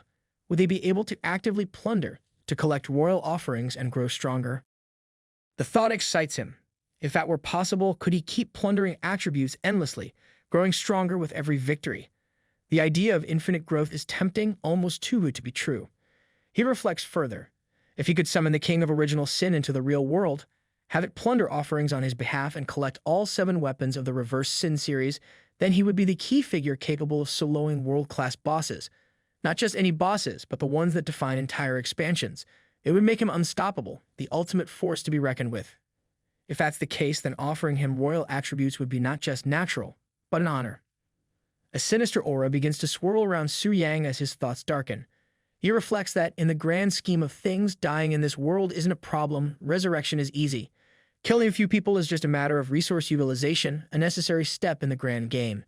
He chuckles at the thought, but quickly halts himself, realizing that he's let his imagination run too far. His mind shifts back to the real problems at hand. First, how does he actually bring the King of Original Sin out of the abyss? Without solving that, everything else is just empty speculation. And second, what about the risk of top-tier experts hunting it down? If it dies before accumulating enough resources, Su Yang would suffer a massive loss. It's not just about power, it's about strategy and survival. He announced to himself, deciding that these are problems for later. For now, it's time to move forward. The next dragon's secret realm awaits. Just as he prepares to head off, a notification flashes on his screen. It's from the World Channel, announcing a shocking event. The Red Dragon Hall in the Dragon Rift secret realm has been subdued by Asui Makiko. Su Yang's eyes widen in surprise. He stares at the notification, momentarily stunned. This is no small feat. Meanwhile, in the Dragon Rift secret realm, Asui Makiko stands triumphantly, tapping the head of her newly subdued red dragon. Her companions are practically jumping for joy, more excited than she is. Everyone seems delighted with the victory. Her knight in red armor beams with pride. Sakura Nation now has a dragon of its own, and you can already picture the patriarch's reaction. Surely they will be rewarded generously for this accomplishment. The lady standing beside them turns to Elder Lei, asking what he thinks of the situation. Elder Lei, his eyes sharp, replies, "Not long ago was Su Yang who was in the spotlight. Now even Miss Makiko from the Asui family has subdued a red dragon. That's truly impressive." Elder Lei turns to Asui Makiko, who is now seated confidently on the back of the red dragon. He gives her a nod of approval, acknowledging her achievement. He tells her that their next step will be to escort her to Longqing City and then back to Sakura Nation. Asui Makiko smiles, expressing her gratitude for the support. However, her mind is preoccupied with another thought. She had hoped to meet Su Yang, the one who had tamed the black dragon. There had been something about his presence that intrigued her. But now that he's joined the association, she knows it won't be long before their paths cross again. She's certain they will have more opportunities to interact in the future. Meanwhile, from a distance, the arrogant princess Lu Linger watches Asui Makiko flying on her red dragon. A wave of disappointment washes over her. She can't understand how Asui Makiko managed to surpass her. Su Yang had already been a formidable figure, but for someone like Makiko to outpace her is a blow to her pride. Her eyes fill with tears as frustration boils inside her, and she begins to cry, unable to control the emotion. Back in the elite chat room, the news spreads quickly. Messages of congratulations flood the screen as people express their excitement over the fact that Asui Makiko is the third person to have subdued a dragon. The community buzzes with anticipation. Things are definitely changing and the power dynamics are shifting. Lu Linger, still kneeling in her private space, reads the messages flooding the chat. Her tears continue to fall and she can barely hold herself together as she struggles to come to terms with the fact that everyone is now focused on Asui Makiko. Her sense of defeat is overwhelming, and she cries bitterly, consumed by jealousy and frustration. Her tears fall freely as she questions her worth.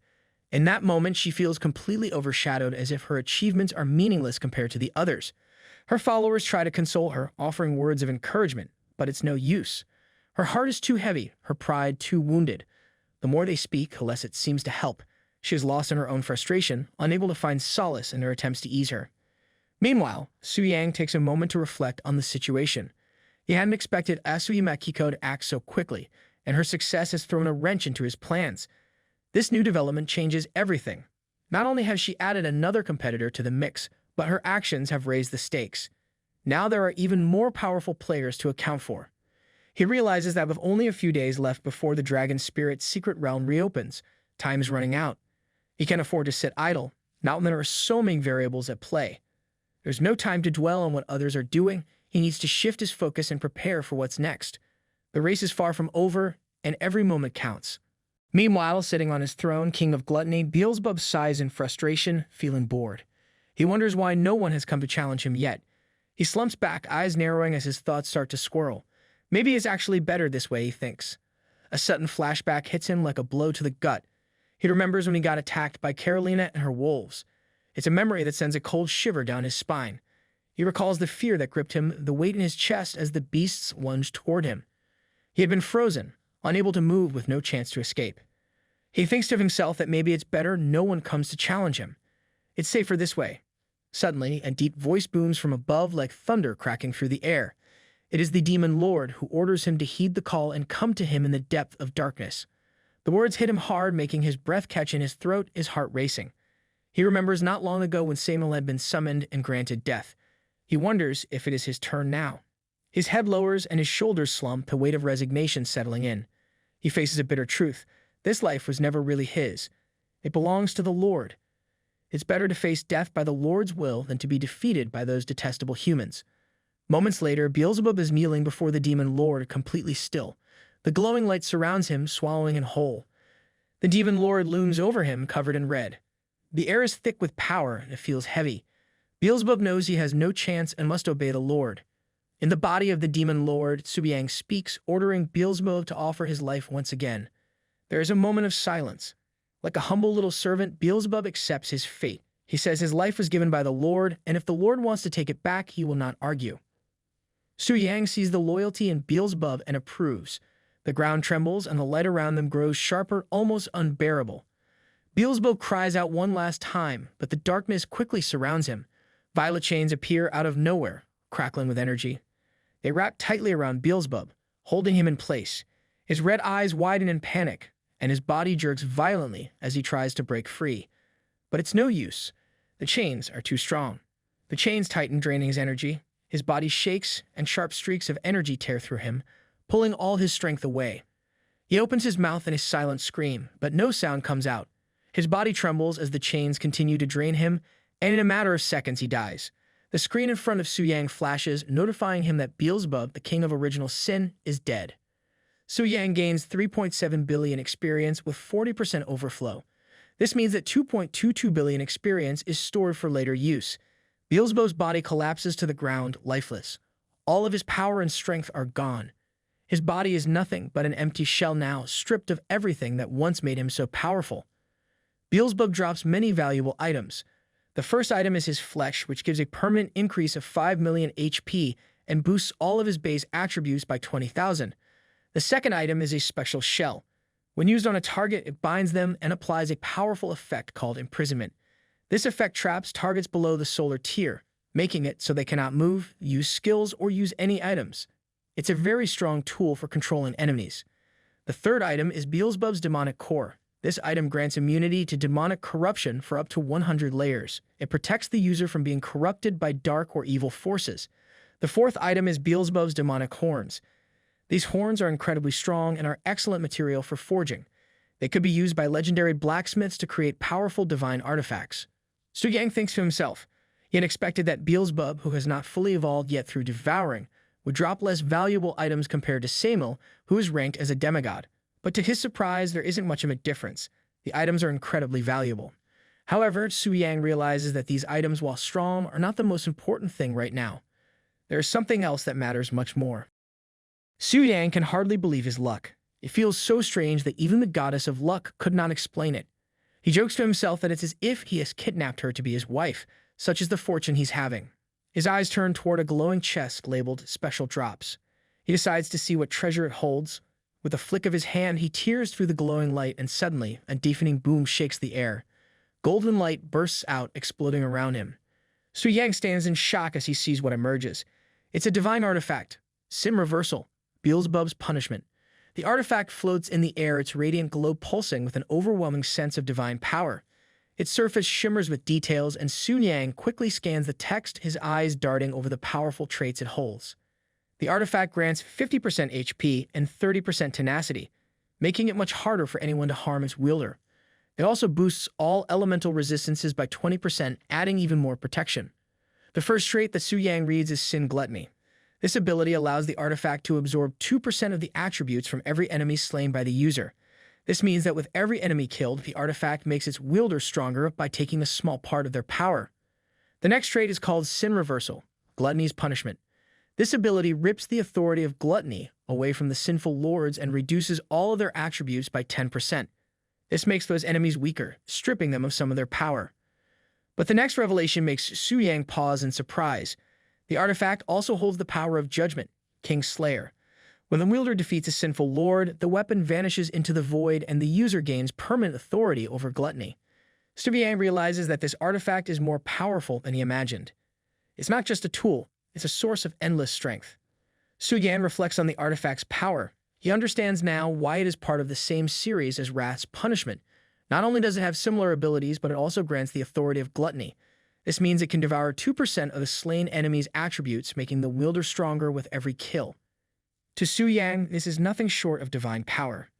However, Subiyang knows that there is a problem. The artifact requires the user to be at the demigod tier to equip it.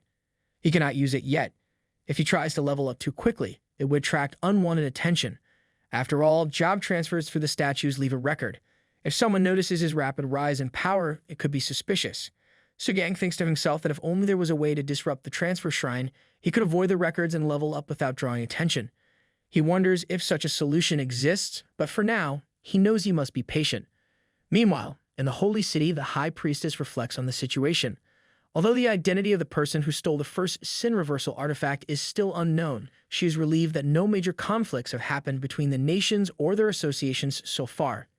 She hopes that if the next steps follow the Round Table's decisions, things will stay stable. The plan is for each nation to take turns challenging the kings of original sins. If this happens, it should keep the peace. Each nation has already sent guards to their respective demon abyss entrances. Only authorized expedition teams are allowed to enter. This should help prevent any incidents like the one that happened last time. The High Priestess hopes that these measures will be enough to maintain order and avoid chaos. The High Priestess then raises her hands toward the divine statue, preparing to make her plea. She begins to speak, asking for help, but before she can finish, a notification suddenly appears on her system. It informs her that the current Red Moon corruption rate has reached 14%. She reflects on this new development with concern. The corruption rate is already at 14%, and she knows that it's a dangerous sign. To make things worse, no one has managed to complete a 5-star class change beyond the 8th tier so far. If the corruption rate reaches 50% and no significant advancements are made in the temple, then when the new expansion pack arrives, the main theme of this world will remain unchanged. It will continue to suffer under this stagnation. Feeling a deep sense of despair, the High Priestess wishes for someone to break this deadlock. She believes that this world needs a true hero, someone who can bring about real change and restore balance before it's too late. Just then, another notification surprises the High Priestess. It informs her that another piece of the Reverse Sin series has been received and that Beelzebub, the King of Gluttony, has been defeated. She is shocked by this news. Quickly, she telepathically reaches out to others, ordering them to alert all squads stationed at the Demon Abyss. She wants them to report any unusual activity immediately. Several people respond, saying they have not found anything unusual in their areas. The High Priestess reflects, thinking that the Holy City's guards are all elite warriors. Even an 8th-tier assassin should not be able to slip past them unnoticed. She wonders if the problem lies within the Demon Abyss itself. She starts to worry, wondering could it be connected to that mysterious figure she saw last time. Suddenly, her chat starts flooding with messages. Takigawa asks what is going on, worried that another artifact has been stolen. He wonders if the United Federal States, led by Augustron, might have made an early move. Augustron quickly responds, denying any involvement. He says he is leaving tomorrow and has been drinking just now. Poker then asks the High Priestess what is happening. He is confused, saying that with the temple guards in place, how could there still be a problem? Carolina speaks up, voicing her suspicions. She says that while she doesn't want to challenge the High Priestess's authority, everything seems too suspicious. Finally, Tangzong comments. He says that it's not unreasonable for people to suspect some kind of collusion within the temple. He hopes the High Priestess can provide an explanation that will satisfy everyone. The High Priestess feels the pressure mounting. It seems that many people are starting to doubt what's happening, and she needs to act fast to keep control of the situation. The High Priestess responds calmly, telling everyone that while they are free to have their doubts, they should maintain basic reasoning. She reminds them that the Transfer Temple has never interfered in any competition since it was created, and that she herself has never left the Holy City. She continues, asking if the Transfer Temple really wanted to interfere, why would it do so secretly? She believes that everyone should already understand this. A few voices murmur in agreement, saying that it's true, but one person speaks up, admitting that while they trust the High Priestess, they just can't make sense of the situation. Another voice questions if, after ruling out all other possibilities, it's possible that they are missing something important. The High Priestess raises her staff, and with a serious expression, she declares that the truth can only be found by venturing into the deepest parts of the Demon Abyss. At this point, she proposes a change of plan. She suggests abandoning the initial decision made during the meeting and forming a united raid team, made up of the strongest members from each guild, to begin the Abyss raid immediately. She then asks if anyone objects to this new course of action. There are no objections, and everyone agrees with the High Priestess's plan. Seeing this, the High Priestess makes her decision. She declares that the team will be assembled immediately. She emphasizes that they must not allow another Reverse Sin artifact to fall into the hands of thieves. Meanwhile, deep within the shadows, Suyang watches, his crimson eyes glowing ominously through the void. His thoughts slither through his mind, cold and calculating. He knows that another world announcement will be made soon, especially after the second artifact has been stolen. This will make the Abyss Raiders take the situation even more seriously. A wicked grin appears on his face, sharp and foreboding. He anticipates that they will charge in as early as tomorrow. Su Yang reflects on the situation. The Demon Abyss has a total of 700 floors. Every 100 floors, a king of sin appears. Right now, gluttony and wrath have already been dealt with by him, but lust and greed have not yet revived. This means that the raiders can push straight to the 500th floor. But Su Yang knows that all of this follows the established system of the Abyss. His very existence, however, is the greatest disruption to that system. He wonders to himself what would happen if he were to place the strongest, Pride, Lucifer, directly in gluttony's domain. He knows that with such a powerful force, no one could possibly clear the 100th floor. Soon, inside the Abyss, Augustin steps forward with confidence, declaring that he has finally returned. He raises his staff, and a burst of crimson thunder cracks through the air. The energy strikes down hidden demons, clearing the area around him. He turns to his team and checks if they are ready for the challenge ahead. Tang Zhen, calm and prepared, says he is ready to set out any time. Poker, with a serious tone, reminds everyone that the first 200 floors have already been cleared. This time, they cannot let the third reverse sin weapon fall into the wrong hands.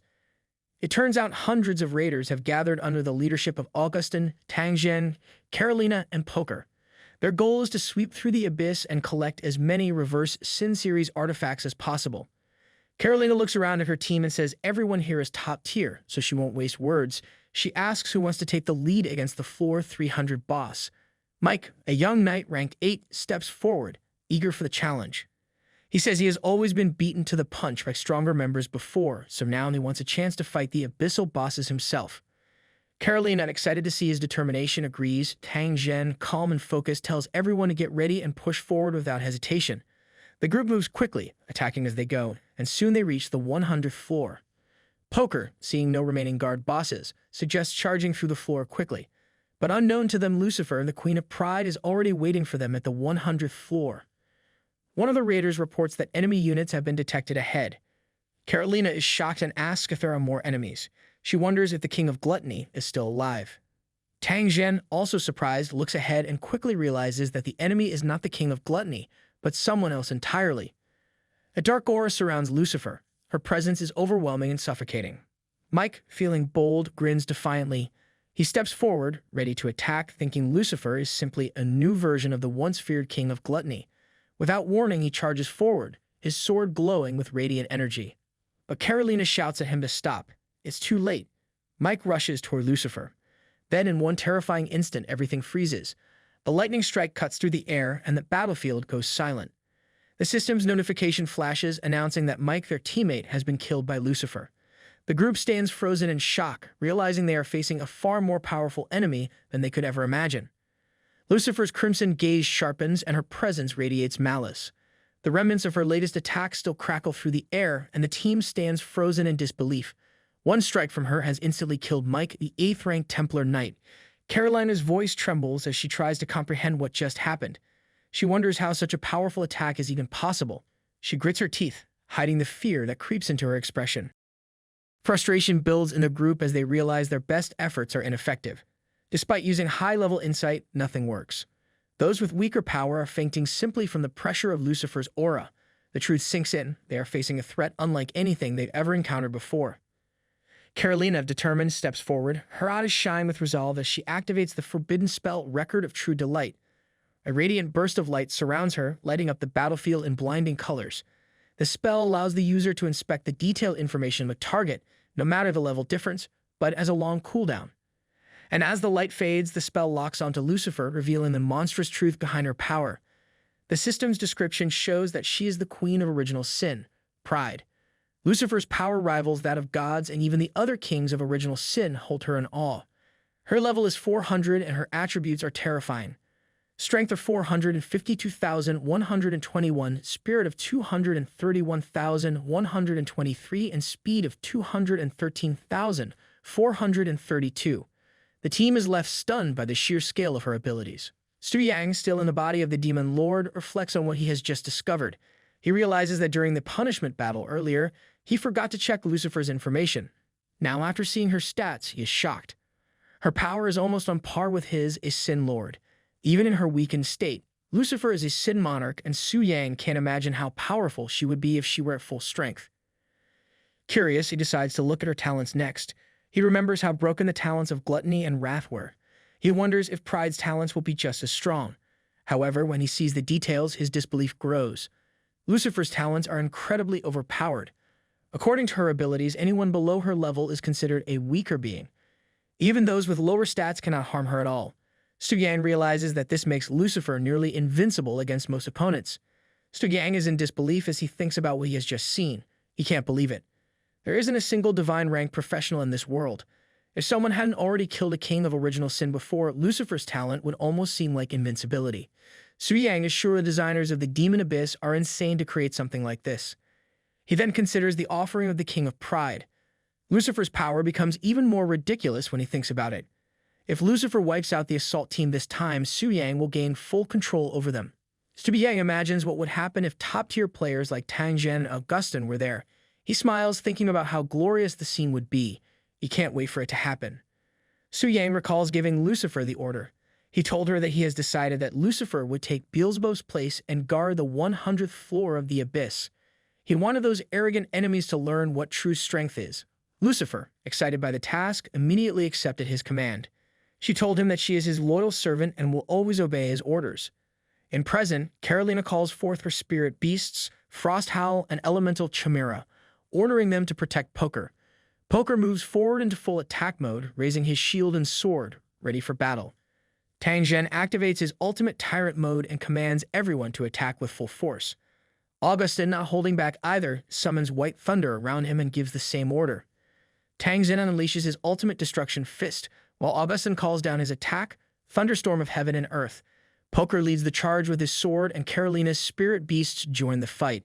Together, with hundreds of raiders, they launch a powerful combined attack on Lucifer. Fortunately, their ultimate attack hits bullseye. The raiders watch in suspense, wondering if they finally defeated Lucifer. However, they are shocked when they see Carolina and Poker falling from the sky.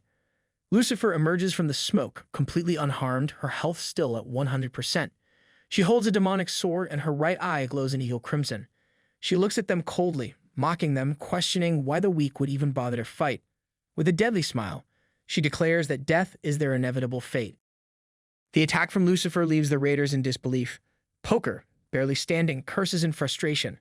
The team had put all their strength into their attack, but it did nothing to Lucifer. Carolina, shocked, questions how such a powerful entity can exist on the 100th floor. She wonders if the boss's mechanics are somehow different from what they expected. As Lucifer prepares for her next move, Tang Zhen realizes that they are in serious danger.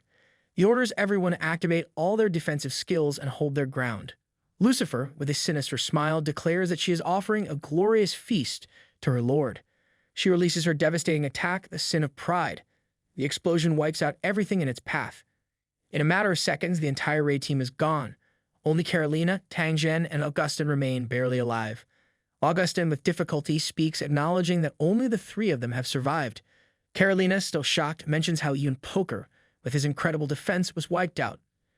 Tang Zhen struggles to stand and, filled with realization, comments on the terrifying power of Lucifer's attack. He understands now that the boss's mechanics must be designed to only spare those who have defeated a king of original sin before. Everyone else was instantly killed by Lucifer's attack. Augustin, though also in disbelief, remains focused. He acknowledges that knowing the mechanic doesn't change their situation. The power gap is simply too wide for them to win. Meanwhile, Lucifer, standing tall, declares that she has completed her mission, offering her loyalty to her lord. Augustine, Carolina, and Tang Zhen are sitting on the ground, their faces full of exhaustion and disbelief. Each breath feels heavy, and every moment seems stretched by the weight of what just happened. Augustine asks if everyone is here, but his voice lacks strength, as if the words are hard to form. Carolina feels a deep frustration inside, mixed with fear. The fiery confidence that usually defines her is replaced with a quiet sense of dread. She cannot understand how such a powerful figure could exist on the 100th floor. She wonders why she was unable to react and why the entire team was wiped out so quickly. A man lying on the ground talks about how the rest of the team was instantly destroyed except those three legends. He reflects on the overwhelming difference in strength, comparing their deaths to the fate of helpless animals discarded on the side of the road. Others, still alive but in bad condition, are scattered around. It is their luck that death is not a thing in those dungeons, and they can always start again. The man cannot believe that such a strong boss would appear on the 100th floor. He calls Lucifer a god-level boss, expressing doubt that anyone could defeat her. Carolina and Tang Jin stand up and begin walking forward. The atmosphere feels heavy, filled with the weight of defeat. Carolina senses the oppressive gloom growing stronger. Tang Jin speaks, acknowledging the inevitability of their situation, especially after such an overwhelming loss. Poker, noticing them, asks if they have come back from the fight. He explains that when Lucifer swung her sword, he knew victory was impossible with their current strength. He believes they cannot win this dungeon. Carolina lowers her gaze, her voice barely a whisper. She says that without defeating Lucifer, they will never obtain the weapon of rebellion. Worse, they will never face the original Sin Lord or access the expansion pack's steps of ascension to divinity. Tang Jin's brow furrows, frustration boiling inside him. He adds that if they fail to ascend, they will never break through to face the Queen of Arrogance. His words cut through the air, sharp and filled with meaning. The vicious cycle they are trapped in becomes clearer. Augustine slumps, his shoulders heavy with exhaustion. His voice trembles as he speaks, each word carrying the weight of despair. He says this is the first enemy aside from the High Priest, who made him feel that it is impossible to defeat. His gaze darkens, shadows forming under his tired eyes. He adds that the Queen of Arrogance is terrifying beyond measure. His fists clench, the knuckles turning pale from the pressure. His head hangs low, sweat dripping from his brow as the crushing weight of realization settles in. This is the darkest moment of their journey. Meanwhile, inside the abyss, Su Yang remains in the body of the demon lord, sitting on its thorn. His voice drips with mockery as he speaks. He acknowledges that it is the darkest moment, but he corrects one thing. The steps of ascension to divinity will come, but it will not be the others who will advance. It will be him. Su Yang goes on to mention the king's offering of Lucifer, saying it is very convenient. Through the soul imprints, he can not only issue orders, but also feel the person's position, state, words, and even their thoughts. He finds this far superior to the full map view feature. Reflecting on it, Su Yang finds something strange. Amid all the negativity, there is one emotion that stands out. Someone seems extremely joyful, and Su Yang wonders if their mind has been damaged. His gaze falls on a mysterious figure in a green robe. He wonders if this appearance belongs to the people of Shiva. He is outer Hazan, level 320, and is in 9th turn, Miracle Priest. Right now, Adder is standing on a tree branch, observing the exhausted group of Augustine, Carolina, Tang Jin, and the others with amusement. He takes in their tired faces, a hint of pleasure in his eyes as he watches them struggle.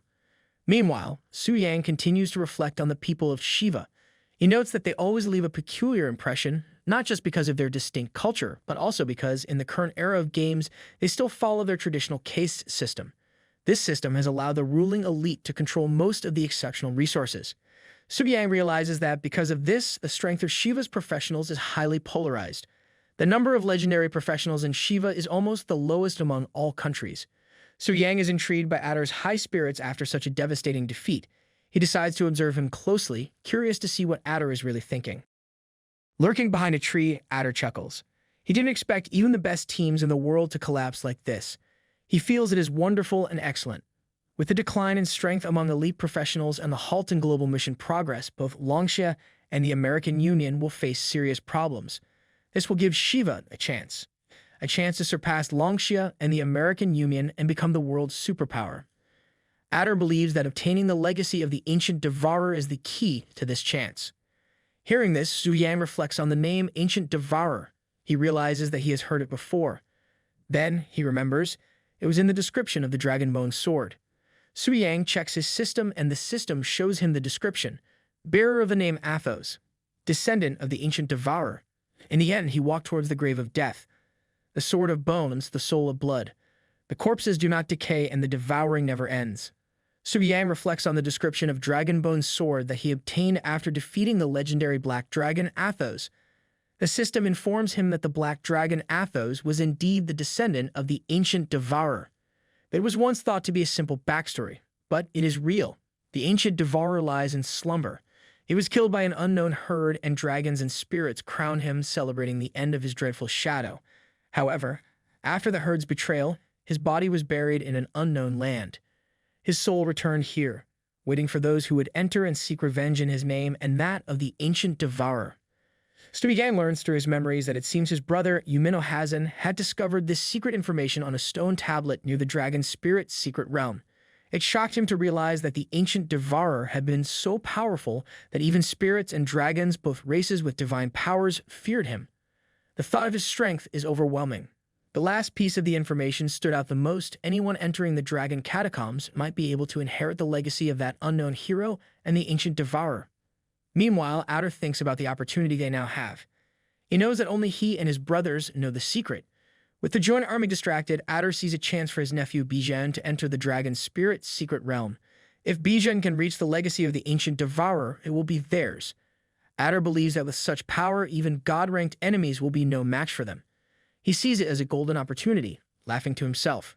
He also thinks that currently someone from Longsha and the American Eagle Union may be able to enter the dragon's spirit secret realm. In the past, he wouldn't have dared to compete with them head-on, but now the situation has changed. Outer watches Carolina, Tang Zhen, and the others carefully, thinking about how everything will change after the dragon's spirit secret realm. He believes that once they obtain the legacy, Shiva will surpass both Longsha and the American Eagle Union. Outer feels confident that with this power, they will easily defeat those who consider themselves geniuses. He knows the dragon spirit's secret realm is a different dimension, where death cannot be reversed, and he is certain that killing a few more times will lead to real death for them. Meanwhile, Suyang closes the screen he was using to observe Outer. He mocks Outer for having his thoughts overheard and contemplates the information Outer shared. He wonders how to thank Outer for revealing so much. He thinks about Bijan, a 7th-ranked beast trainer, and with his current power, Suyang feels it won't be difficult to kill him. Suyang suddenly remembers Lucifer. He asks her what she is doing now. It turns out she is still kneeling before him. Suyang thinks to himself, wondering if she has been in that position for 50 long minutes and if she must be tired. But then he realizes that since she is now at the god level, maybe she no longer feels tired in the way others do. Lucifer, her cheeks slightly red, is secretly thinking. She wonders if her lord enjoys watching her act calm and silent. She laughs to herself, feeling the excitement building up inside, thinking that perhaps her lord believes she is being too modest. Suyang then calls her to come to him. Lucifer's eyes brighten with happiness, and she eagerly asks if her actions have pleased him. Suyang tells her that she has done an excellent job wiping out all the enemies. He says he has decided to reward her. Lucifer, humbled by his praise, responds that as long as she has pleased him, she is satisfied. She adds that she cannot accept his grace too easily. Suyang moves his finger in the air, saying that the gift he gives Lucifer cannot be refused. He sends a bit of his main essence to her. Lucifer feels an overwhelming out-of-this-world sensation. She finds it incredibly refreshing and feels like her body is about to overflow with the power of her lord. She is embarrassed by her words and tells herself that these are not phrases she should be using. Still, she asks for more, wanting to feel the power again. Suyang tells her to go and achieve more feats to deserve more. She vanishes, saying she will obey. Suyang thinks to himself that it is tiring to role-play in front of a god-level boss. Lucifer is a difficult character to manage, but he is more focused on the power of the Lord of Original Sin. Just a small amount of dark power can make someone like Lucifer obsessed. He wonders how strong he will be once he is no longer in the weak state. Suddenly, a golden light appears in front of him, startling him. From the light, the High Priestess steps out.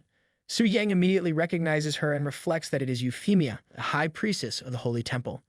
Earlier, Euphemia is startled to witness the Resistance army, made up of the strongest warriors, has been completely destroyed.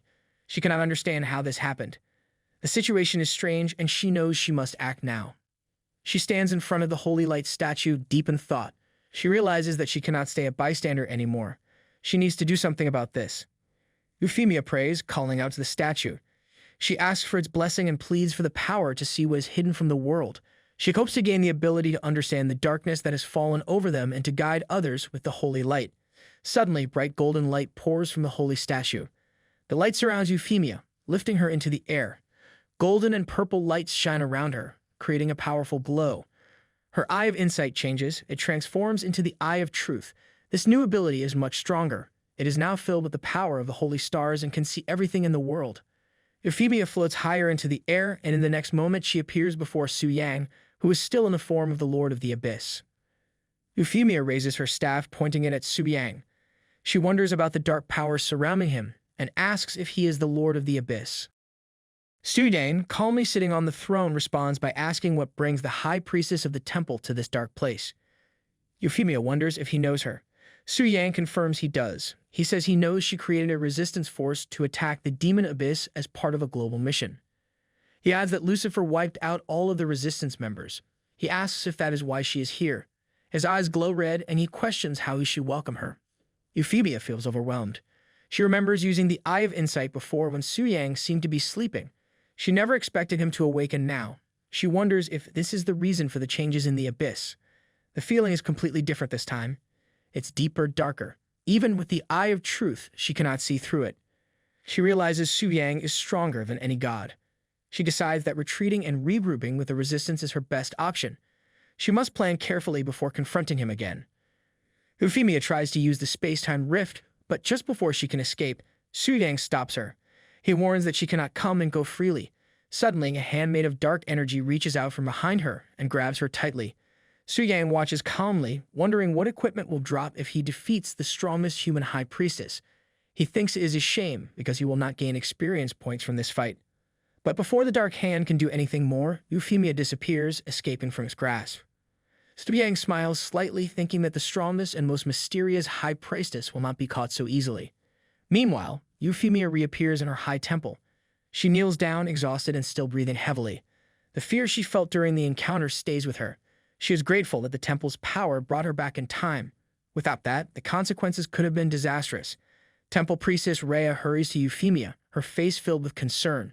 She asks if Euphemia is okay. Euphemia, still catching her breath, replies that she is fine but feeling exhausted. She then asks about the resistance force. Rhea informs her that they have all regrouped and are now on their way to the holy city. Euphemia nods, saying she will return to her room to rest and sort herself out. She asks Rhea to stay and let her know if any visitors arrive. Rhea agrees and stays behind. At the same time, Su Yang begins to observe Euphemia from afar. He watches with interest as he realizes something unexpected. He reflects on how the energy from Euphemia seems to reverse back to its original source and wonders if this could be the holy city. He recalls that he has only seen Euphemia in textbooks and news reports. He notes that it is said she has never left the holy city, but now it seems that she didn't choose not to leave. She couldn't. With her power, she might have been able to rival Lucifer herself. He thinks about what might have been if Euphemia had joined the resistance force and been killed by Lucifer. He could have inscribed her soul and gained control over her. Her power would have been a great asset to him. A huge loss now that she's still free. He also finds it surprising that his dark power was able to infiltrate the real world without detection. He begins to doubt the true strength of the transformation statue, realizing it isn't as invincible as he once believed. Su Yang shifts his focus, thinking about the current state of affairs. All global profession transformations are recorded by the sacred statues. The sacred statue in question is the central hub of all such statues worldwide. He considers the possibility of using his dark power to corrupt the sacred statue and alter its data. If he succeeds, it could help him mask his rapid rise in power and make people overlook his advancements. Su Yang tries it. However, even after a few minutes and multiple tries, nothing happens. He reflects on the situation, realizing that as soon as the dark power entered, it faced an incredibly strong resistance. It completely isolates him from the outside world. Fortunately, no alarms were triggered, which saves him from further trouble. He then decides to try controlling someone else. His gaze falls on Rhea, and he thinks that she will do.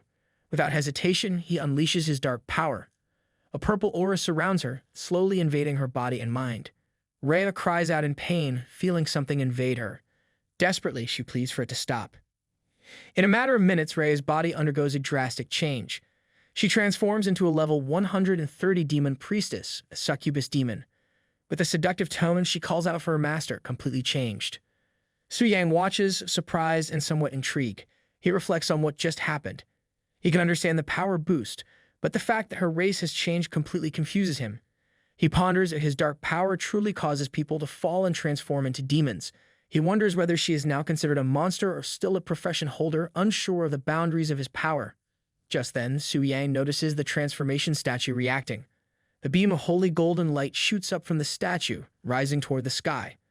At the same time, similar beams of golden light begin to rise from holy temples around the world, all pointing toward the heavens. A global announcement follows, notifying all profession holders of a major update. The message reveals that the Lord of Sin has influenced profession holders with his original power. As a result, the first demon priestess has emerged and the demon faction has been unlocked. The announcement continues, explaining that from now on, when entering the demon abyss, profession holders who are fully affected by demonic power will not lose their minds. Instead, they will transform into members of the demon faction. Profession holders of the demon faction will be able to rank up through the demon priestess class. The maximum rank for the demon faction is now the royal rank. The announcement also clarifies that hostility between different factions, including mutual killings, will no longer be interfered with by the system. A new area, the Demon Abyss, is unlocked. Within this area lies the Demon City, a dark and ominous place. Alongside it, a new statue. The demon statue is revealed. The demon race is now unlocked, bringing with it new powers and possibilities. A new global mission, Dominion, also appears. The objective of this mission is clear: prevent humans from killing the Lord of Sin before he recovers from his weakened state. The completion of this global mission by either the human or demon faction will lead to different outcomes for the world. If the human faction succeeds, the Stairway of the Gods will be created, with humans killing the Lord of Sin, the embodiment of sin, and building the stairway to the gods through their own strength. On the other hand, if the demon faction prevails, the eternal night dominion will begin. The Lord of Sin will descend into the world, merging the demon abyss with reality and plunging the world into an era of eternal night. The announcement declares fully opening the pathway between the human world and the demon kingdom. It calls upon the Alliance to make its choice. People exchange nervous glances, muttering their disbelief. The announcement about the demon camp creates confusion and worry. The group starts debating what this new development could mean. Someone points toward the glowing update interface in the air. The blue light reflects on their face, making them look like they just walked out of a bad horror movie. The mention of the demon camp confuses them further. The girls from the Union Guild are locked in a discussion about the announcement.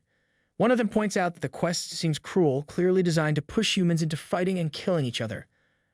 Another girl grimaces, visibly disgusted at the thought of anyone wanting to join the demon camp. Union, ever the realist, shares her opinion. She mentions that many people in this world, especially those at the top of their professions, would do anything for more power. Her words make it clear she's not surprised by human greed. The pink-haired girl chimes in, looking unimpressed by the idea of switching sides. She reminds the group that the strongest already hold 2 of the sin weapons. With that much firepower, the human world's quest should be manageable. She insists there's no reason to consider joining the demon camp. Another girl tries to soften the mood, suggesting that maybe the demon camp offers a way to help those fully corrupted by demonic power. She explains that it might prevent them from turning into mindless monsters. Union wraps things up by saying this update doesn't seem to impact much for now, but the new connection to the demon realm could bring unexpected changes later. She shrugs off the deeper implications, reminding the group to focus on leveling up instead of wasting energy worrying about things beyond their control. Director Jia and the young lord watch the Union Guild girls from above, their discussion carrying a serious tone. The young lord looks concerned, calling the situation unprecedented. He turns to Jia, clearly hoping for some wisdom, though Jia doesn't look too confident. Jia responds bluntly, admitting that this is far beyond anything they can control. His focus now is on calming people down until the holy city decides what to do. It's a diplomatic answer, but not exactly reassuring. The young lord, not one to hide his worries, wonders aloud if the so-called half-gods might falter under these circumstances. He mentions an informant who claims the sin weapons have landed in different hands. The comment seems to unsettle Jia, whose expression darkens. Jia warns that if such a scenario unfolds, it would be disastrous. He stresses that it could make the update quest impossible to complete. His tone carries the weight of someone who knows exactly how bad things can get but hopes he'll never have to see it. Meanwhile, Su Yang continues observing everything through his dark eye, focusing on the holy city. His thoughts are sharp and calculating as he analyzes the unfolding events. He didn't expect his casual adventure to spark such chaos, but now things are spiraling in ways even he couldn't predict. He considers the global quest, where no one has managed to break through the 100th layer of the abyss under Lucifer's control. Negotiating to kill the Lord of Original Sin feels impossible.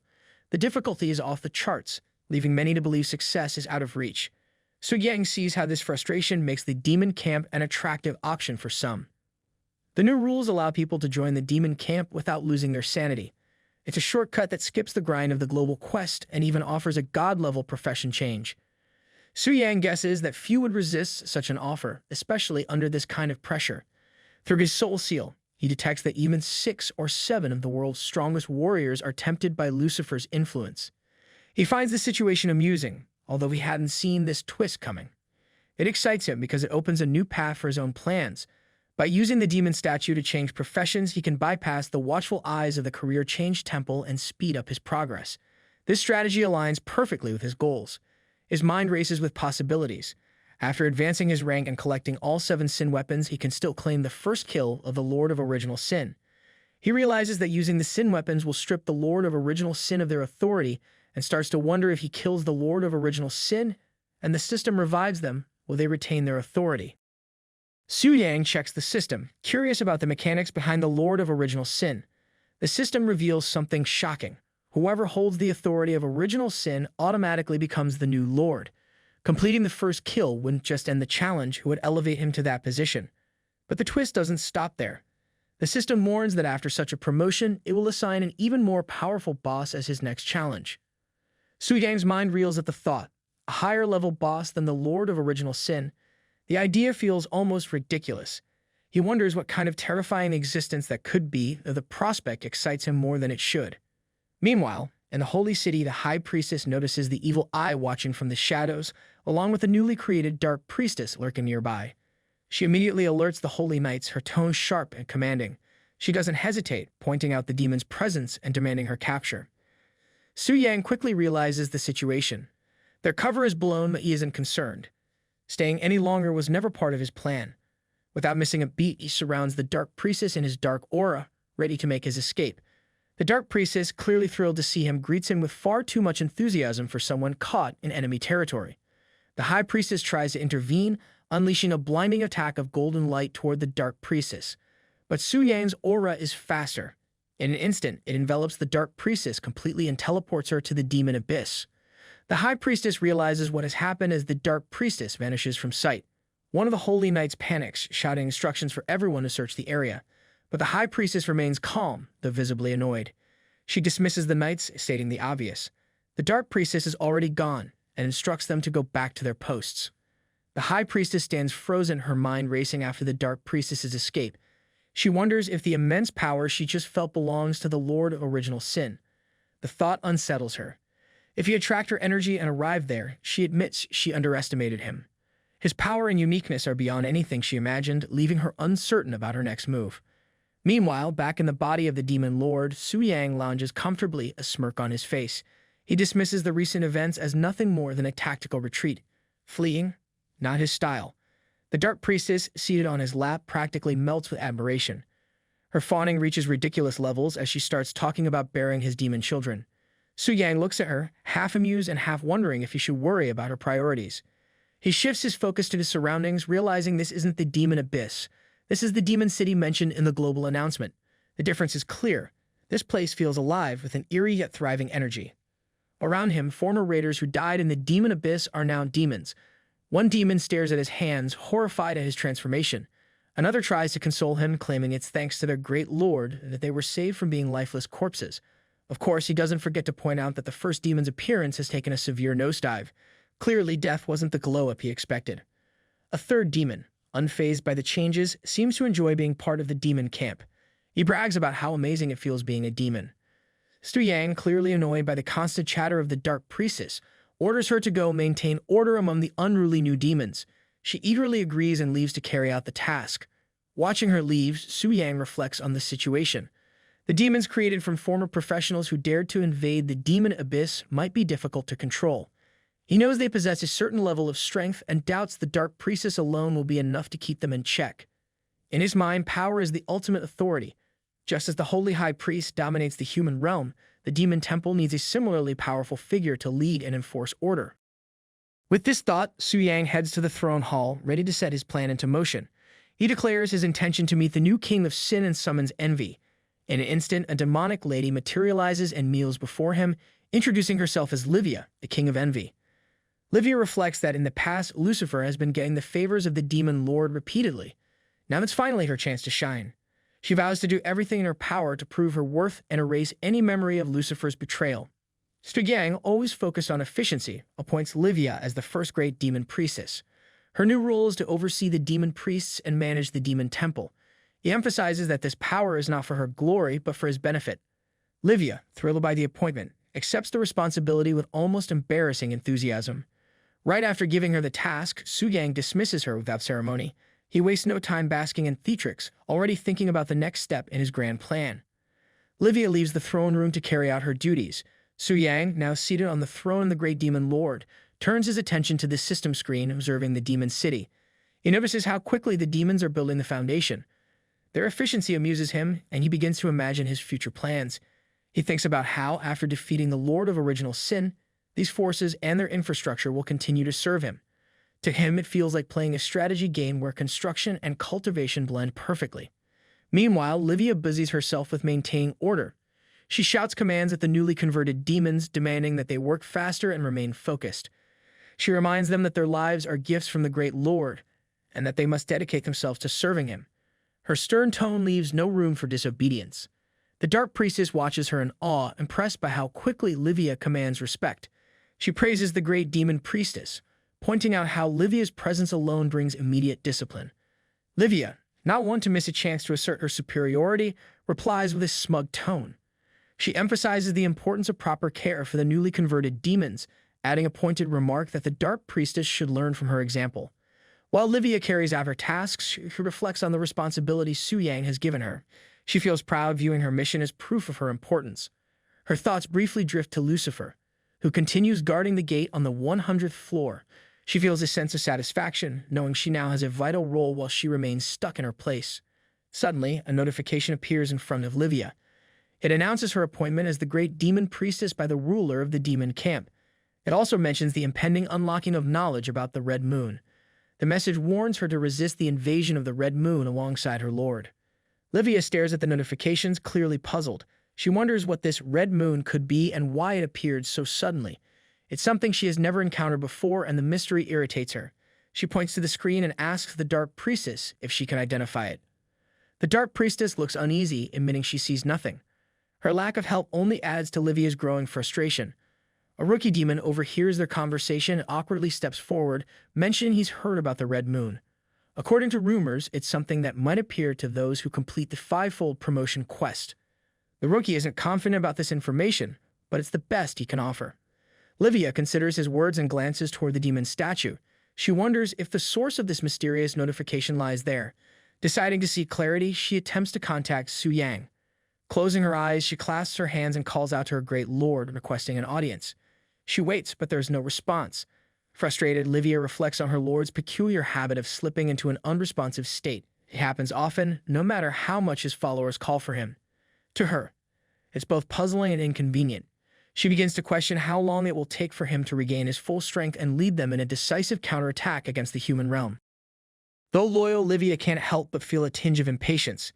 In the Holy City, the strongest individuals from around the world gather around a large round table. The meeting is led by the High Priestess of the Temple of Holy Light. The mood in the room is heavy, with most of them looking like they haven't slept in days or maybe just deeply regretting their life choices. The High Priestess begins by thanking them for attending, even though their schedules are packed with trying to save the world or whatever else they claim to be doing. She apologizes for summoning them repeatedly, but her tone makes it clear this meeting is no small matter. Augustus, the great magician, interrupts her politely. He waves off her formalities, pointing out that everyone already knows why they're there. He suggests they skip the pleasantries and get to the point, which earns a few tired nods around the table. The High Priestess agrees and dives into the issue. She mentions the recent world update, including the rise of the demon camp and the opening of the gate to the demon realm. These two developments, she explains, are the most urgent threats they face.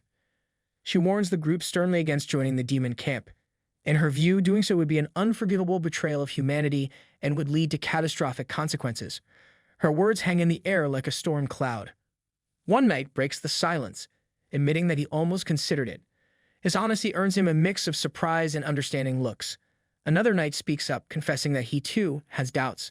He explains how Lucifer alone feels like an unbeatable force, and when they think of the Lord of Original Sin behind her, the mission seems downright impossible. Joining the enemy, he says, might feel like the only viable option. Poker, looking thoughtful, reminds the group of the scars left by their previous battle. He believes the sudden version update preys on people's weaknesses, calling it a true demonic temptation. His words seem to strike a chord as a few others shift uncomfortably in their seats. Carolina, refusing to sink into despair, counters with a more optimistic view. She suggests that forming an alliance could be their way forward. Poker agrees, pointing out that the alliance is the main reason there hasn't been widespread chaos yet. Without it, he argues, the situation would already be out of control. The High Priestess continues the discussion. She explains that the entrance to the demon realm has always been one way, preventing humans from entering without permission. However, she sees a potential breakthrough. If it can complete the Alliance quest and open a proper entrance to the demon realm, it could give humanity a significant advantage. Tang Zhen, always the realist, cuts in with a harsh truth. To complete the mission, they would have to face Lucifer, a god-level enemy. He admits their current group isn't strong enough to handle her, but suggests seeking help from the Kingdom of Elves. He points out that the elves have powerful god-level warriors who might tip the scales in their favor. Tang Zhen clenches his teeth as he continues. He declares that Lucifer, as the strongest of the kings of sin, is their biggest hurdle. Defeating her would prove they could handle the remaining kings. His determination is almost contagious, though his plan sounds as risky as it is bold. He shifts focus to the anti-sin weapons, mentioning the mysterious figure who possesses 2 of them. Tang Zhen argues that this person won't refuse to cooperate since their ultimate goal must also be the defeat of the Lord of Original Sin. Augustus, Carolina, and Poker all express their agreement with the plan. Poker adds a warning, urging them to contact the Kingdom of Elves immediately. He points out that while most people are still undecided, it's only a matter of time before someone switches to the demon camp. The High Priestess reassures the group, revealing she had already anticipated this need and arranged a meeting with the Kingdom of Elves in advance. As if on cue, a hologram appears, displaying an elf named Alan Lawrence. His title and stats flash alongside his image, level 160, 6th turn, court magician. Alan introduces himself with the confidence of someone who expects applause just for existing. He makes a point of emphasizing his noble lineage, urging the humans to remember his name. His introduction rubs at least one young warrior the wrong way. The warrior mutters about Alan's arrogance, mocking him for boasting about being level 160. A girl sitting nearby immediately hushes him, warning him not to offend Alan. She whispers about the Lawrence family's powerful status in the Kingdom of Elves, suggesting that crossing them would be a very bad idea. The High Priestess greets Alan with formality, acknowledging his noble status and thanking the elves for their swift response. She asks for the Queen's opinion on their request for help. Alan, however, takes the opportunity to switch from diplomacy to flirtation, making an overly flowery remark about the High Priestess's beauty.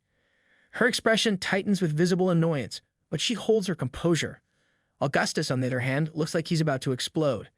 His eyes flash white as he prepares to unleash his lightning magic, clearly furious at Alan's behavior. Carolina and Poker quickly step in, pleading with Augustus to stay calm.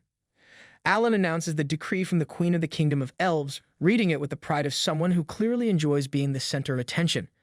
The elves agree to assist humanity in killing the Lord of Original Sin, but attach several conditions. First, humans are prohibited from entering the dragon's spirit's secret realm. Second, they are required to find and return the missing elf princess, Lilith, to the Elf Kingdom. Third, the Job Change Temple must give 60% of the Red Moon crystal cores to the Elf Temple. The room erupts in disbelief. Murmurs and complaints ripple through the warriors gathered at the table. Many find the conditions outrageous. Some mock the idea of being banned from the dragon spirit's secret realm, questioning why the elves believe they can monopolize such a treasure. Others point out the absurdity of asking humans to find the missing elf princess, sarcastically suggesting the elves should use their own magical abilities instead. One particularly frustrated warrior threatens to join the demon camp just to spite the elves, vowing to return and make them regret their arrogance. The tension in the room escalates further when a warrior from the Shiva Kingdom stands up, slamming his hand on the table. He accuses the elves of trying to hoard the treasures of the dragon's spirit's secret realm for themselves. He reflects bitterly on how much effort it took for Viganu to subdue the dragon and declares that the inheritance of the ancient devourer cannot fall into elven hands. The High Priestess, seeing the chaos, raises her staff and commands everyone to calm down. Alan, with his usual smugness, makes a snide remark about the disappointing moral standards of humans. He directs his question to the High Priestess, clearly enjoying the opportunity to stir the pot. The High Priestess, maintaining her composure, addresses Alan. She states that the Career Change Temple has no objections to the second and third conditions, but gently asks him to reconsider the first condition. She explains that it directly affects the core interests of many guilds across nations, making it a sensitive issue. Alan, unfazed, points out that entering the dragon's spirit's secret realm requires taming dragons, and he questions how many nations are even qualified for this. His condescending tone makes it clear he doubts their capabilities. The High Priestess counters by listing several nations: Longxia, the Eagle Federation, Sakura Kingdom, and Shiva Kingdom, all of which have dragon tamers. She assures Alan that they have already provided the relevant information to the elves. Alan's expression darkens and he responds with an unsettling grin. He agrees to allow others to enter the dragon spirit's secret realm, but adds a twisted condition. The person who tamed the black dragon is forbidden from entering and must instead be brought to the Kingdom of Elves. This outrageous demand sets Tang Zhen off. He slams his fist on the table, standing up in anger. He accuses Alan of targeting Long Xia with this specific request, his voice filled with frustration. Alan, with a mockingly innocent expression, denies the accusation. He claims that the Kingdom of Elves has no reason to target any human nation, insisting that all humans are equal in his eyes. Of course, the way he says it makes it sound more like an insult than a reassurance. When pressed for a reason behind the condition, Alan smugly refuses to explain. He leaves it to the humans to decide whether to agree. The samurai warrior tries to smooth things over with Tang Zhen, suggesting that the Kingdom of Elves must have valid reasons for their demands. He adds a patronizing remark, quoting a saying from Long Xia about helping others succeed, implying that Tang should accept this small sacrifice for the greater good. The Shiva warrior chimes in, piling on the pressure. He declares that this is about the fate of all humanity and insists that Long Xia must make sacrifices for the alliance. He argues that this isn't targeting Tang Zhen specifically, but is a request from their valuable allies, the elves. His tone carries an obvious edge, as if daring Tang to disagree. Tang Zhen, visibly fed up, turns his back and begins walking away from the round table. The Shiva warrior, not knowing when to quit, points an accusing finger at him. He claims that if Tang's actions lead to failure in defeating the Lord of Original Sin and force humanity to join the demon camp, Long Xia will be blamed for betraying all of humanity. Carolina quickly calls out the Shiva warrior's dramatic tone, mocking how exaggerated it sounds. Augustus, never one to miss an opportunity to roast someone, adds that the warrior's words match the face of someone utterly despicable. He calls out to Tang Zhen, asking where he's going, clearly sensing trouble brewing. Tang Zhen ignores Augustus and approaches the samurai warrior, standing over him with a look of pure annoyance. The samurai warrior starts to stutter, nervously asking why Tang is staring at him like that and insisting there's nothing wrong with his face. Without a word, Tang Zhen punches him hard, sending the samurai warrior flying across the room. The impact leaves everyone in shock, the room falling silent as they process what just happened. The Shiva warrior stammers, trying to muster some courage while pointing at Tang Zhen. His words barely come out before Tang moves with lightning speed. In an instant, Tang punches him straight into the ground, silencing him completely. Tang Zhen, standing tall and seething with anger, declares that Long Xia doesn't need lessons from people like them. Tang Zhen approaches the high priestess, showing respect with a warrior's gesture. He speaks with determination, acknowledging the Kingdom of Elves' decision. While he agrees that Long Xia will shoulder the loss for the sake of humanity's future, he firmly declares that they will never hand over the person who tamed the Black Dragon. His tone leaves no room for argument. Turning away from the round table, Tang Zhen announces that he has matters to attend to and takes his leave, walking out with an air of finality. The samurai warrior, still reeling from the punch, manages to stand. He groans in pain, complaining about the sheer strength of Tang Zhen's blow. Nearby, the Shiva warrior struggles back to his feet, seething with anger. He vows to avenge his humiliation and mutters a specific threat, aiming his frustration at the genius from Long Xia. Meanwhile, Su Yang watches everything unfold through his dark eye skill. As he observes the drama, he quickly connects the dots, realizing that the Kingdom of Elves, Sakura Kingdom, and Shiva Kingdom are all indirectly targeting him. Instead of being worried, he finds their audacity laughable. Su Yang has returned to his body and is standing in a towel after a bath. His excitement is palpable, but the maids nearby seem more shocked than anything, unsure whether to avert their eyes or faint. He muses about the arrogance of those who think they can challenge the king. To him, the punches by Tang Zhen weren't nearly strong enough. Su Yang vows that anyone daring to overstep their boundaries will face far harsher punishment. Su Yang stands in the room, his body wrapped in a towel, his upper half completely bare. A powerful aura surrounds him, pressing down on everything around him. The air feels heavier, as if the entire space is struggling to contain his presence. The maids, who were calmly doing their work just moments ago, suddenly freeze in place. One of them stares at him, clearly confused, her voice shaky as she tries to figure out what is happening. He glances at them, his expression as relaxed as ever. Nothing is wrong. The only thing that matters right now is the tension in his shoulders. He tells them to continue the massage without paying attention to anything else. The maid hesitates for a moment before nodding. There is no point in questioning him, and she knows it. Their hands return to his shoulders, but his mind drifts elsewhere. The sudden burst of energy was a mistake. He usually keeps his aura under control, but for some reason, he let it slip this time. If he is not careful, others might start noticing. It would be a hassle, but at the same time, most of them wouldn't survive long enough to do anything about it. He leans back against the couch, letting the maids work, but his thoughts remain unsettled. The hostility from Sakura and Shiva kingdoms makes sense. Their arrogance and constant need to prove themselves always lead them to foolish decisions. But the Kingdom of Elves, Their actions seem strange. His mind works through the possibilities. If they knew about Lilith, they wouldn't be moving like this. Maybe they're trying to avenge a care. That idea seems weak. No one should know about his connection to the Black Dragon. Holding a grudge over something they barely understand would be idiotic, though expecting intelligence from his enemies might be asking for too much. The questions pile up, but one thing becomes clear. He needs answers. Lilith is the only one who might know the truth, and he decides to ask her directly. Later, he steps into Lilith's room and brings up the matter. Lilith listens before shaking her head, completely dismissing the idea. The elves have no interest in avenging a care. In fact, his death is more of a relief to them than anything else. Su-yang is sitting on the floor in front of the bed of Lilith. His curiosity gets the better of him, and he asks her for an explanation. Lilith does not hesitate. She speaks bluntly, making it clear that the elves are far from a unified force. On the surface, they act polite, almost graceful, but beneath that, they are filled with schemes and constant power struggles. Her words paint a picture of a kingdom that thrives on deception, where every smile hides a dagger. Su-yang listens before making a remark about palace intrigue. Lilith reacts instantly, her face twisting in an expression that is hard to describe, somewhere between confusion, annoyance, and mild disgust. His thoughts continue racing. If this situation is not related to a care, then the only possible answer is the Black Dragon itself. No, not just any Black Dragon. They are after something much bigger, the Ancient Devourer. For centuries, the elves have lived in fear of the Ancient Devourer, a monstrous force that once cast a long, terrifying shadow over them. This deep-rooted fear has turned into an instinctive hostility. To them, any Black Dragon is a threat, something that should never exist. Everything starts to make sense. Their excessive demands, their desperate need for control, and all connects to the dragon spirit's secret realm. That place holds the legacy of both the Ancient Devourer and the nameless hero. The elves, paranoid as always, want to make sure no one else gets their hands on it. Letting an outsider explore the realm is the last thing they want, and as the one who tamed the Black Dragon, Su-yang is the biggest obstacle in their eyes. But their actions reveal something more. At first, they refuse to let anyone else near the realm, but then they suddenly change their stance.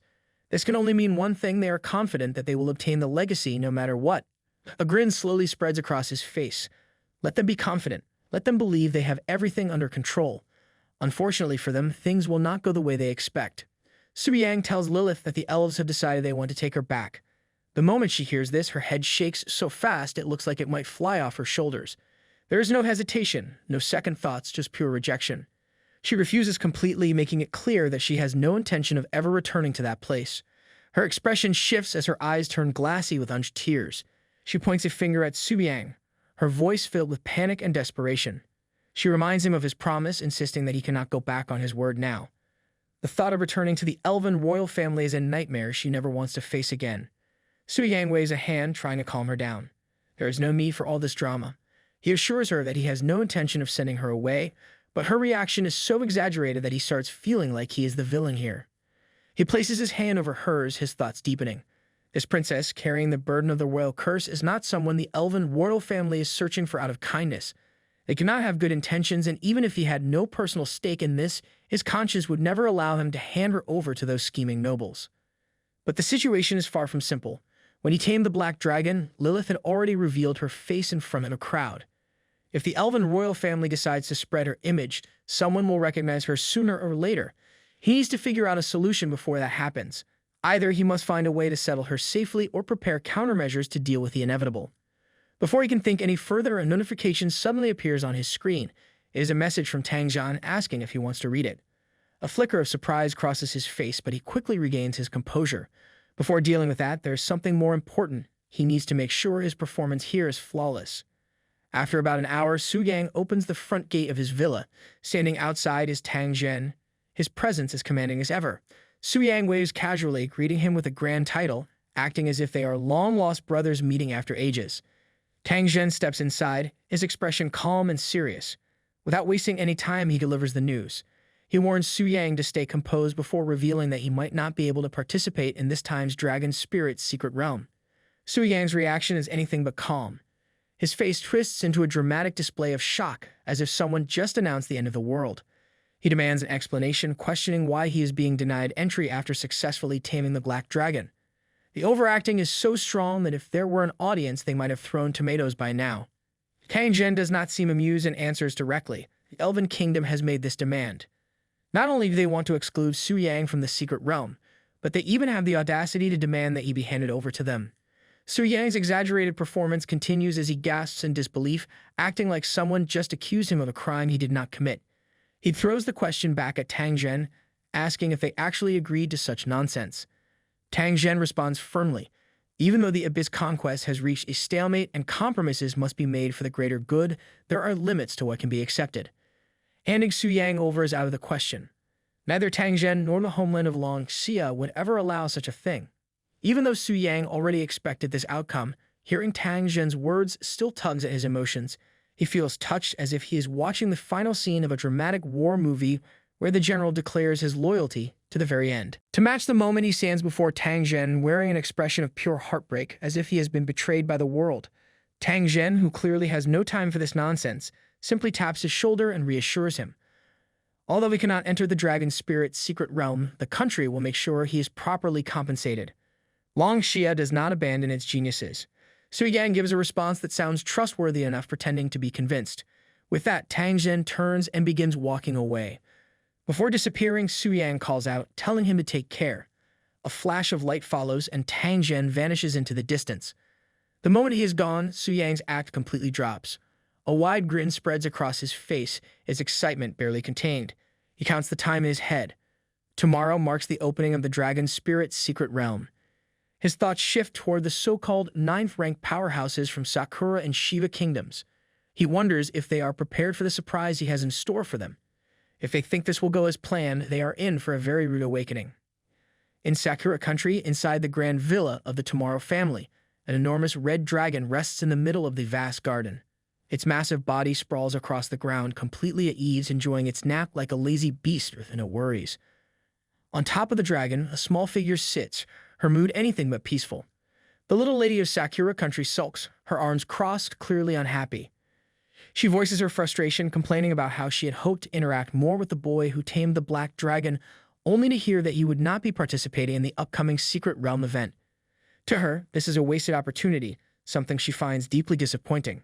The red dragon, still resting, responds in its own language, though its tone carries no regret.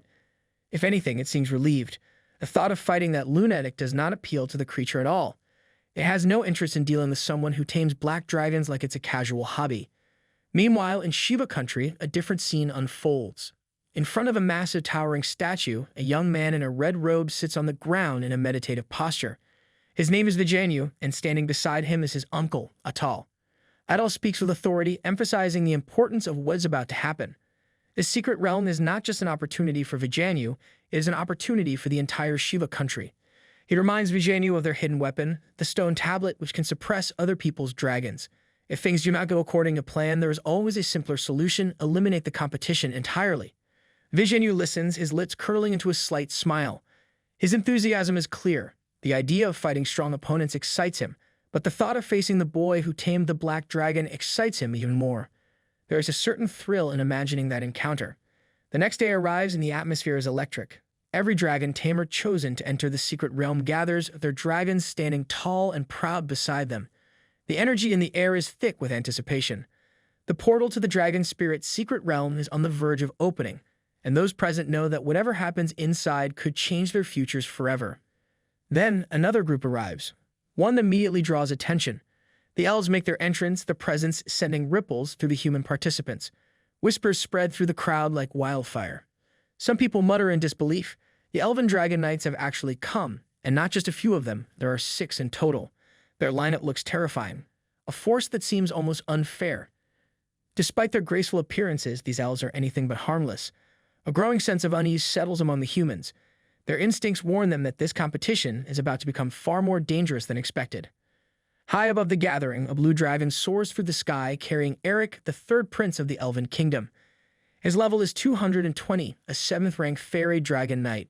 His sharp eyes scan the battlefield below, taking note of the new dragon tamers among the humans. This development is slightly beyond his expectations. The number of human dragon knights has grown faster than anticipated. Sitting on the head of a white dragon, another elf named Alan dismisses the thought. He does not care how these humans manage to tame dragons. To him, it makes no difference. Once the dragon spirit's secret realm event is over, there will be no more human dragon knights left to worry about. Eric, unlike Alan, is in no rush. He reminds Alan to be patient. Once the elves conquer the human world, the Lauren family will be rewarded with vast territories.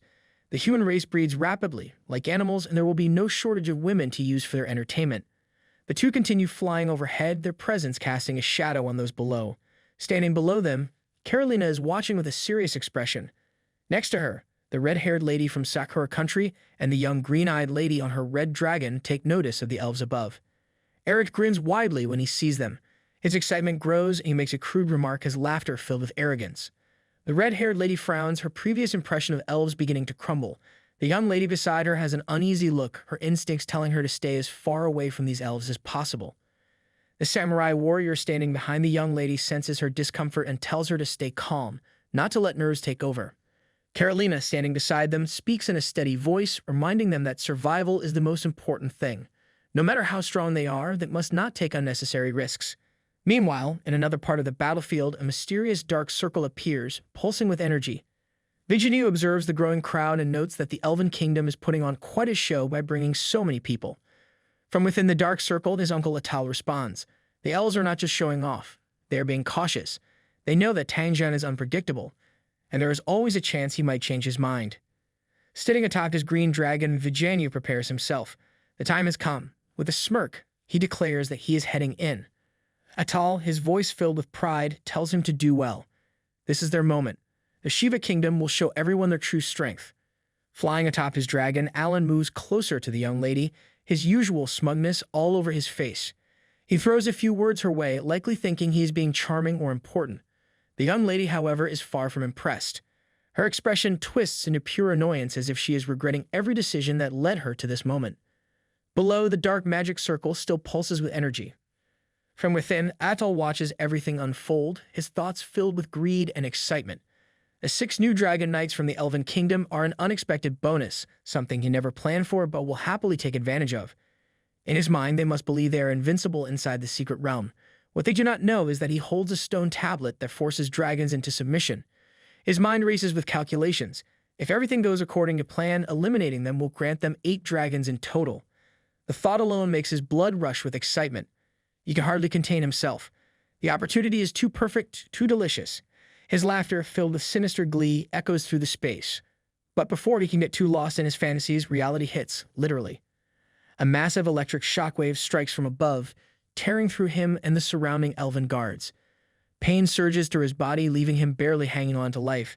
His vision blurs as he forces himself to look upward.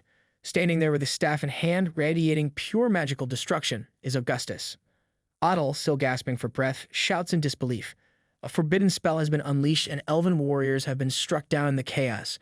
He demands an answer, questioning if Augustus has lost his mind. Augustus, however, does not care for words. He stands firm, his staff already glowing with another, much stronger spell. There is no hesitation, no mercy in his actions. Instead of responding, he simply raises his staff once more, unleashing an even more devastating explosion that engulfs Atal. Above all this chaos, the legendary black dragon soars through the sky, its presence casting a massive shadow over the battlefield. Sitting comfortably on its back, Su Yang watches everything unfold with amusement. His eyes remain locked onto the magical image floating in his palm, displaying Augustus wreaking havoc on Atal. He cannot help but appreciate the sight.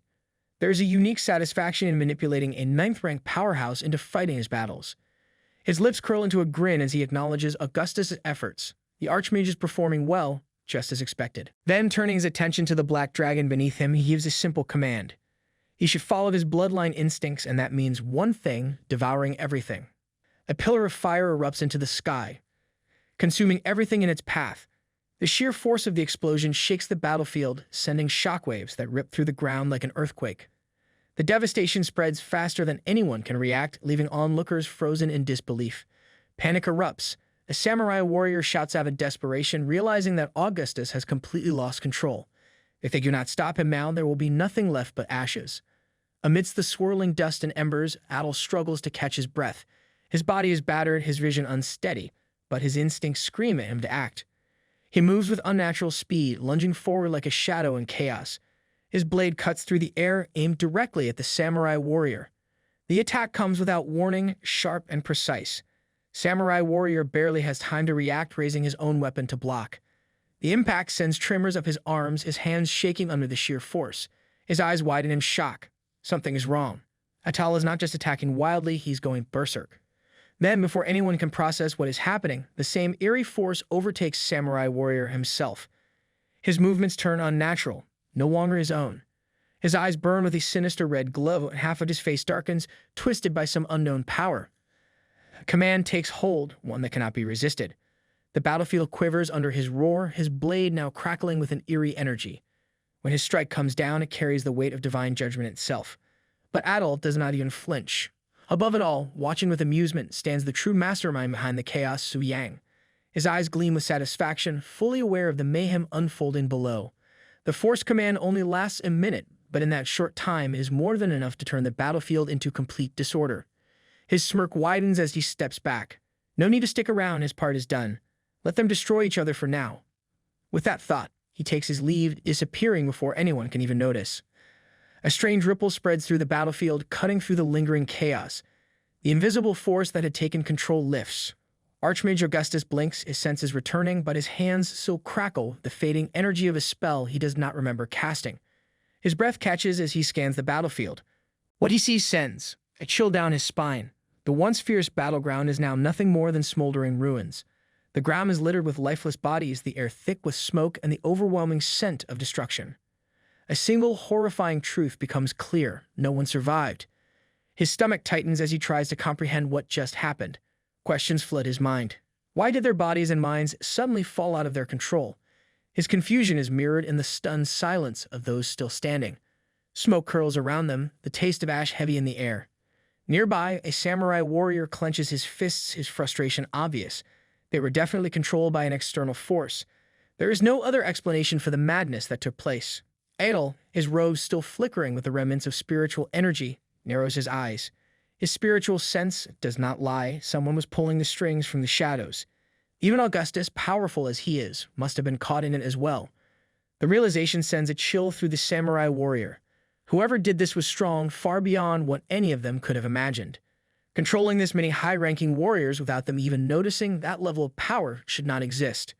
Meanwhile, in a distance, a golden light suddenly bursts through the scene. Ancient doors creak open, revealing the long-awaited entrance to the dragon's spirit realm.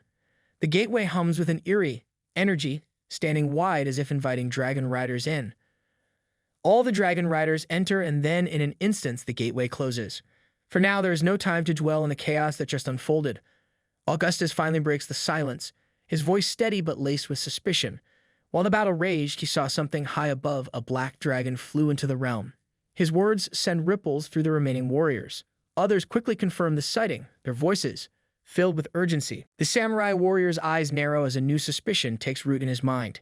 He wonders aloud if this entire incident has been orchestrated by Long Xia. The tiny mind of Augustus races as he tries to make sense of everything. The chaos, the sudden mind control, the black dragon. There are too many coincidences, and he does not believe in coincidences. His brows furrow as he mutters his thoughts, uncertain but unwilling to dismiss the possibility. One thing is clear: this was not Tang Zhen's doing. Tang Zhen is a warrior through and through. He has never broken his word, nor would he ever resort to such underhanded methods. The others exchange uneasy glances. The situation is far worse than they initially thought. Augustus continues, his voice firm. Tang Zhen has always fought with strength, never deception. The ability to forcefully control multiple high-ranking warriors at once requires an absurdly high level of spiritual energy. Only someone with overwhelming spiritual dominance could have achieved this. Atal, still recovering from the shock, hesitates before speaking. His voice wavers slightly, betraying his unease. If this was not Tang Zhen, then who could possibly wield that kind of power? The idea is unsettling. A thought crosses the samurai warrior's mind, and after a brief hesitation, he voices it. The name he suggests makes the entire room fall silent. Adol scoffs almost immediately, though there is a flicker of doubt in his expression. The idea seems ridiculous. Su Yang is barely a fourth transition professional. The thought of him controlling ninth transition demigods is laughable, on paper, at least. The samurai warrior huffs, trying to brush it off, but there is the slightest trace of unease in his voice. He claims he was just guessing, but no one seems convinced, not even himself.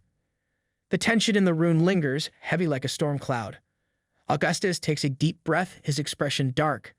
Ever since the crusade against the Abyss demons began, strange events have been unfolding one after another. None of it makes sense. This battle should have been straightforward, yet they ended up turning on each other, losing control of their own bodies like puppets on strings. For now, though, there are more immediate concerns. Augustus shifts his tone, focusing on the bigger problem at hand. Because they were controlled, they unintentionally killed the royal court guards of the Elven Kingdom. A heavy silence follows. By now, the fallen elves should have revived inside the temple, but it will not be long before the Elven royal court hears about what happened. If that happens, the consequences could be disastrous. Relations with the elves are already fragile. This could push them over the edge. Since capturing Su Yang is out of the question, Augustus makes a decision. Instead of waiting for the elves to retaliate, they need to act first. The Elven royal court will hear about the incident soon. There is no avoiding it. Augustus makes it clear they need to act first before the situation spirals further out of control. Adel immediately agrees, his tone unusually serious for once. The samurai warrior, arms crossed, offers no objections. No one wants to be on the receiving end of the elves' wrath. Meanwhile, deep within the dragon spirit realm, far beyond anyone's reach, something stirs. The sky splits open with shimmering energy, cracks of raw power rippling across the vast floating islands. The entire realm shudders, jagged rocks hovering midair, suspended by forces unknown. A heavy silence spreads, unnatural and oppressive. Something ancient is awakening. Among the dragon riders, tension runs high. One of them hesitates before asking the other if fear has settled in. Above them, dragons circle in unease, their massive forms blocking out the sun. Even the very ground feels unstable, as if the realm itself is bracing for what is to come. Alan, sitting atop his white dragon, speaks with uncertainty. The dragons are not acting normally. It feels as if they are responding to something unseen, something primal. If even dragons are showing signs of fear, then whatever is within this realm must be beyond anything they have encountered before. Vijayanyu, exuding his usual overconfidence, speaks without hesitation. To him, there is only one explanation.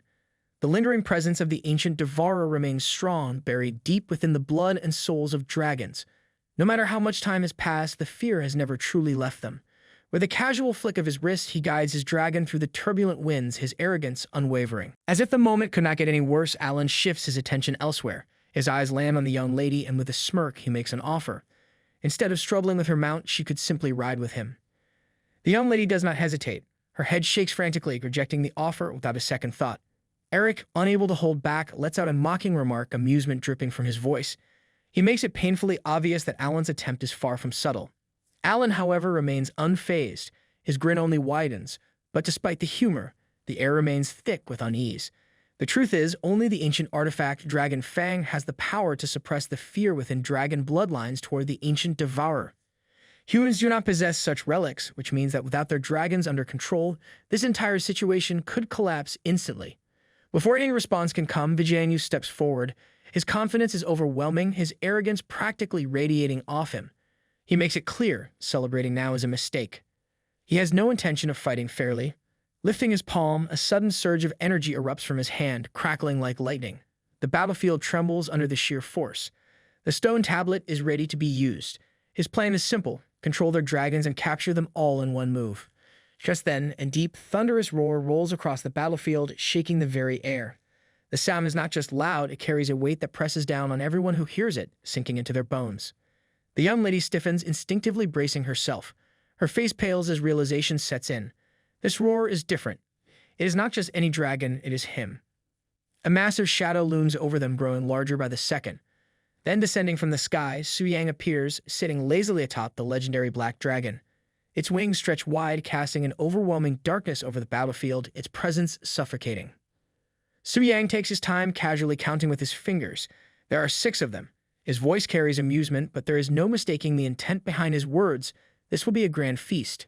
Below, panic spreads like wildfire. Vijayanyu watches in horror, confusion filling his mind. His green dragon is shaking again. Even worse, the stone tablet, his so-called ultimate weapon, is doing nothing. The artifact that should have ensured victory is completely useless. The black dragon defies all logic. Eric, face twisted with rage, clenches his fists. This was not supposed to happen. The agreement was clear: black dragons were forbidden from entering the realm. His anger burns even hotter as he watches Su Yang descend like a king surveying his soon-to-be-conquered land. Alan, standing beside him, lets out a frustrated sneer. In his eyes, humans are disgusting creatures breaking every agreement without a second thought. His words drip with disdain, but deep inside, fear starts creeping in. Alan rushes to Eric's side, his voice filled with urgency. The dragons are panicking. They refuse to fight. The battlefield is slipping out of their control. Eric, barely able to contain his irritation, snaps in frustration. His pride refuses to accept the idea that a mere fourth transition weakling is the cause of this disaster. To him, Su Yang is nothing but an ant that needs to be crushed. The Black Dragon, that is his problem to handle. Without hesitation, the order is given, kill the boy riding the Black Dragon. A storm of elven warriors launches into action. Their dragons charge forward, their weapons gleaming under the fractured light of the realm. Spells ignite the sky, turning it into a battlefield of blazing magic and sharp steel. By all logic, this should be an overwhelming attack and unavoidable doom. But Su Yang simply chuckles. If it is death they want, then so be it. Dark energy coils around his fingers, pulsating with an ominous glow. But the ones dying today will not be him. A vortex of destruction erupts outward, consuming everything in its path. Instantly, notifications flood his vision. You killed level 152 Elven Holy Knight Agus. You killed level 197 Elven Magic Warrior Karen. You killed level 198 Elven Magic Master Behaim. You killed level 150 Elven Divine Archer. Havok experience gained 52.1 million. Eric's face twists in disbelief. His mind refuses to accept what just happened. 4 of their elites wiped out in an instant. This should have been impossible. Panic spreads among the elves. Su Yang's attacks are completely invisible to them. No one can even see how he is striking, yet bodies are dropping like flies. Alan's voice turns grim. There's no more time to waste. They must use their trump card. But before they can act, darkness surges through the battlefield. A monstrous force clamps down on Eric, pinning him in place. His eyes widen in terror. He struggles, his body refusing to obey. The sheer power suffocates him. Desperation sets in. His mind races for an answer, but there is none. If even he cannot resist this power, the others have no hope. They need to run. A flicker of movement flashes in the corner of his vision, a blur too fast to react to. Then a devastating kick slams into him, sending him crashing into the ground below. Dust explodes upon impact. Eric barely has time to process the pain before a heavy boot presses against his throat. The pressure tightens, cutting off his breath. Above him, Su Yang stands completely unfazed. His expression carries nothing but amusement, as if this entire battle is nothing more than a trivial game to him. Eric tries to speak, but his words come out as choked gasps. His status, his power, none of it matters right now. Su Yang's eyes glint with menace. He makes it clear anyone who wrongs him will pay 100-fold. It does not matter who they are. Even if they were a god, the result would be the same, death. Eric falls, his life ends in an instant. But before Su Yang can even take a breath, another swarm of dragons charges toward him. The elves are already back on their feet, revive as if nothing happened. One of them, clearly still holding a grudge, yells at Su Yang, throwing out empty threats about how they were just careless before and that this time they will definitely take his life. Su Yang barely reacts, unimpressed by their sudden confidence. He mocks them, pointing out how they have just returned from the dead yet are already in a hurry to die again. An elf, seated atop a brown dragon, loses his temper completely. He screeches for Su Yang to perish and commands his dragon to unleash its dragon's breath on both Su Yang and his legendary black dragon. The dragon opens its jaws and unleashes a torrent of scorching flames. The elf laughs maniacally, already celebrating as if victory is guaranteed. Fire erupts in all directions, consuming everything in its path. He roars in triumph, convinced that Su Yang has been reduced to nothing but ashes. From a distance, the red-haired lady and the green-eyed princess watch the chaos unfold. The red-haired lady raises an eyebrow, noting how these elves' dragons suddenly seem full of energy when they were practically lifeless just moments ago. The green-eyed princess urges her to take a closer look. Realization dawns on the red-haired lady as she observes the dragon's eyes. The color has changed. A spell must have been used to forcibly control their minds. Spells like these always come with severe and often irreversible consequences. To resort to something so reckless, these elves must be truly desperate to kill Su Yang. Meanwhile, Alan also revives, riding his dragon straight toward the battlefield. He takes in the sight before him and grins, clearly pleased with what is happening. He cheers for his revived allies, praising their efforts before turning his attention to Su Yang. Gloating, he taunts him, eager to see if he can still act tough while staring down a dragon's fiery breath. In mere seconds, a massive explosion rips through the battlefield. The elf who had been arrogantly commanding his dragon to burn Su Yang disappears, completely erased, along with his beast. Nothing remains. Dust and ash are all that is left of him. The other elves freeze in sheer disbelief. Their confidence shatters in an instant. Their minds struggle to process what just happened. Panic grips them. Fear takes over. Some try to speak, but their voices crack under terror. They beg for mercy, realizing too late that there is none. Another explosion erupts, followed by yet another. Su Yang's legendary black dragon unleashes a counterattack with devastating force. Boom. Boo-woo-oh. In an instant, the battlefield turns into a wasteland. The remaining elves, including Alan, are reduced to nothing. Their so-called revival means nothing against true power. Not a single one of them is left standing. Far above, Su Yang ascends into the sky, his black dragon soaring with him. In his grasp, he holds a twisted mass of monster flesh. Inside, Eric, the once proud elven prince, squirms helplessly. Trapped in this grotesque prison, he demands to know where Su Yang is taking him. Su Yang makes his intention clear. This so-called revival cycle ends today. No more second chances. No more games. He plans to eliminate the threat completely, wiping out whatever foolish trick allows these elves to keep coming back. From a distance, the green-eyed princess watches him disappear into the sky. Her voice is barely above a whisper as she acknowledges his departure. The red-haired lady, on the other hand, smirks. Not only did Su Yang emerge completely unharmed from that massive attack, but he counter-killed his enemies without breaking a sweat. Those elves never stood a chance. They walked into a battle they could never win. The green-eyed princess mutters his name under her breath, still shaken. Su Yang's sheer power had left her breathless.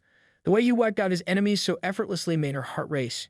He truly scared her. Meanwhile, Vijayanu crouches behind a rock, his green dragon pressed close beside him. Sweat beads on his forehead. Fear grips his chest. Watching the elves get obliterated in an instant makes him question everything. He wonders if Su Yang is even human. Winning against him in a direct fight is impossible. There is only one way, an ambush. He must find the perfect moment to strike. Back at the revival spot, Alan grits his teeth, seething with frustration. Rage burns in his eyes as the realization sinks in he has died again. The humiliation stings almost as much as the defeat itself.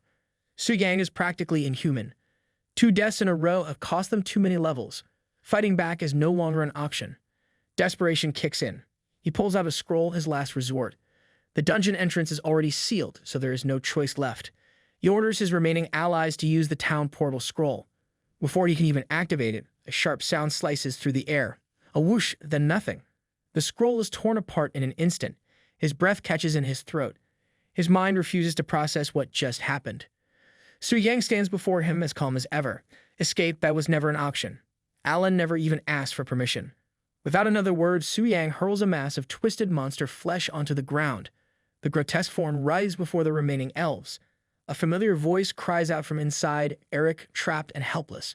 He screams at them, ordering them to get him out immediately. None of them move. Fear paralyzes them. Before the thought of rescuing Eric even crosses their minds, Su Yang makes it clear if so-called 7th tier like Eric cannot break free, then what hope do they have? Their efforts would be nothing but a waste of energy. Alan stumbles back, his confidence shattered. His voice wavers as he demands to know what Su Yang wants. Desperation bleeds into his words. He tries to negotiate, promising to offer anything in exchange for their lives. Su Yang barely reacts. Anything interesting. What if the only thing he wants is his life? Without waiting for an answer, he swings his hand. A flash of destruction follows. The elf's dragon drops lifelessly before them, his body hitting the ground with a heavy thud.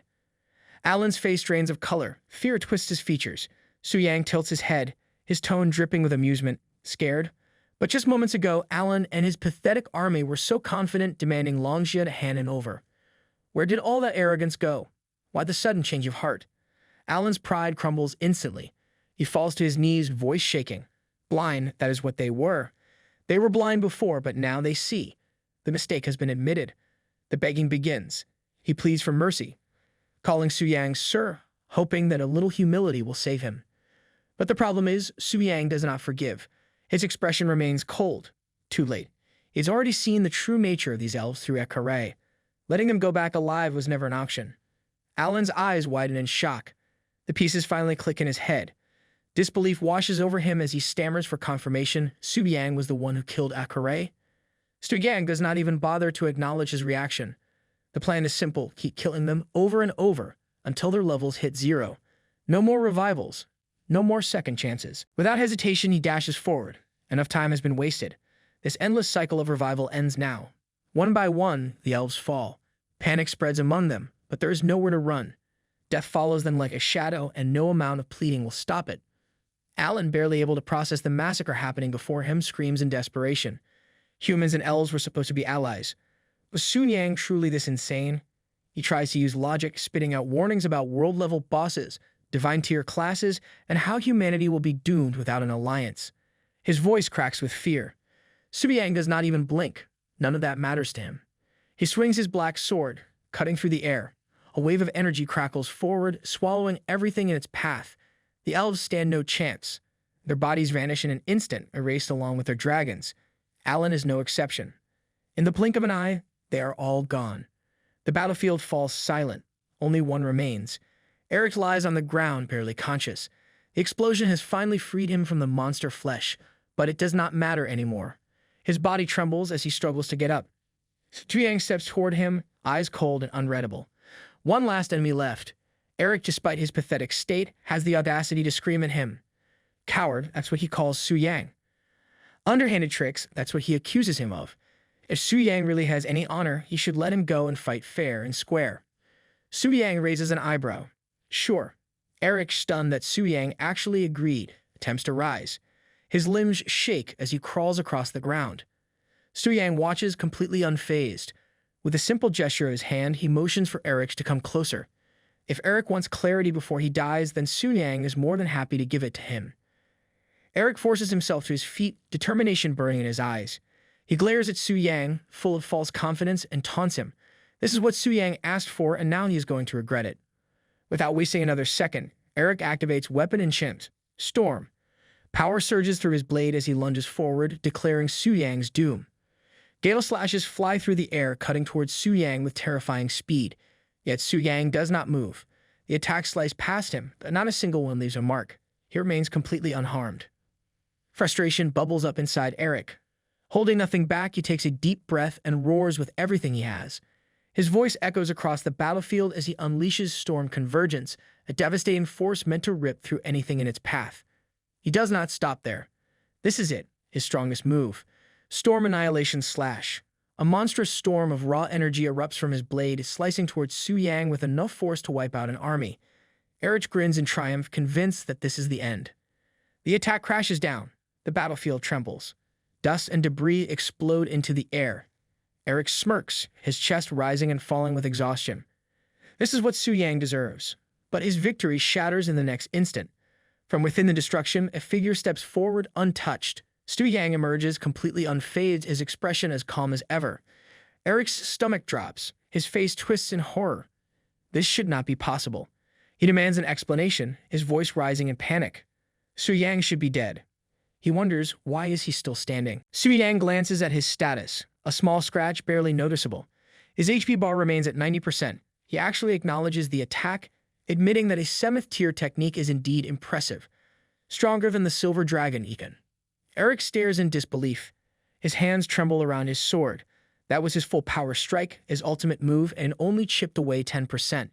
His voice cracks as he stutters in denial. No, this cannot be real. Suyang is not a 4th tier class. No, he is not even human. He is a walking nightmare, a boss in human skin. Suyang does not give him time to process his failure. In a flash, he moves at light speed. Eric barely has a second to react before Suyang's blade slices through him, ending him instantly. And as his body fades into nothingness, Suyang casually congratulates him. You got it right. A notification appears confirming the kill, level 220. Fairy Dragon Knight. Eric, the battle is over. Vijaynu crouches behind a rock, trembling in disbelief. His heart races as he watches the aftermath of the battle. Suyang has annihilated everyone in his path. The thought of ambushing him seems laughable now. No trick, no sneak attack could even touch this monster. Panic sets in. He knows he has to warn his uncle and father. They are the only ones who can handle this terror. His mind races with a plan to escape. But before he can make a move, a shadow looms before him. Suyang stands right in front of him, a chilling smirk on his face.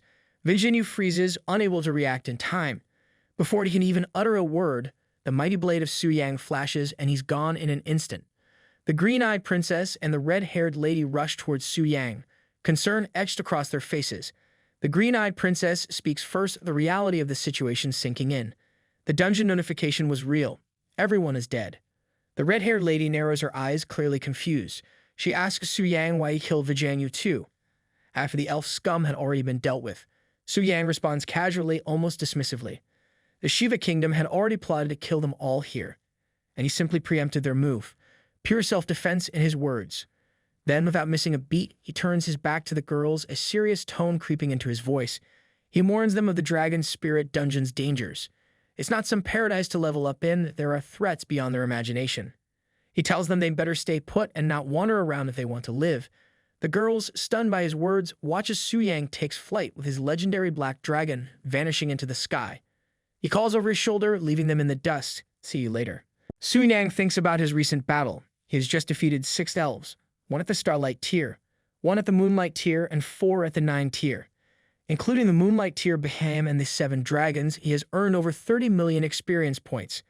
In the past, this amount would have excited him. However, compared to his current experience pool, it feels insignificant. The items, tools, and equipment that drop from the fight have some value, but he has no use for them right now. He decides to store them away. He holds his dragon remains greatsword and examines its growth. The weapon has become stronger, but something feels strange. The numerical values appear to meet. Devouring 7 dragons should have provided a much greater boost. A sudden notification appears, revealing that evolution requires slaying a Sunlight tier dragon. Completing this task will unlock the attribute Devouring cap, allowing it to increase up to 20,000. Understanding this new requirement, Su Yang realizes that he has reached the 1st tier Devouring limit. The upcoming mission will not be easy, but there is no need to rush. His thoughts drift toward a mystery. He wonders if the nameless warrior buried in this place was once the original owner of his Dragon Slayer's heart. He takes out a locket containing the Dragon Slayer's heart. A golden light radiates from it, and suddenly a golden beam appears in the distance. This confirms his suspicions. The direction of the guiding light might lead to the location of the ancient devourer. The thick fog ahead makes it impossible to see anything, but he remains unfazed. The Dragon Slayer's heart will show him the way. Determined to move forward, he commands his legendary black dragon, Atal, to charge ahead. Su Yang continues flying atop his dragon, moving toward the golden light. As he gets closer, something massive begins to take shape. A colossal skeleton of a dragon emerges from the thick mist ahead. A realization strikes him. This could be the true form of the ancient devourer. The sheer size of the remains is beyond anything he has ever seen. Even his mighty black dragon of Atal appears tiny in comparison. The sight is overwhelming. The creature's size alone is enough to shake anyone's resolve.